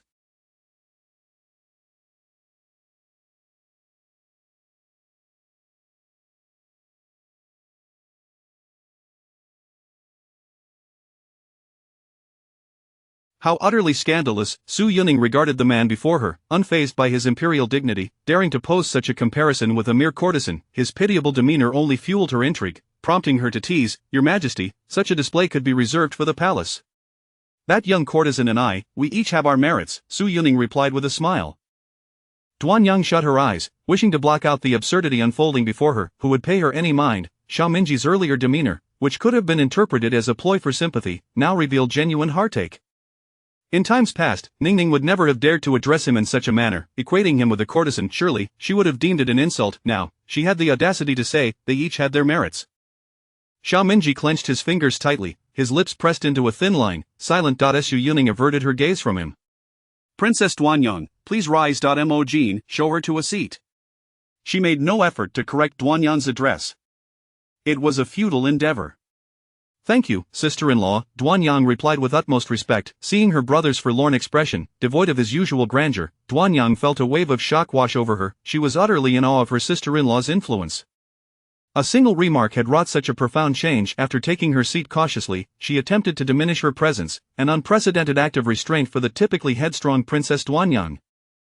Yet, not a single servant in the chamber found the situation amusing. Who could possibly laugh amidst the tension pervading the boat? Mini Theodore, the emperor, feeling utterly wronged, finds his plight overshadowed by the young courtesan. Woe is me. The queen, Su Yuning, smirks. You brought this upon yourself. Chapter 49. Who among us plays the lute better, I or the young courtesan? In a fit of rage, the emperor caused all the servants aboard the boat to kneel, their foreheads touching the ground in submission. Observing the man's eyes redden with fury, Su Yuning, fearing the innocent might be implicated, sighed softly and instructed, Mo Jin, kindly escort young Master Qingchuan back. He plays quite well, reward him. Mo Jin, ever attentive to the nuances of the situation, replied, yes, I shall attend to it immediately. She promptly rose to lead the dazed Qingchuan out of this tumultuous place. For a moment, silence enveloped the boat. Su Yuning, initially expecting the man to storm back to the palace in anger, was taken aback when he said, if Ning Ning enjoys music, I have practiced the lute since my youth. Why not let me play for you? Xiao Minji suppressed the jealousy and bitterness boiling within him, merely lifting his gaze to meet hers. He was acutely aware of her deliberate provocation, yet what could he do? This was the fate he had to endure now. Ning Ning only wished to hear a melody from a mere courtesan, and it twisted his heart with such agony that jealousy consumed his reason, making him wish to eliminate the rival. Yet, reflecting upon the decades of his life, filled with countless women vying for his attention in the harem, he wondered how his Ning Ning had endured it all. Of the thought eluded him, and Xiao Minji's eyes brimmed with unshed tears as he gazed at her, his phoenix-like eyes glimmering with a hint of supplication. Would it please you to listen? Su Yuning looked at him in surprise, noticing the redness at the corners of his eyes, filled with a sense of self-abasement. What was troubling him today? Why did he let it slide so easily? She found him somewhat inscrutable. She was well aware of his musical prowess, for the current emperor excelled in the 6 arts. However, she was unprepared to witness him taking the initiative to play today. Very well, I shall indulge in this auditory delight, Su Yuning replied, suppressing her questions. Since he had taken the first step, why should she not accept? Guo Maozhong, overhearing the exchange between the emperor and empress, was utterly flabbergasted. Your Majesty, I had thought you were about to unleash your wrath, resulting in the demise of countless souls, yet you merely sent the courtesan away to play the lute for the empress? This is a calamity for the royal principles.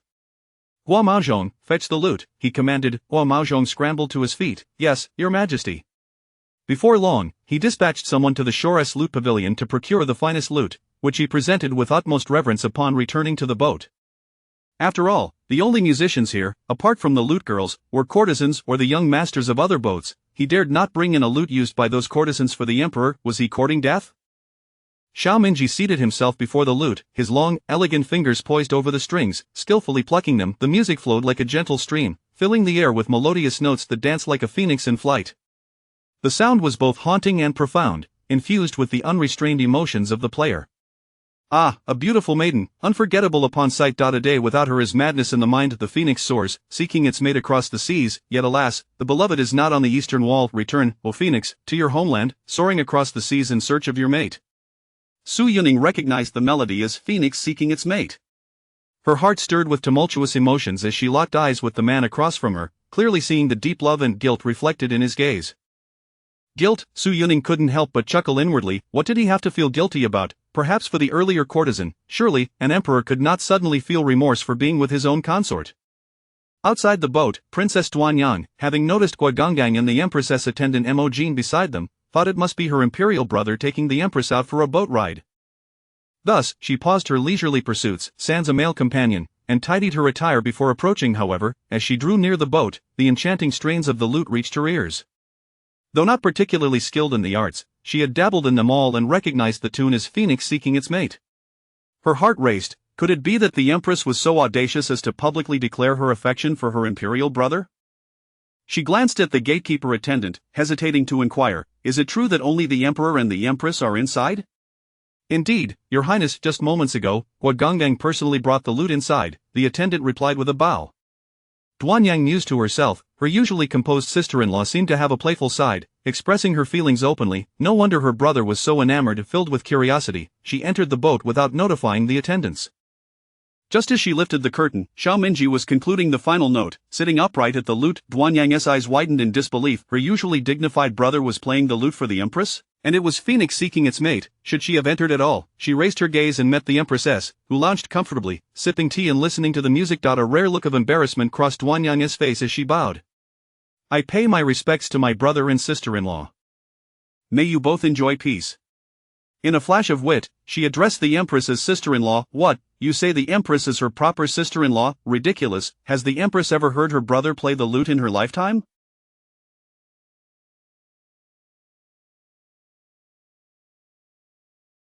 Xiao Minji approached Su Yuning, his phoenix eyes shimmering with a misty, pleading quality, tinged with jealousy as he inquired, "Who plays the lute better, I or that young courtesan? Perhaps Ning Ning might offer her critique?"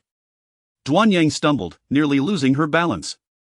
So, it was true, Guogangang had indeed invited a courtesan aboard. It seemed he was playing for the Empress. What an extraordinary spectacle this was. Su Yuning noticed the man disregarding his imperial dignity, asking such a question in comparison to a courtesan, his demeanor pitiable. Amused, she teasingly retorted, "Your Majesty, such a display can surely be saved for the palace.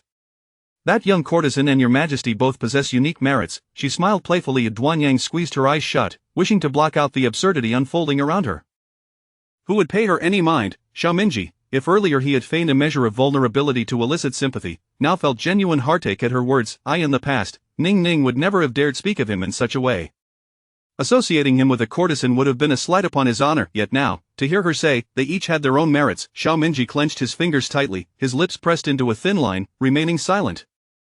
Su Yuning chose not to look at him. "Princess Duanyang, please rise. Mo Jean, show her to a seat." She made no effort to correct the way Duanyang addressed her. It was a fruitless endeavor. "Thank you, sister-in-law," Duanyang replied respectfully. Noticing her brother's crestfallen expression, stripped of his usual charm, Duanyang felt a wave of astonishment. Truly, she was in awe of her sister-in-law's power. One simple remark wielded such influence. Once seated, she attempted to diminish her presence, a rare moment of humility for the usually proud and headstrong Duanyang. In the silence that followed, none of the servants found the situation amusing. The atmosphere aboard the boat was too heavy for laughter. Little sketch: a king, pitifully distressed, overshadowed by a courtesan weeping. Queen Ning Ning serves him right. Chapter 50 Lanterns of Blessing. The dragon and phoenix crown. His Majesty exuded an air of frosty detachment, an unmistakable aura that discouraged any approach. Xiao Minji cast a blank stare in her direction, his voice devoid of warmth. "What brings you here?" His presence seemed capable of freezing the very air around him. Duanyang, seeking assistance, glanced imploringly at the Empress Dowager, silently beseeching her for aid. Su Yuning found amusement in the situation, casually offering a half-eaten pastry to the man's lips. Without uttering a single word, Xiao Minji's gaze fell upon the delicacy before him, and he could scarcely contain the corners of his mouth from curling upwards. He eagerly opened his mouth, savoring the treat, his lips brushing against her delicate fingers. Duanyang's eyes widened in disbelief. Was a mere leftover pastry capable of charming her elder brother to such an extent? How utterly disappointing! "My humble sister has heard that you and the Empress are enjoying a lakeside excursion, and I came to pay my respects." "Ha, why did you not bring along your entourage of male companions for me to inspect?" Xiao Minji shot her a sidelong glance, his derision palpable. Duanyang's expression faltered. Such company would hardly befit the eyes of the Emperor and Empress. "In a few hours, the townsfolk will release lanterns on the Jade Belt Lake to pray for blessings. Would it not be delightful for you and the Empress to witness this?" Duanyang worried that her words might draw attention to her own male companions, fearing her elder brother might dismiss them.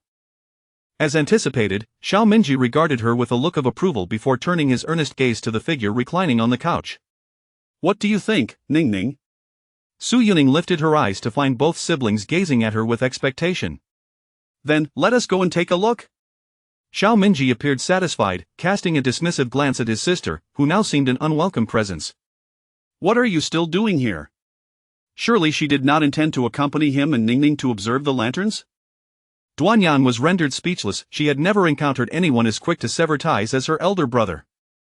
I have pressing matters to attend to, so I shall not intrude upon you and the Empress any longer. I take my leave. With a graceful bow, she departed, eager to embrace her own cadre of favored companions. Xiao Minji assisted Su Yuning as they exited the painted boat. The lake's surface shimmered with clarity, the moonlight and lanterns creating a mesmerizing interplay of light and water. At 1/4 past the hour of the rooster, the lake quietly came alive with floating lotus lanterns, released by the townsfolk in hopes of blessings. Su Yuning's interest peaked as she inquired, "Are there any new lanterns?" She wished to craft one to wish for her parents' health. In response to your Majesty's inquiry, indeed, there are. Guo Maozhong hurried off to procure 2 lanterns along with paper and brush. Upon receiving them, Su Yuning set about inscribing her wishes. Xiao Minji glanced over, observing her neat and delicate calligraphy. May you grow strong year after year, and may the spring grass flourish with each passing year. It was a heartfelt wish for the health of her elders. Xiao Minji found himself at a loss for words, a peculiar sense of melancholy washing over him, yet it felt strangely justified. Concealing his thoughts, he lifted his hand to write a line, his brush dancing across the page with vigor and elegance. Noticing his swift movements, Su Yuning folded her paper and asked, curiosity evident, "What have you written, Your Majesty?" Xiao Minji seemed evasive. "Ningning, are you sure you wish to release it?" Respecting his apparent reluctance, Su Yuning refrained from pressing further. She knelt to place her lantern upon the lake's surface, closing her eyes in silent prayer. Seeing her in repose, Xiao Minji instinctively placed his lantern alongside hers. The 2 lotus lanterns nestled together as they swayed gently towards the horizon. Inform the captain of the guards to double the watch during the nights ahead, ensuring that no lanterns are lost to the waters, Xiao Minji commanded Lu Yan, the head of the imperial guards. Yes, Your Majesty, Lu Yan replied, bowing before dispatching guards to the patrols, fully aware of his duty to safeguard both the emperor and empress. Having completed her prayer, Su Yuning rose. It is getting late, shall we return to the palace? Seeing her in good spirits, Xiao Minji felt a sense of relief. Very well. Xiao Minji had not gone to great lengths to conceal their outing from the palace, merely obscuring the matter of their return to the Su residence. Consequently, numerous high-ranking concubines within the harem soon learned of the emperor's lakeside excursion with the Empress Dowager that evening. In the Chilwan palace, consort Rong's eyes were filled with icy resentment. I have sacrificed my health for that woman, yet the emperor shows her favor without any regard for my plight. She frolics outside while I remain trapped within these palace walls, unable to take even a few steps. How unjust the heavens are! Lanqin, unsure of how to console her mistress, urged, Your Majesty, please be mindful of your health. The physician has advised against anger. Tears brimmed in consort Rong's eyes. Last night was the 1st of the month, and I endured excruciating pain, yet the emperor did not even set foot into the Chilwan palace. Is it possible he will never return? Before her lay the meticulously copied palace regulations, a testament to her relentless effort. How could that be? Who in the palace is unaware of the emperor's regard for our Chilwan palace?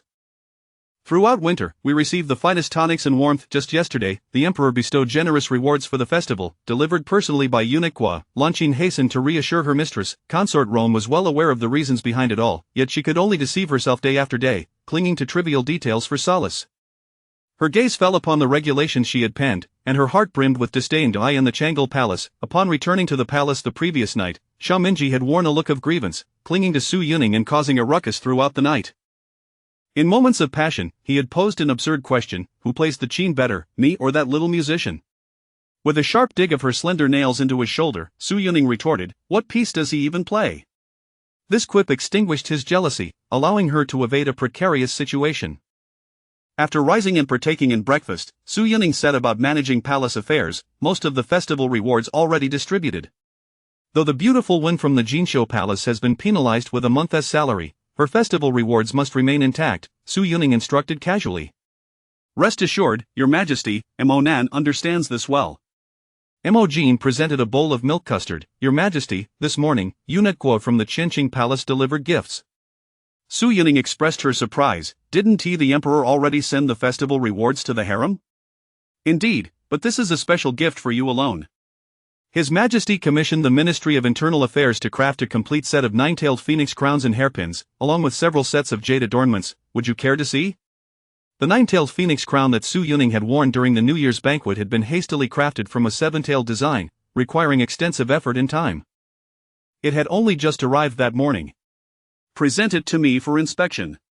A procession of palace maids entered, heads bowed, carrying trays. As the red silk was lifted, the dazzling 9-tailed phoenix crown came into view, its proud phoenix grasping a radiant ruby, exuding an air of opulence, with meticulously crafted tassels adorned with glazed blue embellishments, a sight of exquisite beauty. However, it was the intricate carvings beside the phoenix that captured Su Yuning's attention, the nine-tailed phoenix entwined with a majestic golden dragon, appearing to frolic yet simultaneously gazing imperiously down upon the world. The crown was adorned with phoenix hairpins, embellished with eastern pearls for accentuation. The other headpieces were crafted from jade, notably a set of green feathers that stood out. Su Yuning scrutinized the golden dragon for a moment, her expression inscrutable. "Is this the Emperor's directive?" "Indeed, Your Majesty. His Majesty has instructed that once the Empress Dowager's ceremonial attire is completed, additional dragon and phoenix crowns shall be prepared." Su Yuning chose not to voice any further objections, waving her hand to have the attendants carefully store the items. Xiao Mingji, it seemed, had completely disregarded the opinions and rumors of the court and harem. Chapter 51. When dizziness strikes, kneel and transcribe. In the Hall of Supreme Purity, Xiao Mingji sat majestically upon the dragon throne, while to his right sat His Highness, Prince Yu, Xiao Mingyu, and the current Right Chancellor, Pei Xian. "You will depart for the northern borders to provide disaster relief the day after tomorrow. Su Yuni has volunteered to accompany you. What are your thoughts?" Pei Xian, not a fool, bowed respectfully. "Your Majesty, Minister Su is exceptionally talented at such a young age. I shall certainly support him, ensuring we rebuild homes for the people swiftly and return to report to the capital." "There's no need for that. He shall merely serve as your deputy." Xiao Mingji waved his hand dismissively. Pei Xian acquiesced. Xiao Mingyu took a sip of tea, only to discover it was sweet. "Isn't it customary for you, elder brother, to favor the dragon and phoenix tea? Why have you switched to the sweet floral tea?" Xiao Mingji shot him a sidelong glance. "From now on, the Hall of Supreme Purity shall serve only floral tea. You may choose to partake or not." Xiao Mingyu was momentarily taken aback but then sipped again, realizing that floral tea was rather delightful. Little did he know, this was merely a reflection of the Empress's preference for floral tea over the astringent variety. Observing the hall, he noted the screens obscuring the elegant couch designated for the consort, and the once bright yellow porcelain had been replaced with azure and white porcelain, adorned with several sprigs of red plum blossoms. Beneath the imperial desk, there inexplicably lay a writing desk, and he could easily surmise that while his elder brother was attending to official matters, the Empress might be painting or writing there. If Xiao Mingyu's thoughts were to reach Guo Maozhong, he would surely exclaim, "Your Highness, you are utterly mistaken. That writing desk is indeed used by the Empress when she is in the Hall of Supreme Purity, but it is not for her use. It is for His Majesty to handle governmental affairs." The Empress, of course, occupied the dragon throne, using the imperial desk for her artistic endeavors. "Your Majesty, a maid from Chilwan Palace, Lanqin, requests an audience." Xiao Mingji did not lift his gaze. "What is it?"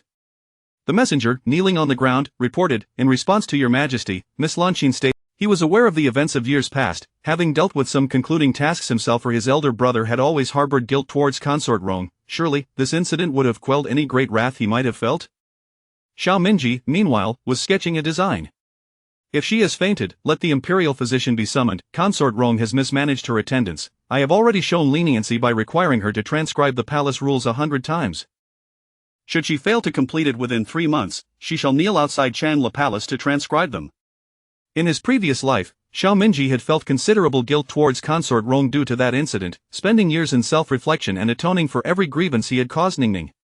The incident involving the fainting of the consort in Chilwan Palace was indeed suspicious. Moreover, he had clearly conveyed to consort Rong that the peachwood hairpin was crafted by an artisan, yet it had somehow transformed into a tale of his own craftsmanship. Xiao Mingji was not one to be oblivious to reality. However, the events of that day had already transpired, leaving no room for alteration. The messenger had not anticipated that His Majesty would speak so sternly regarding consort Rong, and after bowing his head, he exited the hall to relay the message. "Brother, you," Xiao Mingyu was taken aback. "I have already afforded her enough privileges due to that matter. Those who are ungrateful will inevitably reap the consequences in due time." With the final stroke of his brush, he concluded his drawing. "Guo Maozhong, take this design to the Ministry of Internal Affairs and have several pieces of everyday clothing crafted for the Empress, using this year's newly gifted cloud brocade." "Yes, Your Majesty, this servant shall comply," Guo Maozhong replied cautiously, accepting the sketches.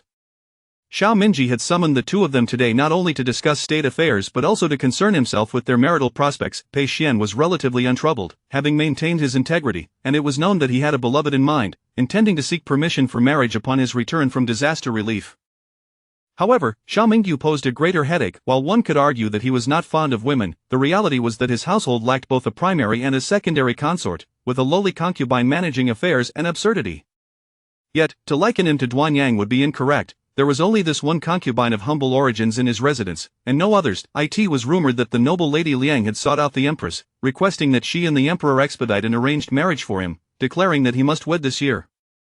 Xiao Mingji's eyes bore an undeniable authority. Xiao Mingyu understood that he could not defer marriage much longer. He was but a year younger than his third brother, and both his second and third brothers had children who were already literate and sensible, while his own position as a primary spouse remained vacant. Yet, when he thought of her, a wave of sorrow washed over Xiao Mingyu. "Elder brother, I shall speak with our mother and assure her that I will not trouble my sister-in-law. I simply do not wish to marry yet." He wished to wait for her return, and Pei Xian cast him a glance. Aware of his friend's past, it was known that the daughter of the Duke of Dingyuan and Prince Yu had been childhood friends, their affection evolving into a playful rivalry. After the Duke perished in battle, his daughter took up her father's mantle to guard the borders and had yet to return, having vowed not to return to the capital until the external threats to Dashi were resolved. Pei Xian sighed softly, patting Xiao Mingyu on the shoulder in a comforting manner. "Now that you are aware of your own heart, do not let your mother worry for you. You must bear the consequences of your choices, regardless of the outcome." Xiao Mingyu regarded him meaningfully. That General Lin might dedicate his life to the frontier. If Xiao Mingyu chose to wait, he must prepare himself for a life of solitude. "Indeed, I have no regrets," Xiao Mingyu declared with newfound determination, his past frivolity replaced by resolve. Seeing that he was resolute, Xiao Mingji, having promised Lady Liang not to trouble his Ningning, would naturally refrain from playing the ungrateful matchmaker. "Your Majesty, your Majesty!" Guo Maozhong rushed into the hall, kneeling before the throne.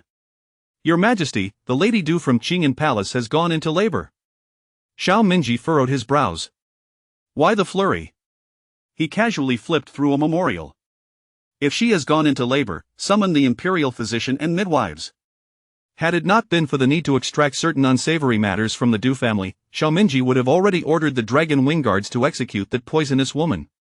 As for that rebellious son, since he had been ungrateful in his previous life, this time he would allow him to remain beside his biological mother, witnessing firsthand the plight of a royal prince who had not been nurtured by the Empress within the harem.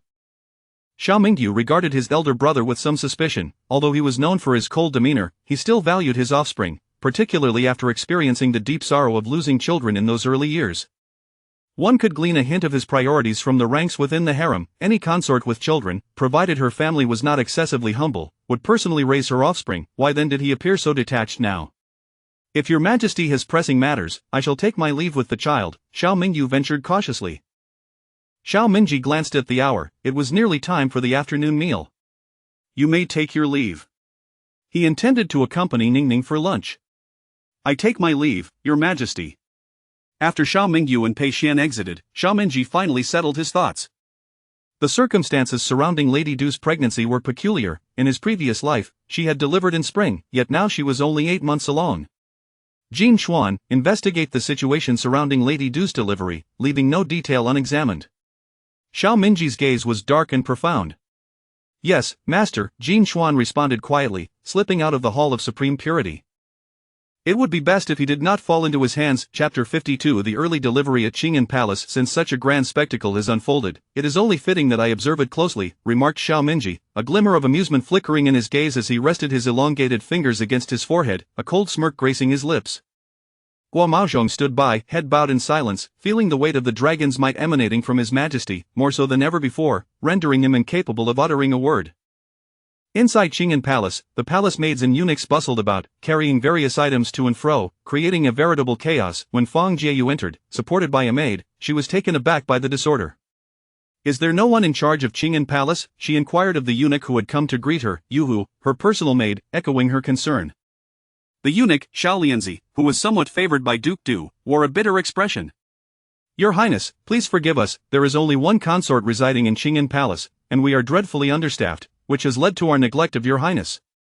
Duke Du, being of low rank, was entitled to 1 internal maid, 1 external maid, and 1 eunuch according to palace regulations. However, considering that Duke Du was expecting the Emperor's heir, the Empress had graciously permitted an additional eunuch at the time of her relocation. Now, the only ones attending to the matters were the servants of Duke Du's western side chamber, in Menga, along with several cleaning maids from the main hall, creating a scenario reminiscent of a headless dragon. Fang Jieyu's maid returned after a brief glance, reporting, "Your Highness, the doors of Duke Du's chamber have not yet opened, and the midwife says we must wait some time longer." Fang Jieyu frowned, pondering that if it were not for the anticipation of the young prince, who would willingly forego their meal to stand vigil over the childbirth of another? Would they truly be waiting here all day? The western side chamber of Qingyan Palace was exceedingly cramped, lacking sufficient charcoal for warmth, rendering it both cold and hunger-stricken, a true ordeal. "Yuling, go fetch my lunch to Qingyan Palace." Fortunately, since there were no other consorts in Qingyan Palace besides Duke Du, Fang Jieyu casually sought refuge in a side hall to have her meal. After an extensive wait, she found herself alone. Fang Jieyu was astonished. "Did you not relay the news of Duke Du's delivery to Qianqing Palace?" Xiao Lianzi quickly bowed. "Your Highness, please understand, as soon as the consort went into labor, we dispatched servants to Qianqing Palace and Changle Palace to convey the message, but the emperor has been preoccupied with affairs of state and has yet to personally arrive." His words were stammered, essentially implying that His Majesty was entirely indifferent. In the past, during the deliveries of the previous princes, the emperor had remained vigilantly outside the birthing chamber. Realizing this, Fang Jieyu understood why none from the harem had come. If His Majesty did not arrive, why would they, to endure hunger and cold? What of Changle Palace? The Empress Dowager oversees the 6 palaces, how could she not come in such a situation? Fang Jieyu pressed on. Yu Hu was nearly at a loss for words. "My lady, have you forgotten how this heir came to be? Have you forgotten where it was conceived? I have heard that the side chamber of Changle Palace, Jiangxin Hall, has been turned into a storage for miscellaneous items by the Empress Dowager." Why would you question this? Moreover, even if Duke Du had not offended the Empress Dowager, a mere 9th-rank consort giving birth would hardly warrant her presence unless the emperor himself were to attend. Xiao Lianzi appeared pale. "I have not seen the Empress Dowager. I was dismissed by Chief Eunuch Jiang after saying but a few words." Fang Jieyu, so, what was the purpose of her hurried arrival? With a heart full of unanswered questions, Fang Jieyu remained in the frigid Qingyan Palace, awaiting the arrival of the young prince she was about to adopt, a thought that sustained her from bursting forth with frustration. Fortunately, she had previously sent ample charcoal to Qingyan Palace, alleviating her suffering somewhat. Fang Jieyu did not even consider that the timing of Duke Du's pregnancy and delivery did not align. However, the situation within the birthing chamber was indeed dire. It seemed Duke Du had unexpectedly gone into labor, likely due to unforeseen circumstances. The urgent task at hand was to ensure the safe delivery of the prince. Duke Du had shown remarkable endurance, following the midwife's advice to conserve her strength, yet, with insufficient gestation and an improper fetal position, the delivery proved exceedingly difficult. Changle Palace. Xiao Minji had gone to Changle Palace to share lunch with Su Yuning, and neither mentioned the events at Qingyan Palace, seemingly having forgotten the matter altogether. After their meal, Su Yuning retired for her afternoon nap, while Xiao Minji proceeded to the side hall of Changle Palace to attend to official documents. All eyes in the harem were fixed on the attitudes of Qianqing Palace and Changle Palace, and as the sun began to set, the 2 esteemed figures remained utterly unmoved. While it was not unusual for the Empress Dowager to remain silent, what of His Majesty? Could it be that Duke Du had truly been cast aside? Given the scarcity of heirs, and the emperor's keen interest in progeny, it was perplexing that Duke Du, who was not favored, was overlooked. What of the dragon child within her? As night fell, servants reported the situation at Qingyan Palace, and Xiao Minji gauged that the time was nearing. He then assisted Su Yuning to her feet. "Ningning, idleness is rather dull. Why not accompany me to witness a performance?" "I humbly obey," Su Yuning replied, a radiant smile gracing her lips. Qingyan Palace. His Majesty has arrived, the Empress Dowager has arrived. Guo Maozhong announced. At this moment, Qingyan Palace was ablaze with light, as the servants from Qianqing Palace and Changle Palace had arrived early to prepare for their master's needs. Naturally, the harem consorts, upon receiving the news, adorned themselves in vibrant makeup, eager to present themselves. "I, your servant concubine maid, pay my respects to His Majesty and the Empress Dowager." "May His Majesty and the Empress Dowager enjoy long peace," the crowd intoned in unison. Bowing in greeting, Xiao Minji assisted Su Yuning from the imperial sedan and into Qingyan Palace. "Please rise," he said, casually raising a hand. Seated in the main hall of Qingyan Palace, the charcoal was burning brightly, and the fragrance of the consorts mingled, creating a heady atmosphere. Su Yuning glanced around, noting that representatives from various palaces, including Xuanhe Palace, Qingfu Palace, and Yongchen Palace, had gathered. She even spotted Nguyen from Huayang Palace, who typically kept to herself, as well as by Kailan from Yanqin Palace, who had previously been demoted. A faint smile graced Su Yuning's lips as she took a sip of the warm floral tea. In the hall, only His Majesty and the Empress Dowager occupied the prominent seats, while the other consorts stood on either side, none daring to speak without the emperor's prompting. Xiao Lianzi promptly stepped forward to report on Duke Du's condition. Your Majesty, Empress Dowager, the midwife has stated that Duke Du is already 9 fingers dilated. However, the position of the young master is improper, and it is feared that the remainder of his words remained unspoken, yet all understood the implication of his unfinished sentence. An improper fetal position was indeed a grave matter. Those who had previously given birth, such as Jiang Zhouyi and Yu Chongyi, each harbored their own thoughts. A consort in a pale green palace gown flickered her eyes in contemplation. Chapter 53 The Conspiracy Against the Crown Prince. Jiang Zhouyi's lament. Xiao Minji's expression remained unchanged as he inquired, "What did the imperial physician say?" In response to Your Majesty, the young attendant knelt on the floor. The physician stated that the head midwife should reposition the young master, and Li Mama has been waiting in the delivery room since early morning. Xiao Minji nodded, his gaze dark and inscrutable, revealing nothing of his emotions. Su Yuning observed the room filled with gilded finery and extravagant adornments, feeling a headache coming on. "Sisters, please take your seats," she urged, aware that their standing presence obstructed her view. The concubines exchanged furtive glances at the emperor's demeanor, but he appeared unchanged. "Thank you, Empress Dowager, for your benevolence," they dared to respond cautiously, finally settling into their designated places. The child within the confines of the delivery room showed no sign of imminent arrival, and they could no longer endure standing. "Ah! You vile maid, how dare you harm the imperial consort during childbirth? I witnessed you pushing the prince's head back inside her." "I did no such thing, you cannot wrongfully accuse me." The commotion echoed outside the delivery room. Frowning at the uproar, Xiao Minji commanded, "What is the noise coming from the western palace? Bring them to me." Guo Maozhong promptly escorted the rough midwives into the delivery room and presented the 2 individuals before the main hall, forcing them to kneel. The young palace maid, evidently Dusher's personal attendant, Hong Yao, appeared indignant and immediately prostrated herself, exclaiming, "Your Majesty, please deliver justice for this servant. I saw Li Mama pushing the already visible prince back into the consort's body, intending to harm both her in the air." Li Mama, visibly flustered, feigned calmness as she protested, "Your Majesty, please see clearly.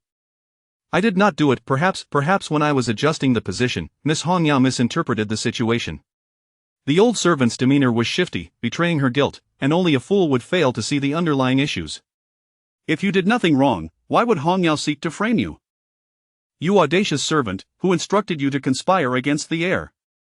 Fang Jieyu could no longer contain herself, stepping forward to scold Li Mama vehemently. Li Mama knelt in silence, casting furtive glances towards Jiang Zhouyi. A chill ran through Jiang Zhouyi's heart. Could it be that a lowly wretch sought to harm me? Since this wicked servant refuses to confess, let her be imprisoned in the Ministry of Justice and subjected to severe interrogation, Xiao Minji declared with a wave of his hand, sealing Li Mama's fate. Several strong eunuchs entered the hall, preparing to take Li Mama away. Upon hearing the mention of the Ministry of Justice, Li Mama trembled uncontrollably, panic overtaking her. "Zhao Yang, please save this servant."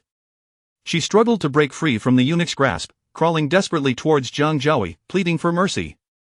What more was there to comprehend? "Zhou Yangyang, why does Li Mama seek you out amongst all the concubines?" Could it be? Li Kaijin feigned surprise, waving her handkerchief to cover her mouth. "Do not speak nonsense." Jiang Zhouyi glared at Li Kaijin, rising to her feet, her face a mask of unjust grievance. "Your Majesty, please see that I am in no way involved in this matter." "Zhao Yangyang, how could you treat this servant in such a manner? If you show no kindness, do not blame me for being ungrateful." Li Mama seemed to arrive at a momentous decision, declaring, "I report to Your Majesty that all of this was orchestrated by Jiang Zhouyi." Upon hearing that Dusher's child is likely to be a prince, fearing for the first prince's position, she offered me 1,000 taels to carry out this heinous act. "I beseech Your Majesty for mercy." She pressed her head to the ground heavily. "You lie, I have never even seen you. How could I have given you orders?" Jiang Zhouyi whirled around, her hairpins clattering, indignantly refuting the old servant's accusations. "Zhou Yangyang, I never expected your heart to be so malicious, that you would not spare even an unborn child." Fang Jieyu lamented dramatically, wearing a facade of maternal sorrow. However, given her youth and haughty demeanor, her pretense was rather unbecoming. Jiang Zhouyi sneered, "The emperor has yet to speak, yet Fang Jieyu was all too eager to place the blame upon me." Could it be that Fang Jieyu seeks to frame me? Is it not known throughout the palace that Fang Jieyu has been frequenting Qingyan Palace for the past 2 months? Do you think everyone else is blind to your intentions?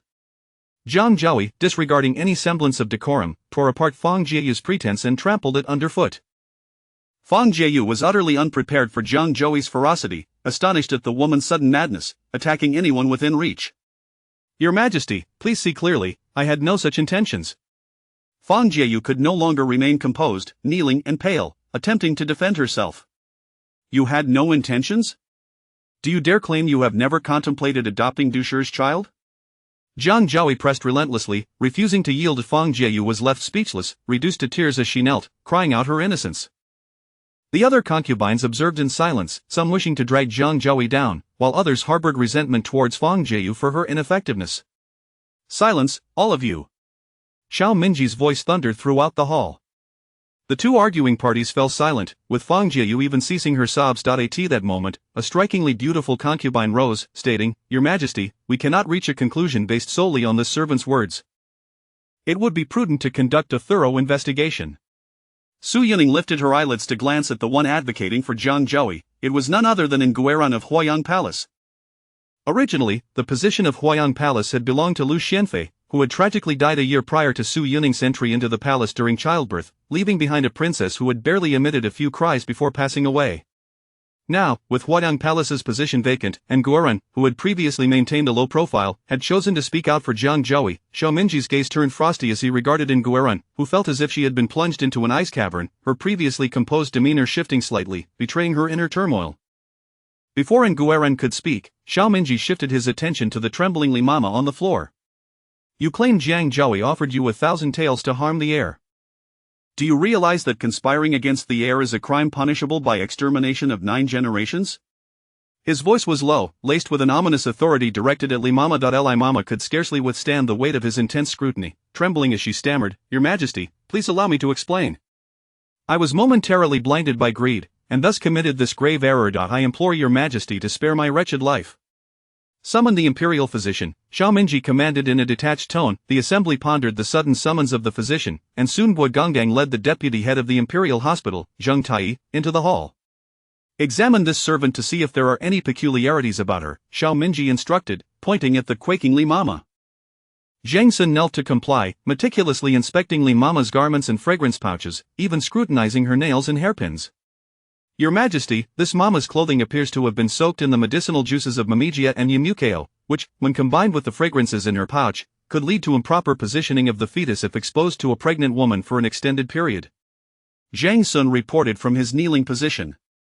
Upon hearing this, many of the concubines instinctively covered their noses, fearing for their own health. Zhang Sun added apologetically, "This substance only affects pregnant women.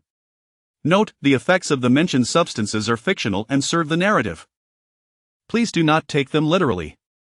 Chapter 54. The scheme within a scheme. Why would this matron go to such lengths to ensure the prince suffocates in the womb? What purpose does it serve to meticulously dress him in such malevolent garments within the delivery room?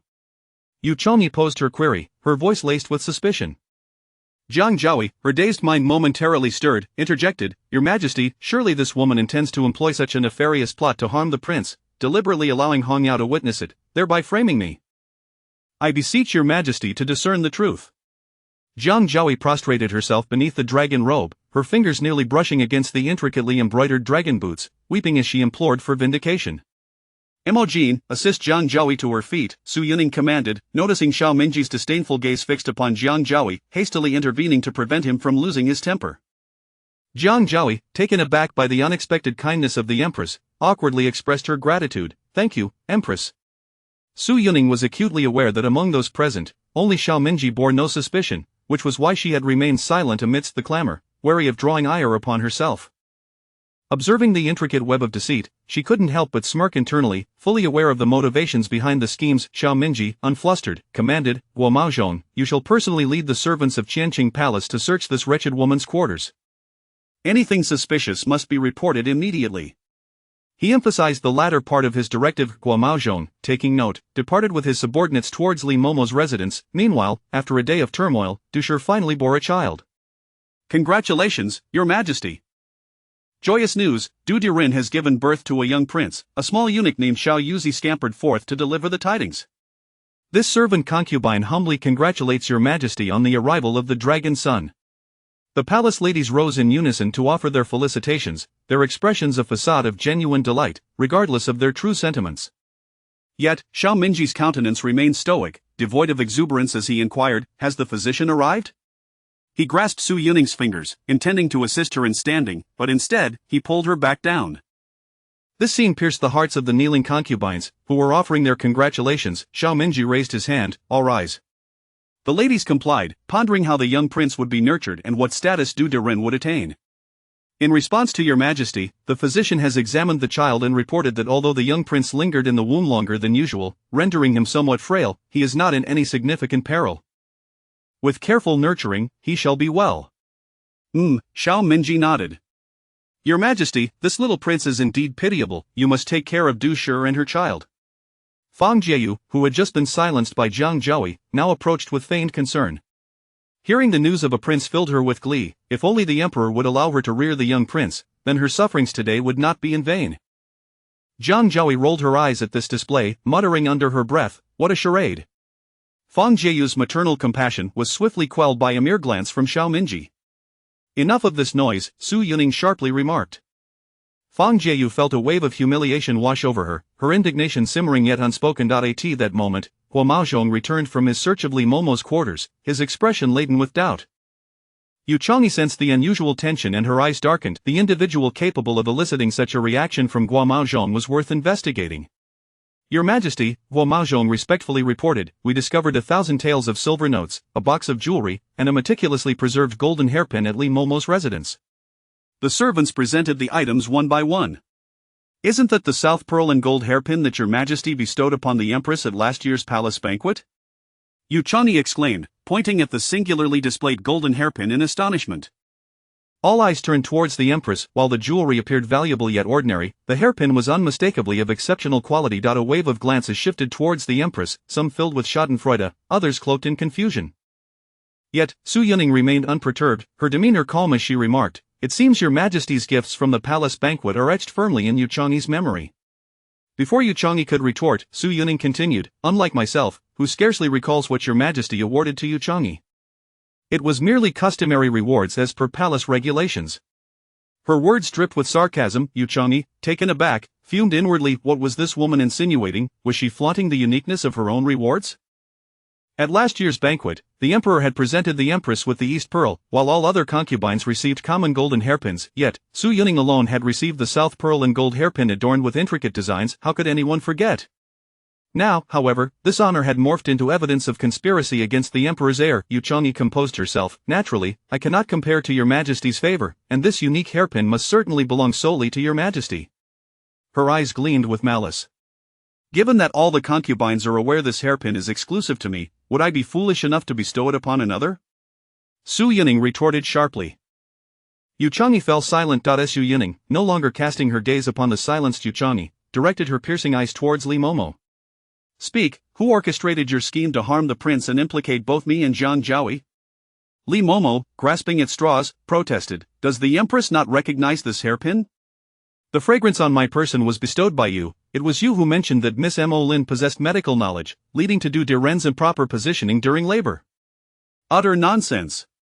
Xiao Minji, swift as lightning, hurled a teacup at Li Momo, striking her on the head. Ah! Scalding tea cascaded down her hair, rendering her a pitiful sight, blood trickling from her forehead. You dared to slander Jiang Zhaoi, and now you alter your words, reversing right and wrong to malign the Empress.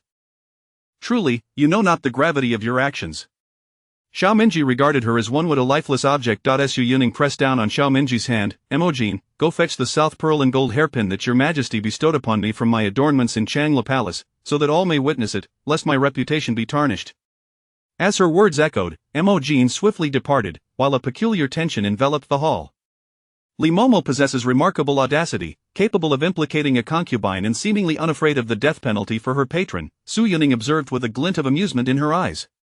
Li Momo, sensing the precariousness of her situation, fell silent. Su Yuning shifted from passive observer to active participant in the unfolding drama, gradually unveiling the truth. She raised her voice, Mo Lin, recount all you discovered before His Majesty. Yes, your Majesty, Mo Lin bowed respectfully, informed your Majesty that Du Diren delivered after 8 months. Sensing something amiss, the Empress instructed me to accompany Physician Qin to scrutinize the items consumed by Du Diren before her labor, and indeed, we uncovered irregularities. She turned to reveal a half-bowl of ginseng soup held by a young palace maid. This was sent to Du Diren this morning at Fang Jieyu's behest. According to Du Diren's attendants, she could only take a few sips before experiencing unbearable abdominal pain. Lin spoke with poise and authority. Fang Jieyu, caught off guard by the revelation that the child had already been born, protested, "Your Majesty, I am wronged." Chapter 55.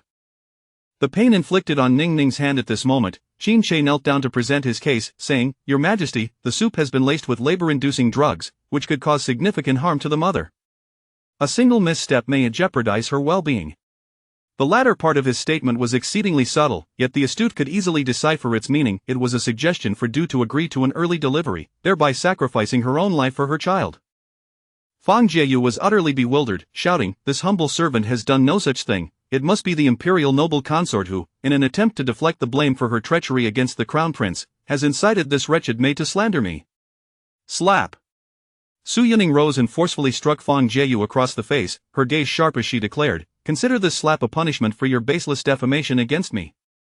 Fang Jieyu was taken aback, covering her face with tears welling in her eyes, astonished that this woman would dare to act so brazenly before the emperor. "Your Majesty, the imperial noble consort is," she turned to plead tearfully. "Fang Jieyu has slandered the imperial noble consort." "Take her outside and punish her with 30 slaps, Xiao Minji coldly interrupted, his voice devoid of compassion. Immediately, servants dragged Fang Jieyu out of the main hall to execute the punishment. "Your Majesty! Your Majesty, I shall not dare again." Fang Jieyu's wretched cries silenced even the concubines who had once desired to trample over the imperial noble consort. Yu Changyi, seated in her place, quietly admired the embroidery on her skirt, inwardly cautioning herself to refrain from uttering even a word against the imperial noble consort. All she yearned for was to return to the palace and embrace her son. Xiao Minji pulled Su Yuning down to sit, gently rubbing her reddened hand. "If you are upset, let the servants take action. Be careful not to hurt your hand." He softly blew on it. Below, the concubines' jealousy spilled over, and had Fang Jieyu not been removed, they might have succumbed to their fury. The emperor was truly ruthless. Before long, Mo Jin returned with the items, and the onlookers scrutinized them closely. It turned out the genuine phoenix hairpin was well preserved within the imperial noble consort's dressing table, while the jewelry was merely a counterfeit. Thus, the imperial noble consort was exonerated from suspicion. Yet, who orchestrated such a grand scheme? Seeing the play nearing its conclusion, Xiao Minji coldly commanded, "Jin Chuan, bring the individual forward." Dressed in black, Jin Chuan's dragon wing guards, clad in specially crafted armor, exuded an air of lethal intent. Each of them held a captive. Among them were 2 adult men, the husband and son of Li Mama. "Your Majesty, Li's son is a notorious gambler who lost a substantial sum in the city's gambling den. Originally, he was to have his arm severed by the proprietor, yet unexpectedly, Li Mama recently brought a large sum of silver notes to settle the debt. Both sides of Li Mama's family, comprising dozens of people, have been apprehended by the general of the state, their lives held in his grasp." Jin Chuan's icy visage pointed towards the maid on the floor. This maid is a cleaning servant from Changla Palace who, taking advantage of the crowd's inattention, attempted to steal the imperial noble consort's phoenix hairpin. When her theft failed, she forged a counterfeit in an attempt to frame the imperial noble consort. The maid, evidently having endured severe torture, knelt on the ground, weeping as she recounted her actions. "It was Aunt Jian from the Empress's side who threatened me using my sister, compelling me to steal the imperial noble consort's hairpin to frame her. I was truly left with no choice, Your Majesty. My sister was working in the flower room, but was suddenly reassigned to Feng Yi Palace by the Empress. We depended on each other for survival, and I had no other option. I implore Your Majesty for mercy." The maid, her face streaked with tears, repeatedly bowed her head towards Su Yuning. Su Yuning felt a pang of sympathy, but her heart remained resolute. Had she not discerned the maid's intentions and turned the tables, she would have been ensnared in this plot today. "You conspired to harm me, yet presumed that I would spare your life? How absurd!" Su Yuning fixed her ink-black eyes on the kneeling figure before her. She harbored an intense disdain for traitors. "Remember, it is not I who has wronged you, but those who have manipulated you," Su Yuning calmly remarked, watching as the maid was dragged away. Li Mama, witnessing her husband and son bound and subjected to severe punishment, quickly spilled the beans like a broken dam. It was Zhu Yun from the Empress's side who provided the clothing and incense pouch, instructing me to frame the imperial noble consort in Jiangjiaoui. I know I deserve to die 1,000 deaths, but I beg Your Majesty to spare my son." Li Mama prostrated herself, her forehead pressed deeply to the ground. Xiao Minji, having obtained the desired confession, resolved to conclude this farce. This vile servant conspired against the crown prince, defaming the imperial noble consort. She shall be sent to the Ministry of Justice for punishment, and in 10 days, face execution by decapitation. The male members of the Li family shall receive 50 strokes of the rod and be exiled 3,000 miles, while the adult women shall receive 20 strokes and be sent to the Repentance Pavilion. Xiao Mingji's decree was final. The Repentance Pavilion had been established by the founding emperor of the Dashi dynasty, where many women of families that had been exterminated, despite not committing serious offenses, were also exiled. Unfortunately, during their journey, they often faced unspeakable atrocities. Thus, the second emperor established the Repentance Pavilion, allowing women with minor offenses to serve in labor, such as weaving and washing, to spare them from the disgrace of becoming courtesans. Furthermore, depending on the nature of their crimes, they could redeem their status as commoners after a set duration, and those without means could choose to leave with a certain sum of silver or remain in the Repentance Pavilion. Guamaozhong, take all the servants from Fengyi Palace and send them to the Ministry of Justice for rigorous questioning. I demand to know what my Empress has been up to. Xiao Mingji issued commands relentlessly. Convey the edict to the commander of the Imperial Guard. General Han Ing is suspected of conspiring against the Crown Prince and colluding with the Empress. Command him to apprehend the traitors and bring them to the dungeons for trial. Yes, Your Majesty. The stern punishment sent shivers down the spines of the concubines below. Unanimously, they thought, the Empress was surely doomed. The Emperor showed no signs of concealing his intentions. Regarding today's events, I shall continue to have the Dragon Wing Guards conduct a thorough investigation. Anyone implicated shall not escape my wrath. Xiao Mingji's piercing gaze swept across all the concubines, his frigid voice causing those with guilty consciences to tremble. I dare not. The concubines quickly rose to pay their respects, signaling their stance, though some were clearly unsteady. Xiao Mingji was patient, refraining from immediate retribution. Su Yining, having witnessed this grand spectacle, felt weary and her face bore signs of fatigue. Your Majesty, will you not take a moment to see the little crown prince? She softly inquired. Su Yuning was puzzled. It seemed that Xiao Mingji was merely orchestrating a performance for all to follow, showing not the slightest concern for Du's delivery or the newborn crown prince. What could this mean? Since the little crown prince is in a fragile state, it would be prudent to wait until he has regained his strength before I visit. Xiao Mingji casually offered an excuse. Suppressing her doubts, Su Yuning recalled Du and her child.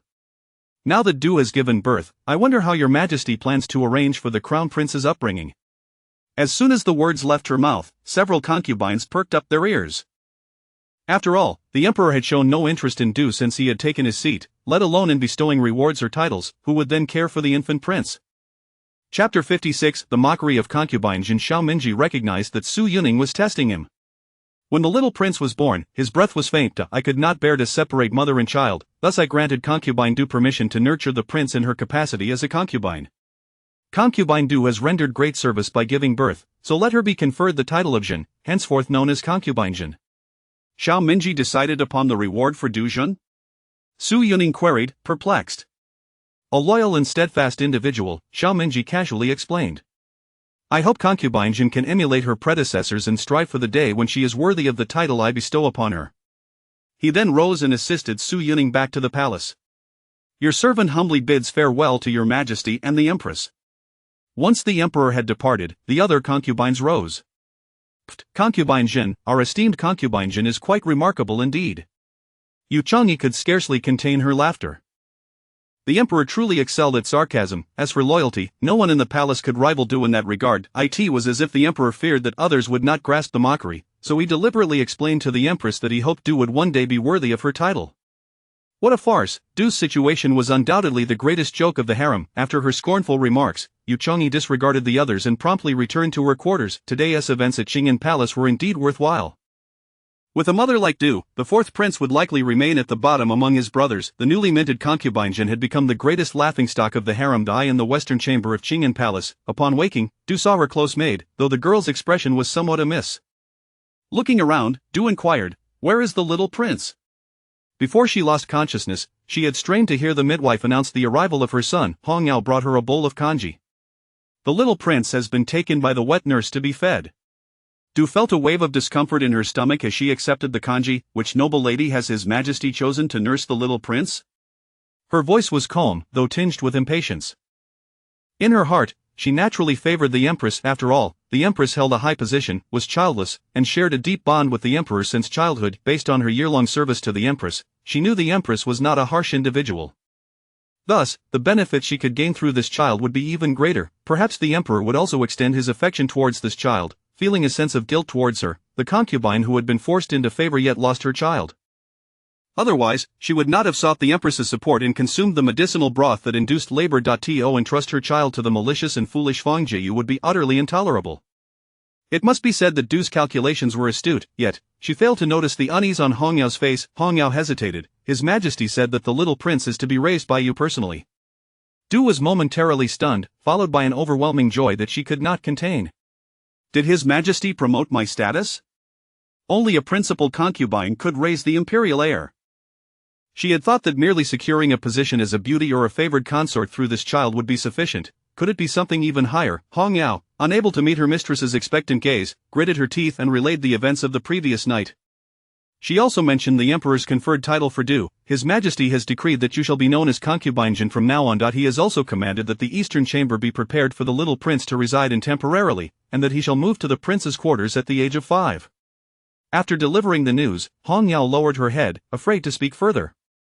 A profound silence enveloped the room, and Du was left in a daze. What did you say? She exclaimed, her voice rising in disbelief. His Majesty has not promoted my status? I am to raise the prince myself? Du shouted incredulously, her hands trembling as she dropped the bowl, shattering it on the floor.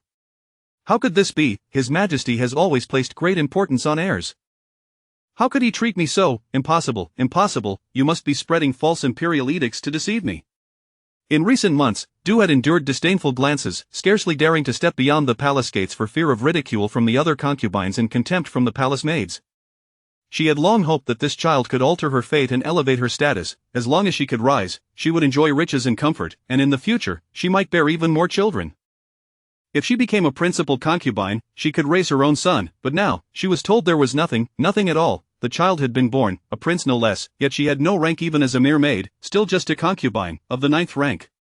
What difference was there? How was it any better than her previous life as a palace maid? In fact, she was living with less dignity than when she served in Changlu Palace.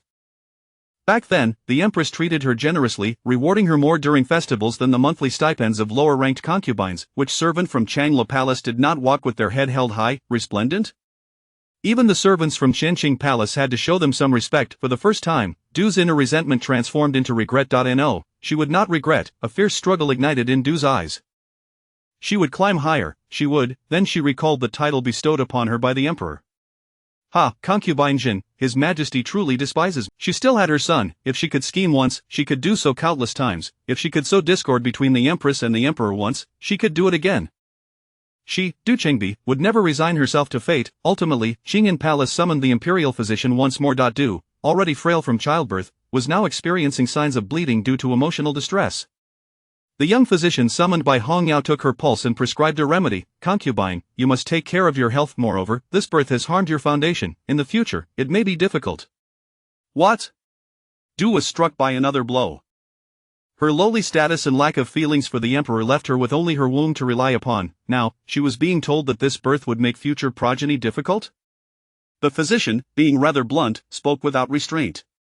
The labor-inducing medicine you previously consumed is harmful to the body, and during childbirth, you were exposed to scents detrimental to the position of the fetus. Thus, alone in her chamber, Du lay in silence, her ears ringing. She had sacrificed her chances for a son, only to find it exceedingly difficult to conceive again. In the end, her cleverness had backfired. Seeing her mistress in silent despair, Hong Yao personally escorted the physician out and instructed another maid, Lu Ao, to accompany him to the pharmacy. Du felt a wave of confusion wash over her. Coming from an unremarkable family, her father had purchased a minor official rank with money, her status remained unchanged, and she had even acquired a title that was profoundly humiliating. Ha, Du chuckled bitterly, having given birth to a prince yet ending up in such a predicament. She must be the first of her kind. The title of concubine held no warmth, and now Fang Jieyu would undoubtedly cease to provide any assistance. Hong Yao was worried about the uncertain future that lay ahead. Chapter 57. In Ning, I apologized. The following day, at the morning court, the emperor was filled with fury, openly declaring that the Empress Dowager's conduct was disgraceful, her intentions malicious, and unworthy of her position. Minister Tang knelt in the center of the court, trembling as he endured the emperor's vehement reproaches from the dragon throne. I had no idea that the left minister had raised such a daughter. The Tang clan has wreaked havoc in the palace, endangering the lives of countless heirs and consorts. Such a venomous woman is unfit to be empress. Perhaps the left minister should take a good look, lest he claims I have wronged the Tang family.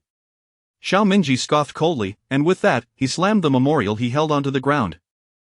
The left minister, trembling, crawled to retrieve it, and upon reading its contents, he felt a wave of rage and nearly fainted. How utterly foolish! He had enjoyed a lifetime of prestige, adeptly navigating the court, yet he had given birth to a daughter as dim-witted as a pig.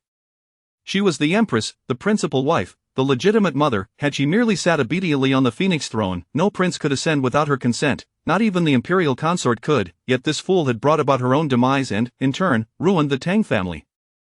Despair washed over the left minister as he closed his eyes. He knew that the sovereign on the high platform had awaited this opportunity for a long time. I, a humble minister, have failed in educating my daughter, committing such a grave error. My life is insufficient to atone for my sins. I beseech your Majesty to spare my daughter's life. The left minister prostrated himself completely before the emperor, pleading for mercy. Meanwhile, officials who usually depended on the Tang family made a concerted effort to diminish their presence, fearful of drawing the ire of the court. Xiao Minji, with unyielding decisiveness, ordered Guo Maozhong to proclaim the edict. Guo Maozhong unfurled the bright yellow imperial decree. By the mandate of heaven, the emperor decrees of the Empress Tang, having received no favor from the heavens, lacking talent and virtue, harming the heirs and jeopardizing the consorts, is unworthy of her position. She is to be deposed from her title as Empress, reduced to a commoner, and placed in the cold palace, thus decreed. I accept the decree. Long live the emperor. The ministers knelt, bowing their heads in gratitude for the edict.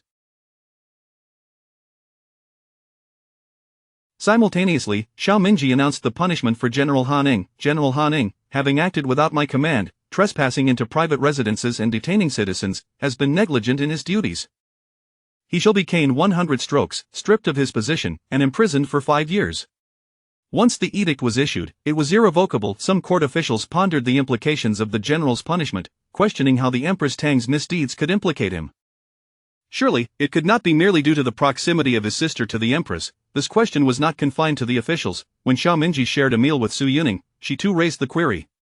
Why is it that General Han Ning is involved in the imprisonment of the Li clan members due to the Tang family? Su Yuning had pondered this throughout the night without arriving at clarity. Xiao Minji ladled her a bowl of ginseng soup. Before entering the palace, the Tang family had prior acquaintance with Han Ning. Her realization struck like lightning, and she cast a furtive glance at the top of Xiao Minji's head, sensing a hint of jealousy. Han Ning harbored unilateral affection for the Tang family. However, the Tang family was solely focused on entering the palace. Later, Han Ying's sister, Han Jieyu, also entered the palace, and Han Ning urged her to maintain closeness with the Tang family. Thus Han Jieyu cultivated a friendship with them. With no one to support her, the Tang family naturally contacted Han Ning in secret. Xiao Minji was oblivious to the thoughts swirling in her mind, noting the peculiar glances she cast his way. Su Yuning quickly connected the dots. So, you were already aware of the Tang family's intentions? Xiao Minji explained, the Tang family's correspondence with Han Ning could not escape the eyes of the Lonely Guard. However, I waited for the Tang family to ensnare themselves. A new understanding of the man before her dawned upon Su Yuning. She had always known him to be ruthless, for otherwise, he could not wield power amidst a court full of wolves. He had ascended to the throne at nearly 8 years of age, yet he had never revealed this side of himself before her. And now, as she listened to his treatment of the Empress, her heart harbored no joy. Would there ever come a day when this man, this emperor, would treat her in the same manner? A heart filled with schemes, devoid of genuine affection. Xiao Minji noticed her troubled expression and discerned her thoughts. Are you afraid of me, Ning Ning? His gaze flickered, revealing an inscrutable depth. Su Yuning hesitated for a moment before nodding honestly. He was the supreme emperor, ruling over the 9 provinces, commanding immense power, with everything belonging to everyone stemming from him. How could she not be afraid? Xiao Minji gently took her hands in his. Everyone may fear me, but you, Ning Ning, must not. He cared not how others perceived him. Indeed, their fear was what he desired, yet Su Yuning was an exception. I shall never treat you in such a way. His phoenix eyes brimmed with sincerity, a vow offered to her. Su Yuning scoffed internally. In her past life, she had believed him to be special, an exception, but bitter lessons had taught her otherwise. Affection could exist, yet love must not. This was the lesson she had grasped in this lifetime. Seeing her reaction, Xiao Minji understood the outcome, but he said nothing further, merely allowing her to continue her meal. Su Yuning assumed their conversation had concluded, yet that evening, she was summoned to the Qianqing Palace by imperial carriage. In the main hall of Qianqing Palace, Xiao Minji stood before the dragon throne, beckoning her. Ning Ning, come here. Unsure of his intent, Su Yuning ascended the steps. Xiao Minji guided her to sit upon the dragon throne. Compliant, she settled down. It seemed she had grown accustomed to this throne in the Qianqing palace. Xiao Minji placed two bright yellow edicts before her. Ning Ning, open and take a look. His gaze remained tender as he watched her. Su Yining casually opened one of the edicts, and as she read, her eyes widened in surprise. It was an edict for her elevation as Empress, dated the 9th day of the 6th month in the 10th year of Yongqian. It was the very day she had been conferred the title of Guifei Dai in the year of Yongqian 10. During the selection of candidates, she was conferred as Guifei, yet due to various circumstances, she did not enter the palace until the 11th year of Yongqian.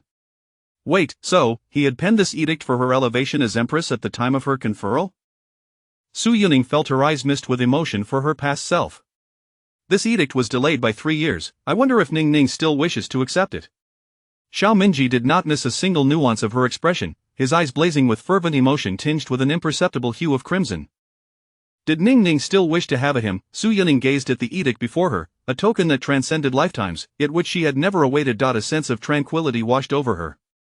Her previous obsessions, the desire to bear a child with Xiao Minji and to stand as his wife, were no longer pursuits she wished to chase. However, she was now informed that what she had believed to be unattainable in her past life had, from the very beginning, belonged to her. Your Majesty's decree, I shall naturally accept it. Su Yining responded with a calm demeanor, a faint smile playing at the corners of her lips, though it did not seem born of joy. Having traversed her previous life and now confronted with the edict, she felt a sense of release, devoid of the ecstatic frenzy she had anticipated. Whether as a consort or as Empress, it mattered little to her now. Xiao Minji's heart plummeted into despair. No, it was not meant to be this way. His Ning Ning should not harbor such feelings. She ought to be overjoyed. Xiao Minji had come to a definitive realization. His Ning Ning, the one before him, was the wife he had owed for decades in his past life. With his hands clasped behind his back, he trembled involuntarily, his heart feeling as if it were being ruthlessly torn apart. Xiao Minji struggled to muster a smile, one more painful than tears. Ning Ning, I am sorry. His voice quivered with emotion, delivering an apology long overdue, finally spoken for her ears. Chapter 57. Ning Ning, I apologize. On the following day during the morning court, the emperor was filled with fury, directly stating that the conduct of the Empress Dowager was questionable, her intentions malevolent, and she unworthy to be the consort. Chancellor Tang knelt tremulously in the center of the court, enduring the emperor's reproaches from the dragon throne. I was unaware that the chancellor had raised such a daughter. The Tang family has committed egregious acts within the palace, stirring chaos and endangering the lives of countless princes and consorts. Such a venomous woman is hardly fit to be a consort. The chancellor ought to take a good look, lest he claim that I have wronged the Tang family. Xiao Minji scoffed, slamming the document in his hand down forcefully. The chancellor, quaking, bent down to retrieve it, and upon glancing at its contents, he felt as if he might faint from indignation. How utterly foolish! He had enjoyed a lifetime of glory, exhibiting shrewdness in court, yet had given birth to such a dim-witted daughter. She was the Empress, the principal wife, the biological mother. If she had merely sat quietly upon the Phoenix throne, no prince could ascend without her approval, not even the Empress Dowager could. Yet this foolish girl had brought about her own demise, and in doing so, had ruined the Tang family as well. Despair washed over Chancellor Tang as he closed his eyes. He understood that the sovereign on the high dais had awaited this opportunity for a long time. I, a humble minister, have failed in teaching my daughter and have committed such a grave error. My death could never atone for my transgressions. I beseech your Majesty to spare my daughter's life. The chancellor prostrated himself before the emperor, pleading for mercy. Officials who typically relied on the Tang family now made a concerted effort to diminish their presence, fearful of attracting wrath. Xiao Minji, straightforward as ever, commanded Guo Maozhong to announce the imperial decree. Guo Maozhong unfurled the bright yellow edict, declaring, by the mandate of heaven, the emperor decrees of the Empress, Tang, is devoid of heavenly favor, lacking talent and virtue, has harmed the princes, and has caused injury to the consorts. She is unworthy of her position and is hereby deposed, reduced to commoner status, and confined to the cold palace. So it is decreed. I accept the decree. Long live the emperor. The courtiers knelt, bowing their heads in gratitude for the edict. Simultaneously, Xiao Minji announced the punishment for General Han Ning, stating, General Han Ning, having acted without my command, violated civilian homes and detained citizens, has failed in his duties. He shall receive 100 lashes, be stripped of his title, and imprisoned for 5 years. Once the decree was issued, it was irrevocable. Some court officials lamented Han Ying's predicament, questioning why he bore the brunt of the Empress's misdeeds. Surely it could not be merely because his sister was close to the Empress? Such inquiries were not limited to court officials. During lunch, Su Yining voiced her confusion to Xiao Minji. Why is it that General Han Ning is implicated in the Tang family's imprisonment of the Li clan? Xiao Mingji ladled her a bowl of ginseng soup, explaining, before entering the palace, the Tang family was acquainted with Han Ning. This revelation left Su Yuning dumbfounded, and she cast a furtive glance at Xiao Mingji, sensing an unsettling twinge of jealousy. Han Ning harbored feelings for Tang. However, she was singularly focused on entering the palace. Later, his sister, Han Jiu, also entered the palace, and Han Ning urged her to maintain a close relationship with Tang. Consequently, Han Jiu remained on good terms with her, and Tang, lacking allies, naturally reached out to Han Ning. Xiao Mingji noticed the peculiar expression on her face, uncertain of her thoughts. Su Yuning quickly realized, so you were already aware of Tang's intentions? Xiao Mingji clarified, Tang's communications with Han Ning could not escape the eyes of the Dragon Wingguard. However, I awaited Tang's self-incrimination. A newfound understanding of the man before her dawned upon Su Yuning. She had always known him to be ruthless, otherwise, he could not have wielded such power amidst the treacherous court. He had ascended the throne at merely 8 years of age, yet, he had never revealed this side of himself to her. Now, as she listened to his treatment of the Empress, she felt no joy. Would there come a day when this man, this emperor, would treat her the same way, full of calculations, devoid of genuine affection? Xiao Mingji, noticing her troubled expression, discerned her thoughts. Are you afraid of me, Ning Ning? His gaze flickered, revealing layers of complexity. Su Yuning hesitated for a moment before nodding honestly. He was the supreme emperor, holding dominion over all, with the power to grant or revoke everything from anyone. How could she not feel fear? Xiao Mingji gently took her hands in his, saying, everyone else may fear me, but you must not. He was indifferent to how others perceived him. Indeed, their fear was what he desired, but not hers. I shall never treat you, Ning Ning, in such a manner. His phoenix eyes shone with profound sincerity, as if he were making a vow.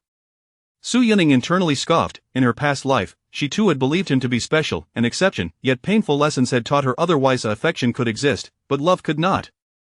This was the lesson she had learned in this lifetime. Xiao Mingji, recognizing her demeanor, understood the inevitable outcome, but he said nothing further, simply allowing her to continue her meal. Su Yuning had thought their conversation would end there, but to her surprise, that evening, she was summoned to the Qianqing Palace. In the main hall of the Qianqing Palace, Xiao Mingji stood before the dragon throne, beckoning her. Ning Ning, come here. Uncertain of his intent, Su Yuning ascended the steps. Xiao Mingji gently pressed her down onto the throne. Reluctantly, she sat, feeling oddly at home upon this throne once more. Xiao Mingji placed 2 imperial edicts before her, saying, Ning Ning, open and take a look. His gaze remained tender, fixed upon her. Su Yuning casually opened one of the edicts, and after reading it carefully, her eyes widened in astonishment. This was an edict of her elevation to Empress, dated June 9th in the 10th year of Yongchen. It marked the day she was bestowed the title of Guifei Dai. In the year of the selection, she had been granted the title, yet for various reasons, she had only entered the palace in the 11th year of Yongchen. He had penned such an edict when she was conferred the title of Guifei? Her eyes glistened with unshed tears, mourning her past self. This edict is 3 years late. I wonder if Ning Ning still wishes to accept it. Xiao Mingji did not miss a single nuance of her expression, his eyes ablaze with fervent emotion tinged with an imperceptible crimson hue. Did Ning Ning still desire him? Su Yuning gazed at the edict before her, a bridge spanning her past and present, and felt a tangle of emotions. Her heart was not filled with joy but rather a serene acceptance. Her past obsession, a child of her own with Xiao Mingji, standing beside him as his wife, was no longer a pursuit she wished to chase, yet now, she understood that what she had believed she had never attained in her past life had, from the very beginning, already belonged to her. By your Majesty's decree, I shall naturally accept it. Su Yuning's demeanor was composed, a subtle smile playing upon her lips, though it lacked true joy. Having traversed her previous life, she looked at the edict before her with a sense of resolution. She was no longer the naive girl who would be swept away by the allure of titles. Xiao Mingji's heart sank into an abyss of despair. No, this was not how it should be. His Ning Ning should not feel this way. She ought to be overjoyed. He was now certain his Ning Ning, the Ning Ning of the present, was the wife he had owed decades of affection in his past life. His large hand trembled unconsciously behind his back, his heart feeling as if it were being torn asunder. Xiao Mingji struggled to muster a smile far more grotesque than tears. Ning Ning, I am truly sorry, he said, his voice thick with emotion. This apology, long overdue, had finally been uttered for her to hear. Chapter 58. The immersive coronation of Xiao Mingji. Su Yuning believed he was apologizing for not presenting the imperial edict. Without further contemplation, she turned her attention to another decree.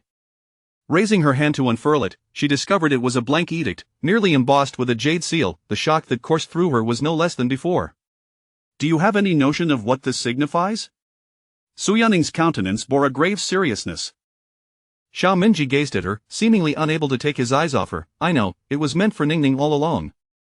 I understand your daytime apprehensions, your fear that I might treat you as I did the Tang family. Yet, I realize that mere words hold little weight. I wish to offer these two insignificant edicts to grant you some solace, to assure you that you can trust me. Xiao Minji's eyes were like a bottomless abyss, now filled solely with her essence, laying bare his heart and soul before her, all to provide her with a sense of security. His voluminous sleeves brushed against her fingers, a chill enveloping her index finger. This is the dragon ring, capable of commanding all dragon wing guards, henceforth belonging solely to you. You and I, Ningning, shall be masters of the dragon wing guards together. His warm lips pressed gently against her cool fingers.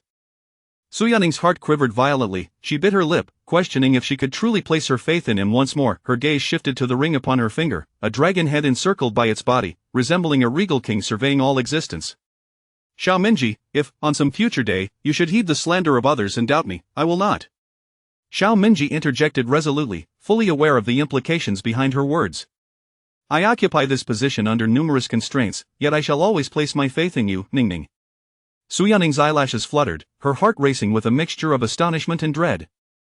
In her past life, she had been so preoccupied with whether Xiao Minji believed in her that she neglected to consider the burdens he bore. Reflecting on it now, a multitude of previously overlooked matters surged to the forefront of her mind. The crime of poisoning the prince warranted the death penalty for her entire clan, yet, at that time, with evidence overwhelmingly against her, he had merely confined her, and although the Su family faced oppression, their roots remained unshaken. While confined within the Changla palace, all protocols were still observed according to the rank of the imperial noble consort, and the palace servants showed her no less deference. However, betrayed by a foster son she had nurtured for many years and with her closest confidant failing to believe in her, she found herself shattered, unable to endure the strain, driving herself into a corner. The man before her was not the emperor of her past life, who harbored distrust towards the Su family, nor was he the man who had ultimately extinguished her fervent love. Her delicate fingers tightened around the blank edict. Should the emperor's heart become inscrutable in the future, it would provide her with a semblance of support. Su Yaning's fox-like eyes shimmered with a glimmer of hope as her voice turned hoarse. Your Majesty's intentions, I shall accept. Yet, it was merely an acceptance, never to return to the way things once were. A flicker of excitement crossed Xiao Minji's face, though inwardly he understood that Ningning's willingness to relent today stemmed from the fact that he had yet to commit the heinous acts of his previous life. Thus, he must not reveal even the slightest hint of his past. He would ensure that Ningning could place her complete trust in him. The following day, during court assembly, an imperial edict was proclaimed, leaving everyone in a state of confusion. We, by the will of heaven, decree, in virtue, we honor Huang Shang, for royal governance must originate from the palace. The fragrant flow of history, a motherly model for the nation upholding the orders of the realm, we confer the title to you, the esteemed imperial noble consort Su, daughter of the esteemed first-grade Grand Marshal Su Zonghua, descended from noble lineage, a paragon of virtue and talent, exemplary in conduct, a model for the 6 palaces, diligent and frugal in the royal residence, demonstrating sincerity and filial piety in the court. By the grace of the cicada, nurturing the virtues of harmony and equity, we honor the grand name, ensuring you embody the utmost decorum. Having long been known for your commendable reputation, it is fitting that you receive this grand title. Henceforth, we humbly follow the benevolent decree, bestow the royal seals, and establish you as Empress. May you faithfully uphold the imperial command, safeguard your own being, and transform the world with your grace, augmenting the illustrious legacy of your descendants. Long live the glory of the imperial seals, and eternal peace for the realm. The lengthy proclamation, once completed, left Guo Maozhong momentarily dazed. By the will of heaven, the emperor decrees, the first-grade Grand Marshal Su Zonghua is the cornerstone of the court, a capable minister of the nation. Today, he is granted the hereditary title of Duke of Benefaction, with the privilege of passing it down for 3 generations of thus decreed. In the Deshi dynasty, there had been precedents for emperors conferring dukedoms to the maternal family of the Empress, although such titles were not hereditary. Since ascending the throne, the current emperor had never conferred a Duke of Benefaction until now, establishing Su's family as the first hereditary duke, with the privilege of downgrading only after 3 generations. Su Zonghua could hardly believe such an honor had fallen into his lap. An unexpected windfall from the heavens. Bowing under the envious gazes of his colleagues, he accepted the decree gratefully. This humble minister receives the decree, thanking the sovereign for the grace bestowed. Long live the emperor! With reverent hands, he accepted the imperial edict. The ministers kneeling beneath did not anticipate such a grand declaration from the emperor, hastily appointing the empress without prior discussion. The edict was laden with commendatory phrases for the imperial noble consort, indicating the emperor's immense satisfaction. However, some ministers harbored doubts, recalling the emperor's evident caution in his previous dealings with the Su family, despite having shown them favor and rewards. After all, the Grand Marshal wielded military power, and the legitimate son of the Minister of Revenue was stationed at the borders, rumored to be a talented young general. It was only natural for the occupant of the Dragon Throne to harbor some suspicion. Many ministers privately speculated that the imperial noble consort would remain in her position for life, unable to advance any further. Yet, they were surprised as the emperor swiftly deposed the previous empress and promptly appointed the noble consort as the new empress. Furthermore, the legitimate son of the Grand Marshal was dispatched with the prime minister to provide disaster relief, clearly indicating that the emperor intended to elevate the next generation of the Sue family. The courtier's mind spun in circles, but from both a familial and personal relationship standpoint, the imperial noble consort was undeniably the most suitable candidate for empress. Did they not witness the scene during the New Year's Eve banquet where the two phoenix thrones were side by side? The noble consort had already received the treatment of the central palace. As for the new empress having no children, did the previous deposed Empress Tang have any? Xiao Minji, donned in the 12th chapter emperor's robe and crowned, sat majestically upon the dragon throne, exuding an innate regal presence. The coronation ceremony shall be set for the 9th day of the 3rd month of spring, with Prince Ying as the principal conferrer and Prince Yu as the deputy conferrer, leading the empress into Koan Ning Palace through the Yongding Gate. With a sweeping gesture, Xiao Minji finalized the appointment of the conferrers. The ministers, kneeling one after another, were left astonished. Your Majesty, do you recall that since your ascension, the Koan Ning Palace, where previous empresses resided, has been sealed? The last two empresses never set foot in it. The two most esteemed princes of the current dynasty, the second and fifth sons of the late emperor, have just been appointed as conferrers for the new empress by your command? It had never been heard of that the conferrers for an empress were the emperor's own brothers and current princes. Moreover, the new empress was promoted from a concubine, and the empress now resided in the harem. Why then was the Yongding Gate being opened to welcome the empress into the palace? Soon, Xiao Minji clarified the situation for the ministers. 5 days before the grand wedding, the empress shall return to the Sue residence to await marriage. My bond with the empress is profound, our hearts entwined, thus we shall hold a grand wedding. Xiao Minji's expression conveyed a sense of certainty. The ministers kneeling below were rendered speechless. Your Majesty, disregarding the deposed Tang, this is not the first time. You intend to follow every procedure without fail. However, the ministers soon realized that it was not merely a matter of following protocol, but rather, everything was to be conducted with utmost grandeur, marking a first since the establishment of the dynasty. Chapter 58. The immersive coronation of Xiao Minji. Suyaning assumed he was apologizing for not producing the imperial edict. Without further contemplation, she turned her gaze to another decree. Raising her hand to unfold it, she discovered a blank edict, nearly sealed with the jade stamp. Her astonishment was no less than before. Do you understand what this signifies? Suyaning's expression turned somewhat grave. Xiao Minji merely gazed at her, as if he could never tire of her presence. I understand. It is meant for Ningning. I am aware of Ningning's daytime concerns. You fear I might treat you as I did the Tang family. However, I realize words alone are insufficient. I only wish to present these two trivial edicts to assure Ningning and to earn her trust. Xiao Minji's eyes resembled an unfathomable abyss, now solely filled with her essence, laying bare his heart and flesh before her, all to provide her with a sense of security. His wide sleeves stirred slightly, brushing against her fingertips, a chill wrapping around her index finger. This is a dragon ring capable of commanding all the dragon wing guards. From now on, it solely belongs to Ningning. Both Ningning and I shall be masters of the dragon wing guards. His warm lips pressed against her cool fingers. Suyaning's heart tremored fiercely, her lips pursed in contemplation. Could she truly trust him once more? Her gaze shifted to the ring upon her finger, a dragon's head encircling a dragon's body, reminiscent of a spiraling sovereign, looking down upon all beings.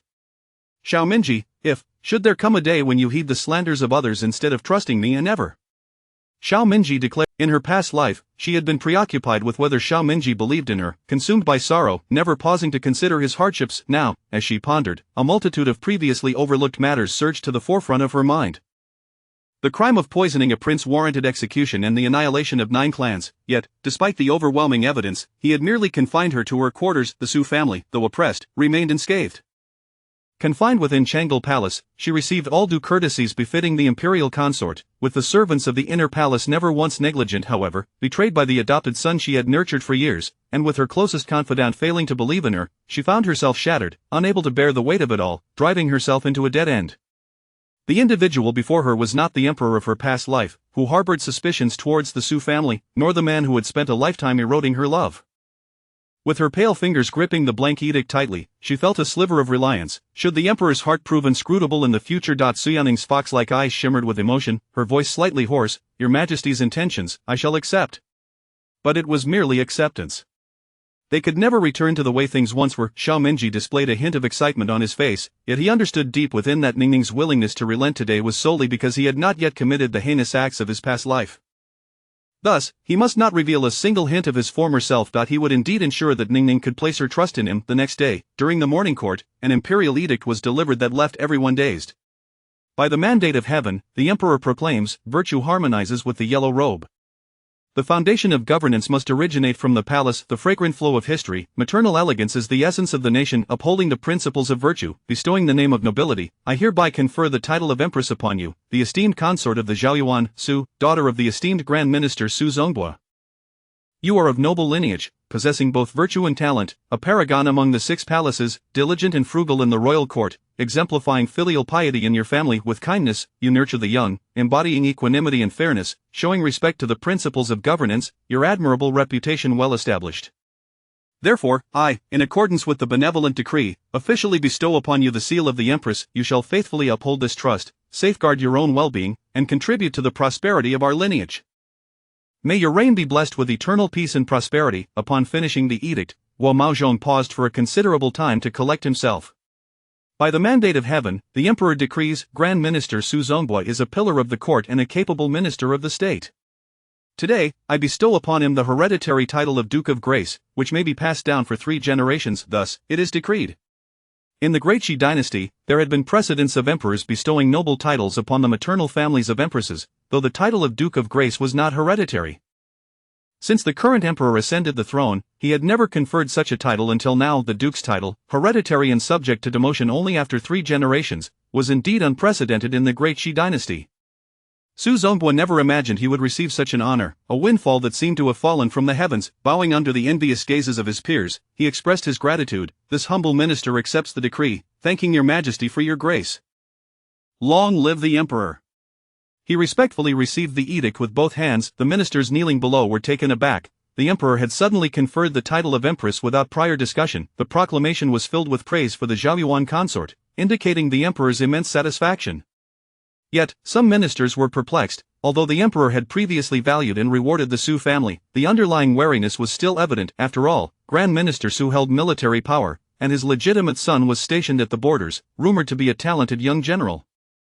It was only natural for the throne to harbor suspicions. Many ministers privately speculated that the Zhaoyuan consort would remain in her position for her entire life without any advancement. Little did they expect the emperor to abolish the previous empress and promptly elevate the consort to empress. Furthermore, with the current Grand Minister's legitimate son accompanying the Prime Minister to provide disaster relief, it was clear that the emperor intended to favor the next generation of the Su family. The court officials were filled with conflicting thoughts. However, in terms of both lineage and the emperor's affections, the Zhaoyuan consort was indeed the most fitting choice for the new empress. Had they not witnessed the scene of the 2 phoenix thrones side by side during the New Year's banquet, the Zhaoyuan consort had long been treated with the status of the central palace. As for the new empress having no children, did the previous empress, who had been deposed, have any? Xiao Mingji, adorned in the imperial robes of the 12 marks, crowned and seated upon the dragon throne, exuded an innate imperial majesty. The coronation ceremony will be held on the 9th day of the 3rd month, with Prince Ying as the chief envoy and Prince Yu as the deputy, to escort the empress into the Kuan-Ning Palace through the Yongding Gate. With a sweeping gesture, Xiao Mingji established the envoys for the coronation. The kneeling ministers were left in shock. Your Majesty, do you not recall that the Kuan-Ning Palace, where the empresses of previous dynasties resided, has already been sealed by you? The previous 2 empresses never occupied it.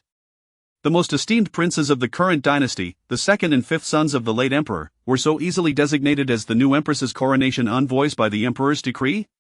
There had been no instances in history of an empress's coronation envoys being the emperor's own brothers or princes of the current reign. But wait, the new empress was promoted from a concubine. Was the previous empress not still within the palace? Why then would the Yongding Gate be open to welcome the empress? Xiao Mingji soon clarified for the ministers. 5 days before the wedding, the empress will return to the Su residence to await marriage. I share a deep bond with the empress, our hearts are mutually pledged, and thus, a grand wedding must be held. Xiao Mingji expressed this with a sense of inevitability. The ministers kneeling below were stunned. Your Majesty, disregarding the deposed Tang family, this is not your first occurrence. How could you meticulously follow every single procedure? However, the ministers would soon understand that it was not merely a matter of going through the motions. It was an extravaganza of unprecedented grandeur, the first of its kind since the establishment of the court. Chapter 59. The demise of Lady Tang. As the morning court was adjourned, the Minister of Rights wore a countenance of distress, for, as anticipated, His Majesty had summoned him to remain.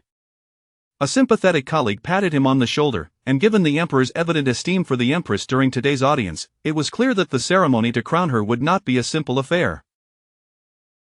Standing in the Hall of Supreme Purity, the minister found that the Emperor did not impose any undue hardship upon him. The requirements were straightforward, everything was to be conducted with utmost grandeur and splendor.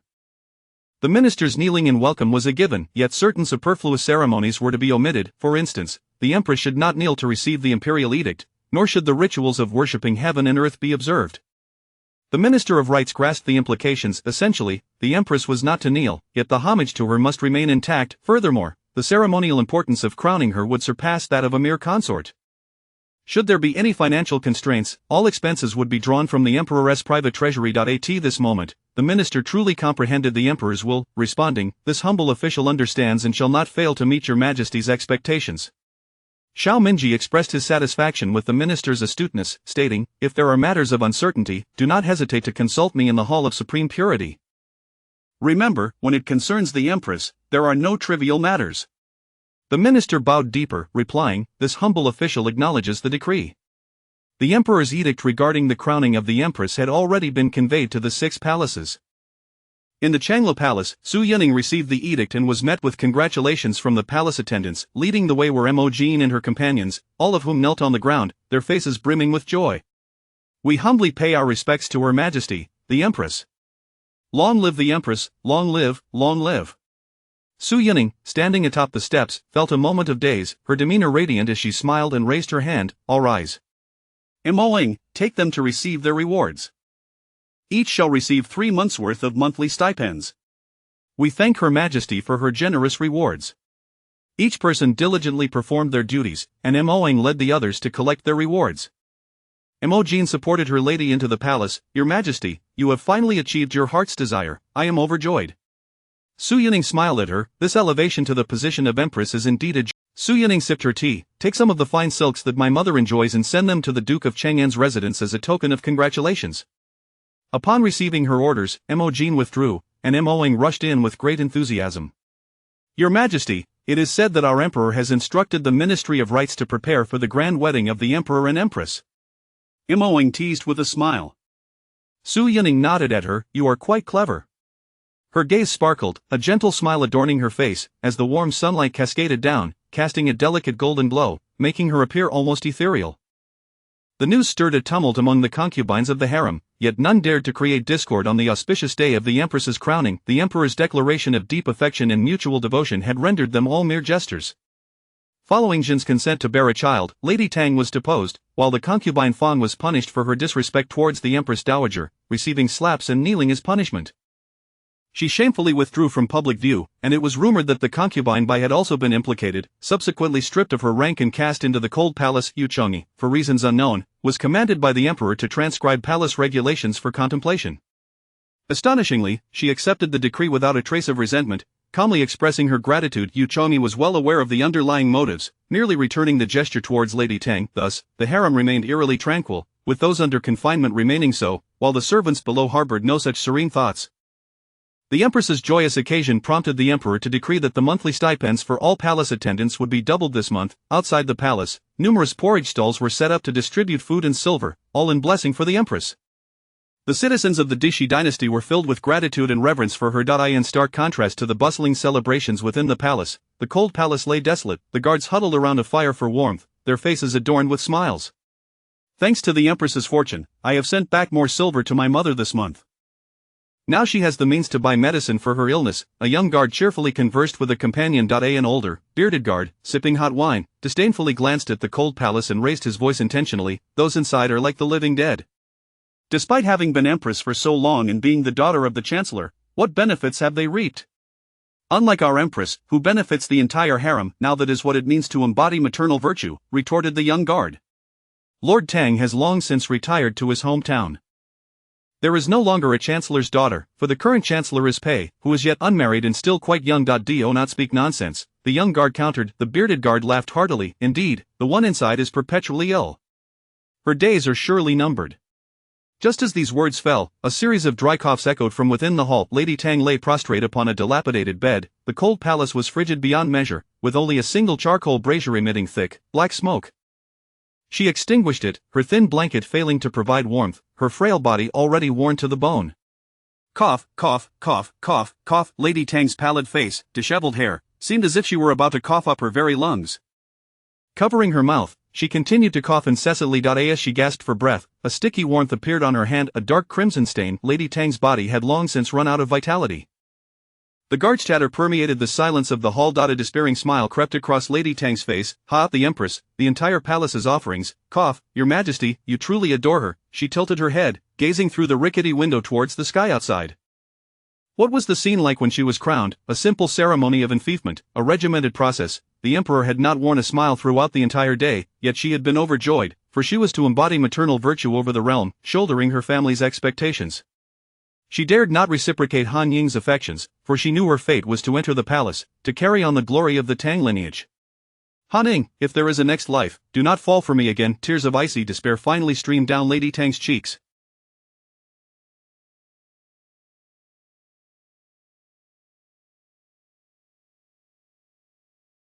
Her strength waned, and she collapsed helplessly upon the bed. Longing unending, resentment unending, only when I return shall I cease, mother, I have inevitably followed in your footsteps. Blood surged from Tang Xiao's mouth, unwilling tears mingling with her hair. She had spent her life emulating her mother, bearing the proud mantle of the legitimate wife, wishing death upon every concubine, yearning for her husband's gaze, yet remained oblivious to the futility of it all. Why must she incessantly contend, binding herself so tightly that she could never smile? In her next life, she longed to be an eagle soaring through the skies, free from familial expectations and maternal pressures. Ultimately, her tear-streaked face closed her eyes in resignation when the guards, having eaten and drunk their fill, entered to deliver meals to the inhabitants of the hall. They were startled by the bloodied woman on the bed, and upon closer inspection, their eyes widened in shock. Lady Tang has perished! Lady Tang has perished! The bearded guard shouted loudly as he bolted from the cold palace.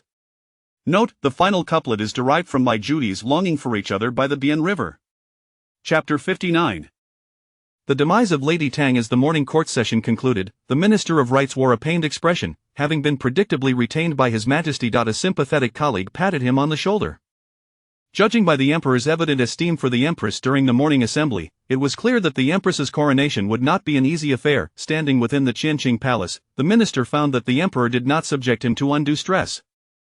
The directives were simple: everything must be executed with the utmost grandeur and magnificence. The officials kneeling in welcome was merely a given, though some superfluous ceremonies were to be omitted. For instance, the Empress should not kneel to receive the imperial edict, nor should the rituals of worshipping heaven and earth be observed. The minister grasped the underlying message while the Empress was to remain standing. The bowing to her could not be disregarded. Moreover, the ceremonial intricacies surrounding the coronation were to surpass those of a mere consort. Should there be any financial concerns, all expenses would be drawn from His Majesty's private treasury. The Minister of Rights thus fully comprehended the Emperor's intentions, affirming, I understand, and shall not fail to fulfill Your Majesty's wishes.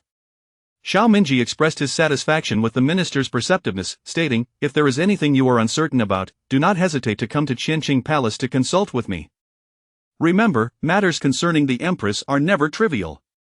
The minister bowed deeply, replying, I humbly accept Your Majesty's decree. The Emperor's edict regarding the Empress's coronation had already been communicated to the 6 palaces. In the Changlo Palace, Su Yuning received the edict and accepted the congratulations from the palace attendants. Leading the way were Mo Jin and her companions, all kneeling with expressions of joy. Your servant wishes the Empress longevity, prosperity, and boundless happiness. We congratulate the Empress on her great fortune. Standing on the steps, Su Yuning appeared momentarily dazed, exuding grace as she smiled and raised her hand. Please rise. Emoing, take them to receive their rewards. Grant each of them 3 months' salary. Your servant thanks the Empress for her generous gifts. Everyone attended to their respective duties, as Emoing led the others to collect their rewards. Mo Jin supported her lady into the palace, saying, Your Highness has finally achieved your long-held desire. I am truly delighted. Su Yuning smiled at her. This is indeed a joyous occasion for the rightful Empress, but you must ensure that those beneath you maintain their decorum and do not become overly exuberant. Rest assured, everyone in Changla Palace knows how to conduct themselves. Just now, Chief Eunuch mentioned that His Majesty's edict elevating the husband to the rank of a first-grade nobleman was delivered to the Chang'an Gong residence early this morning, Mo Jin added. Su Yining sipped her tea. Take some fine silks that my mother enjoys from the storeroom and send them to the Chang'an Gong residence as a token of celebration for her. Having received her instructions, Mo Jin withdrew, and Mo Ing rushed in with excitement. Your Highness, I have heard that His Majesty has commanded the Ministry of Rites to prepare for the grand wedding of the Emperor and Empress. Mo Ing jested with a smile. Su Yining nodded at her. You are quite clever. Her eyes sparkled, and a faint smile adorned her lips as the warm sunlight cascaded down, casting a delicate golden glow, rendering her ethereal. Amidst the jubilation in the palace, the news of the Empress's elevation stirred discontent among the concubines, yet none dared to act out on the Emperor's joyous decree. The Emperor's proclamation of deep affection and mutual devotion had turned them all into mere jesters. After Lady Tang's dismissal following her failure to produce an heir, the honor of being the Emperor's favored consort had led to Feng Jieyu being reprimanded for her disrespect towards the imperial concubine, resulting in her being slapped and forced to kneel.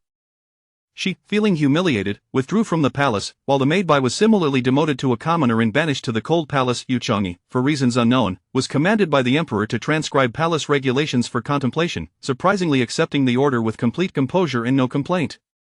She was well aware of the underlying motives, having merely returned the favor to Lady Tang. Thus, tranquility reigned within the harem, with those confined to their quarters or cast into the cold palace resigned to their fates. However, the servants below harbored no such sentiments, as the joyous elevation of the Empress led to the Emperor issuing a decree that doubled the monthly salaries of all palace attendants. Outside, numerous soup kitchens were established, distributing rice porridge and coins in celebration of the Empress, invoking blessings upon her. The citizens of the Dashi dynasty expressed their heartfelt gratitude and respect towards the Empress. In stark contrast to the bustling palace, the cold palace lay desolate. The guards gathered around a fire to keep warm, their faces adorned with smiles. Thanks to the Empress's fortune, I have received a larger sum to send back to my mother this month. She can finally afford her medicine. A young guard cheerfully conversed with those nearby. An older guard, with a scruffy beard, disdainfully glanced at the cold palace, deliberately raising his voice. Those inside are like living corpses. Despite having been the Empress for so many years, she remains a mere daughter of the left chancellor. What good has it brought her? Unlike our Empress, who brings blessings to the entire palace. That is what true maternal virtue entails, the young guard countered. The Lord Tang has returned to his hometown, so where is the left chancellor's daughter now? The current left chancellor is Pei, a young man who has yet to marry. Do not speak nonsense. The bearded guard burst into laughter. Indeed, she who languishes in there is hardly long for this world. As these words fell, a series of dry coughs echoed from within the palace. Lady Tang lay prostrate on the dilapidated bed, the cold palace unbearably frigid, with only a charcoal brazier emitting thick smoke. Lady Tang extinguished it, finding her thin bedding inadequate for warmth. Her frail body had long succumbed to exhaustion. Cough cough, cough cough cough. Lady Tang, pallid and disheveled, coughed violently as though her very lungs were being expelled. Covering her mouth, she continued to cough incessantly. As she gasped for breath, she felt a sticky warmth in her hand, a dark crimson stain. Lady Tang's body had long since been drained of vitality. The guards' voices continued to permeate the silence of the hall.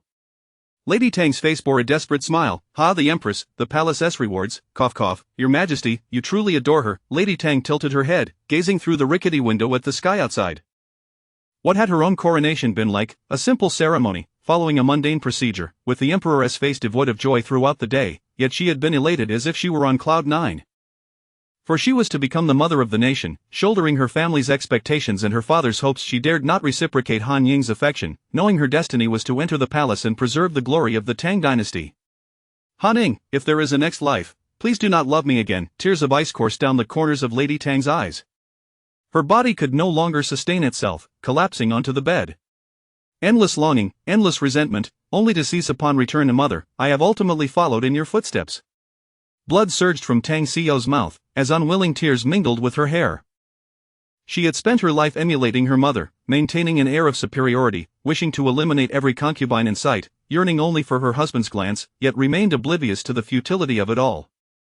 Why must she persist in such struggles, binding herself tightly, never allowing herself to smile? In her next life, she longed to soar like an eagle in the sky, free from familial expectations and maternal pressures. Ultimately, her tear-streaked face closed her eyes. When the guards, having feasted and drunk their fill, entered to deliver meals to those within the hall, they were startled by the sight of the blood-stained woman on the bed, and upon closer inspection, their eyes widened in horror. Lady Tang has passed. Lady Tang has passed. the bearded guard shouted as he ran out of the cold palace. Note the final lines of poetry are derived from by Juyi's Chang Xiang Si, the Bian River flows. Chapter 60. The educated Majesty, Your Highness, this morning I received news from the cold palace that Lady Tang has passed away. Mo Jin respectfully attended to Su Yunning as she dined. As Su Yunning paused in her soup drinking, she has indeed received her just desserts. Instruct Mo Lin to ensure that all traces are thoroughly cleaned. After the visit to Fengyi Palace, Su Yunning became increasingly uneasy, sensing the Empress's nonchalance paired with an almost palpable eagerness in her glances towards her. She ordered her informants to covertly retrieve some of the discarded tea leaves from Fengyi Palace. After Mo Lin examined them one by one, he finally detected something unusual amidst the pile. Your Highness, this tea I once encountered during my travels in Lingnan. It is highly toxic for women, although merely consuming it would not yield immediate effects. When combined with another certain spice over time, it could lead to severe health consequences, resulting in infertility and a life expectancy that does not surpass 30. Su Yunning commanded a thorough search of Changla Palace but found nothing amiss. Since Lady Tang had already consumed this tea, it was likely that the spice was also present.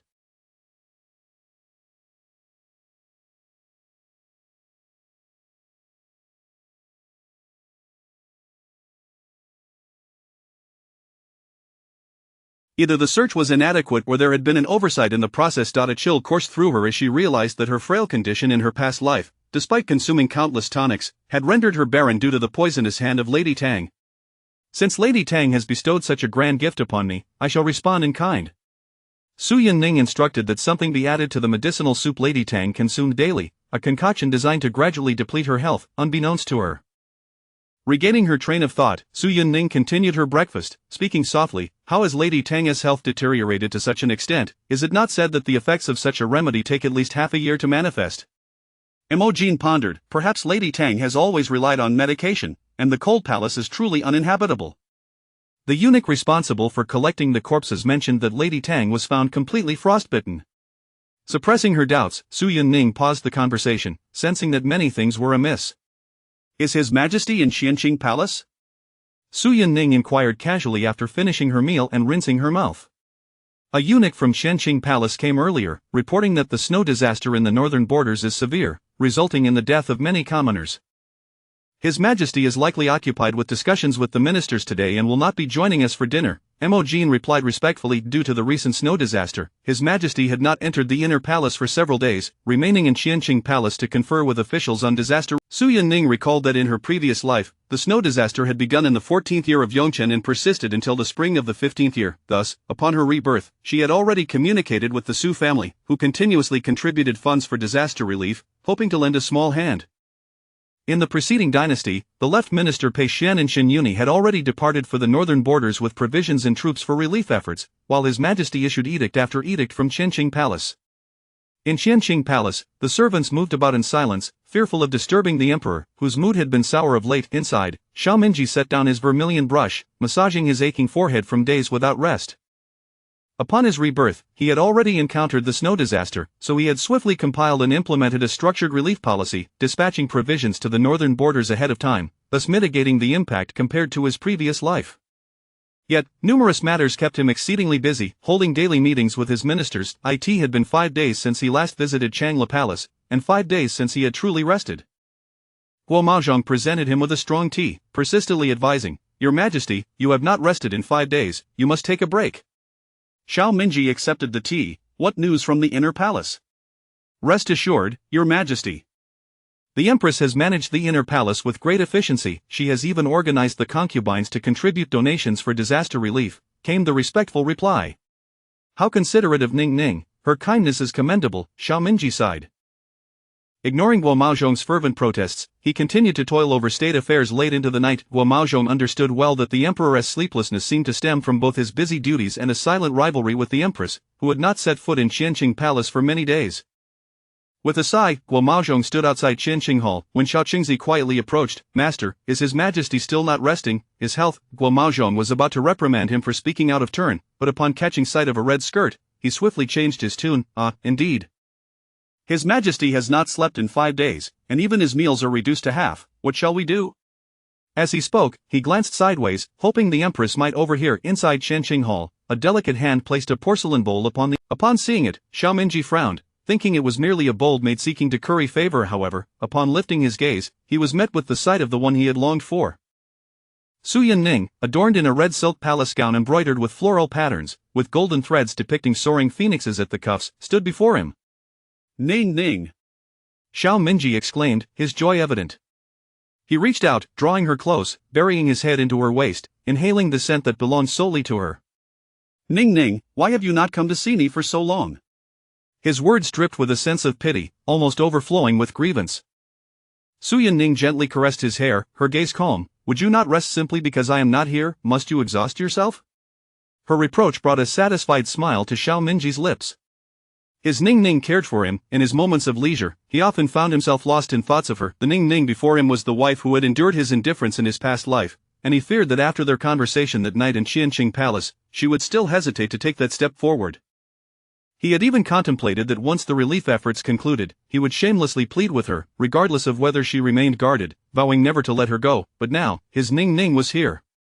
Overwhelmed with joy, Xiao Minji sat obediently, his eyes fixed on Su Yunning. Su Yunning handed him the ginseng soup she had brought. "This was prepared by the kitchen staff under my watch this afternoon. You must drink it all." His obedient demeanor, though rare, was surprisingly endearing. Upon hearing this, Xiao Minji could not suppress his smile, eagerly consuming the ginseng soup until not a drop remained.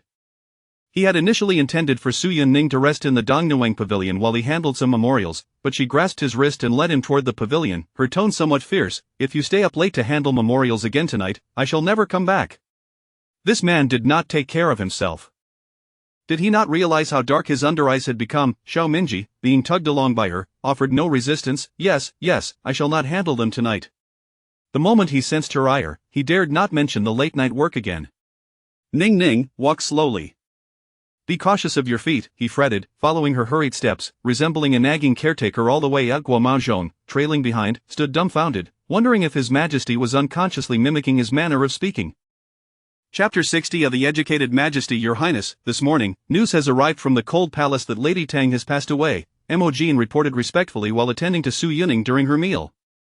Su Yunning paused with her spoon. She indeed deserves her fate. Have Mo clean up any traces left behind. Ever since the visit to Fingyi Palace, Su Yunning had felt increasingly uneasy, for the Empress had treated her with an unusual lightness, casting glances her way as if harboring an impatient secret. She discreetly instructed her informants in the palace to procure some remnants of the tea leaves discarded from Fingyi Palace. After Mo had inspected each sample, he finally detected something peculiar among the leaves. "Your Highness, I have encountered this type of tea during my travels in Lingnan. It is highly toxic to women. Simply consuming it would not provoke any immediate symptoms, but when combined with another specific herb, it could gradually harm a woman's health, leading to lifelong infertility and a life expectancy no longer than 30. I have heard that the late Empress's mother hailed from the Chun family of Lingnan," Mo suddenly interjected. Su Yunning commanded a thorough search of Changle Palace, yet no evidence was uncovered. Since Lady Tang had already consumed this tea, it was inconceivable that the accompanying herb would be absent. It was either overlooked during the search or an error had occurred along the way. A chill crept into her heart as she realized that her frail constitution in her previous life, despite consuming numerous tonics, had been rendered futile. She had borne no offspring due to Lady Tang's malicious intent. "Since Lady Tang has bestowed upon me such a grand gift, I shall naturally reciprocate," Su Yunning decreed, instructing her attendants to add a harmful substance to the medicinal broth that Lady Tang consumed daily, a poison that would insidiously sap her strength without her awareness.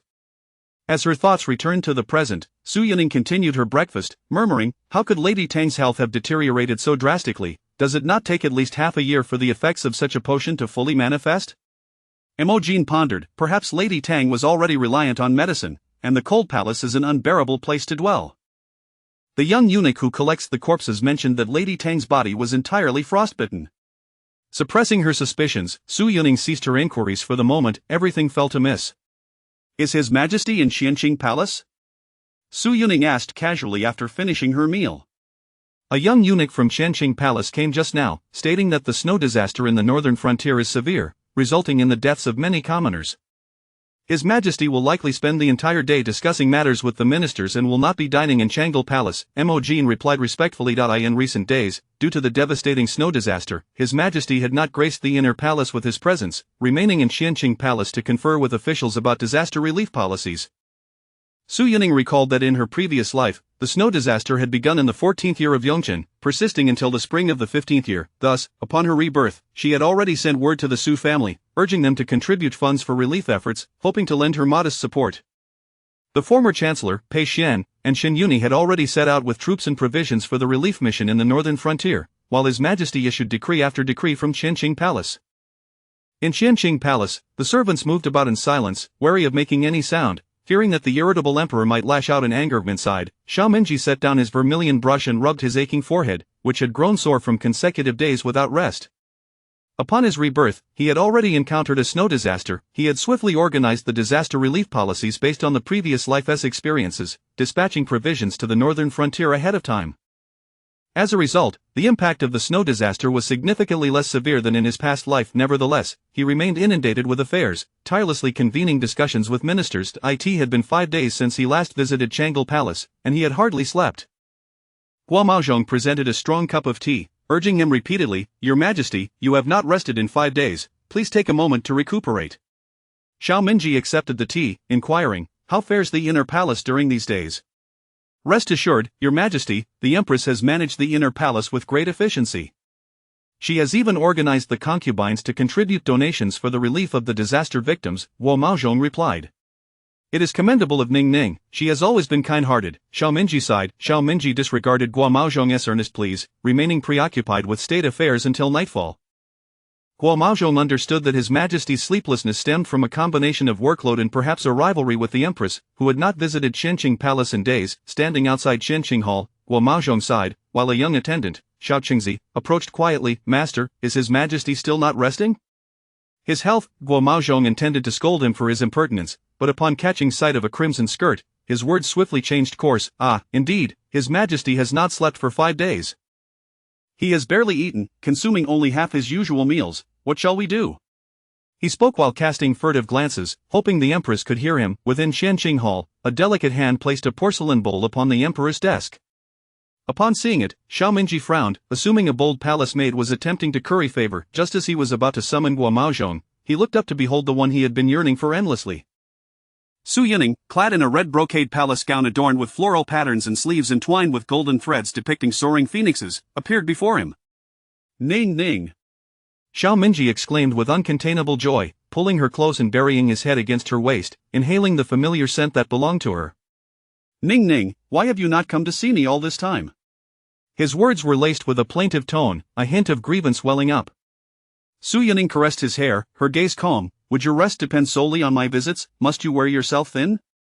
Her reprimand, however, only served to bring a satisfied smile to Xiaomingji's lips. His Ning Ning was concerned for him.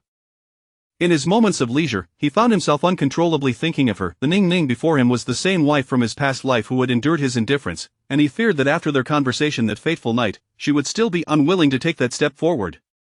He even contemplated that once the relief efforts concluded, even if Ning Ning remained closed off, he would shamelessly plead with her, never to let her go. But now, his Ning Ning had come to him. Xiaomingji was overwhelmed with delight, unsure how to react, and simply sat there, his gaze fixed on Su Yining. Su Yining handed him the ginseng soup she had personally overseen the preparation of in the kitchen that afternoon, saying, "You must drink every last drop." He was quite taken aback by his obedient demeanor. Such behavior was indeed rare. Upon hearing her words, Xiaomingji could not suppress the smile that spread across his face as he eagerly drank the soup, finishing it completely. He had intended for Su Yining to rest in the east warming pavilion while he attended to some memorials, but she took hold of his wrist and led him there, her tone slightly fierce. "If you stay up late to handle memorials again tonight, I shall never come again." This man showed no regard for his own health. Did he not realize the dark circles under his eyes were threatening to fall off? Xiaomingji, being dragged alone, offered no resistance. Yes, I want to do it tonight." Upon sensing her anger, he dared not mention staying up late again. "Ning Ning, do walk slowly, and watch your step," he fretted, following her hurried pace, sounding like a concerned old woman. Guo Maozhong, trailing behind, stood utterly astonished, thinking to himself, "Your Majesty, have you taken to mimicking the way I speak?" Chapter 61. The little adult Xiaojin Su Yining had pressed Xiaomingyi to sleep early on the couch. A few days prior, she had managed to settle all matters concerning the harem before making her way to Qianqing Palace to visit him. Thus, for the past few days, she had been accompanying Xiaomingyi in the palace, ensuring he maintained a proper schedule, monitoring his mealtime, and insisting he take extra afternoon naps to alleviate his mental fatigue. Xiaomingyi cautiously broached the subject. "Ning Ning, I no longer stay up all night reviewing memorials, surely, I need not take an afternoon nap? Su Yunning remained silent, her fox-like eyes fixed coldly upon him. Very well. I shall rest now, please do not be angry, Ning Ning. Under her intense gaze, Xiao Mingyi felt a flutter of anxiety and could not protest. Su Yunning further encouraged him, a short nap would be beneficial. After the noon hour, you will find your spirits renewed for reviewing the memorials. Xiao Mingyi obediently nodded and retreated to the back hall of Qianqing Palace to rest. Before leaving, he worried Su Yunning might grow bored and suggested she peruse the memorials on the imperial desk, which included writings from Su Zongbo. Su Yunning casually agreed but did not touch the memorials. Having risen late, she opted not to take a nap and instead idly leaned against the dragon throne, reading a book, as all the servants had been dismissed from the hall. For these past few days, Su Yunning had remained in Qianqing Palace, and Xiao Mingyi had arranged several soft cushions made of golden threads on the throne for her comfort. Meanwhile, outside the hall, Guo Zhong observed the young boy before him with a hint of concern. This servant extends greetings to His Highness, the second prince. What brings you here today? The visitor was none other than the second prince, Xiao Jin, accompanied by his wet nurse, Madame Zhang. With a touch of formality on his youthful face, Xiao Jin replied, "Today is the 10th day of the month. Father Emperor instructed that we review our studies on this date." However, his dark eyes involuntarily darted towards the side where Emojin stood, his heart filled with complexity. Was the Empress present as well? Guo Zhong bent slightly. "Your Highness has arrived at an inopportune time. His Majesty has just retired for a nap. Might it be better for you to visit another day?" Having lost his mother at birth, Xiao Jin had learned the intricacies of human emotions from a young age. He was reluctant to forfeit one of the few opportunities to enter Qianqing Palace and draw closer to his father. Mother must be inside as well. Since the day of her joyous elevation, I have yet to pay my respects. I would be grateful if you could inform my aunt on my behalf. Xiao Jin's gaze shifted toward Emojin. Since Su Yunning's arrival in the palace, the two had scarcely met outside of festivals and various court banquets. Xiao Jin could only recall Emojin's appearance. Emojin could not decline. "Please wait a moment, Your Highness, I shall report to the Empress." After a brief while, Emojin re-emerged. "The Empress invites Your Highness to enter." Xiao Jin, with his small stature, entered Qianqing Palace with utmost seriousness. Inside, Su Yunning had deliberately vacated the dragon throne, opting to sit in a nearby round chair. Emojin led in a 6-year-old boy. His hair was neatly tied back, and his chubby little face bore a solemn expression, devoid of any childish innocence. Dressed in a brocade robe with a jade belt, he entered the hall and, with decorum, lifted his robe and knelt. "I, Xiao Jin, pay my respects to Mother Empress, congratulating you on your elevation to the central palace. May Mother Empress enjoy peace and prosperity." With that, he bowed his head. Su Yunning, who had not met Xiao Jin often in her previous life, held a favorable impression of him. During her unjust accusations, Xiao Jin had even spoken in her defense. With a gentle smile, Su Yunning urged, "Please rise, sit here beside Mother." She stood to assist him. Xiao Jin, initially overwhelmed with anxiety, being the legitimate son of the late Empress, had prepared himself for indifference from the new Empress, having experienced such coldness from the previous consort. Yet, this tender gesture momentarily stunned him. Regardless of how he attempted to maintain a serious demeanor, he was still merely a 6-year-old child. Su Yunning took his hand and offered him some pastries from the table. "I am uncertain of your preferences, so I had some osmanthus cakes brought. If you have a particular favorite, I shall instruct Guo Zhong to prepare it." This was the first time Xiao Jin had been treated in such a manner at Qianqing Palace. Previously, he had only visited to have his studies evaluated by his father and had never even sat, let alone been offered pastries. Moreover, from the tone of the person before him, it seemed that the servants in Qianqing Palace were at her beck and call. The rumors of his father's deep affection for the new Empress were evidently true. A blush crept onto Xiao Jin's face as he gingerly took a piece of cake, its sweet richness melting in his mouth. "I enjoy them all. Thank you for your kindness, Mother Empress." Understanding his reserved nature, Su Yunning did not press him but instead led the conversation, expressing concern for his daily needs. After all, she now held the title of his nominal mother, while the other princes had their biological mothers. He alone was solitary. In her previous life, Xiao Jin had indeed been close to her, but at that time, she had been raising Xiao Yu, whose possessiveness had prevented her from forming attachments with other children. Thus, she had not seen Xiao Jin again, only allowing Emojin to occasionally check on the princes. Little did she know that such small kindnesses had left a lasting impression on Xiao Jin. When she faced unjust accusations and was confined, he had knelt outside Qianqing Palace, pleading for her, insisting that she would never commit such heinous acts. Reflecting on her past life, Su Yunning looked at the plump young boy savoring his pastries and felt a pang in her heart. "Did you fare well in the prince's residence, Ah Jin?" Xiao Jin, momentarily taken aback by her inquiry, blinked his large eyes. I am well in every way. Crumbs of pastry dotted his face. This Empress was rather peculiar. It felt as if they were meeting for the first time at such a close distance. Seeing him turn into a little mess, Su Yunning couldn't help but smile. Ning Ning? A clear voice rang out. Xiao Mingyi, clad in a moonlight robe, strode in having just awakened. He intended to find Ning Ning, but was surprised to find her engaged in lively conversation with a little mess. Upon seeing his imposing father, Xiao Jin immediately stiffened, setting down the pastry and rising to bow respectfully. I, Xiao Jin, pay my respects to Father Emperor. May Father Emperor enjoy good health. Fear gripped him. Did this count as a breach of decorum before the Emperor? Xiao Mingyi had not anticipated it to be Xiao Jin. His dark eyes glanced over, noting the typically composed child now appeared relaxed. Rise. What has led you to present yourself in such a manner? His tone carried a hint of reproach. Xiao Mingyi lifted the hem of his robe and sat in the very spot Xiao Jin had occupied moments before, his demeanor casual, as though nothing were amiss. Xiao Jin's face paled, standing still in confusion, uncertain of how to proceed. Su Yunning, observing the situation, tugged at Xiao Mingyi's sleeve, reminding him that Xiao Jin was merely a 6-year-old child. There was no need for such severity. Taking a handkerchief, Su Yunning gently wiped the crumbs from Xiao Jin's face, sensing his tension, and softly reassured him, do not be afraid. Your father merely cares for you. She shot an admonishing glance at Xiao Mingyi, who was sipping tea. Xiao Mingyi, chastised by her gaze, dared not speak out of turn, adding, indeed, father has no intention of reproaching you. Xiao Jin, Su Yunning bit her lip. Silence. Chapter 62. Black Sesame. Tang Yuan, punishing the deceitful servant caught off guard by a sharp retort, Xiao Mingyi dared not respond, opting instead to sit aside as an invisible presence. Xiao Jin's eyes sparkled with curiosity. Was the Empress truly so formidable? Even the Emperor seemed to obey her every command. To her surprise, Su Yunning detected a glimmer of admiration in the young one's clear gaze. Contemplating the importance of fostering a bond between father and son, she suggested, Your Majesty and Ajin may continue their conversation. I shall take a stroll outside. Gently, her delicate hand caressed the soft face of the little one. Make sure to provide the Empress with a hand warmer and attend to her needs, Xiao Mingyi promptly instructed Jin. Yes, your servant will obey. Once Su Yunning departed, Xiao Mingyi's expression darkened considerably.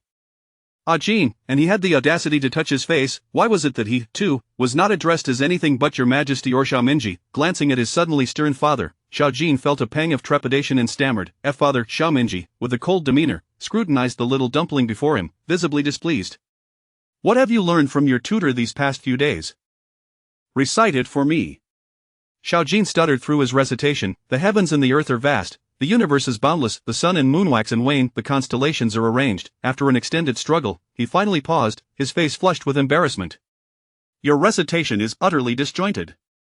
I shall add 5 extra characters to your assignments today. Xiao Mingyi's tone remained flat, yet a hint of anger simmered beneath the surface, an unmistakable transference of frustration. Biting his lip, Xiao Jin muttered to himself, Mother just praised me for reciting well. What is going on? His eyes brimmed with genuine guilt and regret. Though your recitation was faltering, there were no significant errors. It is acceptable. Xiao Mingyi found himself softening his stance, albeit reluctantly. A glimmer of triumph flickered in Xiao Jin's eyes as he broke into a joyful grin. Thank you, father, for your kind words. Xiao Mingyi narrowed his eyes. Was this little one truly so cunning? Meanwhile, Su Yunning strolled leisurely with Jin along the palace path, her mind drifting to the sight of the little one devouring osmanthus cake earlier. Disregarding all decorum, her fox-like eyes gleamed with a dangerous light. Investigate the servants around the second prince. I suspect there may be some who abuse their authority. Jin glanced back at Zhang Liqiu, who promptly bowed and set off to carry out the task. Unbeknownst to them, they had wandered into the imperial garden. From a distance, Su Yunning spotted a frail figure kneeling on the ground. Who is that, and why are they kneeling in the imperial garden? She mused as she chose a pavilion to sit. The young eunuch quickly approached to gather information for his mistress. Replying to the Empress, the one kneeling is Hong Yao, a servant of Zhendaming from Qing'an Palace. She received orders from her master to gather some flowers and plants but encountered Fang Jieyu while strolling, leading to a dispute. Fang Jieyu openly accused Zhendaming and the fourth prince of bringing misfortune, claiming that their birth had caused the recent snow disaster in the northern frontier, and thus punished Hong Yao by making her kneel for 2 hours. Furrowing her brow, Su Yunning remarked, Why is it Fang Jieyu again? Such foolishness, and still unaware of her own place. No servant dared to interject. Everyone in the harem knew that Fang Jieyu, once frequenting Qingyan Palace, had become increasingly despised. Reluctant to intervene, Su Yuning understood that this was not merely an attack on Jin Daming and the fourth prince. As the head of the 6 palaces, should rumors of misfortune regarding the princes circulate, it would reflect poorly on her management of the harem. How long has this rumor been circulating? Do all the palace inhabitants share this belief? Su Yuning's gaze turned icy. The young eunuch immediately knelt, replying to the Empress, "This rumor has been spreading for about 3 or 4 days now. Fang Jieyu is discontented, thus many in the 6 palaces are discussing it." Fuming at this revelation, Su Yuning slammed her hand on the table. "Outrageous, the palace is rife with gossip, and no one thought to inform me? What purpose do I serve in maintaining you all?" Her voice was sharp as an arrow. Witnessing their mistress's fury, all the servants immediately knelt, their heads bowed, too afraid to utter a word. Just then, Jiang Liqiu returned. "Your Majesty, I have investigated the matter concerning the second prince. One of the wet nurses by the name of Qian often hoards the prince's allowances for her own grandson. Furthermore, the chief eunuch at the second prince's side frequently displays disrespect due to the prince's young age and is lazy." The gravity of these revelations ignited Su Yuning's pent-up anger. "Well then, each of you takes advantage of my leniency, disregarding palace rules." Her cheeks flushed with indignation. No longer interested in leisurely flower gathering, Su Yuning led her attendants directly to the prince's residence. Meanwhile, Hong Yao, still kneeling, saw the empress's entourage arrive and then leave without a word, leaving her with a bitter sense of despair. She promptly lowered her gaze and resumed her position on the ground. Su Yuning arrived at the prince's residence, which currently housed only the first and second princes. The first prince's mother, Jiang Zhao, frequently visited, ensuring her son's attendants remained vigilant. In contrast, the second prince, although a legitimate heir, had lost his mother early, and the emperor seldom inquired about his offspring. Now merely 6 years old, the second prince was easily influenced, and over time, his servants had grown lax, some even harboring ulterior motives. Upon the unexpected arrival of the empress, the servants of the prince's residence knelt in confusion, awaiting her command. A eunuch promptly arranged a chair in the center of the second prince's courtyard. Su Yuning, supported by Mo Jin, sat down slowly. Jiang Liqiu seized one of the wet nurses, Qian, along with several eunuchs, forcing them to kneel, cradling a hand warmer. Su Yuning raised an eyebrow, her presence commanding. "It is you who has stolen the second prince's allowances for your own gain?" Qian, pressed to the ground, feigned innocence, her thick skin rivaling that of tree bark. "Your Majesty, do not wrongfully accuse me. I would never admit to something I did not do." Her demeanor was one of lofty pride, yet her corpulent figure offered little credibility. Su Yuning chuckled coldly. "I have yet to encounter a servant whose visage is so plump while their master appears like a mere reed. You refuse to see the consequences of your actions." Turning to Jiang Liqiu, she commanded, "Search this deceitful servant's quarters thoroughly." "Yes, Your Majesty," Jiang Liqiu replied, casting a disdainful glance at the foolish servant on the ground. Before long, a servant presented a bounty of silks and precious herbs from Qian's quarters in front of everyone. Even then, Qian remained obstinate, defiantly stating that silk was for making clothes for the prince, and the herbs are for his recent ailments. "I merely wish to brew medicine for him." "Is there no one else in the second prince's courtyard but you? Are all the prince's belongings hoarded solely for your use?" Mo Jin, unable to contain herself, chastised from behind her mistress.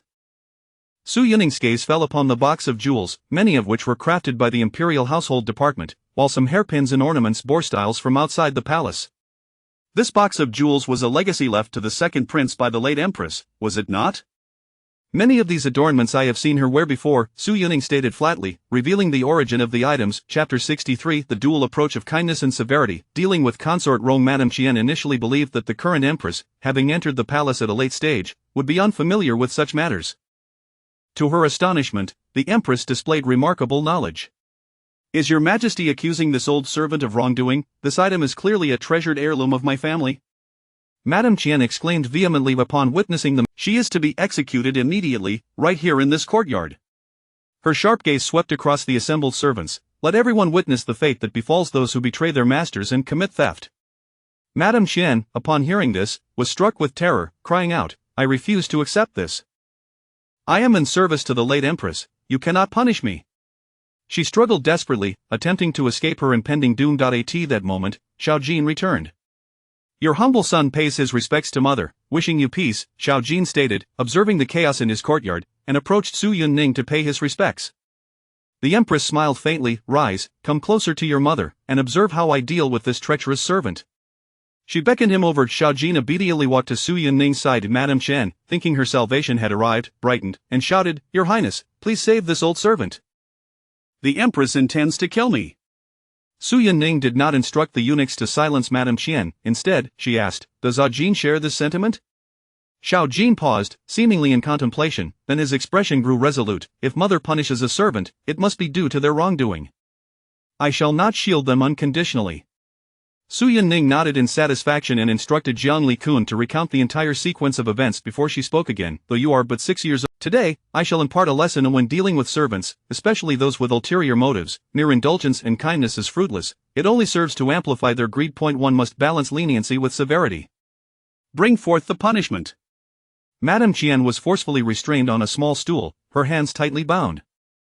The executioners on either side wielded their rods mercilessly against Madame Qian's lower body. The sounds of impact were stark and undeniable, causing the kneeling servants to avert their eyes in discomfort. Madame Qian cried out in agony, "I merely received some jewels from the late Empress, yet Your Majesty is filled with such jealousy." She continued to attempt to tarnish Su Yunning's reputation. Jin would not tolerate the slander against her mistress, firmly stating, "All the servants here have heard your words. Just moments ago, you claimed these jewels were a family heirloom, and now they have become a gift from the late Empress. Madame Qian, have you no shame left? Your ability to fabricate lies must surely be an ancestral gift." The little palace maids of the Changla Palace stifled their laughter at Jin's words, surprised that the usually serious Jin could deliver such sharp rebukes. Madame Qian, overwhelmed with rage, was left speechless, each wave of pain rendering her unable to form coherent words, only able to emit pitiful cries. As Madame Qian's cries faded, she was beaten into a state of bloodied silence. Su Yunning, her expression unreadable, surveyed the frightened faces of the servants in the courtyard, her gaze sweeping over the kneeling figures. "What have you all been doing? Do you require me to enumerate your transgressions?" Among the kneeling eunuchs was Xiao Jin's chief eunuch, Xiao Shun, whose face was ashen with fear. He could hardly articulate his thoughts, too terrified to let the Empress speak on his behalf regarding his faults.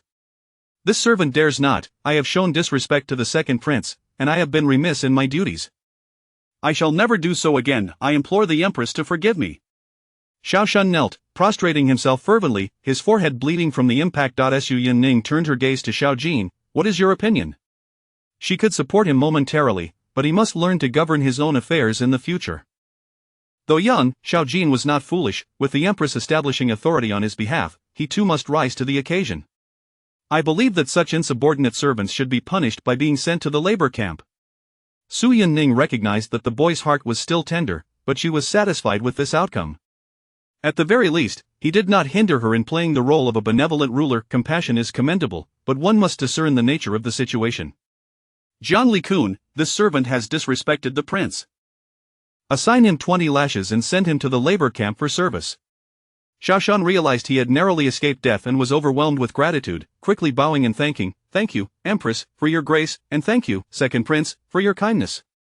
This servant is eternally grateful." Madame Qian, once the wet nurse of the prince, had been sentenced to death by the Empress. He was insignificant by comparison and should be grateful for his survival. The news of the Empress's decisive action in executing Madame Qian spread rapidly throughout the palace, instilling a sense of trepidation among the servants, who became more diligent and respectful in their service to the prince. After this incident, Xiao Jin's perspective underwent a significant transformation, but that is a tale for another time. Following her departure from the prince's quarters, Su Yunning ordered an investigation into the ominous rumors surrounding the fourth prince. Upon reviewing the findings, she slammed the papers onto the table in frustration. "Consort Rong possesses audacity beyond measure." Su Yunning's eyes darkened. Taking advantage of the previous dynasty's disaster relief efforts, Consort Rong had remained by the emperor's side, orchestrating the dissemination of rumors within the palace that the fourth. Furthermore, the spread of such rumors would paint the empress as inactive, allowing Consort Rong to lay the blame squarely on the Du family, who would undoubtedly loathe her for it. Su Yunning was unafraid of others' hatred towards her, yet she would not bear the burden of such baseless accusations. "Go, deliver one set of evidence to Qing'an Palace and another to Qianqing Palace," she instructed Moing. "The poisonous Du matriarch must be made aware of the truth." Then, she decreed the punishment for Yi Qinggu, consort Rong, of the Yi family, has disrupted the peace, spreading rumors, and slandering the prince. She is to kneel on the stone steps of Qilan Palace for 2 hours daily for a month as punishment. Jin and Moing accepted the order and set off to carry it out. Finally, Su Yunning rubbed her throbbing temples, having dealt with numerous vexing matters throughout the day. Mo Ling brought forth a medicinal tonic. Your Majesty, it is time for your medicine. Shall I assist you? Su Yunning acknowledged and drank the concoction in one swift motion. Your Majesty, I have been nurturing your health daily, alongside dietary supplements. Your condition will soon improve, and we shall welcome a little master in Changla Palace. Mo Ling mused about the bright future ahead. However, it was crucial to maintain her mistress's health with ongoing nourishment and care. Prepare for me a contraceptive pill that will not harm my health. The cold voice extinguished Mo Ling's hopeful dreams. Chapter 64 of the harsh punishment of kneeling for concubine wrong, the Emperor's fatal mistake. Mo Lin was taken aback. Your Highness, the use of contraceptive drugs by the concubines in the imperial harem is indeed a grave offense. Moreover, in recent days, the Emperor and Your Highness have been in perfect harmony. How could Your Highness possibly not desire an heir? At this moment, Su Yunning was acutely aware of the precariousness of her situation. She was uncertain of what the future held, though Xiao Minji might cherish her for a fleeting moment. What about the decades to come, as the future emperor aged? What would happen when the princes vied for power? She had already sensed his suspicion and jealousy. That blank imperial edict could ensure her survival, but it would not guarantee the safety of her child. She did not trust it. Reflecting on her past life, Su Yunning felt her lashes tremble, realizing that she had no desire to risk her life to bear a child that would bind her to this man. Just follow my instructions, and I will have Zhang Tai check your pulse for peace of mind. You need not worry, she reassured Mo Lin, taking hold of her shoulder. I will not allow any harm to come to you. Her dark eyes fixed intently on Molin. Mo Lin had never hesitated for a moment. Your Highness, you are my sovereign, the one who saved me. I am willing to do anything for you. Her eyes brimmed with unwavering determination. Su Yunning smiled gently. Thank you, Mo Lin. Look, she was surrounded by those who loved her wholeheartedly. Mo Jin arrived with the imperial decree to announce, concubine Rome, the punishment begins today. Please proceed. She cleared the central stone steps of the courtyard, her demeanor strictly official. Concubine Rome's pale visage flushed with anger, her delicate hand gripping the arm of a nearby maid tightly. I am frail. The Emperor would never permit this. Concubine Rome asserted defiantly, standing her ground. She understood that her affliction was her lifeline. However, to outsiders, it appeared that concubine Rome was overstepping her bounds, challenging the Empress. Mo Jin's expression turned frosty. Does Your Highness intend to defy the Empress's decree? Concubine Rome coughed twice against the chill wind. If the Empress wishes to punish me, then let her bring forth the imperial edict. She stood tall and unyielding. Mo Jin would not commit such an act that would disgrace her own mistress. Fortunately, their mistress had anticipated that concubine Rome would not yield easily, revealing the ornate box that the maid from Changla Palace had been holding. Opening the brocade box, it contained the most coveted treasure among all women, the Phoenix seal. Concubine Rome's eyes fixated on the seal, an object she had longed for throughout her life yet had never possessed. Mo Jin declared loudly, the Phoenix seal is here, as if the Empress herself has arrived. Attend, obey the Empress's decree. Concubine Rome shall kneel for 2 hours daily in Chilwan Palace. Commence the punishment immediately. With that, the maids behind Mo Jin stepped forward, a cold smirk playing on Qiu Chan's lips. Concubine Rome, we beg your pardon. Their strength was formidable, and they swiftly forced concubine Rome down to her knees with a resounding thud that echoed against her aching joints. Furious, concubine Rome's face flushed crimson. You insolent wretches, I am the rightful mistress of Chilwan Palace, how dare you insult me? Mind your words, concubine Rome. Chilwan Palace is one of the 6 palaces of the harem, and the Empress reigns supreme over all. Naturally, Chilwan Palace falls under her jurisdiction. Mo Jin retorted coldly, seeing her own maids retreat in fear from the attendants of Changla Palace. Concubine Rome, seated in frustration, her personal maid, Lan Xayan, was also restrained, unable to move, and cried out anxiously, Your Highness, you will pay for this treatment. The Emperor will not spare you. Concubine Rome threatened icily from her kneeling position. Undeterred, Mo Jin met concubine Rome's glare. We act according to the decree, upright and proper. This is far superior to the rumors you have spread and the misconduct you have engaged in. Now, you still refuse to comply with the decree and show disrespect to the Empress, which is truly laughable. Without giving concubine Rome a chance to respond, she continued, concubine Rome must kneel for 2 hours daily. I shall come to supervise until the punishment is concluded. With that, Mo Jin steadfastly remained in place, ensuring that concubine Rome knelt for the full duration. Even as she began to falter, her body leaning unsteadily, the palace attendants, curious about the unusual commotion in the usually tranquil Chilwan Palace, dared not linger when they realized that Mo Jin was overseeing concubine Rome's punishment. This news spread like wildfire. When the time is up, concubine Rome, you may rise. I shall return tomorrow, Emojin said respectfully, bowing before departing with her entourage from Changla Palace. Once released, Lan Xian rushed to her mistress. Your Highness, please rise quickly, I will fetch some medicinal wine to soothe your knees. Concubine Rong's complexion was ashen.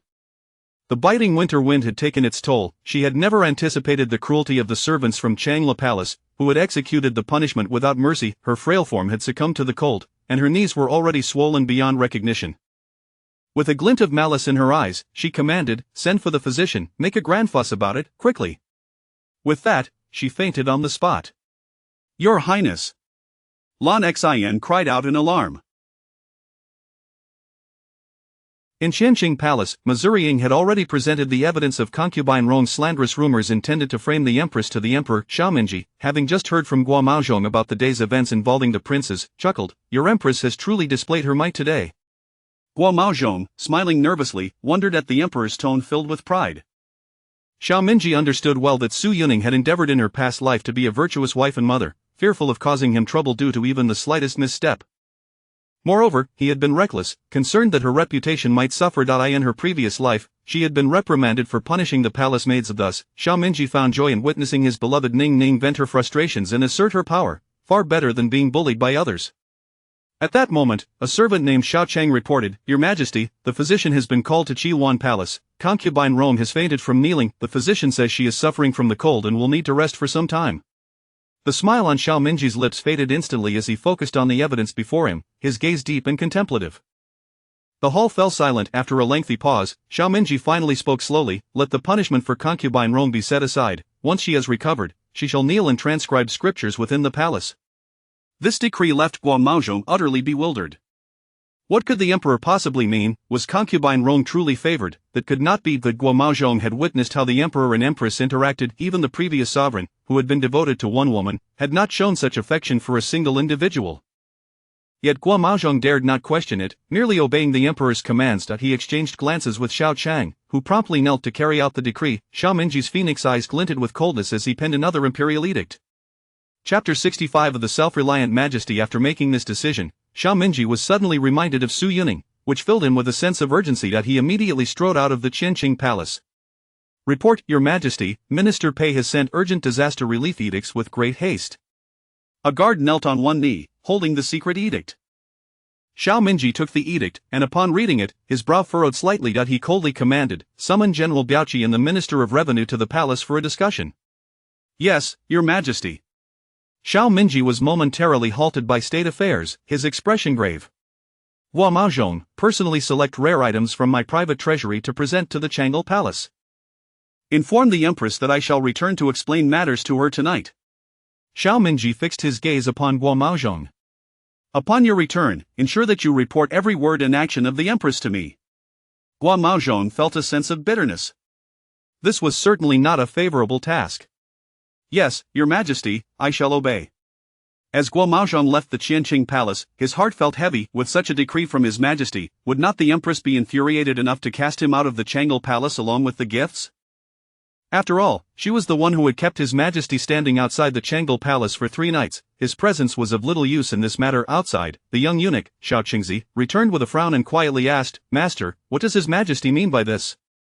Guo Maozhong promptly gave the little rascal a light smack on the head. "Have you nothing better to do than to gossip? Just attend to your duties properly." He then added meaningfully, "Have you forgotten what I told you before? There are rules to observe." Xiao Qingzi, clearly clever, laughed even after being smacked. "Understood, Master. I remember everything." This implied that the Empress was indeed of greater importance, did it not? In the Chang'e Palace, Missouri Jean opened her mouth but ultimately advised, "Your Highness, Consort Rong has always had poor health. His Majesty cannot simply stand by and watch her fall gravely ill. You should try to understand." Before Su Yuning could respond, Mo Nan interjected, "It's always like this. Last time, when Your Highness visited Qilwan Palace, Consort Rong fainted before anything could even be done. His Majesty didn't even inquire and directly condemned Your Highness. I thought His Majesty had changed, but it seems the same pattern persists." Mo Nan's face was filled with indignation for her mistress. "Silence!" Su Yuning immediately scolded. "Is that something you should say? Walls have ears. If this gets out, how will I protect you?" Su Yuning shot a glare at Mo Nan, her eyes brimming with anger. Seeing her mistress upset, Mo Nan sheepishly fell silent, pouting slightly. I understand, Your Highness. Su Yuning chose not to pursue the matter further. She was well aware that Mo Nan was merely concerned for her, yet, their statuses were inherently unequal, much like her relationship with him. A chill flickered in Su Yuning's gentle eyes. Xiaominji, is this the outcome you wish for me to believe in? Her emotions swiftly adjusted, a mere moment's work. Glancing at the 4 palace maids beside her, each bearing expressions of worry, she couldn't help but chuckle softly. What is there to be disheartened about? This is not the first time, after all. This was relatively mild, at least the imperial decree had not utterly humiliated her. Had it been in the past, she would have already faced reprimands. Mo Ying's eyes brimmed with concern. Your Highness, please don't force yourself to smile. Such feigned cheerfulness was always heart-wrenching. Her mistress had once been highly attuned to His Majesty's emotions, meticulously considering every move, fearful of displeasing him.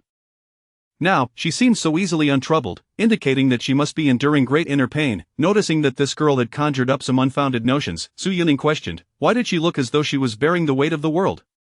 Enough, all of you may leave. I wish to be alone for a while, your chatter gives me a headache. Su Yuning jested lightly. Your Highness, Hua Gongdong has arrived. At this moment, Xia Ying entered to report. Su Yuning's expression remained indifferent. Let him in. Hua Maozhong entered the Changle Palace nervously. Hua Gongdong, what brings you here today? Su Yuning replied lazily. Hua Maozhong covertly glanced at the stunningly beautiful Empress, whose demeanor was unruffled, and his heart sank entirely. His Majesty specifically sent me to deliver some gifts to Your Highness, all items from His Majesty's private treasury. He clapped his hands, and the attendants behind him presented an array of treasures. Su Yuning casually glanced over the dazzling glass lamp, the jade and gold screen depicting mountains and rivers, and a multitude of priceless treasures. However, her expression revealed little change. I thank His Majesty for his generous gifts. Mo Jean, please take them to the storeroom. Hua Maozhong could hardly miss the underlying anger in her words, and he bowed even deeper. His Majesty intended to come to the Changle Palace immediately, but matters of state have kept him occupied. That is why he sent me to convey his message. His Majesty will return tonight to personally explain everything to you. Su Yuning maintained a gentle smile. As per His Majesty's decree, I shall comply. Hua Maozhong, perhaps His Majesty did not mean it this way? Hua Maozhong felt as though he might weep. Would he even survive the return journey after conveying such a message? Su Yuning brushed her hair aside. Hua Gongdong, if there is nothing else, I shall not keep you for tea. Hua Maozhong, drenched in cold sweat, dared not protest. The Empress's authority left him no choice but to withdraw quietly. Once he departed, the smile on Su Yuning's face vanished instantly. She scoffed softly. Having done all this, why come now to feign ignorance? My dignity has been completely lost. What need is there for gifts at this moment? Indeed, Su Yuning was more enraged by the loss of face than anything else. After all, relying on a man's unwavering devotion is as futile as expecting a pig to climb a tree. There was a flicker of hope, but it was faint. Mo Jean, ensure the gates of the Changle Palace are closed early tonight. No one is to enter. Mo Jean hesitated for a moment, but upon receiving a piercing glance from Su Yuning, she immediately stiffened. Yes, Your Highness. I shall have Mo Ying personally guard the entrance, ensuring no one enters. Mo Ying's eyes widened in surprise.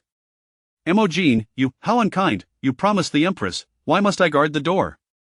Is there a problem? Came a cool voice from above. No. Mo Ying quickly shook her head, determinedly agreeing to fulfill the task, though internally she wept. Your Majesty, if possible, perhaps you should refrain from visiting tonight. With a look of valor, Mo Ying exited the palace, successfully earning a grateful smile from Mo Jean. Mo Ying, my dear, if the Empress rewards me with sweet cakes again, I shall share my portion with you. Mo Ying, easily swayed by the promise of a sweet cake, pouted proudly. Only this once, mind you. Mo Jean nodded repeatedly. Absolutely once. She even held up 3 fingers in assurance. Mo Ying gave her a suspicious glance, yet her little mind found no fault in the arrangement. Little skit, the poor, pitiful Emperor Ning Ning, please let me explain. The furious Ning Ning. Get lost. Chapter 66. A night's plea. At the palace gates. With a mournful expression, Hua Maozhong returned to the Qinqing Palace. Xiaominji, taking a brief respite from his deliberations, sipped his tea and quickly discerned the cause of Gua's distress. What did the Empress say? He inquired, his gaze steady. Hua Maozhong stammered as he recounted the events at the Changle Palace, daring not to omit a single detail. Once he finished, he closed his eyes, bracing himself for the emperor's wrath. Xiao Mingji, upon hearing the report, felt a throbbing pain at his temples and bellowed, useless, delivering a swift kick to Guo Maozhong kneeling on the ground. Guo Maozhong dared not utter a word, pressing his body closely to the floor. Burdened by the pressing matters of disaster relief, Xiao Mingji, pointing at the servant, commanded, "Get out and receive 10 lashes."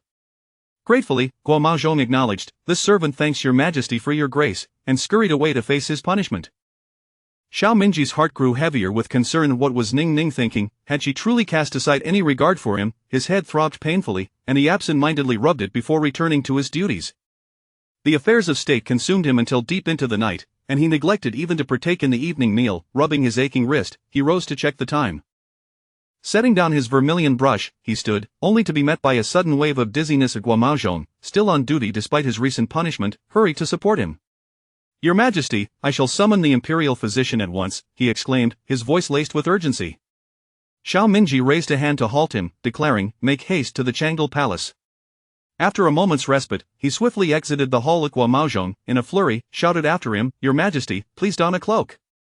Still feeling the sting from his punishment, he struggled to keep pace with the emperor's hurried steps. Xiao Mingji, still clad in his dragon robe, rushed to the Changle Palace, only to find himself barred at the gates. Guo Maozhong immediately approached and called out, "Open the gates, His Majesty has arrived." Silence reigned for a time before a feeble voice responded from within, "The Empress has commanded that no one is to enter the Changle Palace tonight." Emoing, trembling with fear behind the door, was nearly paralyzed with fright. Had she truly dared to keep the emperor outside, how had she mustered such audacity? Guo Maozhong felt a wave of despair wash over him. No one was to enter, surely, that could not include His Majesty. Xiao Mingji shot a resentful glare at the hapless Guo Maozhong. "Cease your shouting, what if Ning Ning has already retired for the night?" Guo Maozhong, chastised into silence, could only reflect on how the emperor had earlier gestured for him to knock. Feeling wronged, he remained quiet. Xiao Mingji sighed in resignation, realizing too late that he should have instructed Guo Maozhong to inform the Empress of his return earlier in the day. Now he found himself unable to gain entry. At that moment, snowflakes began to fall from the sky, the biting wind chilling him to the bone. "Your Majesty, might we return tomorrow?" "We could fetch Physician Qin to examine you," Guo Maozhong implored earnestly. Aware of the emperor's earlier dizziness, he feared for his health. Xiao Mingji, however, was preoccupied with concern for Ning Ning, apprehensive that she might be sulking alone. Reluctantly, he considered the consequences of scaling the walls again. Surely, that would only incite her ire further. He stood transfixed outside the Changle Palace, peering through the cracks in the door to see the lights within, presuming she had not yet retired. The thought of Ning Ning being upset since the afternoon weighed heavily on him, and he could not bear to leave without at least attempting to mend their rift. In a soft, pleading tone, he called, "Ning Ning, please let me in. Allow me to explain myself. If you are angry, it is only fair that you direct it at me." His heart ached, and tears glistened in his phoenix-like eyes as he stood under the falling snow, pleading desperately. The icy flakes settled upon his dark robes and hair, cloaking him in a blanket of white. Guo Maozhong, witnessing the scene, felt a pang of sympathy for his master. What emperor had ever been reduced to such a state? As Xiao Mingji's vision blurred and reality slipped from his grasp, the flustered Emoing behind the door was equally distressed. Had she truly risked her life by keeping the emperor at bay? She hurriedly instructed the other young eunuchs to guard the door before rushing back to Changle Hall to relay his words, fearing any delay might cost her dearly. Emoing conveyed the emperor's message to the Empress, adding with concern, "Your Majesty, it is snowing heavily outside. It is unbearably cold. Would it not be prudent to allow His Majesty entry? It would not do to jeopardize his health." Su Yuning's fingers tightened around her teacup, her expression hardening. I have not bound him." She had stood in such frigid conditions before. Had he ever shown concern for her? In a prior life, when Dushur was pregnant with the 6th prince, she often seized opportunities to speak to Xiaoyu under the guise of visitation, yet never once had she entered the Changle Palace through the main gates, instead blocking Xiaoyu's path daily with her burgeoning belly. Unable to contain her frustration, Su Yuning had insisted that Mo-jin escort her into the Changle Palace to confront her, leading to a heated exchange filled with barbed remarks. Su Yuning had even scorned Dushur for her lack of maternal dignity. Incensed, Dushur had suffered a miscarriage, and upon hearing of this, Xiao Mingji had been furious, punishing her with solitary confinement. Even after numerous attempts to reconcile with Su Yuning, he had met with failure. When Dushur subsequently gave birth to the 6th prince, the physician had diagnosed her with having disturbed the pregnancy, resulting in the princess' frail health and requiring careful nurturing. Xiao Mingji's expression had turned icy, and he had immediately sought to punish Mo-jin for her involvement, but it was only after Su Yuning had braved the snow for an hour outside Qinqing Palace that he relented, sparing Mo-jin's life. Reflecting on these events, Su Yining felt a chill in her heart, her eyes stinging with unshed tears. She had once disregarded her own dignity entirely for him, her heart and mind consumed solely by his presence. Yet, beneath her resolve lay a glimmer of concern. As emperor, if anything were to befall him at her gates, she would find herself at a loss for words. Jean observed the internal conflict within the Empress, sensing that she was trapped by her own feelings and unsure of their origins. Outside, the atmosphere grew tense as Qiu-chan rushed in, her face a canvas of shock and breathlessness. "Your Majesty, the Emperor is kneeling at the gates of Changle Palace." Su Yining sprang to her feet, disbelief etched across her features. "What did you say?" Her eyes widened in shock as she processed the news. How could this be? He was the Emperor. Since ascending the throne at 8 years old, he had ruled over the vast lands, and it was always others who knelt before him. How could he? A surge of panic coursed through her. What was his purpose in this act? Jean, unable to contain herself, gently prodded, "Your Majesty." Su Yining, as if awakening from a dream, found her voice hoarse. "If he chooses to kneel, then let him." Outside, the snowstorm raged as Xiao Minji knelt in the snow, while within the Changle Palace, a warm fire blazed, creating an inviting atmosphere. Su Yining had thought that by ignoring him, he would eventually rise and leave, but as time passed, she learned that he remained steadfast, kneeling even 2 hours later when Moing reported back, "His Majesty continues to kneel at the gates, insisting he will not rise until you are no longer angry." Anger surged within Su Yining. Was he attempting to drown her in the spit of the onlookers? "Fetch my cloak," she commanded. Moing swiftly retrieved a thick fox fur cloak and draped it over her shoulders. With determination, Su Yining stepped into the biting wind and snow, emerging from the Changle Hall. Chapter 66. The night knock at the palace gate. Kneeling in the snow, Guomazhong, with a sorrowful visage, returned to the Qianqing Palace. Xiaominji, amidst a moment of leisure while deliberating state affairs, sipped his tea and discerned the turmoil reflected in Guo's countenance. "What did the Empress say?" he inquired, his gaze steady. With great trepidation, Guomazhong recounted all that transpired in the Changle Palace, leaving not a single detail unspoken. Upon concluding, he shut his eyes, bracing himself for the Emperor's wrath.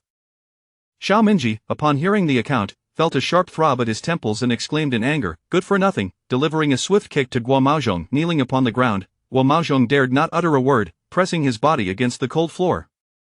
Engulfed in the relentless matters of disaster relief, Xiaominji pointed at the prostrate servant and commanded, "Get out and receive 10 lashes." Gratefully, Guomazhong acknowledged, "This servant thanks your Majesty for the punishment," and hastily crawled away to face his chastisement. Xiaominji's heart grew heavy with unease. What could this mean for Ning Ning? Did she truly care so little for him? His head throbbed painfully, and he absent-mindedly rubbed his temples before returning to his duties. The affairs of state consumed him until deep into the night, neglecting even his evening meal. Rubbing his swollen wrist, he rose to observe the night sky, setting down his red brush. As he stood, a wave of dizziness overcame him, and Guomazhong, still bearing the marks of punishment, quickly steadied him. "Your Majesty, this servant shall summon the imperial physician at once," he uttered, urgency lacing his tone. Xiaominji raised a hand to halt him. "Proceed to the Changlu Palace." Once he regained his composure, he set forth from the hall. Guomazhong, anxious, called after him, "Your Majesty, you must don a cloak." The pain from the recent lashes still throbbed, making it difficult to keep pace with the Emperor's hurried steps. In his dragon robe, Xiaominji rushed to the gates of the Changla Palace, only to find himself barred from entry. Guomazhong hastily approached, shouting, "Open the door at once. His Majesty has arrived." Behind the door, silence reigned for a time before a faint voice responded, "The Empress has decreed that no one is to enter the Changla Palace tonight." The reply from Moing sent chills down her spine. Trembling, she shut her eyes, terrified at having kept the Emperor outside. Guomazhong fell silent, pondering the decree. No1, surely, that included His Majesty. Xiaominji glared at the ineffectual Guomazhong. "What are you shouting for? What if Ning Ning has retired for the night?" Chastised, Guomazhong refrained from speaking, recalling how the Emperor had earlier signaled him to knock. Feeling wronged, he remained quiet. Xiaominji sighed in exasperation at the closed palace gates, wishing he had not sent Guomazhong to relay his arrival. Now, he found himself unable to enter. Snowflakes began to drift from the heavens, the biting wind cutting through the air. "Your Majesty, perhaps we should return tomorrow. We can summon Physician Qin at the Qianqing Palace for your examination," Guomazhong implored earnestly. The Emperor had shown signs of dizziness earlier in the afternoon, and it was vital to ensure his health was not compromised. Xiaominji's heart ached with worry. He feared that Ning Ning, alone, might be brooding in silence. Yet, having previously scaled the wall to enter, he hesitated to resort to such desperate measures again, fearing it would only aggravate her further. Standing resolutely outside the Changla Palace, he peered through the cracks of the door, observing the warm glow of lights within, deducing that she had not yet retired. The thought of his beloved Ning Ning nursing her anger since afternoon weighed heavily on him, compelling him to lower his voice in a humble plea. Ning Ning, may I enter? Allow me to clarify matters. If you are upset, it is better to take it out on me. His heart ached, and his phoenix eyes glimmered with unshed tears as he stood in the snow, pleading earnestly. The cold snowflakes fell incessantly upon his dark robe and hair, dusting him in white his tone, so pitiful that even Guo Maozhong felt a pang of sorrow for his master. What emperor had ever endured such indignity? Xiao Minji's vision grew increasingly blurred, clouds of confusion swirling before him inside the palace. Missouri Ying was similarly flustered, contemplating the implications of the emperor's words. Would she be assassinated in the dead of night? Hastily, she instructed other eunuchs to guard the door while she hurried back to relay the message to the Empress, fearing any delay. Emoing conveyed the emperor's words to her lady, adding, Your Highness, it is snowing fiercely outside, and the cold is unbearable. Perhaps it would be wise to let His Majesty in. It would be unwise for the dragon's health to suffer. Su Yining tightened her grip around her teacup, her fingers gradually clenching into fists. If he feels cold, he can return to the Qianqing Palace. I have not bound him. In this frigid weather, she had endured the cold before. Had he ever spared a thought for her suffering? In a past life, when Du Shi was pregnant with the sixth prince, she often took advantage of visits to speak ambiguously to Xiaoyu, pretending to care, yet never truly entering the Changla Palace. Instead, she would block Xiaoyu's path daily, flaunting her pregnancy, unable to contain her anger. Su Yuning had once asked Imogen to accompany her into the Changla Palace to confront Du Shi, and their exchange had been laced with barbs, with Su Yuning accusing her of being a mother devoid of shame. Enraged, Du Shi had fainted from the shock, and upon hearing of this, Xiao Minji had been furious, punishing her with solitary confinement. Even after multiple attempts at reconciliation, he had remained unforgiving. When Du Shi eventually gave birth to the sixth prince, the physician diagnosed the weakness of the infant's body as a consequence of maternal distress. Xiao Minji's face turned icy, and he had sought to punish Imogen for bringing Du Shi into the Changla Palace. It was only after Su Yuning stood outside the Qianqing Palace for an hour in the snow, pleading for mercy, that he reluctantly relented, sparing Imogen from punishment. Reflecting on this, Su Yuning felt a chill in her heart, her eyes stinging with unshed tears. She had once disregarded her own dignity for him, her heart and mind consumed solely by him, yet, beneath her surface concern lay a flicker of anxiety. As an emperor, what would happen if he encountered trouble outside her gates? Imogen observed keenly, sensing the turmoil within her lady, a conflict born of uncertainty, trapping her in an emotional quagmire. Just then, the atmosphere shifted as Qiu Chan rushed in, her face etched with shock, breathless as she exclaimed, Your Majesty, the Emperor is kneeling at the gates of the Changla Palace. Su Yuning sprang to her feet, disbelief etching her features. What did you say? Her eyes widened in astonishment, her heart racing. How could this be? He was an emperor. Since ascending the throne at 8, he had been the sovereign of the realm, and it was others who knelt before him, but he would not. Panic surged within Su Yuning. What could his actions possibly signify? Imogen, unable to contain herself, gently reminded, Your Highness. Snapping back to reality, Su Yuning's voice was hoarse. If he wishes to kneel, let him. Outside the Changla Palace, the snowstorm raged on, while Xiao Minji knelt in the snow, the warmth of the palace's charcoal fires illuminating the interior like spring.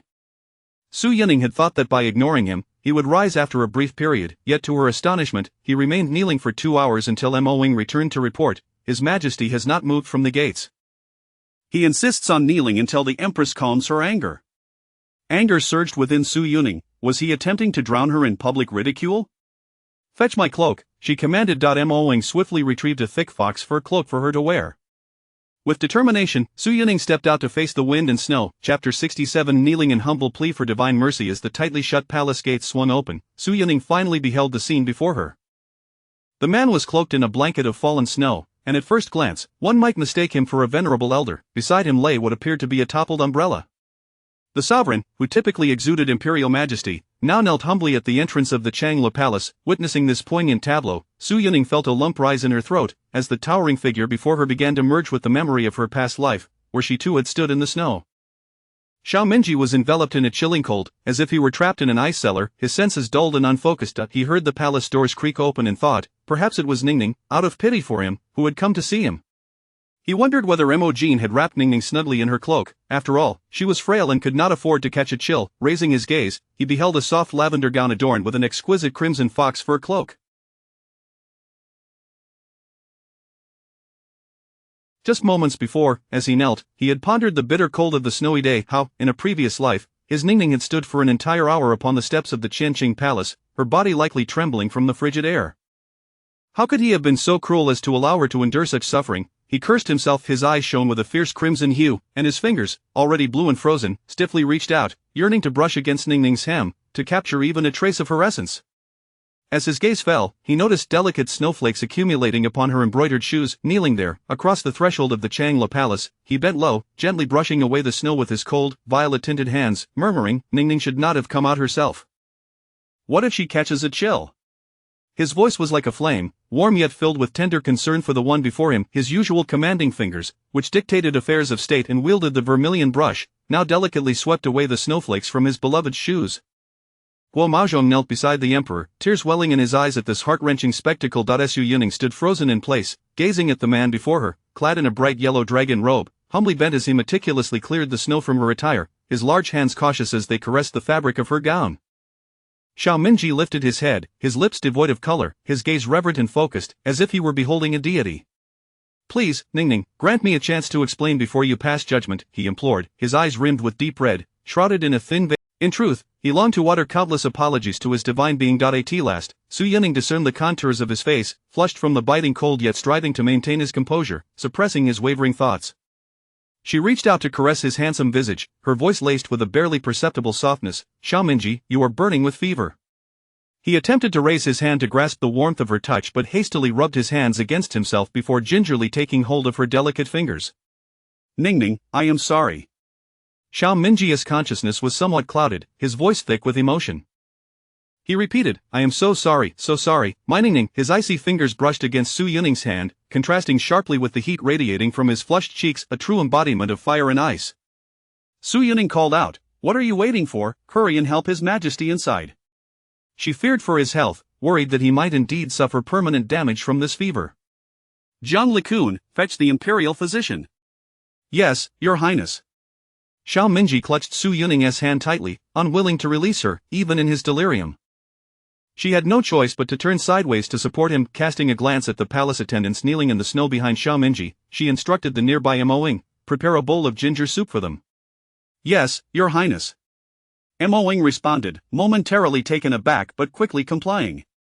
In his semi-conscious state, Xiao Minji caught a whiff of Ningning's scent and leaned against her shoulder, his face flushed with an abnormal heat, mumbling her name. Once Su Yuning and the attendants managed to carry him to the bed in the sleeping chamber, she could finally examine him closely. His complexion was feverishly red, while his lips appeared ghostly pale, devoid of the usual robust vigor he exuded. She touched his body, realizing he was nearly frozen, remnants of snowflakes still clinging to his hair. Glancing at her own hand, she felt a tinge of frustration. Had she known better, she wouldn't have touched him, but now, she was unable to free herself from his grasp. Xin Che had been dragged out of bed by Jiang Likun in the middle of the night. Fortunately, he was on duty, otherwise, he might have been fetched from his home. Upon arriving at the Changla Palace and seeing the emperor unconscious on the bed, he was visibly distressed. I pay my respects to Your Majesty and to the Empress. Su Yuning waved him over. Dr. Qin, come quickly and examine His Majesty. She remained seated beside him without shifting. As Dr. Qin approached, he quickly realized the emperor was gripping the Empress's hand with an iron grip, refusing to let go. Not daring to linger, he promptly checked the pulse. Your Highness, His Majesty is exhausted from prolonged overwork, and today's chill has induced a high fever. Once I prepare the medicine for him, he should find some relief. It seems His Majesty may have a restless night. I kindly ask for Your Highness to keep a close watch over him. Su Yuning furrowed her brow. Then I must trouble the physician to stay in the Changla Palace tonight.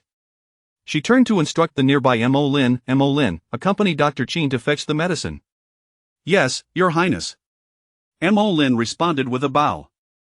Once the medicine was prepared, Su Yuning slowly fed the concoction to the man, spoonful by spoonful. Much of it spilled out, and she wiped the remnants with a handkerchief, scolding gently, You've soaked your clothes and didn't bother to change. Don't be so stubborn when you're unwell. Her tone held a hint of reproach. Handing the medicine bowl to Emojin, who looked a bit helpless, she thought her mistress sounded rather childish. After administering the medicine, Su Yuning glanced at her arm, firmly grasped by the man, feeling troubled. Surely, he wouldn't hold on all night. Xiao Minji had certainly caused quite a stir, the fever raging fiercely and showing no signs of abating. As dawn broke, the temperature finally began to subside. Su Yuning, having endured a sleepless night, had red-rimmed eyes, realizing too late that her efforts had only left her in a wretched state.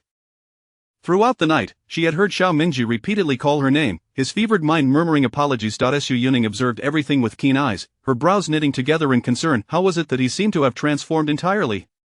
When Xiao Minji awakened, a flicker of fear crossed his face as his gaze searched for the figure he had longed for. Upon spotting her, resting uneasily at the bedside, he mustered the effort to call out, "Ning Ning." His voice was hoarse, as if it had been worn down by the trials of the night. Struggling to shift his body, he realized he had been holding her hand all night long. Her delicate, pale hand bore the marks of his grip, revealing just how tightly he had clung to her. Xiao Minji's heart ached at the sight, and he quickly released her. Su Yuning, already uncomfortable in her slumber, had only managed to doze off briefly as dawn approached. Now, she was instantly alert.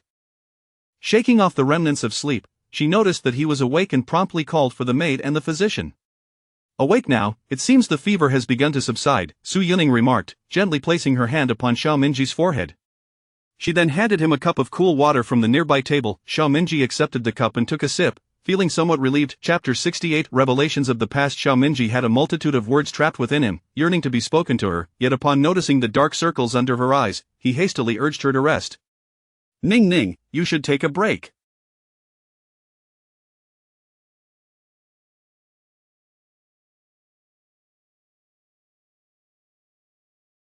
"I am not seriously harmed." "Silence," Su Yuning retorted, glaring at him. Xiao Minji, understanding the cue, promptly closed his mouth, refraining from further conversation. As Qin Che moved to approach the emperor for a pulse diagnosis, he was halted. "First, let us check if the empress's hand is gravely injured." Xiao Minji gently grasped Su Yuning's wrist, his concern palpable. Qin Che, recognizing Xiao Minji's authority, complied with his wishes, though he dared not touch her. "The empress's hand will heal with some ointment," Qin Tai reported, wiping the cold sweat from his brow, feeling that his substantial monthly salary was well-deserved given the emperor's challenging disposition. Xiao Minji finally felt relieved. Su Yuning withdrew her wrist from his grasp, stating, "Let Qin Tai examine you, your majesty." His hand felt empty, a fleeting sense of disappointment crossing his heart. After a meticulous examination, Qin Tai respectfully replied, "In response to the Empress, His Majesty is generally in good health and is now without serious issues, but he requires ample rest and must avoid overexertion." Su Yuning nodded and dismissed all the palace attendants, her gaze fixed intently on the frail man before her. Xiao Minji felt the weight of her stare, nervously licking his dry lips. "Ning Ning, you've called me all night, aren't you weary of it?" Su Yuning interrupted, casually taking a seat on a nearby stool. "Never, I will never tire." Xiao Minji's gaze made Su Yuning's heart race. She instinctively averted her eyes and spoke, "Did you not lament last night about needing to explain yourself? Go on." Xiao Minji hesitated, unsure of how to begin. He had come yesterday with the intention of confessing everything. Locking his phoenix-like eyes onto her, he unwittingly asked, "Ning Ning, are you aware that Consort Rong's health has been frail, especially during the winter?" Of course, Su Yuning replied, oblivious to the need for clarification, as this was common knowledge in the palace. "It was not always so. She has been afflicted by cold poison." The revelation struck like thunder. Su Yuning was momentarily stunned. Cold poison? Indeed, once this poison enters the body, it is nearly impossible to expel, leading to a gradual deterioration of health, causing tremors and excruciating pain every half-month, particularly severe in winter. Xiao Minji slowly articulated the dangers of the poison. After a brief contemplation, Su Yuning suddenly understood. "So, you visit Qiuan Palace to accompany Consort Rong every month on the 1st and 15th? Xiao Minji felt a chill run down his spine and quickly countered, "She requests my company. I merely sit beside her, doing nothing." His expression was tense, fearful of her misunderstanding. Confronted by Su Yuning's teasing gaze, Xiao Minji became momentarily frozen, pondering what she could misconstrue. He had indeed been with other women. His voice grew dry, and his eyes trembled. I am sorry." He lowered his head in shame. He felt unworthy of her love, unworthy of her sincere affections. Su Yuning raised an eyebrow in surprise at his sudden shift in demeanor. He had not been like this before, indicating there were matters unknown to her. Seeing her silence, Xiao Minji grasped her hand with urgency. "Ning Ning, I know I was not a good person before, having let you down, but I will not do so again. I will never touch another."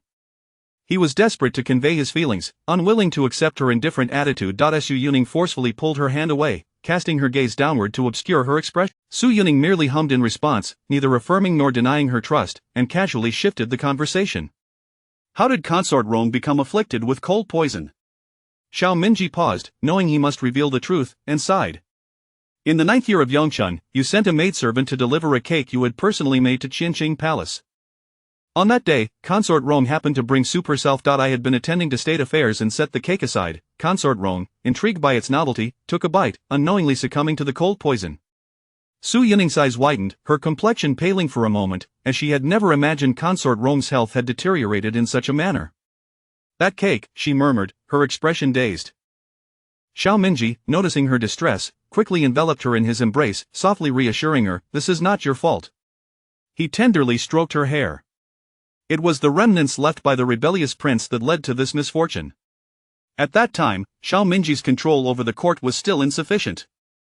The rebellious prince, the eldest son of the late emperor, raised a rebellion but was suppressed by Xiao Minji and imprisoned, yet his ambitions lingered. The prince and his mother had cultivated their influence in the palace for years, establishing a considerable network.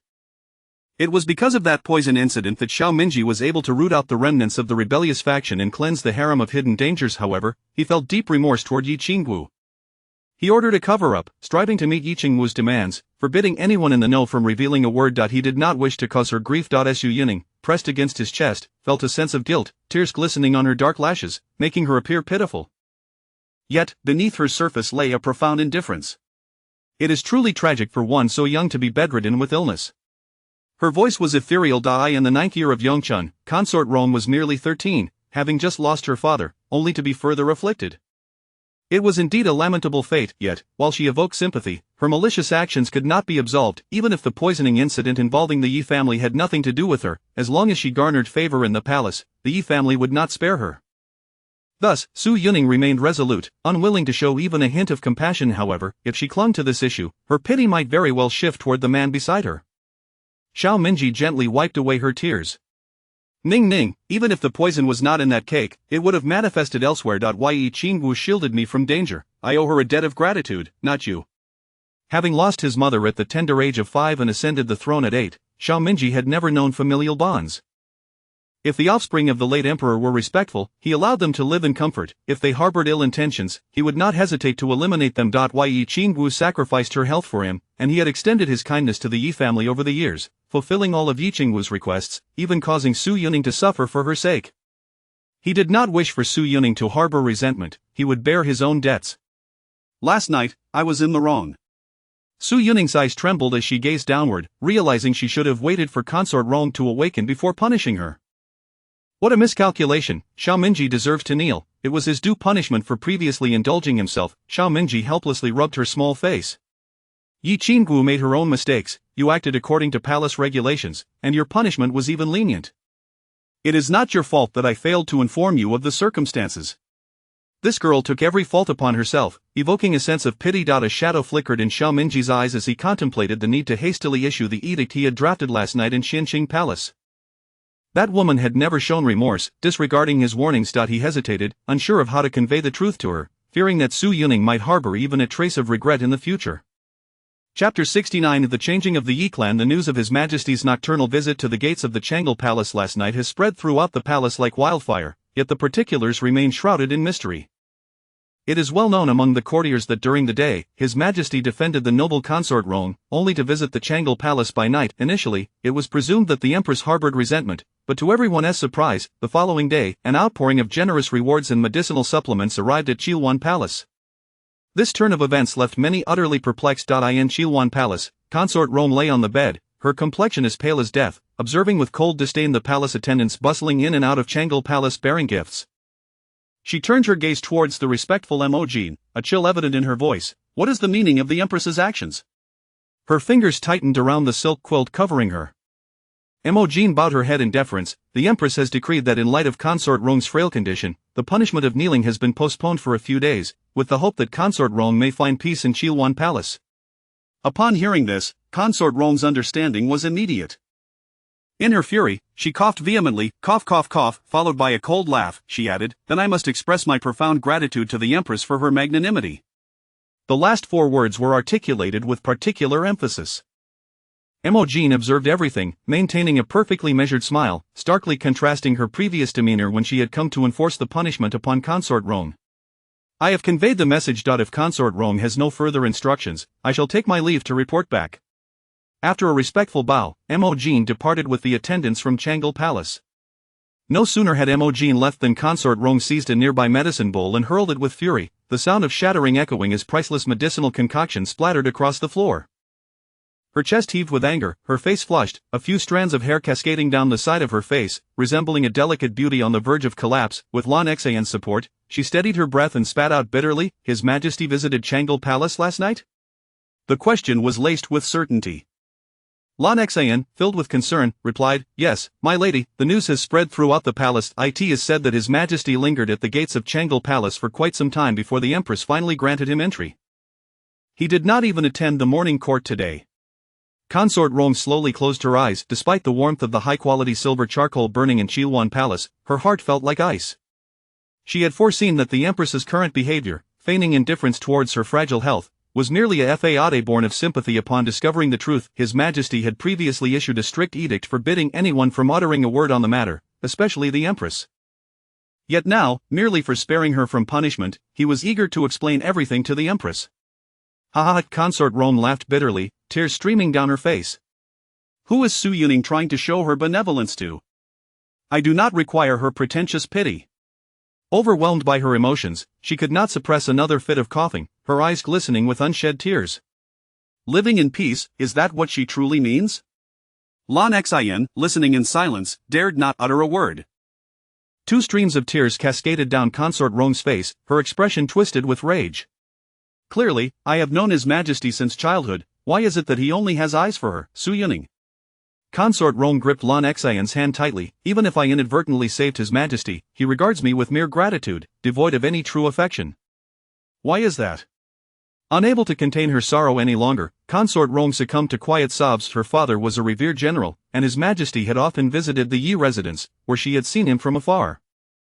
The youthful sovereign, graceful and upright, standing amidst the peach blossoms of the Yi estate, had captured her heart at a glance. After several fruitless attempts to draw near, she longed to ask if he remembered the day when she danced amidst those blossoms. Even after her father passed away and she was entrusted to the palace at a young age to become his consort, he still harbored no deeper feelings for her. She consoled herself, thinking it was all right. Even the Empress was treated similarly, and they were all equal in their plight, were they not? But that was not the case. Consort Rong had witnessed with her own eyes how, during the grand banquet, His Majesty's gaze often lingered on the eldest daughter of the Su family, his cousin. Consort Rong's thoughts drifted. That gaze, so tender, he has never directed at any other consort. Later, she learned that the eldest daughter of the Su family had been His Majesty's childhood companion. Even as a prince, having lost his mother at the tender age of 5, he had taken refuge with the Su family, coinciding with the birth of the Su family's eldest daughter, as if fate had intertwined their destinies. The young prince, unaware of the complexities of love, simply embraced the innocent little sister as a balm for his lost kinship. Yet for an emperor, such bonds were inherently special. Subsequently, when Consort Rong accidentally ingested poison-laced pastries and sacrificed her health to protect His Majesty, she felt a flicker of joy, believing that a unique bond had formed between them. Thus, when Su Yuning entered the palace, Consort Rong felt a sense of superiority. Knowing the emperor's guilt, His Majesty had always favored her. Yi Qinggu, when Su Yuning dared to intrude upon Chilwan Palace over a mere hairpin, Consort Rong had chuckled quietly, nearly bursting into laughter, her heart soaring at the sight. That staged fainting spell had not been in vain, for indeed, His Majesty punished Su Yuning. Look, what genuine feelings could an emperor possess? Regardless of affection, she remained victorious. Yet suddenly, everything changed. His Majesty withdrew from Chilwan Palace, not even visiting during the winter festivals, and on one occasion, when he did come, it was only to admonish her to remain docile and not to stir up trouble.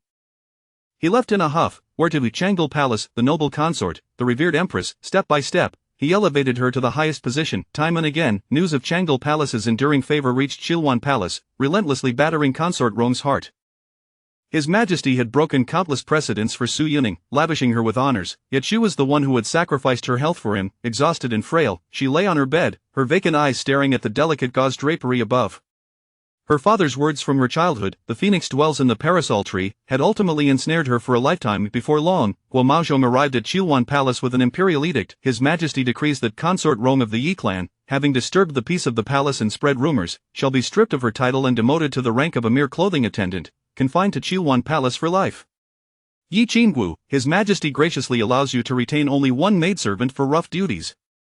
All other attendants must be executed. The remaining palace staff will be taken to the Ministry of Internal Affairs.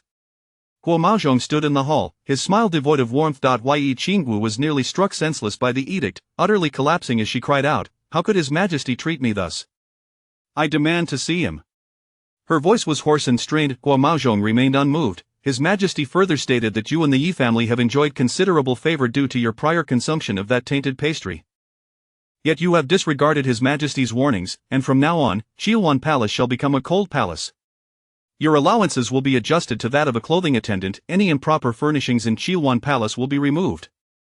The position of a clothing attendant signifies the end of the bond between His Majesty and the late General Yi. All members of the Yi family from the previous dynasty have been stripped of their positions, and all favors granted due to General Yi's merit will be revoked. The honor of sharing the ancestral shrine with the late emperor will also be removed from the Yi family tomb, all thanks to you. Guo Maozhong's eyes gleamed with coldness, each word resonating clearly in Yi Qingwu's ears. His Majesty's decree is absolute. Next time, it shall be the annihilation of the entire Yi clan. The final words fell heavily. Poof! Vivid crimson blood erupted forth, cascading down. My lady! Lan Xian cried out in despair, yet it was unclear whether her cries were for herself or for the Yi clan. Mind your words. In this hall, there is only the clothing attendant Yi Qingwu, not a my lady. Guo Maozhong's tone was flat and devoid of compassion. Why Yi Qingwu could not suppress her blood and tears, her expression one of utter hopelessness. The glory of the Yi family, a legacy painstakingly earned by her father, was now obliterated by her own hands. She had become the pariah of the Yi clan. You cannot lose your senses. You must witness as your maidservants perish before your very eyes, Guo Maozhong added, casting a sidelong glance at the seemingly deranged woman before him. Chapter 70 of The Unnoticed Fourth Prince. Both the former court and the imperial harem were rendered speechless by His Majesty's thunderous wrath, leaving them trembling in fear. Overnight, Chilwan Palace was transformed into a cold palace, and concubine Rome was reduced to Yi. The once illustrious Yi family faced grievous consequences, with the esteemed minister Yi, who was honored in the ancestral temple, having his mausoleum relocated. Truly, serving the emperor is akin to courting disaster. In Changde Palace, Xiaominji, having regained some strength, hastened to the Qianqing Palace to attend to state affairs. Su Yuning, embroidering a purse adorned with begonia patterns, lazily inquired upon Mo Jin's return. What did concubine Rome say? One would expect her to be quite agitated by those events. Who would willingly accept such so-called charity? In response to your highness, Yu Zhenjie appeared rather unwell and said little. However, as I departed from Chilwan Palace, I distinctly heard the sound of porcelain shattering from within, Mo Jin reported, standing to the side. Catching Su Yuning's puzzled gaze, Mo Jin cautiously continued, His Majesty has just issued a decree, stripping concubine Rongyi of her title, demoting her to a mere attendant of the 9th rank, and confining her to Chilwan Palace for life. All her allowances will now be adjusted to reflect her new status, and her personal maids are to be executed before her eyes. Even the favor previously granted to Minister Yi in the ancestral temple has been rescinded. Su Yuning momentarily wore an expression of astonishment. She had anticipated that Xiaominji would impose some form of punishment after last night's spectacle, but she had not expected it to be so severe. Could it be that the tyrant emperor sought to eradicate the Yi family entirely? Mo Jin hesitated before adding, I encountered Lord Guo on my way back, and he mentioned that His Majesty had already drafted the decree for Chilwan Palace last night in Qianqing Palace. Su Yuning remained unfazed, merely responding with a casual hum, and chose not to dwell on it. Yi Qingwu's fate was a consequence of Xiaominji's own downfall. Her lack of further punishment was already a form of retribution for that unfortunate incident. After all, had the emperor been poisoned by the pastries she sent, she too would bear some blame. How Xiaominji conducted himself was his own affair, of no concern to her. The past grievances have been overlooked by me as an act of mercy. Her severe punishment is merely her just deserts, she remarked. Mo Jin was perplexed by the sudden shift in her mistress's attitude towards Chilwan Palace overnight, but she recognized that some matters were clearly beyond her purview and chose to remain silent. Your Highness, the third prince's cleansing ceremony was postponed due to the snow disaster in the northern frontier, and His Majesty has yet to bestow any favor upon the Qianan Palace or even mention it. The servants below are at a loss as to how to proceed. Mo Jin shifted the topic. The cleansing ceremony was indeed significant, yet the higher-ups had not indicated any intentions, not even a word suggesting adherence to protocol, leaving the underlings too fearful to voice any opinions. Su Yuning paused in her embroidery. Did Jindai not arrange a simple ceremony for the fourth prince? In her previous life, Xiaoyu's cleansing ceremony, full moon feast, 100-day celebration, and every yearly birthday banquet were extravagantly grand. Su Yuning had feared neglecting the child, reflecting now on how self-indulgent she had been. Mo Jin hesitated before responding, I've heard that Jindai has not been well during her confinement. The imperial physician mentioned it stems from emotional distress, and her maid Hong Yao fell ill after being punished to kneel by consort Fong, leaving her without capable attendants. Currently, she and the fourth prince are isolated in their respective quarters, seldom seeing one another. Zhu's confinement was restless, sending her maids to the imperial garden to gather flowers and herbs, but her misfortune led her to cross paths with the irate consort Fong. Jin Dei, having suffered physical setbacks from a premature birth, was merely an attendant, her rank inferior to that of the prince, and the servants reported that the fourth prince was as thin as a kitten. Su Yining couldn't help but ponder how, in her past life, Zhu, having raised Xiaoyu since infancy, had treated him poorly while bestowing boundless maternal affection upon the sixth prince, whom she had raised herself. What had changed now? Hadn't Xiaoyu been nurtured by her own hand? She scoffed coldly, thinking that Xiaoyu would simply have to endure the motherly love he was destined to receive in this life. Neither his biological father nor mother cares for him. What need is there for me, an outsider, to intervene? I would rather occupy myself with crafting more purses, Su Yining said, a casual smile dancing in her eyes as she turned to Emojin. The Lantern Festival Palace banquet is fast approaching. Ensure that those below do not make any mistakes. Yes, Your Highness. The Lantern Festival banquet on the 15th day of the first month was traditionally a family gathering for the emperor, empress, concubines, and royal relatives, and it must not falter under her watch. However, an incident had indeed occurred before the banquet. The two princes had clashed earlier that day. The Internal Affairs Office had delivered garments for the palace banquet to the two princes. The eldest prince, Xiao Xian, happened to catch sight of a beautiful glazed ball in the hands of Xiao Jin. This exquisite ball, crafted from 8 serpents entwined in a biting embrace, was a vibrant and masterfully made artifact. Xiao Xian immediately coveted it, demanding it from Xiao Jin. Usually, Xiao Jin would have complied with such requests, but this particular artifact was one of the late Empress's treasured possessions, secretly kept by Granny Qian. Xiao Jin valued this keepsake, a poignant reminder of his deceased mother, and could not simply relinquish it. For the first time, he firmly rejected Xiao Xian, accustomed to getting his way. Xiao Xian was furious at the denial and, in a fit of rage, attempted to smash the precious ball. Xiao Jin, unwilling to let that happen, instinctively rushed forward to protect Iti. In the ensuing scuffle, Xiao Jin accidentally shoved Xiao Xian against a nearby pillar, causing him to hit his head and bleed. This was no trivial matter. Upon learning that her only son had been injured, Consort Jiang could not remain composed. She immediately summoned half the imperial physicians for an emergency consultation, ensuring that those specializing in pediatric ailments were included. This set off a chain reaction. The fourth prince, already frail, had been crying incessantly since catching a chill the day prior, and in the chaos, no physician could be found to attend to him. Consequently, his wet nurse rushed to Chang'e Palace seeking assistance. The imperial physicians had long been instructed by the emperor that the deputy physician, Zhang, was responsible solely for the empress's health, while physician Qin was the emperor's exclusive physician. Beyond them, no one else was permitted to attend to the fourth prince. When the wet nurse reached Chang'e Palace, Su Yining was incensed to learn that the prince was ill yet had no physician to attend to him. She inwardly cursed Consort Jiang for her foolishness. It was absurd to let a prince die due to a lack of medical attention. Fuming, she commanded, Emojin, you and physician Zhang are to go to the Qian'an Palace to attend to the fourth prince. Leave only one physician with the eldest prince, and send the rest back to the imperial hospital. Take the physician skilled in pediatric ailments directly to the Qian'an Palace, and ensure you thoroughly investigate the situation there. Su Yining had no faith that the servants around the prince would dare to be so negligent.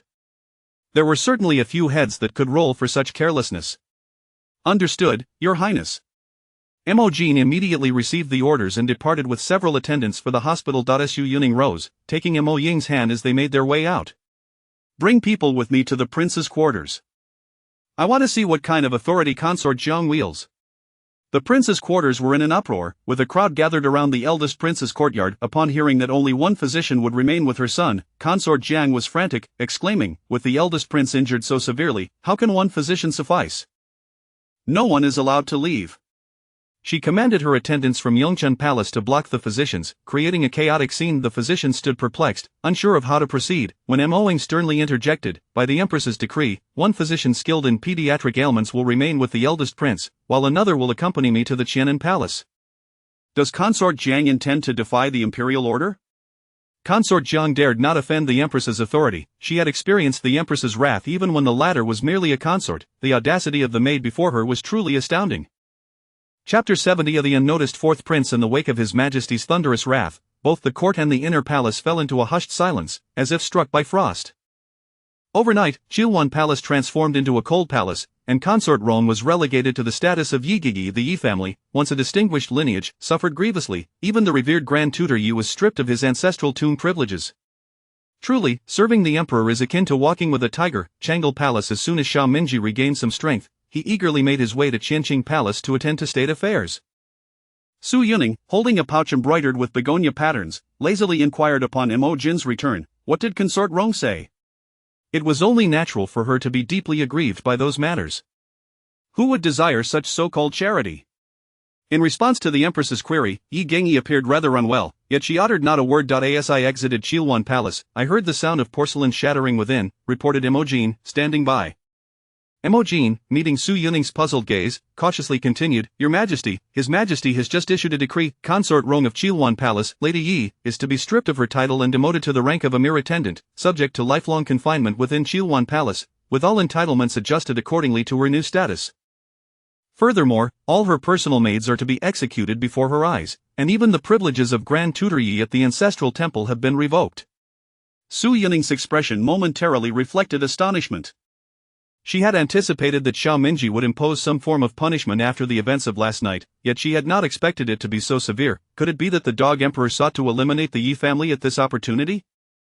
Imogen hesitated before adding, "On my way back, I encountered Gonggangua, who mentioned that His Majesty had already prepared the decree for the demotion of Chilwan Palace last night in Qianqing Palace."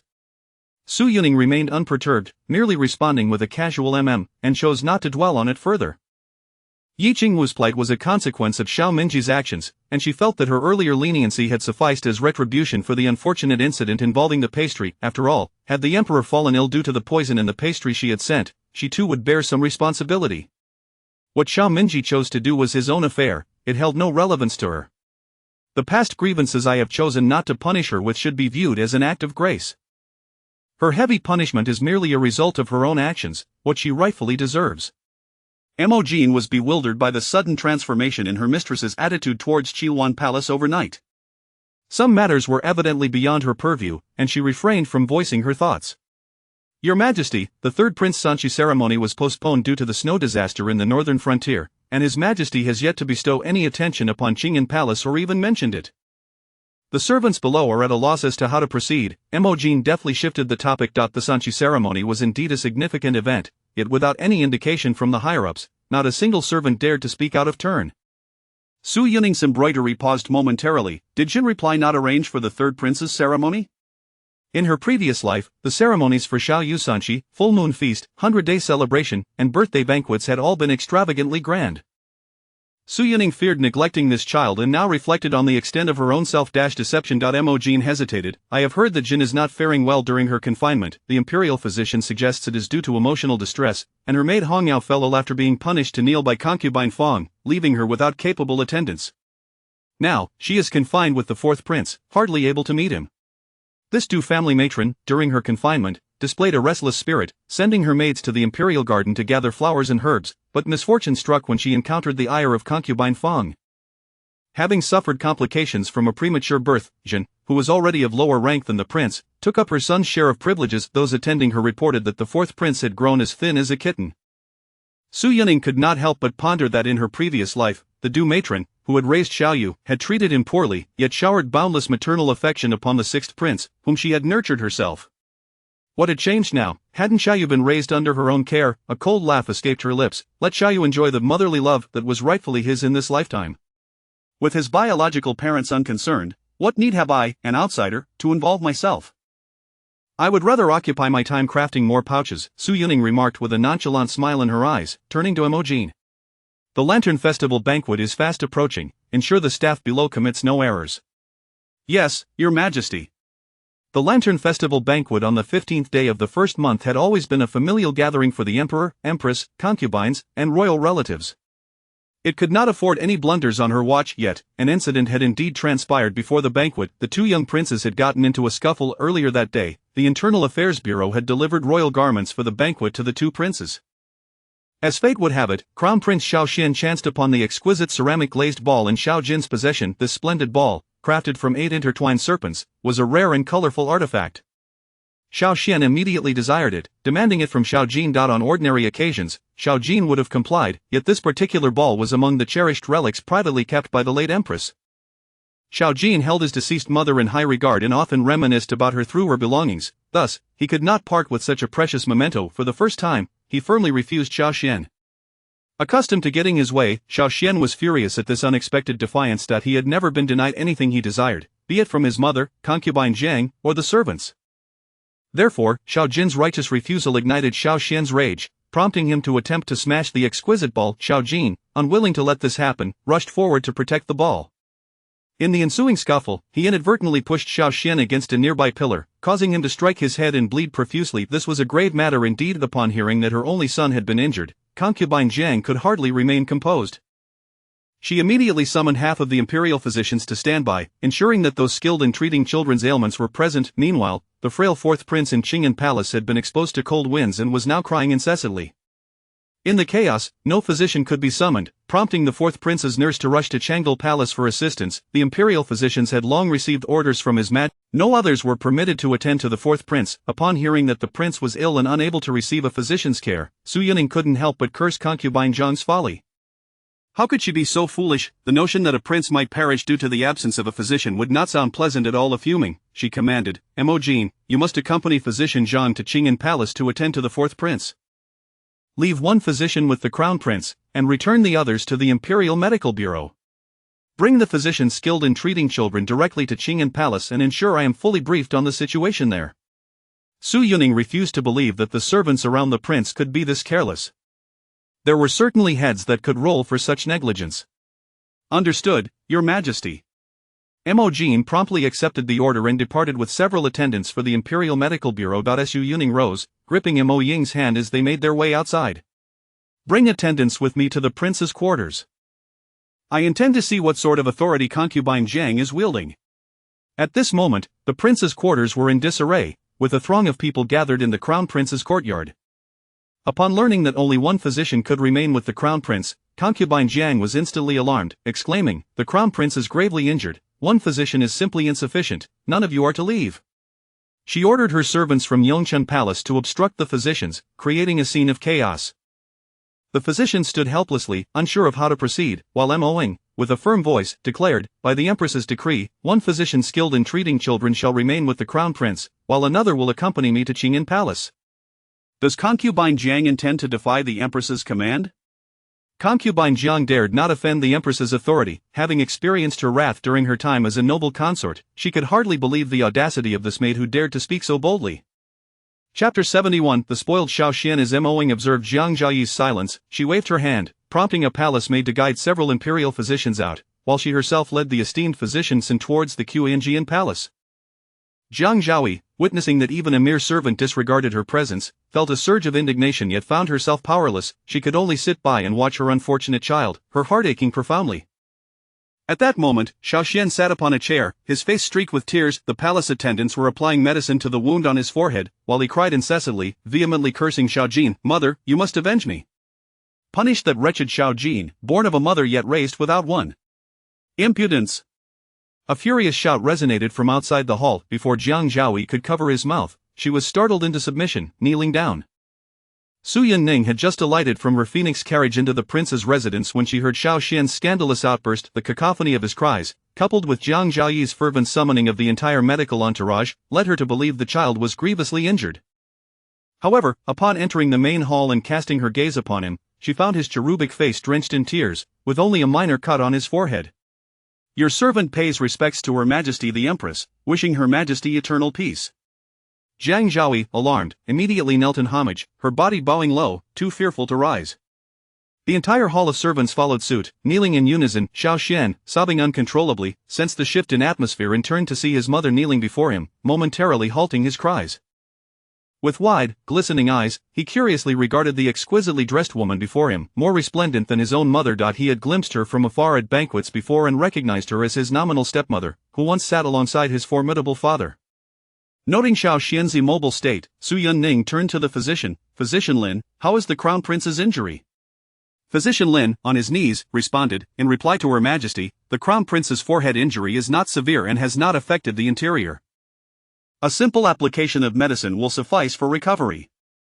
His words were laden with exasperation, having repeated this assurance numerous times, yet Jiang Zhaoyi remained unconvinced, insisting on a thorough examination of the crown prince, despite his robust health.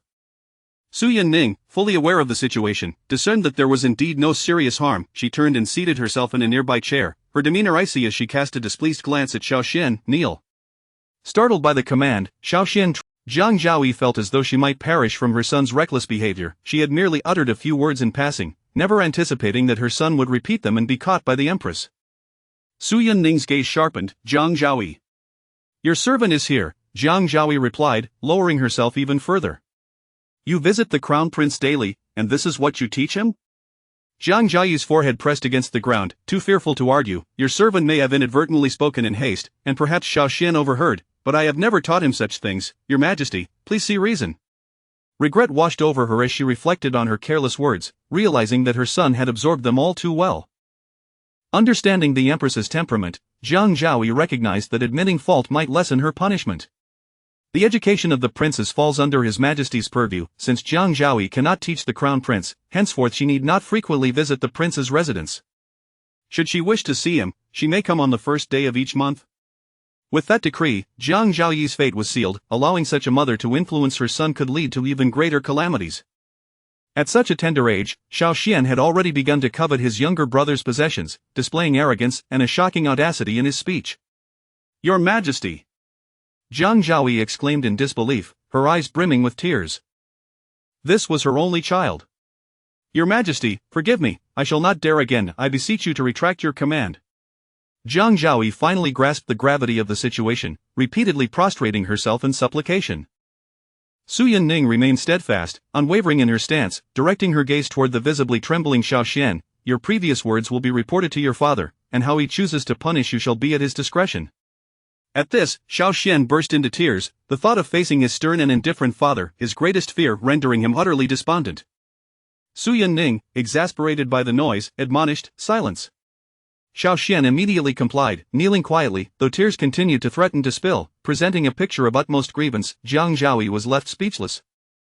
Was this truly the same child who could wail for an entire day without respite? Was he merely adept at gauging the situation? Su Yunning, however, remained resolute. Now, I wish to inquire about the matter concerning you and your younger brother. You may wait for him to arrive. Xiao Xian gazed up at Su Yunning with pleading eyes. Mother Empress, my knees hurt, may I rise? Jiang Zhaoyi thought to herself, there lies the courage of my son. Su Yunning shot him a glance, knowing that news of today's events would soon reach the Qianqing palace, and his knees would likely be sore for days. Thus, she relented, you may all rise. Jiang Zhaoyi, feeling a bit of relief, stood up accordingly, maintaining decorum as she awaited further instructions. Xiao Xian discreetly bent to rub his knees, grimacing in discomfort. Before long, Jiang Likun arrived, escorting Xiao Jin with red-rimmed eyes. Clearly having cried, he knelt down. Your servant Xiao Jin pays respects to Mother Empress, wishing Her Majesty eternal peace. Su Yunning, upon seeing both Xiao Xian and Xiao Jin, couldn't help but reflect on the plight of motherless children.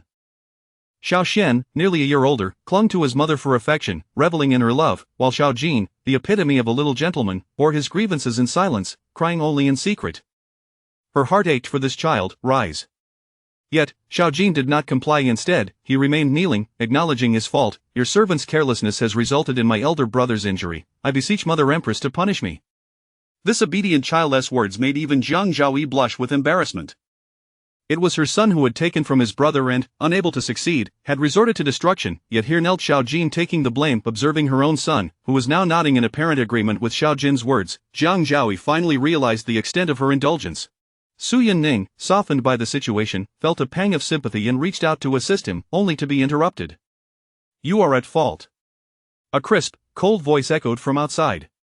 Chapter 72. The weeping Xiao Xian faces a stern reprimand. The crowd gasped in astonishment as His Majesty, resplendent in a bright yellow dragon robe, strode in with an imposing presence, exuding an aura of authority, accompanied by a throng of palace attendants.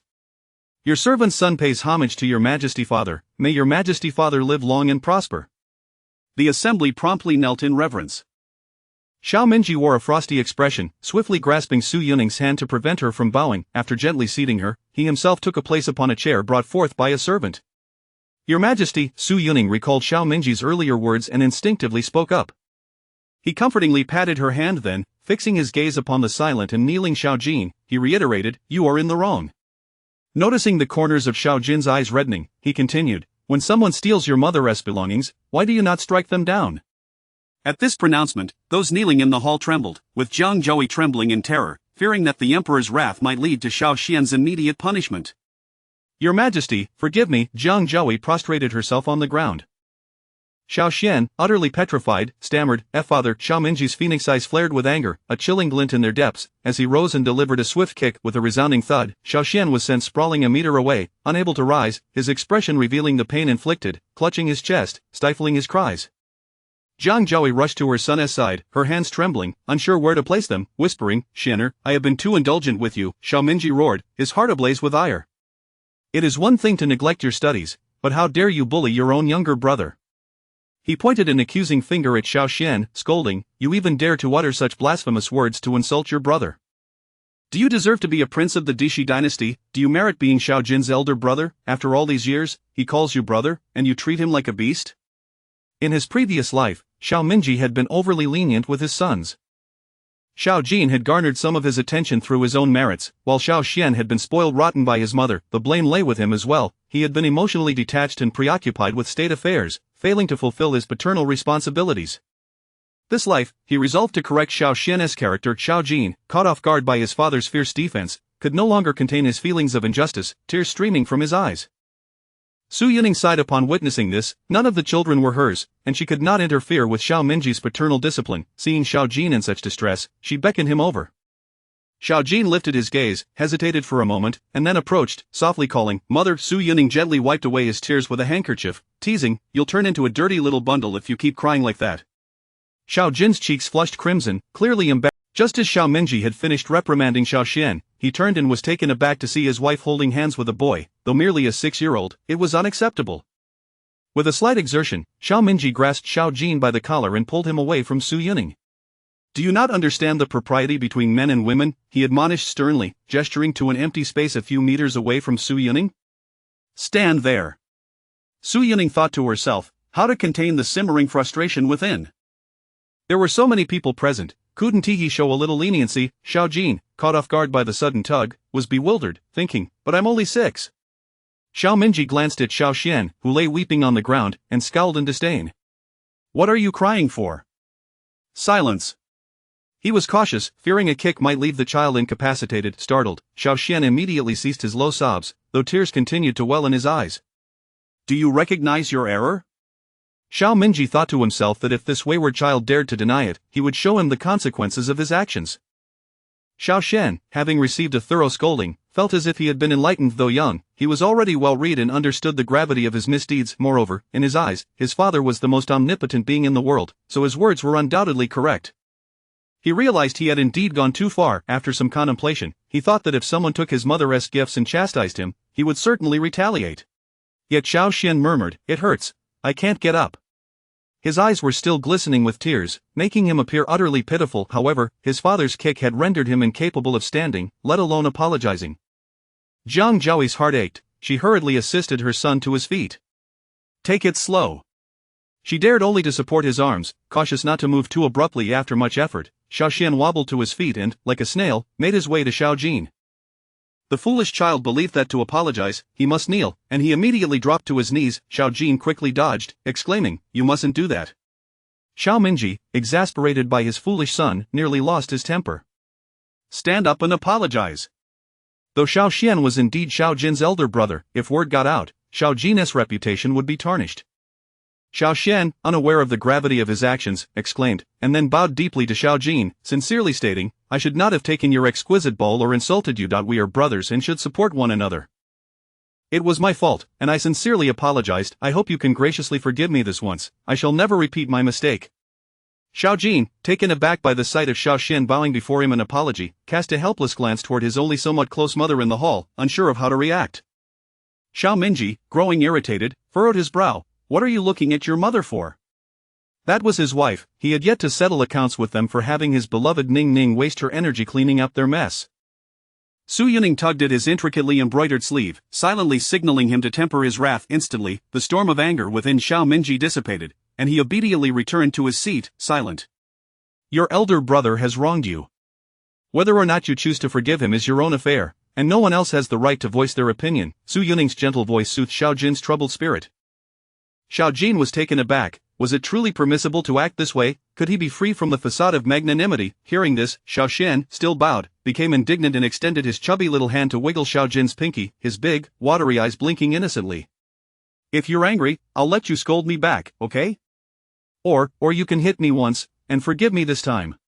Before Xiao Jin could respond, Jiang Zhaoyi, assisting her son, was left dumbfounded. What did this little rascal just say? Scold him back. How could one scold back? Was she to die? Clenching her silver teeth, she reached out and pinched the soft flesh at her son's waist, twisting it sharply. Ow! Xiao Xian cried out, opening his mouth as if to wail, but was immediately silenced by a fierce glare from his father. Mother, why are you pinching me? The little chubby boy complained, clearly dissatisfied. Xiao Jin couldn't help but chuckle, glancing down at the fingers tightly gripping his, an inexplicable warmth blossoming in his heart. Chapter 72. The crying Xiao Xian faces a severe reprimand. The assembled crowd was taken aback as they beheld His Majesty, clad in a resplendent golden dragon robe, striding in with an imposing presence, embodying the essence of a true sovereign. The chill of the wind accompanied him, while a multitude of palace attendants followed in his wake. Your servant son pays homage to your Majesty father. Long live your Majesty father. The throng promptly knelt in reverence. With a frosty demeanor, Xiao Minji swiftly grasped the hand of Su Yuning, who was about to bow, and assisted her in taking her seat. He then settled himself on a chair brought forth by the servants. Your Majesty, Su Yuning instinctively began, recalling Xiao Minji's earlier words. He gently patted her hand in reassurance and turned his gaze towards the silent Xiao Jin. Still kneeling, you are in the wrong, he reiterated. Observing the reddening corners of Xiao Jin's eyes, he continued, how could you allow someone to seize your mother's relics without retaliation? At this pronouncement, the individuals kneeling in the hall trembled, and Jiang Zhaoyi was particularly stricken with fear, quaking at the thought that His Majesty might unleash his wrath upon Xiao Xian. Your Majesty, I beg for your mercy, Jiang Zhaoyi implored, her forehead pressed to the ground. Meanwhile, Xiao Xian, rendered speechless by terror, stammered, Father Emperor. Xiao Minji's phoenix eyes widened with fury, a glacial intensity radiating from his gaze. He rose abruptly and delivered a swift kick. With a resounding thud, Xiao Xian was sent sprawling a meter away, unable to rise, clutching his chest in pain, clearly unable to suppress his sobs. Jiang Zhaoyi rushed to her son's side, her hands trembling, unsure where to place them, murmuring, Xian, I have been far too indulgent with you. It is one thing to neglect your studies, but to dare bully your own younger brother is utterly unacceptable. Xiao Minji's anger simmered. He pointed an accusatory finger at Xiao Xian, exclaiming, how dare you utter such audacious words to insult your brother? Do you believe yourself worthy of being a prince of the Dashi dynasty? Are you fit to be Xiao Jin's elder brother? Has Xiao Jin, who has called you brother for so long, been reduced to such a fate? In his previous life, Xiao Minji had overly indulged his sons, with Xiao Jin earning his attention through merit, while Xiao Xian had been spoiled by his mother from an early age. The fault lay with him for being emotionally distant and preoccupied with state affairs, failing to fulfill his responsibilities as a father. In this life, he was determined to reform Xiao Xian's character. Xiao Jin was taken aback by the fierce defense from his father, feeling a swell of unjustified emotion, tears welling in his eyes. Su Yuning sighed at the sight. None of the children were hers, and she could not intervene in Xiao Minji's paternal duties. Seeing Xiao Jin in distress, she beckoned him over. Xiao Jin hesitated, then approached, calling out softly. Mother Su Yuning gently wiped his tears with a handkerchief, teasing, you'll turn into a snotty mess at this rate. Xiao Jin's cheeks flushed red with embarrassment, his delicate hand gripping Su Yuning as tightly. Just then, Xiao Minji, having just scolded Xiao Xian, turned to see his wife holding hands with a boy, albeit a mere 6-year-old. That was unacceptable. With a slight tug, he yanked Xiao Jin away from Su Yuning, adopting a serious tone. Do you not know that boys and girls should maintain their distance? He gestured to an empty space a few meters away from Su Yuning. Stand there. Su Yuning thought to herself, what if he couldn't control his temper? There were so many people present, he should show a modicum of restraint. Xiao Jin, caught off guard by the sudden pull, was bewildered. Xiao Minji cast a disdainful glance at the sobbing Xiao Xian on the ground. What are you crying for? Silence. He was cautious with his strength, fearing he might injure him further. Xiao Xian trembled in fear, immediately stifling his quiet sobs, though his eyes remained glistening with unshed tears. Do you realize your mistake? Xiao Minji thought that if this wretch dared to deny it, he would demonstrate why flowers bloom so vividly. Xiao Xian had indeed been thoroughly chastised. Despite his youth, he was already wise enough to understand the gravity of his actions. He revered his father as the most capable person in the world and recognized the wrongness of his behavior. He pondered that if someone were to seize an item gifted by his mother and then chastise him, he would certainly retaliate. I understand, he replied, his voice quivering, yet his gaze was sincere. Get up and apologize to your brother, commanded Xiao Minji coldly. Yet, Xiao Xian could only whimper, it hurts, I can't get up, his eyes still brimming with tears, appearing utterly pitiful. But how could he, having been kicked down by his father, rise to apologize? Jiang Zhoui's heart ached for her son as she gently assisted him in standing, saying, "Take it slow." She could only support him by the arm, afraid to move too much. Xiao Xian, wobbling unsteadily, finally stood, inching his way over to Xiao Jin. The Na'vi child believed that an apology required kneeling, and he immediately attempted to drop to his knees before Xiao Jin. Xiao Jin hurriedly evaded him. "That one do." Xiao Minji, exasperated at his foolish son, barked, "Stand and apologize." As Xiao Xian was indeed Xiao Jin's elder brother, any rumors of him kneeling would tarnish Xiao Jin's reputation. Xiao Xian, oblivious to the implications, let out a yelp and bowed deeply, sincerely stating, "I should not have taken your exquisite ball and insulted you. We are brothers and should support one another. It was my mistake, and I sincerely apologize. Please forgive me this once, second brother. I promise I will not repeat it." Xiao Jin found himself at a loss, gazing at the bowing Xiao Xian, his eyes reflecting helplessness as he sought comfort in his mother, unsure of how to respond. Xiao Minji, now irritated, furrowed his brows. "Why are you looking at your mother?" That was his wife. He hadn't yet settled the score with them for having Su Yuning expend her energy cleaning up after their mess. Su Yuning tugged at his embroidered sleeve, signaling him to ease up instantly. The pent-up fury within Xiao Minji dissipated, and he obediently returned to silence. "Your elder brother has wronged you. Whether to forgive him is your decision, and no one can dictate otherwise." Su Yuning's soothing voice calmed Xiao Jin's troubled heart. Xiao Jin was taken aback. Was it truly permissible to act in such a manner?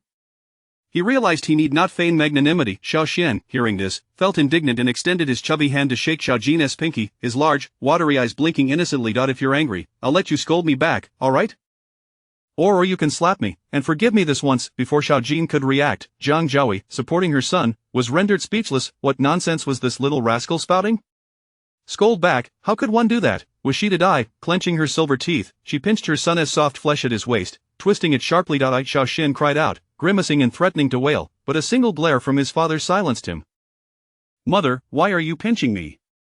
The little chub protested, dissatisfied. Xiao Jin couldn't help but chuckle, glancing down at the small hand that held his tightly, feeling a peculiar warmth blossoming in his heart. Chapter 73. Xiao Xian stunned, the sharp-tongued and childish Majesty. Xiao Jin repressed the corners of his mouth that threatened to curl upward, adopting a serious expression as he spoke, "Only this once." He bit his lip, adding, "If my brother wishes to play, I can share with you other exquisite balls, but not this one." Tears streamed down Xiao Xian's face, moved by his younger brother's kindness. "I'm sorry, I truly understand my mistake," he sobbed, sniffling. "I will let you play with all my toys. After a moment's thought," he added, "even those made by my mother." He enveloped Xiao Jin in a bear hug, smearing his tears and snot all over Xiao Jin's garments. Xiao Jin, despite being embraced by his chubby brother, felt no anger, though his eyes were filled with disdain. How could his brother cry so easily? He hoped he wouldn't cry every day.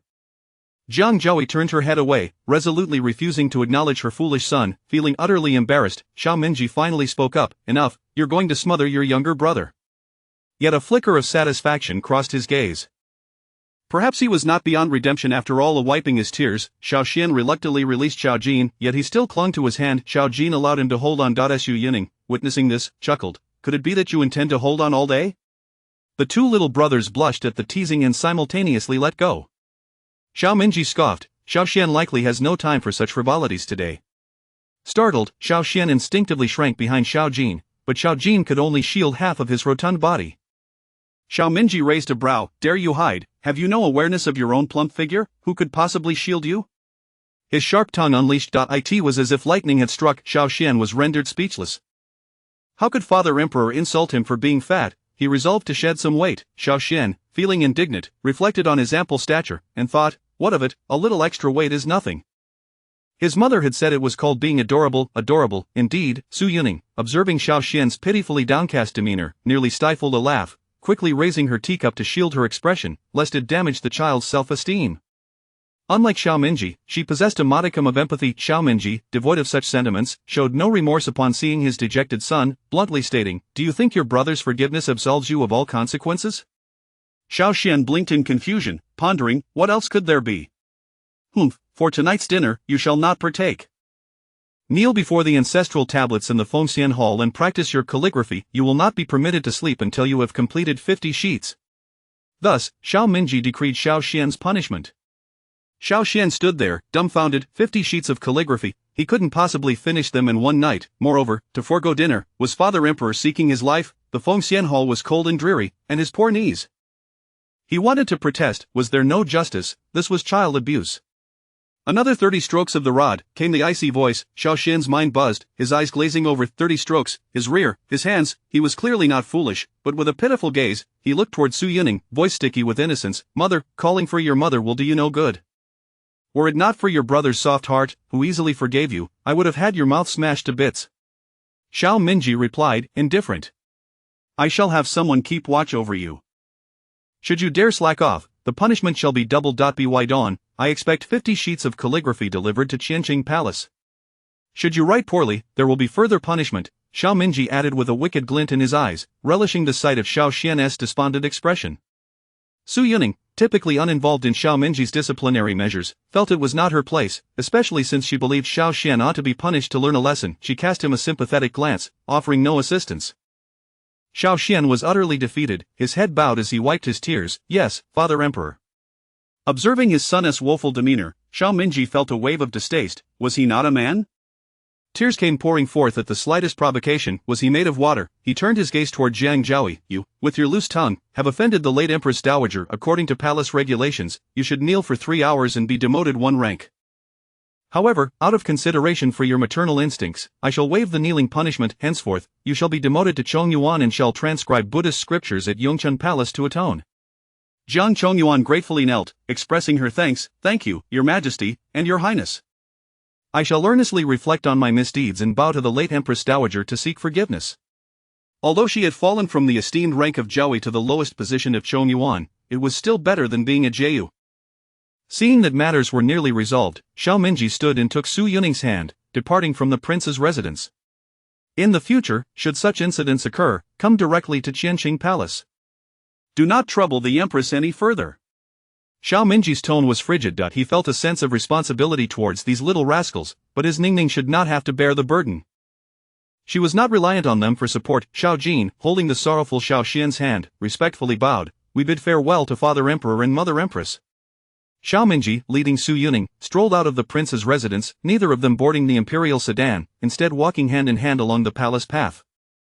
Su Yuning, feeling shy, found the gesture overly conspicuous and attempted to withdraw her hand, but to no avail. Let go, she shot him a glare. Xiao Minji, well aware of her bashfulness, discreetly shielded their clasped hands with his wide sleeves. Did she truly expect him to release her? Not a chance, he would block every avenue. I refuse, for you just pulled Xiao Jin close, he replied, exhibiting a hint of childishness. Su Yuning was at a loss for words. You truly possess a great capacity for pettiness. Fortunately, the attendants following them had been sent away. If word got out that the illustrious and mighty emperor was envious of his 6-year-old son, his dignity would be in tatters. The palace servants, upon seeing the emperor and empress strolling, dared not steal a glance, hastily kneeling in respectful salutation. Xiao Minji accepted their reverence with a sense of entitlement. Thank you, Ningning, for your praise. I too share that sentiment. Su Yuning, do you truly think I was complimenting you? Xiao Minji successfully led his wife to Qianqing Palace. As Su Yuning settled onto the dragon throne, adorned with a fine velvet carpet, her expression grew distant. Her fox-like eyes gazed at Xiao Minji, who was seated at the side, diligently reviewing documents, her mind racing with thoughts of when he had begun to change. Before Su Yuning could ponder further, Mo Jin entered the hall, deliberately avoiding any inappropriate gazes, and respectfully bowed. Your Highness, the condition of the 4th prince is not very good. Su Yuning sensed the gravity in her tone and thought, it must be quite serious. Speak on. The maidservants and I, along with Dr. Zhang and Sin, examined the 4th prince and found his spleen and stomach to be weak, a lingering ailment from his premature birth that has yet to improve. Su Yuning frowned. How could a dignified prince suffer from such weakness? Was that not tantamount to saying the 4th prince was going hungry? Xiao Minji, who had been listening nearby, also bore a look of concern. Is the wet nurse insufficient? Mo Jin lowered her head, replying to Your Majesty and Your Highness, the wet nurses are indeed sufficient. I inquired thoroughly with those attending to the 4th prince, and they mentioned that the supplies meant for him had been unjustly withheld by Zhang, resulting in insufficient milk. Moreover, the coal fire in the 4th prince's chamber is woefully inadequate, leading to his catching a chill at night. Upon hearing this, Xiao Minji's anger flared. Preposterous. I, out of compassion for their mother-son bond, permitted Du to care for him personally, and she dares to mistreat the prince? Chapter 74. Ning Ning, do not treat me this way. Mo Jin was so frightened that she knelt down, saying, this servant has inquired thoroughly with the palace maids attending consortium.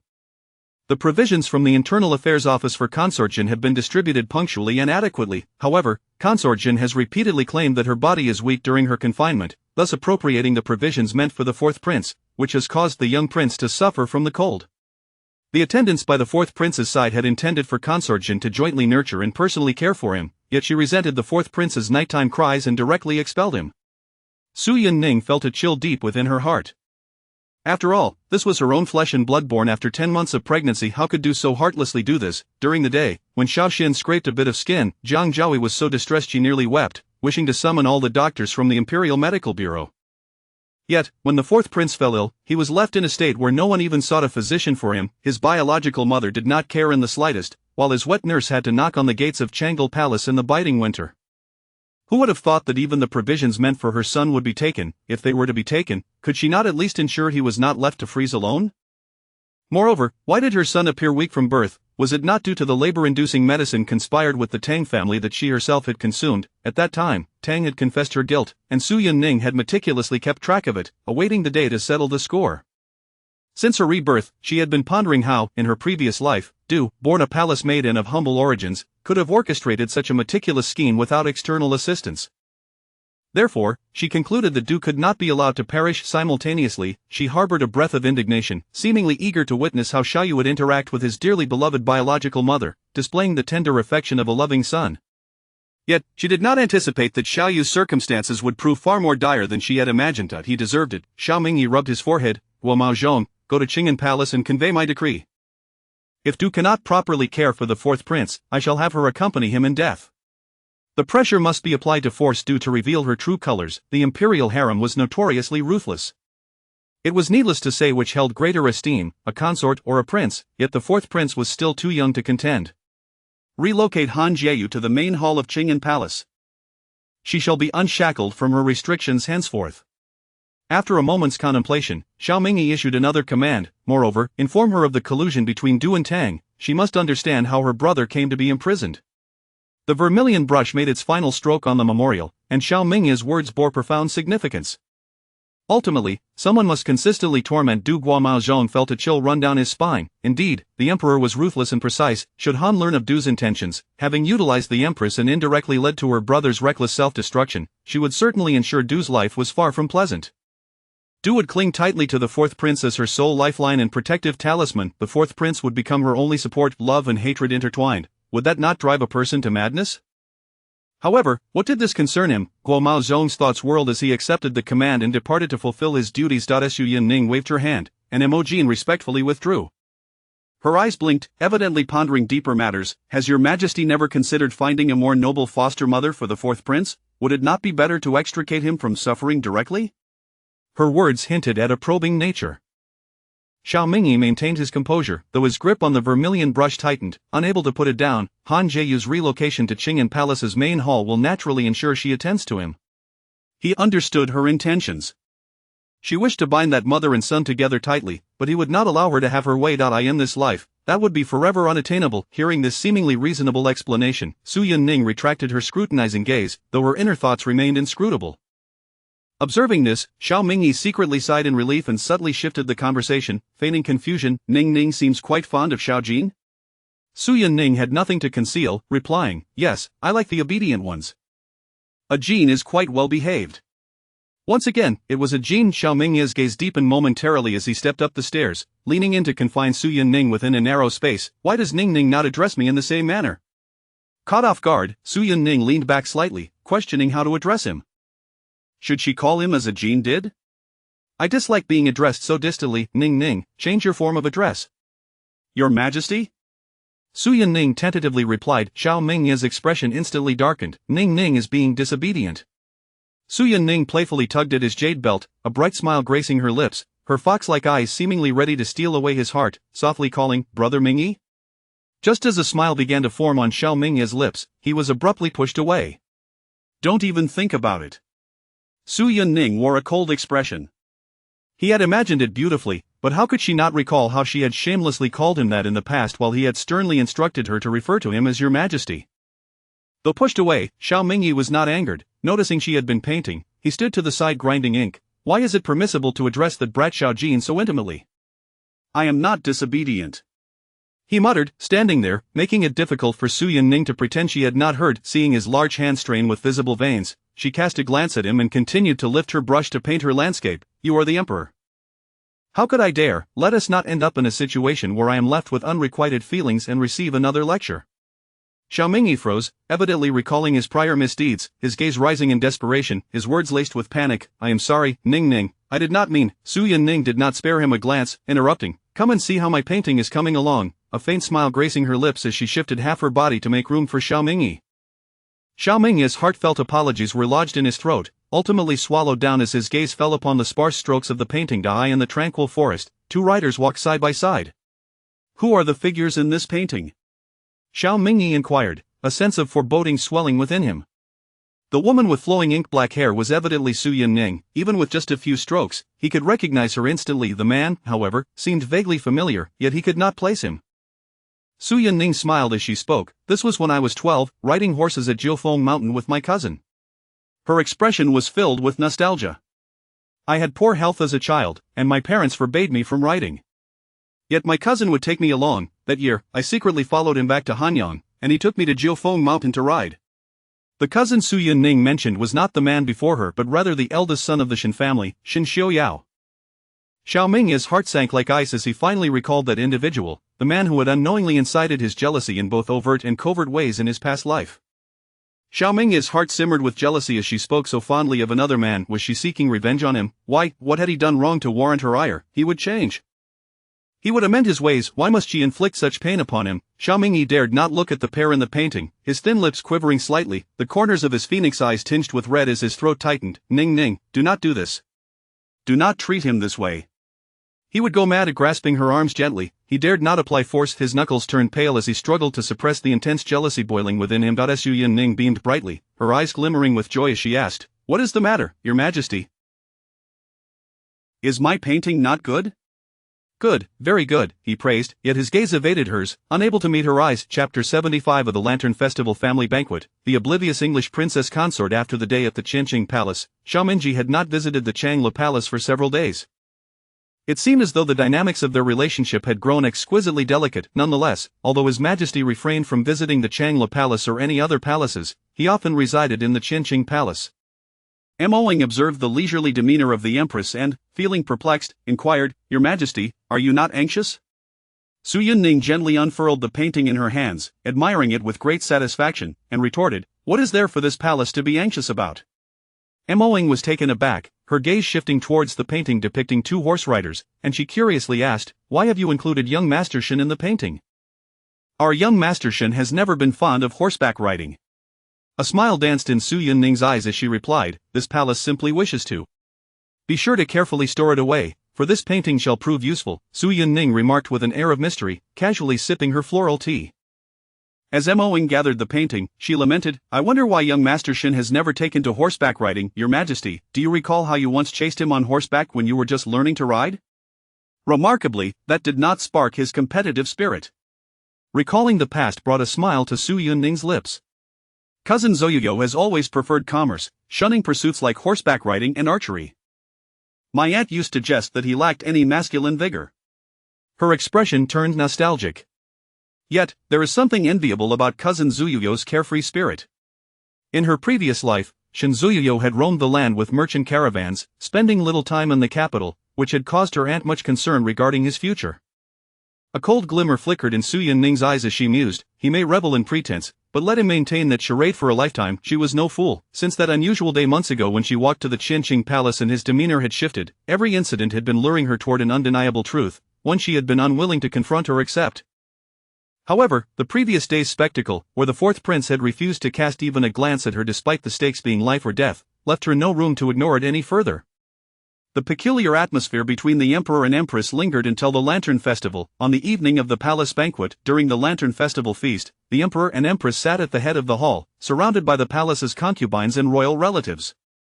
The banquet table was laden with exquisitely crafted delicacies, while the attendees donned ceremonial robes adorned with brocade, their heads crowned with lofty hats, each face graced with an appropriately measured smile. Xiaomingyi raised his cup and declared, Today is a family banquet, there is no need for formality. With that, he and Su Yunning drank heartily from their cups. Thank you, Your Majesty, the guests echoed, raising their cups in a toast. Su Yunning glanced towards the royal family and immediately spotted the English princess consort, Meng, who was elegantly attired yet visibly pregnant. She expressed her concern, sister-in-law, the English prince had already fathered a son with a secondary consort, and this child was Meng's first, which she cherished deeply, hoping fervently for a legitimate son and to persuade the English prince to confer upon him the title of heir. Meng had formed a close friendship with the former left chancellor's daughter, Tang, and thus, despite the change in Empress, she remained somewhat reluctant, forcing a smile as she replied, I have always been in good health, and this child is well behaved. I appreciate Your Majesty's concern. Su Yunning, upon witnessing this, also retracted her smile and replied coolly, that is good to hear. There was no need for her to ingratiate herself with someone who was not welcomed by others. She was not desperate for approval. On the other side, the English prince frowned, casting a warning glance at his troublesome wife. Following his glare, Meng straightened in her seat, adopting a more submissive demeanor. The English prince, Xiaomingcan, rose and clasped his hands together, saying, My wife has been feeling unwell, and I apologize on her behalf. I hope Your Majesty will forgive her. He was acutely aware of how much his younger brother esteemed the current empress, a fact known throughout the court, and only his wife, with her head in the clouds, would dare behave so boldly. Su Yunning smiled nonchalantly, I assure you, I bear no ill will towards the English princess consort. However, should she be unwell, she need not attend today. The shift from addressing her as sister-in-law to the English princess consort did not go unnoticed by those present. They were all astute individuals who understood the implications, unless one were bedridden like the late consort Liang, who would dare miss the Lantern Festival banquet. Such a person would hardly qualify as a member of the royal family. Xiaomingcan received no favorable glances in return, his expression awkward as he muttered, Thank you for your understanding, Your Majesty. Nevertheless, it must be said that the English princess consort is becoming increasingly burdened. I have heard that the mother of the long-awaited son in your household is quite capable. It would be prudent for the affairs of the inner court to be managed by someone competent. Don't you agree, English prince? Su Yunning gazed at the couple with a slight smile. The English prince pondered for a moment before responding, Your Majesty speaks wisely. My wife will endure the trials of pregnancy for 10 months, and until the child is born, the responsibilities of the inner court shall naturally fall to the secondary consort. Su Yunning nodded in satisfaction, pleased with his understanding. The English prince then took his seat once more, though he privately harbored dissatisfaction with Meng's propensity for trouble. The English princess consort sat in stunned silence, realizing that in the span of just a few exchanges, her authority had been usurped. Was she to live henceforth at the mercy of the lower-ranking women in her household? Typically, royal offspring commenced their education at 6 years of age, extending at least 6 years. Did this mean the inner court of the English prince would effectively be under a new mistress? Many royal princesses and consorts could hardly suppress their mirth, relishing the spectacle. Xiaomingji observed the unfolding drama with a sense of admiration for his wife's patience, serving her a bowl of nourishing soup with a smile. What is this? Does my empress only show her temper toward me? Su Yunning shot him a puzzled glance, replying, When have I ever shown you my temper? Her fox-like eyes gazed sincerely at Xiaomingji, clearly unwilling to assume blame. Xiaomingji mused that he would have preferred to receive a scolding. The painting from that afternoon had struck a chord deep within him, leaving him restless for days. Fearing that a visit to the Changla palace would irk her, he had chosen to sulk for several days. It appeared she didn't care in the slightest, which only fueled his frustration. You are doing this on purpose, he gritted his teeth. Su Yunning slowly lifted the bowl of soup to her lips, savoring its delicious flavor and expressing her satisfaction in a languid tone. Your Majesty, do not unjustly accuse me. Xiaomingji remained non-committal. Throughout the banquet, laughter and merriment filled the air, yet the guests' peripheral glances would invariably drift toward the two most esteemed individuals at the head of the hall, admiring the harmonious atmosphere, the melodies of song and dance, and the delicate strains of music, all while daring not to disturb the peace. Duan Yang, clutching her wine cup, watched the musicians playing in the hall, her thoughts involuntarily drifting to a certain scene on the painted boat. A shiver coursed through her. Heaven forbid she encounter that royal brother again. Upon returning, even her favorite attendants failed to lift her spirits. Who could have anticipated the swift changes within the palace? In a matter of days, she had transitioned from referring to the Empress as sister-in-law to acknowledging her rightful status. Meanwhile, the disgruntled Meng leaned in towards Duan Yang and whispered, This is the first time the throne has been usurped. It feels rather odd. Previously, we always sat across from one another. She gestured subtly toward the seat occupied by the concubine across the hall.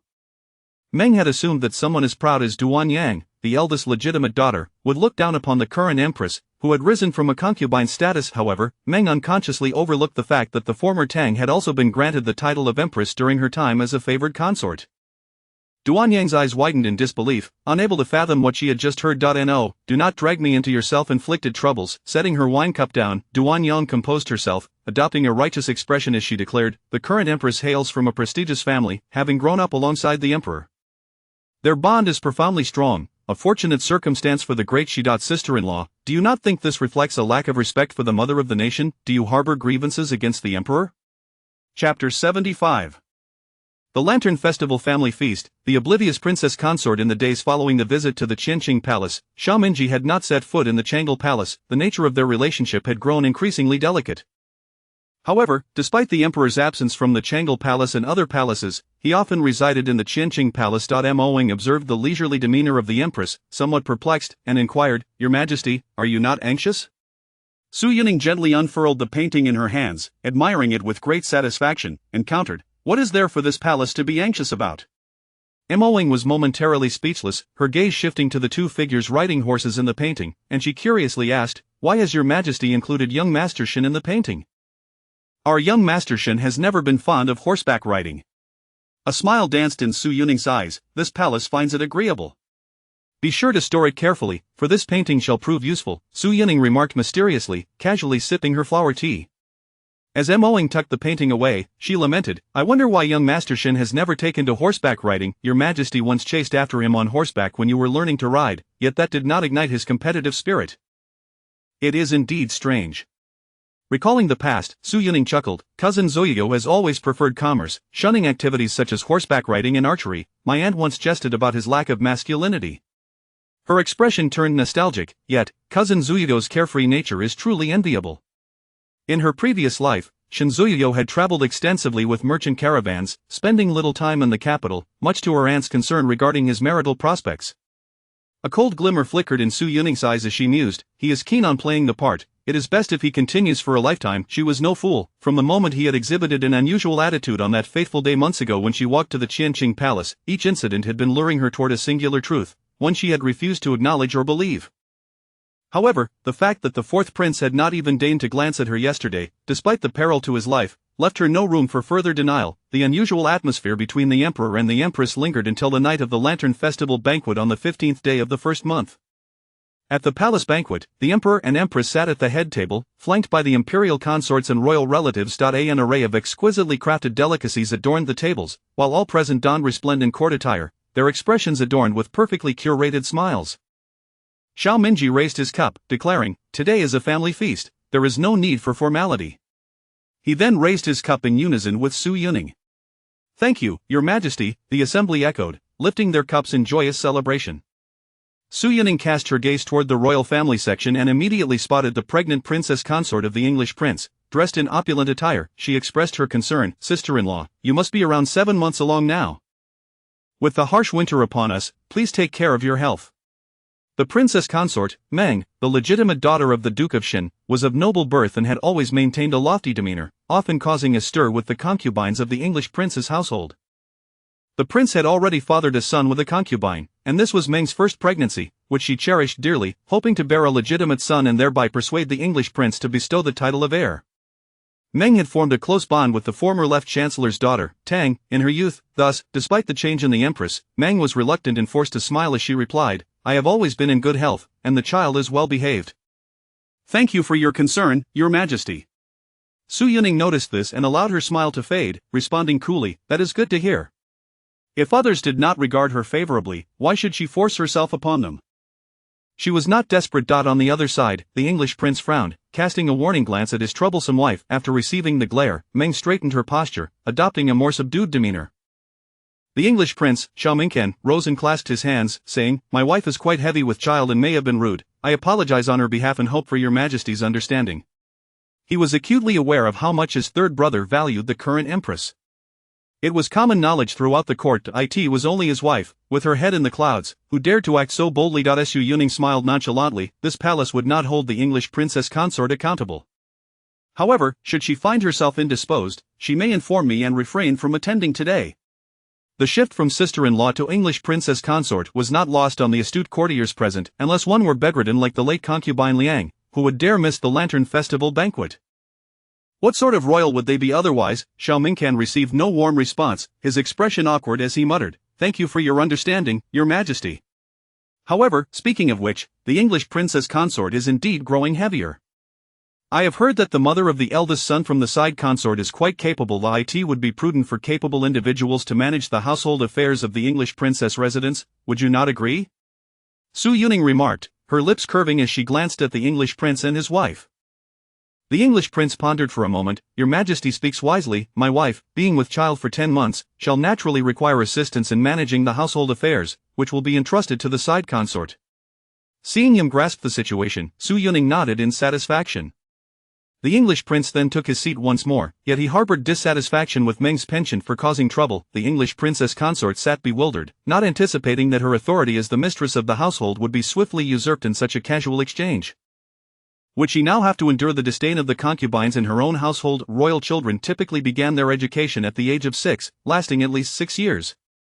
Would the English princess household not be akin to having a new mistress? Numerous royal consorts and princesses could hardly contain their amusement, watching her predicament unfold. Xiao Minji observed it all, reflecting on his dear Ning Ning's admirable temperament, as he filled a bowl of nourishing soup and placed it before her, smiling. What is this? Is my empress only fierce toward me? Su Yuning shot him a glance, puzzled. When have I ever been fierce with you? Her fox-like eyes gazed sincerely at Xiao Minji, clearly unwilling to shoulder such blame. Xiao Minji thought it better to endure her ire than to be chastised. That painting from that afternoon had struck a chord deep within him, leaving him restless for days, and fearing that visiting the Changle Palace would only annoy her further, he had opted to sulk in silence. It seemed she did not care in the slightest, which only stoked his ire, causing him to grit his teeth. You are doing this on purpose.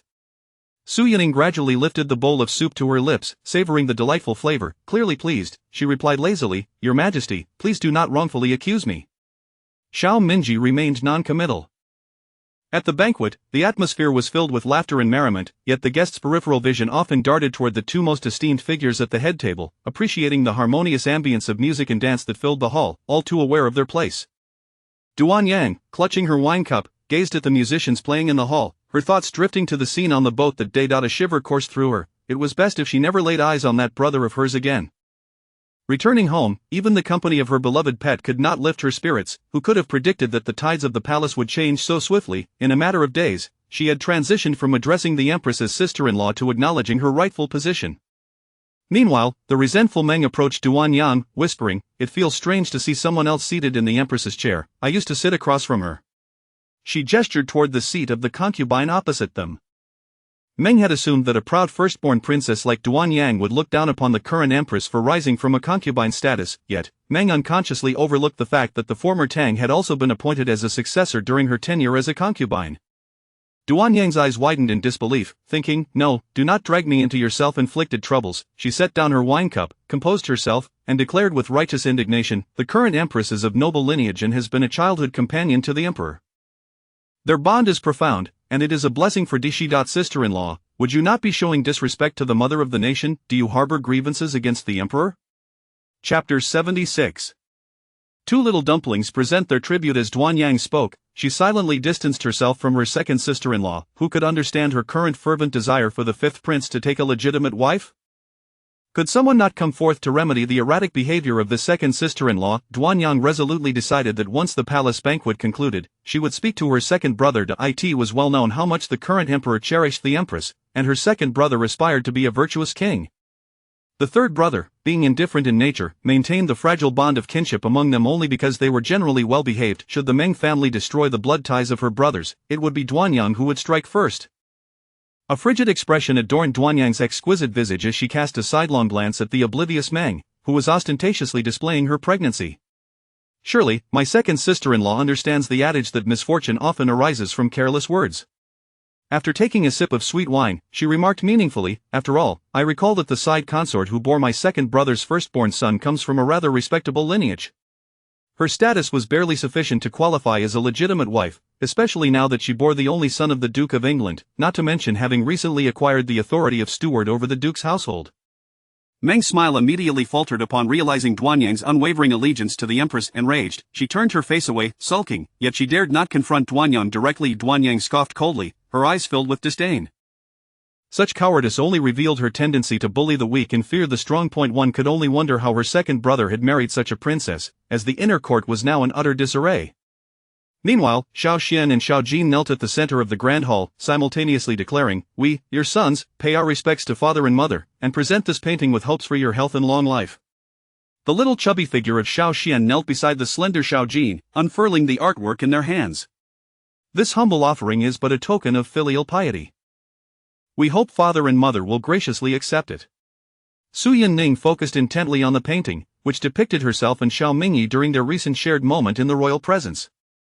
The two children had cleverly concealed their expressions of anger, portraying her with a gentle smile and Xiao Mingyi with a subtle grin, clearly pleased. Xiao Mingyi's attire harmonized beautifully with Ning Ning's, symbolizing a union of dragon and phoenix, perfectly complementing one another.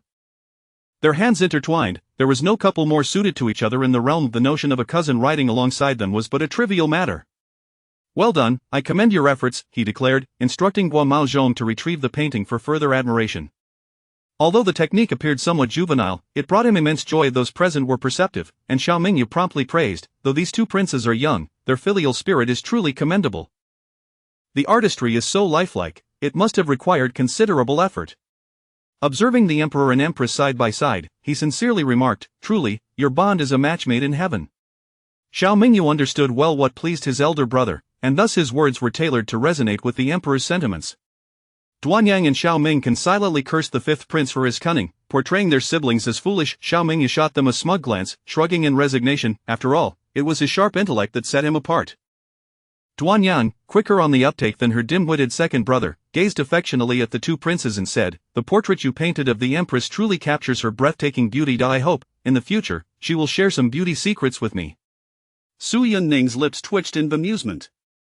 "Pray tell, Princess Duanyang, how did you discern her beauty from that indistinct outline?" "You flatter me, Duanyang." "Do visit Changle Palace more often," Su Yunning responded, graciously accepting Duanyang's overture. "Thank you, Empress, your kindness in tolerating my intrusion is greatly appreciated." Duanyang shot a provocative glance at Xiao Mingyi, thinking, "What use is a sharp tongue when I intend to enter Changle Palace?" Xiao Mingyi lamented, "I should have been given a daughter." On the other side, Xiao Mingyi wore a smile that refused to leave his face, his phoenix eyes brimming with mirth. Su Yunning felt a twinge of embarrassment. After all, it was merely a painting from the children, yet he appeared utterly foolish. Xiao Mingyi glanced at the two little dumplings, his demeanor softening for once as he said, "Xiao Jin's painting skills have improved considerably." He was well aware of his son's capabilities.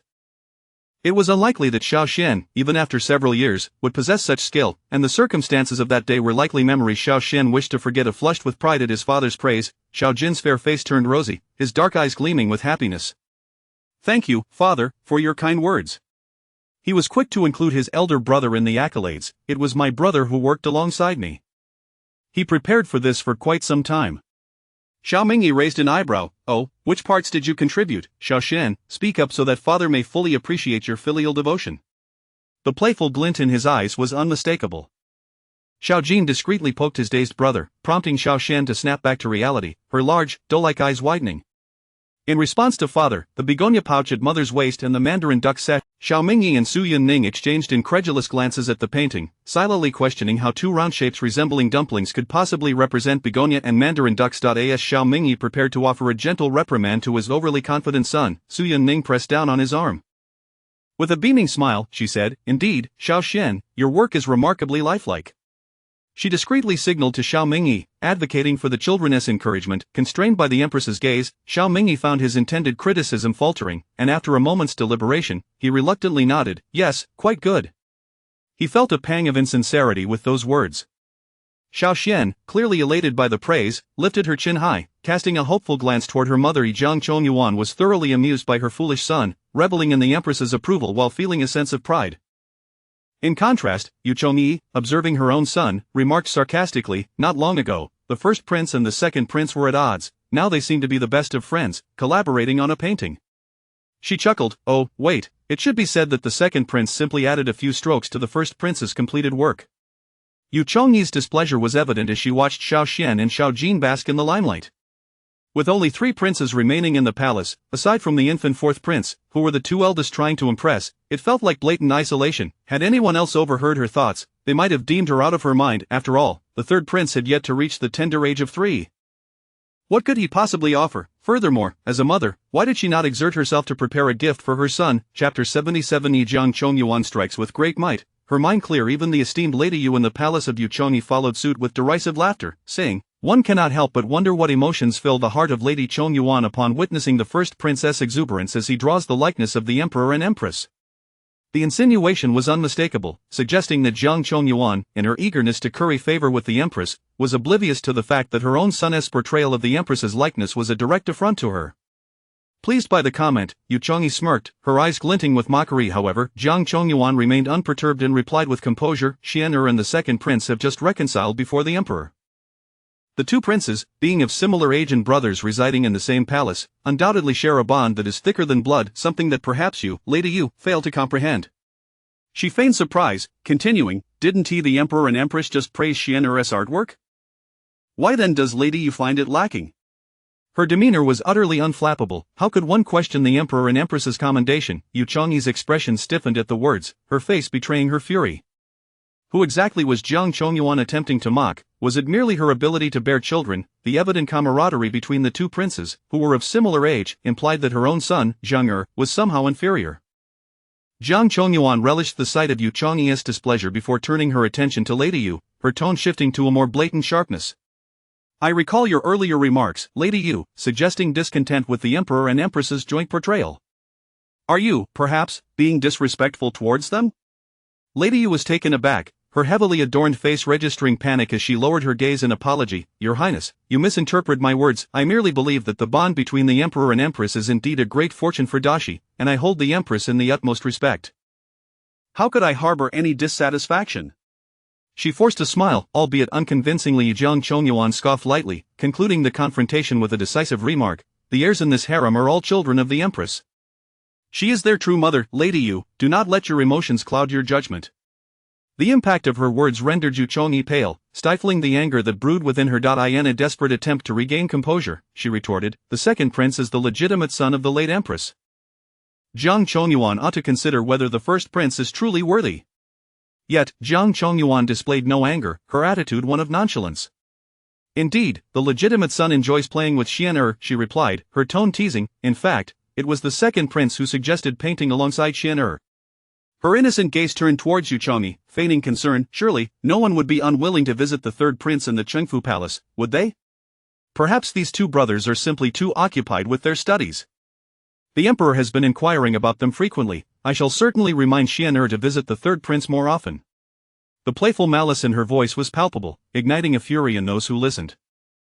Yuchongyi felt herself on the verge of eruption. She had long mocked the first prince for his perceived dullness and lack of favor from the emperor. After the recent severe punishment dealt to him, she had relished every moment of his humiliation. Yet, in a twist of fate, he had grasped the emperor's favor alongside the second prince, a development that infuriated her to no end. For the first time, she found herself at a loss, her attempts to deride Jiang Chongyuan yielding no satisfaction. The evening's banquet left her feeling utterly defeated, leading her to turn away in silence. Jiang Chongyuan had endured countless verbal skirmishes with Yuchongyi over the years, but today, she had truly triumphed. Throughout the banquet, she remained the only concubine whose face radiated with joy, for her son had garnered the emperor and empress's praise, a source of great delight for her. Having been confined to the palace for months, penning decrees and scriptures under the emperor's orders, she finally understood that in the eyes of the emperor, there was no room for anyone else. His heart and mind were solely occupied with the empress. As the highest-ranking lady in the harem, having borne the emperor's eldest son, she recognized her own son's limitations and dared not aspire to the same position. As long as she remained modest and did not hinder her son's prospects, a life of splendor awaited her.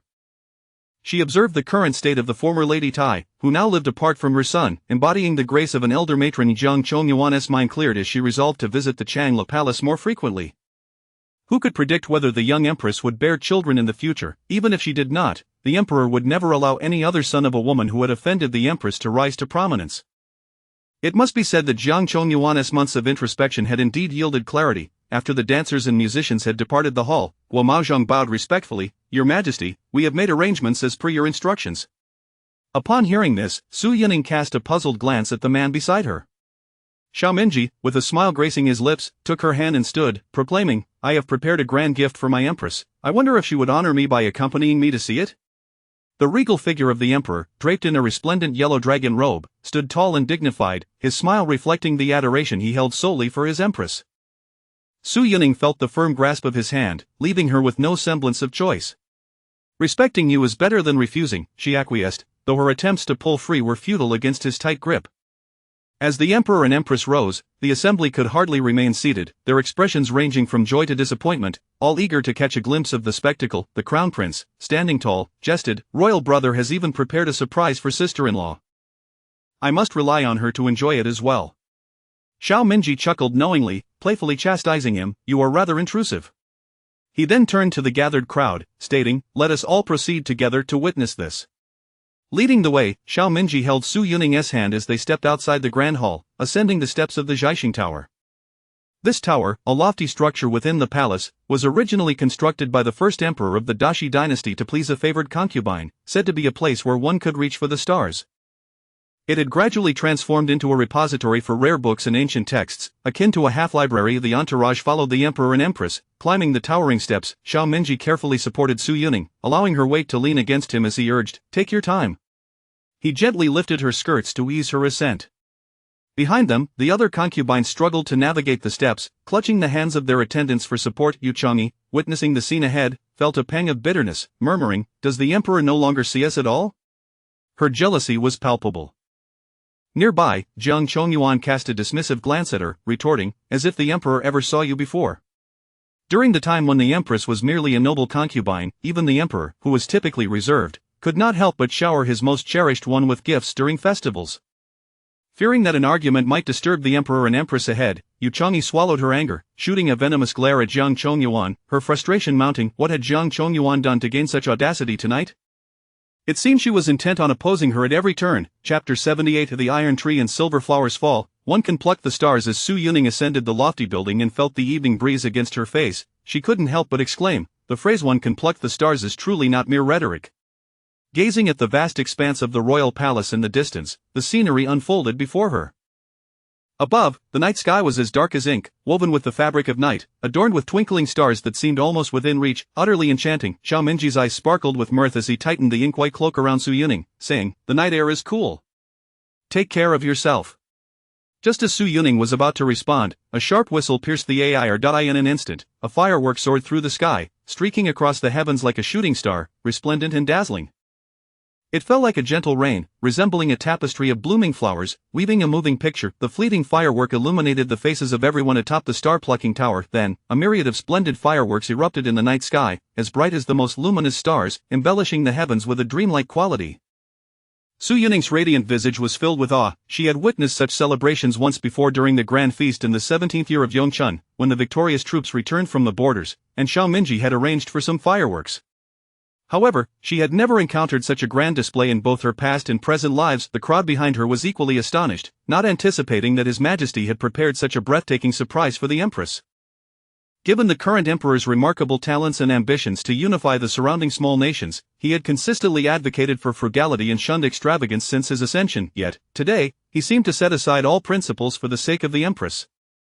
Meng Shi's eyes widened in disbelief as she instinctively remarked, "Tonight, we truly owe our fortune to Her Majesty the Empress. The fireworks I witnessed in my youth were never of such grandeur." As everyone busied themselves admiring the spectacle, the emotions swirling within each heart were known only to themselves. Xiao Minji leaned closer to the young woman beside him, almost enveloping her in his embrace. "Ning Ning, happy Lantern Festival, I wish for all your endeavors to be met with success." His warm breath brushed against Su Yuning's ear, startling her. A rosy hue crept silently onto her cheeks. She had not anticipated their proximity, and in the fleeting moment, her lips brushed against his handsome face, leaving her ears tinged with crimson. "What are you doing?" Su Yuning exclaimed, both flustered and indignant, as she playfully struck him and attempted to pull away. With so many eyes upon them, how could this man be so brazen? Behind them, Yu Chang'e, having witnessed the entire scene, glared with fiery eyes, unable to voice her thoughts loudly, murmuring in a vexed tone, "Flirtatious." Xiao Minji held firmly onto the woman in his arms, unwilling to let her escape. He raised a hand to guide her gaze downwards, whispering into her ear, "Ning Ning, don't be anxious, you can scold me later." His phoenix-like eyes sparkled with humor, captivating countless hearts with his youthful charm. Following his gesture, Su Yuning lowered her gaze slightly, then widened her eyes in surprise, exclaiming, "It's the Keishan iron flowers. The iron tree and silver flowers fall, a myriad of stars bloom." She had never expected that the Keishan iron flowers she had persistently begged her family to see in her childhood would be specially prepared for her by him. Xiao Minji looked upon the young girl with delight at her astonishment, his smile as radiant as a blooming begonia. He tightly held her small hand in his warm grasp and softly said, "When I returned to the palace on the second day, I conversed with Yin Yi for quite some time." His expression was one of seeking praise. Su Yining cast him a sidelong glance upon hearing this. After a moment's hesitation, she offered a somewhat half-hearted compliment, "Your Majesty is indeed thoughtful." Though, she felt he had arrived a tad late. With her mind now focused solely on the exquisite display before her, Su Yining turned her gaze back to the enchanting sight, unfazed by her cold response. Xiao Mingji chuckled softly, taking advantage of her distraction to tie a ribbon of pale blue around her waist, his long fingers gently caressing it, a satisfied smile gracing his lips. The fireworks continued to dazzle for a full half hour, likely witnessed by half the capital. Once the last of the fireworks faded, silence returned to the night sky, yet the audience lingered, reluctant to depart. Xiao Mingyu sighed, "Brother, you truly have a grand flair." He vaguely recalled the last firework display during their father's reign. Though he had been young, the memory remained vivid, and in comparison, the past seemed rather mundane. Regrettably, his mother had been unwell lately, confined to bed, unable to attend the palace feast, and then there was her. Far away at the borders, Duan Yang couldn't resist interjecting, "Brother, with your wealth, what can't you present to the Empress?" Unlike some, who can only lament while waiting for their beloved to return to the capital. Xiao Mingyu gritted his teeth, better to be alone than to have a house full of male companions with no true confidant.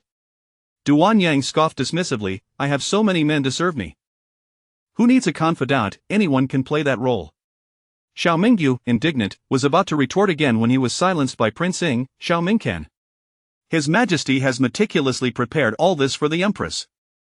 It is not for you two to ruin." Xiao Mingsan's voice was cool and steady. The tension between the two dissipated instantly, leaving them both to stand quietly, ignoring one another. Observing this, Prince Ying sighed, realizing that his third brother's influence still held weight, having tamed these two little devils since childhood.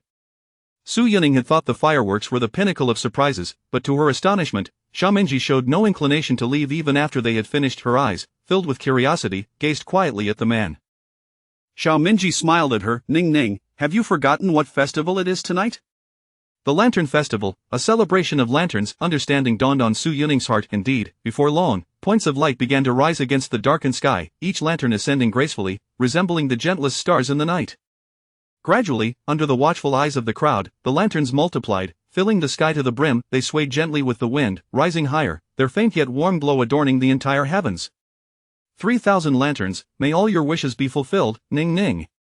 His serene voice resonated deeply within Su Yining's heart. Her long lashes fluttered, and under the lantern's glow, her already captivating beauty shone even more, every smile and frown drawing the attention of the man beside her. "I had thought you would make a wish," she remarked, her tone carrying a hint of uncertainty, as her desires might not align with his. Xiao Mingji's phoenix-like eyes sparkled like stars, filled with gentle laughter. "I only wish for Ning Ning to have all her wishes come true." His voice was both resolute and ethereal, carried away by the evening breeze, gently touching Su Yining's heart before fading. At that moment, Guo Maozhong approached the Emperor and Empress with a lantern in hand, a smile of servitude adorning his face. "I humbly request your Majesty and the Empress to release the lanterns together to pray for blessings." Xiao Mingji took the lantern, and Su Yining joined him, pinching a corner. Together, they released the lantern, watching it ascend slowly into the sky. "May the people live in peace and prosperity, and may the great Shi flourish." Su Yining's clear and ethereal voice resonated from the highest point of the star-plucking tower. Chapter 79. Guiding her with a lantern, dispelling all shadows. Xiao Mingji has always been acutely aware that his Empress harbors compassion for the world and sympathy for all living beings. Yet, he is uncertain whether she would extend that same compassion towards him. Behind them, several concubines are making wishes and offering prayers to the sky lanterns. As the lanterns gradually fade, Xiao Mingji receives a hand warmer from a palace attendant and places it in Su Yining's hands, assisting her down from the star-picking tower. Once they descend, the palace path is adorned with an array of exquisite lanterns depicting plum blossoms, orchids, bamboo, and chrysanthemums, alongside intricate designs of flowers, birds, fish, and insects. Mengsher inquires, "Why are the sides of the palace path festooned with such splendid lanterns?" Guo Maozhong bows slightly to elucidate. His Majesty has instructed the palace attendants to line the path from the star-picking tower to the Changla Palace with lanterns, each uniquely crafted, solely for the Empress's enjoyment during this festive occasion. The crowd gasps in astonishment. The distance from the star-picking tower to the Changla Palace is considerable, and even in a sedan chair, it would take quite some time to traverse. It seems that even the lanterns at the capital's Lantern Festival do not boast such a complete collection. Xiao Mingji takes hold of a magnificent octagonal lantern, intricately carved with dragons and phoenixes, and gazes affectionately at the person before him. A faint smile graces his lips as he gently bows. Might I be so fortunate tonight to serve as the Empress's lantern bearer? Su Yining raises her delicate brows with a playful smile. What if I choose to return in a sedan? The warmth lingering in Xiao Mingji's eyes deepens. Then I shall gladly bear the lantern to illuminate your path. To guide her with a lantern, to sweep away all her shadows. Su Yining gazes intently into his eyes, searching for a hint of jest, but finds only sincerity reflected back at her. With a sigh, she concedes, then for the sake of your reputation, I shall walk back to the palace. A smile lingers on Xiao Mingji's lips, one he cannot suppress. Holding the lantern in one hand and the hand of his beloved in the other, their garments brush together as they gradually disappear from the view of the onlookers. As the attendants from Chenqing Palace and Changla Palace hasten to keep up, the crowd awakens from their stupor and respectfully bows. We bid farewell to His Majesty and the Empress. Hua Maozhong flicks his whisk, his voice sharp. Esteemed ladies, gentlemen, His Majesty has arranged for attendants to escort you out of the palace. Having said this, he promptly follows in the wake of the Emperor and Empress. This evening has indeed opened the eyes of the entire court of nobles. Duanyang takes the lead, moving ahead with the attendants, and calls upon the stationary Xiao Mingyu. Xiao Mingyu, wishing to steal another glance at the lanterns, is unexpectedly pulled back by Duanyang. What are you doing pulling me? I am not your court favorite, he retorts, adjusting his crumpled sleeve. Duanyang scoffs dismissively. Of course, I have words to share with you. She leans closer, whispering, when you attend court tomorrow, speak to our second brother and urge him to discipline our second sister-in-law more strictly. We must not allow discord among brothers to arise from the hands of the women in our household. Straightening up, she adds, I am not oblivious to the connections between our second sister-in-law and that criminal, Tang. However, the one seated on the dragon throne may not be so forgiving. Upon hearing this, Xiao Mingyu's expression turns serious as he recalls the conversation between his second and third sisters-in-law during tonight's banquet. Rest assured, I will convey your message. Our second brother is a man of discernment. Duanyang curls her lip. Let us hope so. With a haughty air, she declares, tomorrow I shall visit the Empress to pay my respects. It would be wise for me to retire early, dear fifth brother. I shall take my leave first. With that, the once serious Duanyang reverts to her usual playful and capricious demeanor, exuding a certain arrogance. Xiao Mingyu snorts, may you successfully enter the Changla Palace tomorrow and not be expelled by our elder brother. With that, he strides away briskly, leaving Duanyang to stomp her feet in frustration. Xiao Mingyu, you are simply jealous. Following this, she grips the arm of a nearby palace maid, exclaiming, hurry, let us return to the manor to select gifts. I must dazzle Xiao Mingyu's eyes tomorrow. The palace maid, accustomed to such antics, knows well that her princess and the prince of you have been rivals since childhood, and a day without their playful banter would leave them feeling discontented. The palace path is aglow with lanterns, resplendent and intricate, while the adjacent path lies shrouded in darkness, its blue bricks and tiles exuding an air of cold indifference and chilling winds. Han Jieyu, supported by a palace maid, traverses the darkened path, illuminated only by the lanterns held by the eunuchs ahead. Tonight is a time for family reunions, lantern viewing, and celebrations. His Majesty has gone to great lengths to arrange such a grand surprise for the Empress, with fireworks and sky lanterns. How extravagant, yet, alas, my brother remains confined in the dungeons. Han Jieyu laments, her heart heavy with sorrow, feeling a stark contrast to the proud and resplendent Weifengfei she once was. Now, she is merely a Han Jieyu of the Qingyan Palace, granted clemency by the Emperor. Her devoted maid, Chun Tao, comforts her gently, Your Highness, take heart, with His Majesty lifting your confinement, all will surely improve. Han Jieyu's eyes glisten with unshed tears. Yes, it will get better. She then turns to Chun Tao, inquiring, Did you deliver the silver I instructed for my brother? Chun Tao bows her head. Rest assured, Your Highness, I sent it before the banquet commenced, though I did not see the general. Han Jieyu is surprisingly accepting. Given that the Emperor personally issued the decree, it is already a feat to have sent something in. I do not seek too much. Yet, a surge of anger wells within her, directed at that vile Tang. She had long believed her brother remained unmarried due to his disdain for delicate noble women, only to discover that his heart had been ensnared by that wretched woman. That vile Tang. Han Jieyu curses herself for her prior blindness, having unwittingly allied with that lowly creature, incurring the wrath of the current Empress. Tang has met her end, and her clan has departed the capital to return to their homeland. This can be seen as a small measure of relief for the general. Chun Tao cautiously advises. As Han Jieyu steps through the gates of Qingyan Palace, she huffs coldly, her eyes brimming with malice. That wretched woman may have perished in a mass grave, and I shan't waste my breath on the dead, but are there not still living scoundrels? Her gaze darkens as she fixes it upon the direction of the west side palace, a smirk curling her lips. His Majesty has summoned me from the resplendent palace to Qing'an Palace for a reason. I shall, of course, fulfill my duty.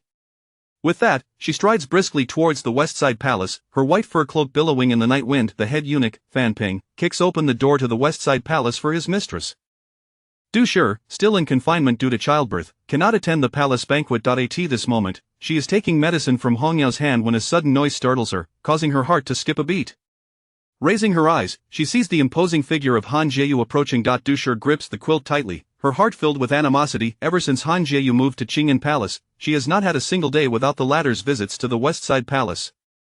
She had thought that tonight, being the Lantern Festival banquet, Han Jieyu would rest, yet here she is again at her door. Chapter 80 of The Humiliation of Du Shi. The narcissistic Majesty Du Shi reclined on her bed, her heart seething with hatred, yet her demeanor remained one of utmost deference. I wonder, esteemed Lady Jia, what brings you to this humble servant's presence? Lady Han cast a sideways glance at the kneeling Hong Yao, her curiosity piqued. Indeed, what a loyal hound you are. Thanks to Jin, you have endured several hours of kneeling in the biting winter winds of the imperial garden without a trace of complaint. With her gaze lowered, Hong Yao knelt by the bedside, her expression obscured as she replied respectfully, the servant acts on the master's orders and harbors no resentment whatsoever. Lady Han, having briefly regarded her, shifted her attention to the modest chamber, inquiring, where is the fourth prince? Did I not instruct that he be personally cared for by Jun? In response to your esteemed ladyship, the fourth prince has been taken by the wet nurse for his feeding, Hong Yao answered while still on her knees. A cold laugh escaped Lady Han's lips. Is this place truly so dignified and noble that the prince cannot be fed here? Having uttered this, she turned to Fan Ping, commanding, once the wet nurse has finished, bring the fourth prince back in. His Majesty is considerate of the bond between Jin and her son. Should anyone dare defy this imperial sentiment, I shall be the first to skin them alive. Yes, my lady, all the attendants in the hall replied, their heads bowed in fear. Du Shi watched helplessly as Lady Han asserted her dominance within her own quarters, aware that she was of a higher status, being the rightful mistress of Qing'an Palace. Lady Han stepped forward casually, fiddling with a spoon before carelessly tossing it back into the bowl, splattering some brown medicinal liquid. Jin has certainly nurtured her body well. Look at this, such ample firewood for a mere concubine, she remarked, casting a sidelong glance at Du Shi, who leaned against the bed. Yet, what good is such meticulous care when one is so vile as to use her own flesh and blood as a stepping stone? Du Shi, your downfall is but your own just deserts. Lady Han gripped Du Shi's chin tightly, her knuckles whitening, her eyes ablaze with fury. Du Shi, humiliated beyond measure, raised her gaze to meet Lady Han's, retorting, is that so? No matter how wretched I may be, I am still the mother of the fourth prince. Pray tell, why is it that you, my lady, have yet to bear a child? Could it be that you are in the same predicament as I? A resounding slap echoed through the chamber as Lady Han struck Du Shi's face, sending her sprawling across the bed. One side of her previously fair visage instantly flushed and swelled, a testament to the force behind the blow. Du Shi covered her stinging cheek, the pain radiating through her heart brimming with venomous hatred for this tyrannical woman. Struggling to suppress her resentment, she lowered her gaze to conceal the fury within. Having relieved her pent-up frustration, Lady Han extended her reddened palm to her handmaiden, who gently massaged her mistress's hand while remarking, that Jin has truly thick skin. She has turned your palm red, my lady. Du Shi, humiliated by a mere handmaiden, felt her anger swell, her other cheek tinged with a faint flush, yet she dared not voice her fury. Lady Han, invigorated by Chun Tao's words, disdainfully remarked, what thick skin could one possess to betray their master and ascend to the dragon bed bearing a prince? She then mockingly added, tonight, the star-picking tower will be alight with fireworks. His Majesty and the Empress will release lanterns to bless the commoners. Alas, the despised lowly concubine shall witness none of it. As Lady Han left for the main hall, her laughter echoed, further tormenting Du Shi. The pathways of Changlo Palace are adorned with exquisite lanterns. Had Jin still served the Empress, she might have feasted her eyes upon such sights. Truly, the lowly are unworthy of any elevation. Meanwhile, Du Shi, left in the Western Palace, nearly fainted from indignation. Hong Yao cautiously observed her mistress, my lady, have you taken your medicine? She held a bowl of already tepid medicinal concoction. As a mere concubine, Du Shi's share was limited, the firewood scarce, and she often had to forego the fourth prince's portion, leaving no excess to warm her broth.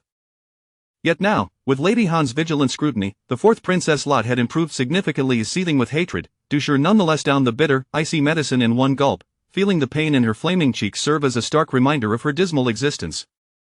Recalling Lady Han's words as she departed, she couldn't help but inquire, "Tonight, has His Majesty arranged fireworks for the Empress at the star-picking tower?" There was a hint of anticipation in her voice, a desperate hope that Lady Han had fabricated this tale to torment her. Hong Yao hesitated, her eyes darting as she stammered, "This servant saw many of the little palace maids running out to watch the fireworks while preparing the medicine. I heard there would be exquisite iron flowers, but I did not witness them myself."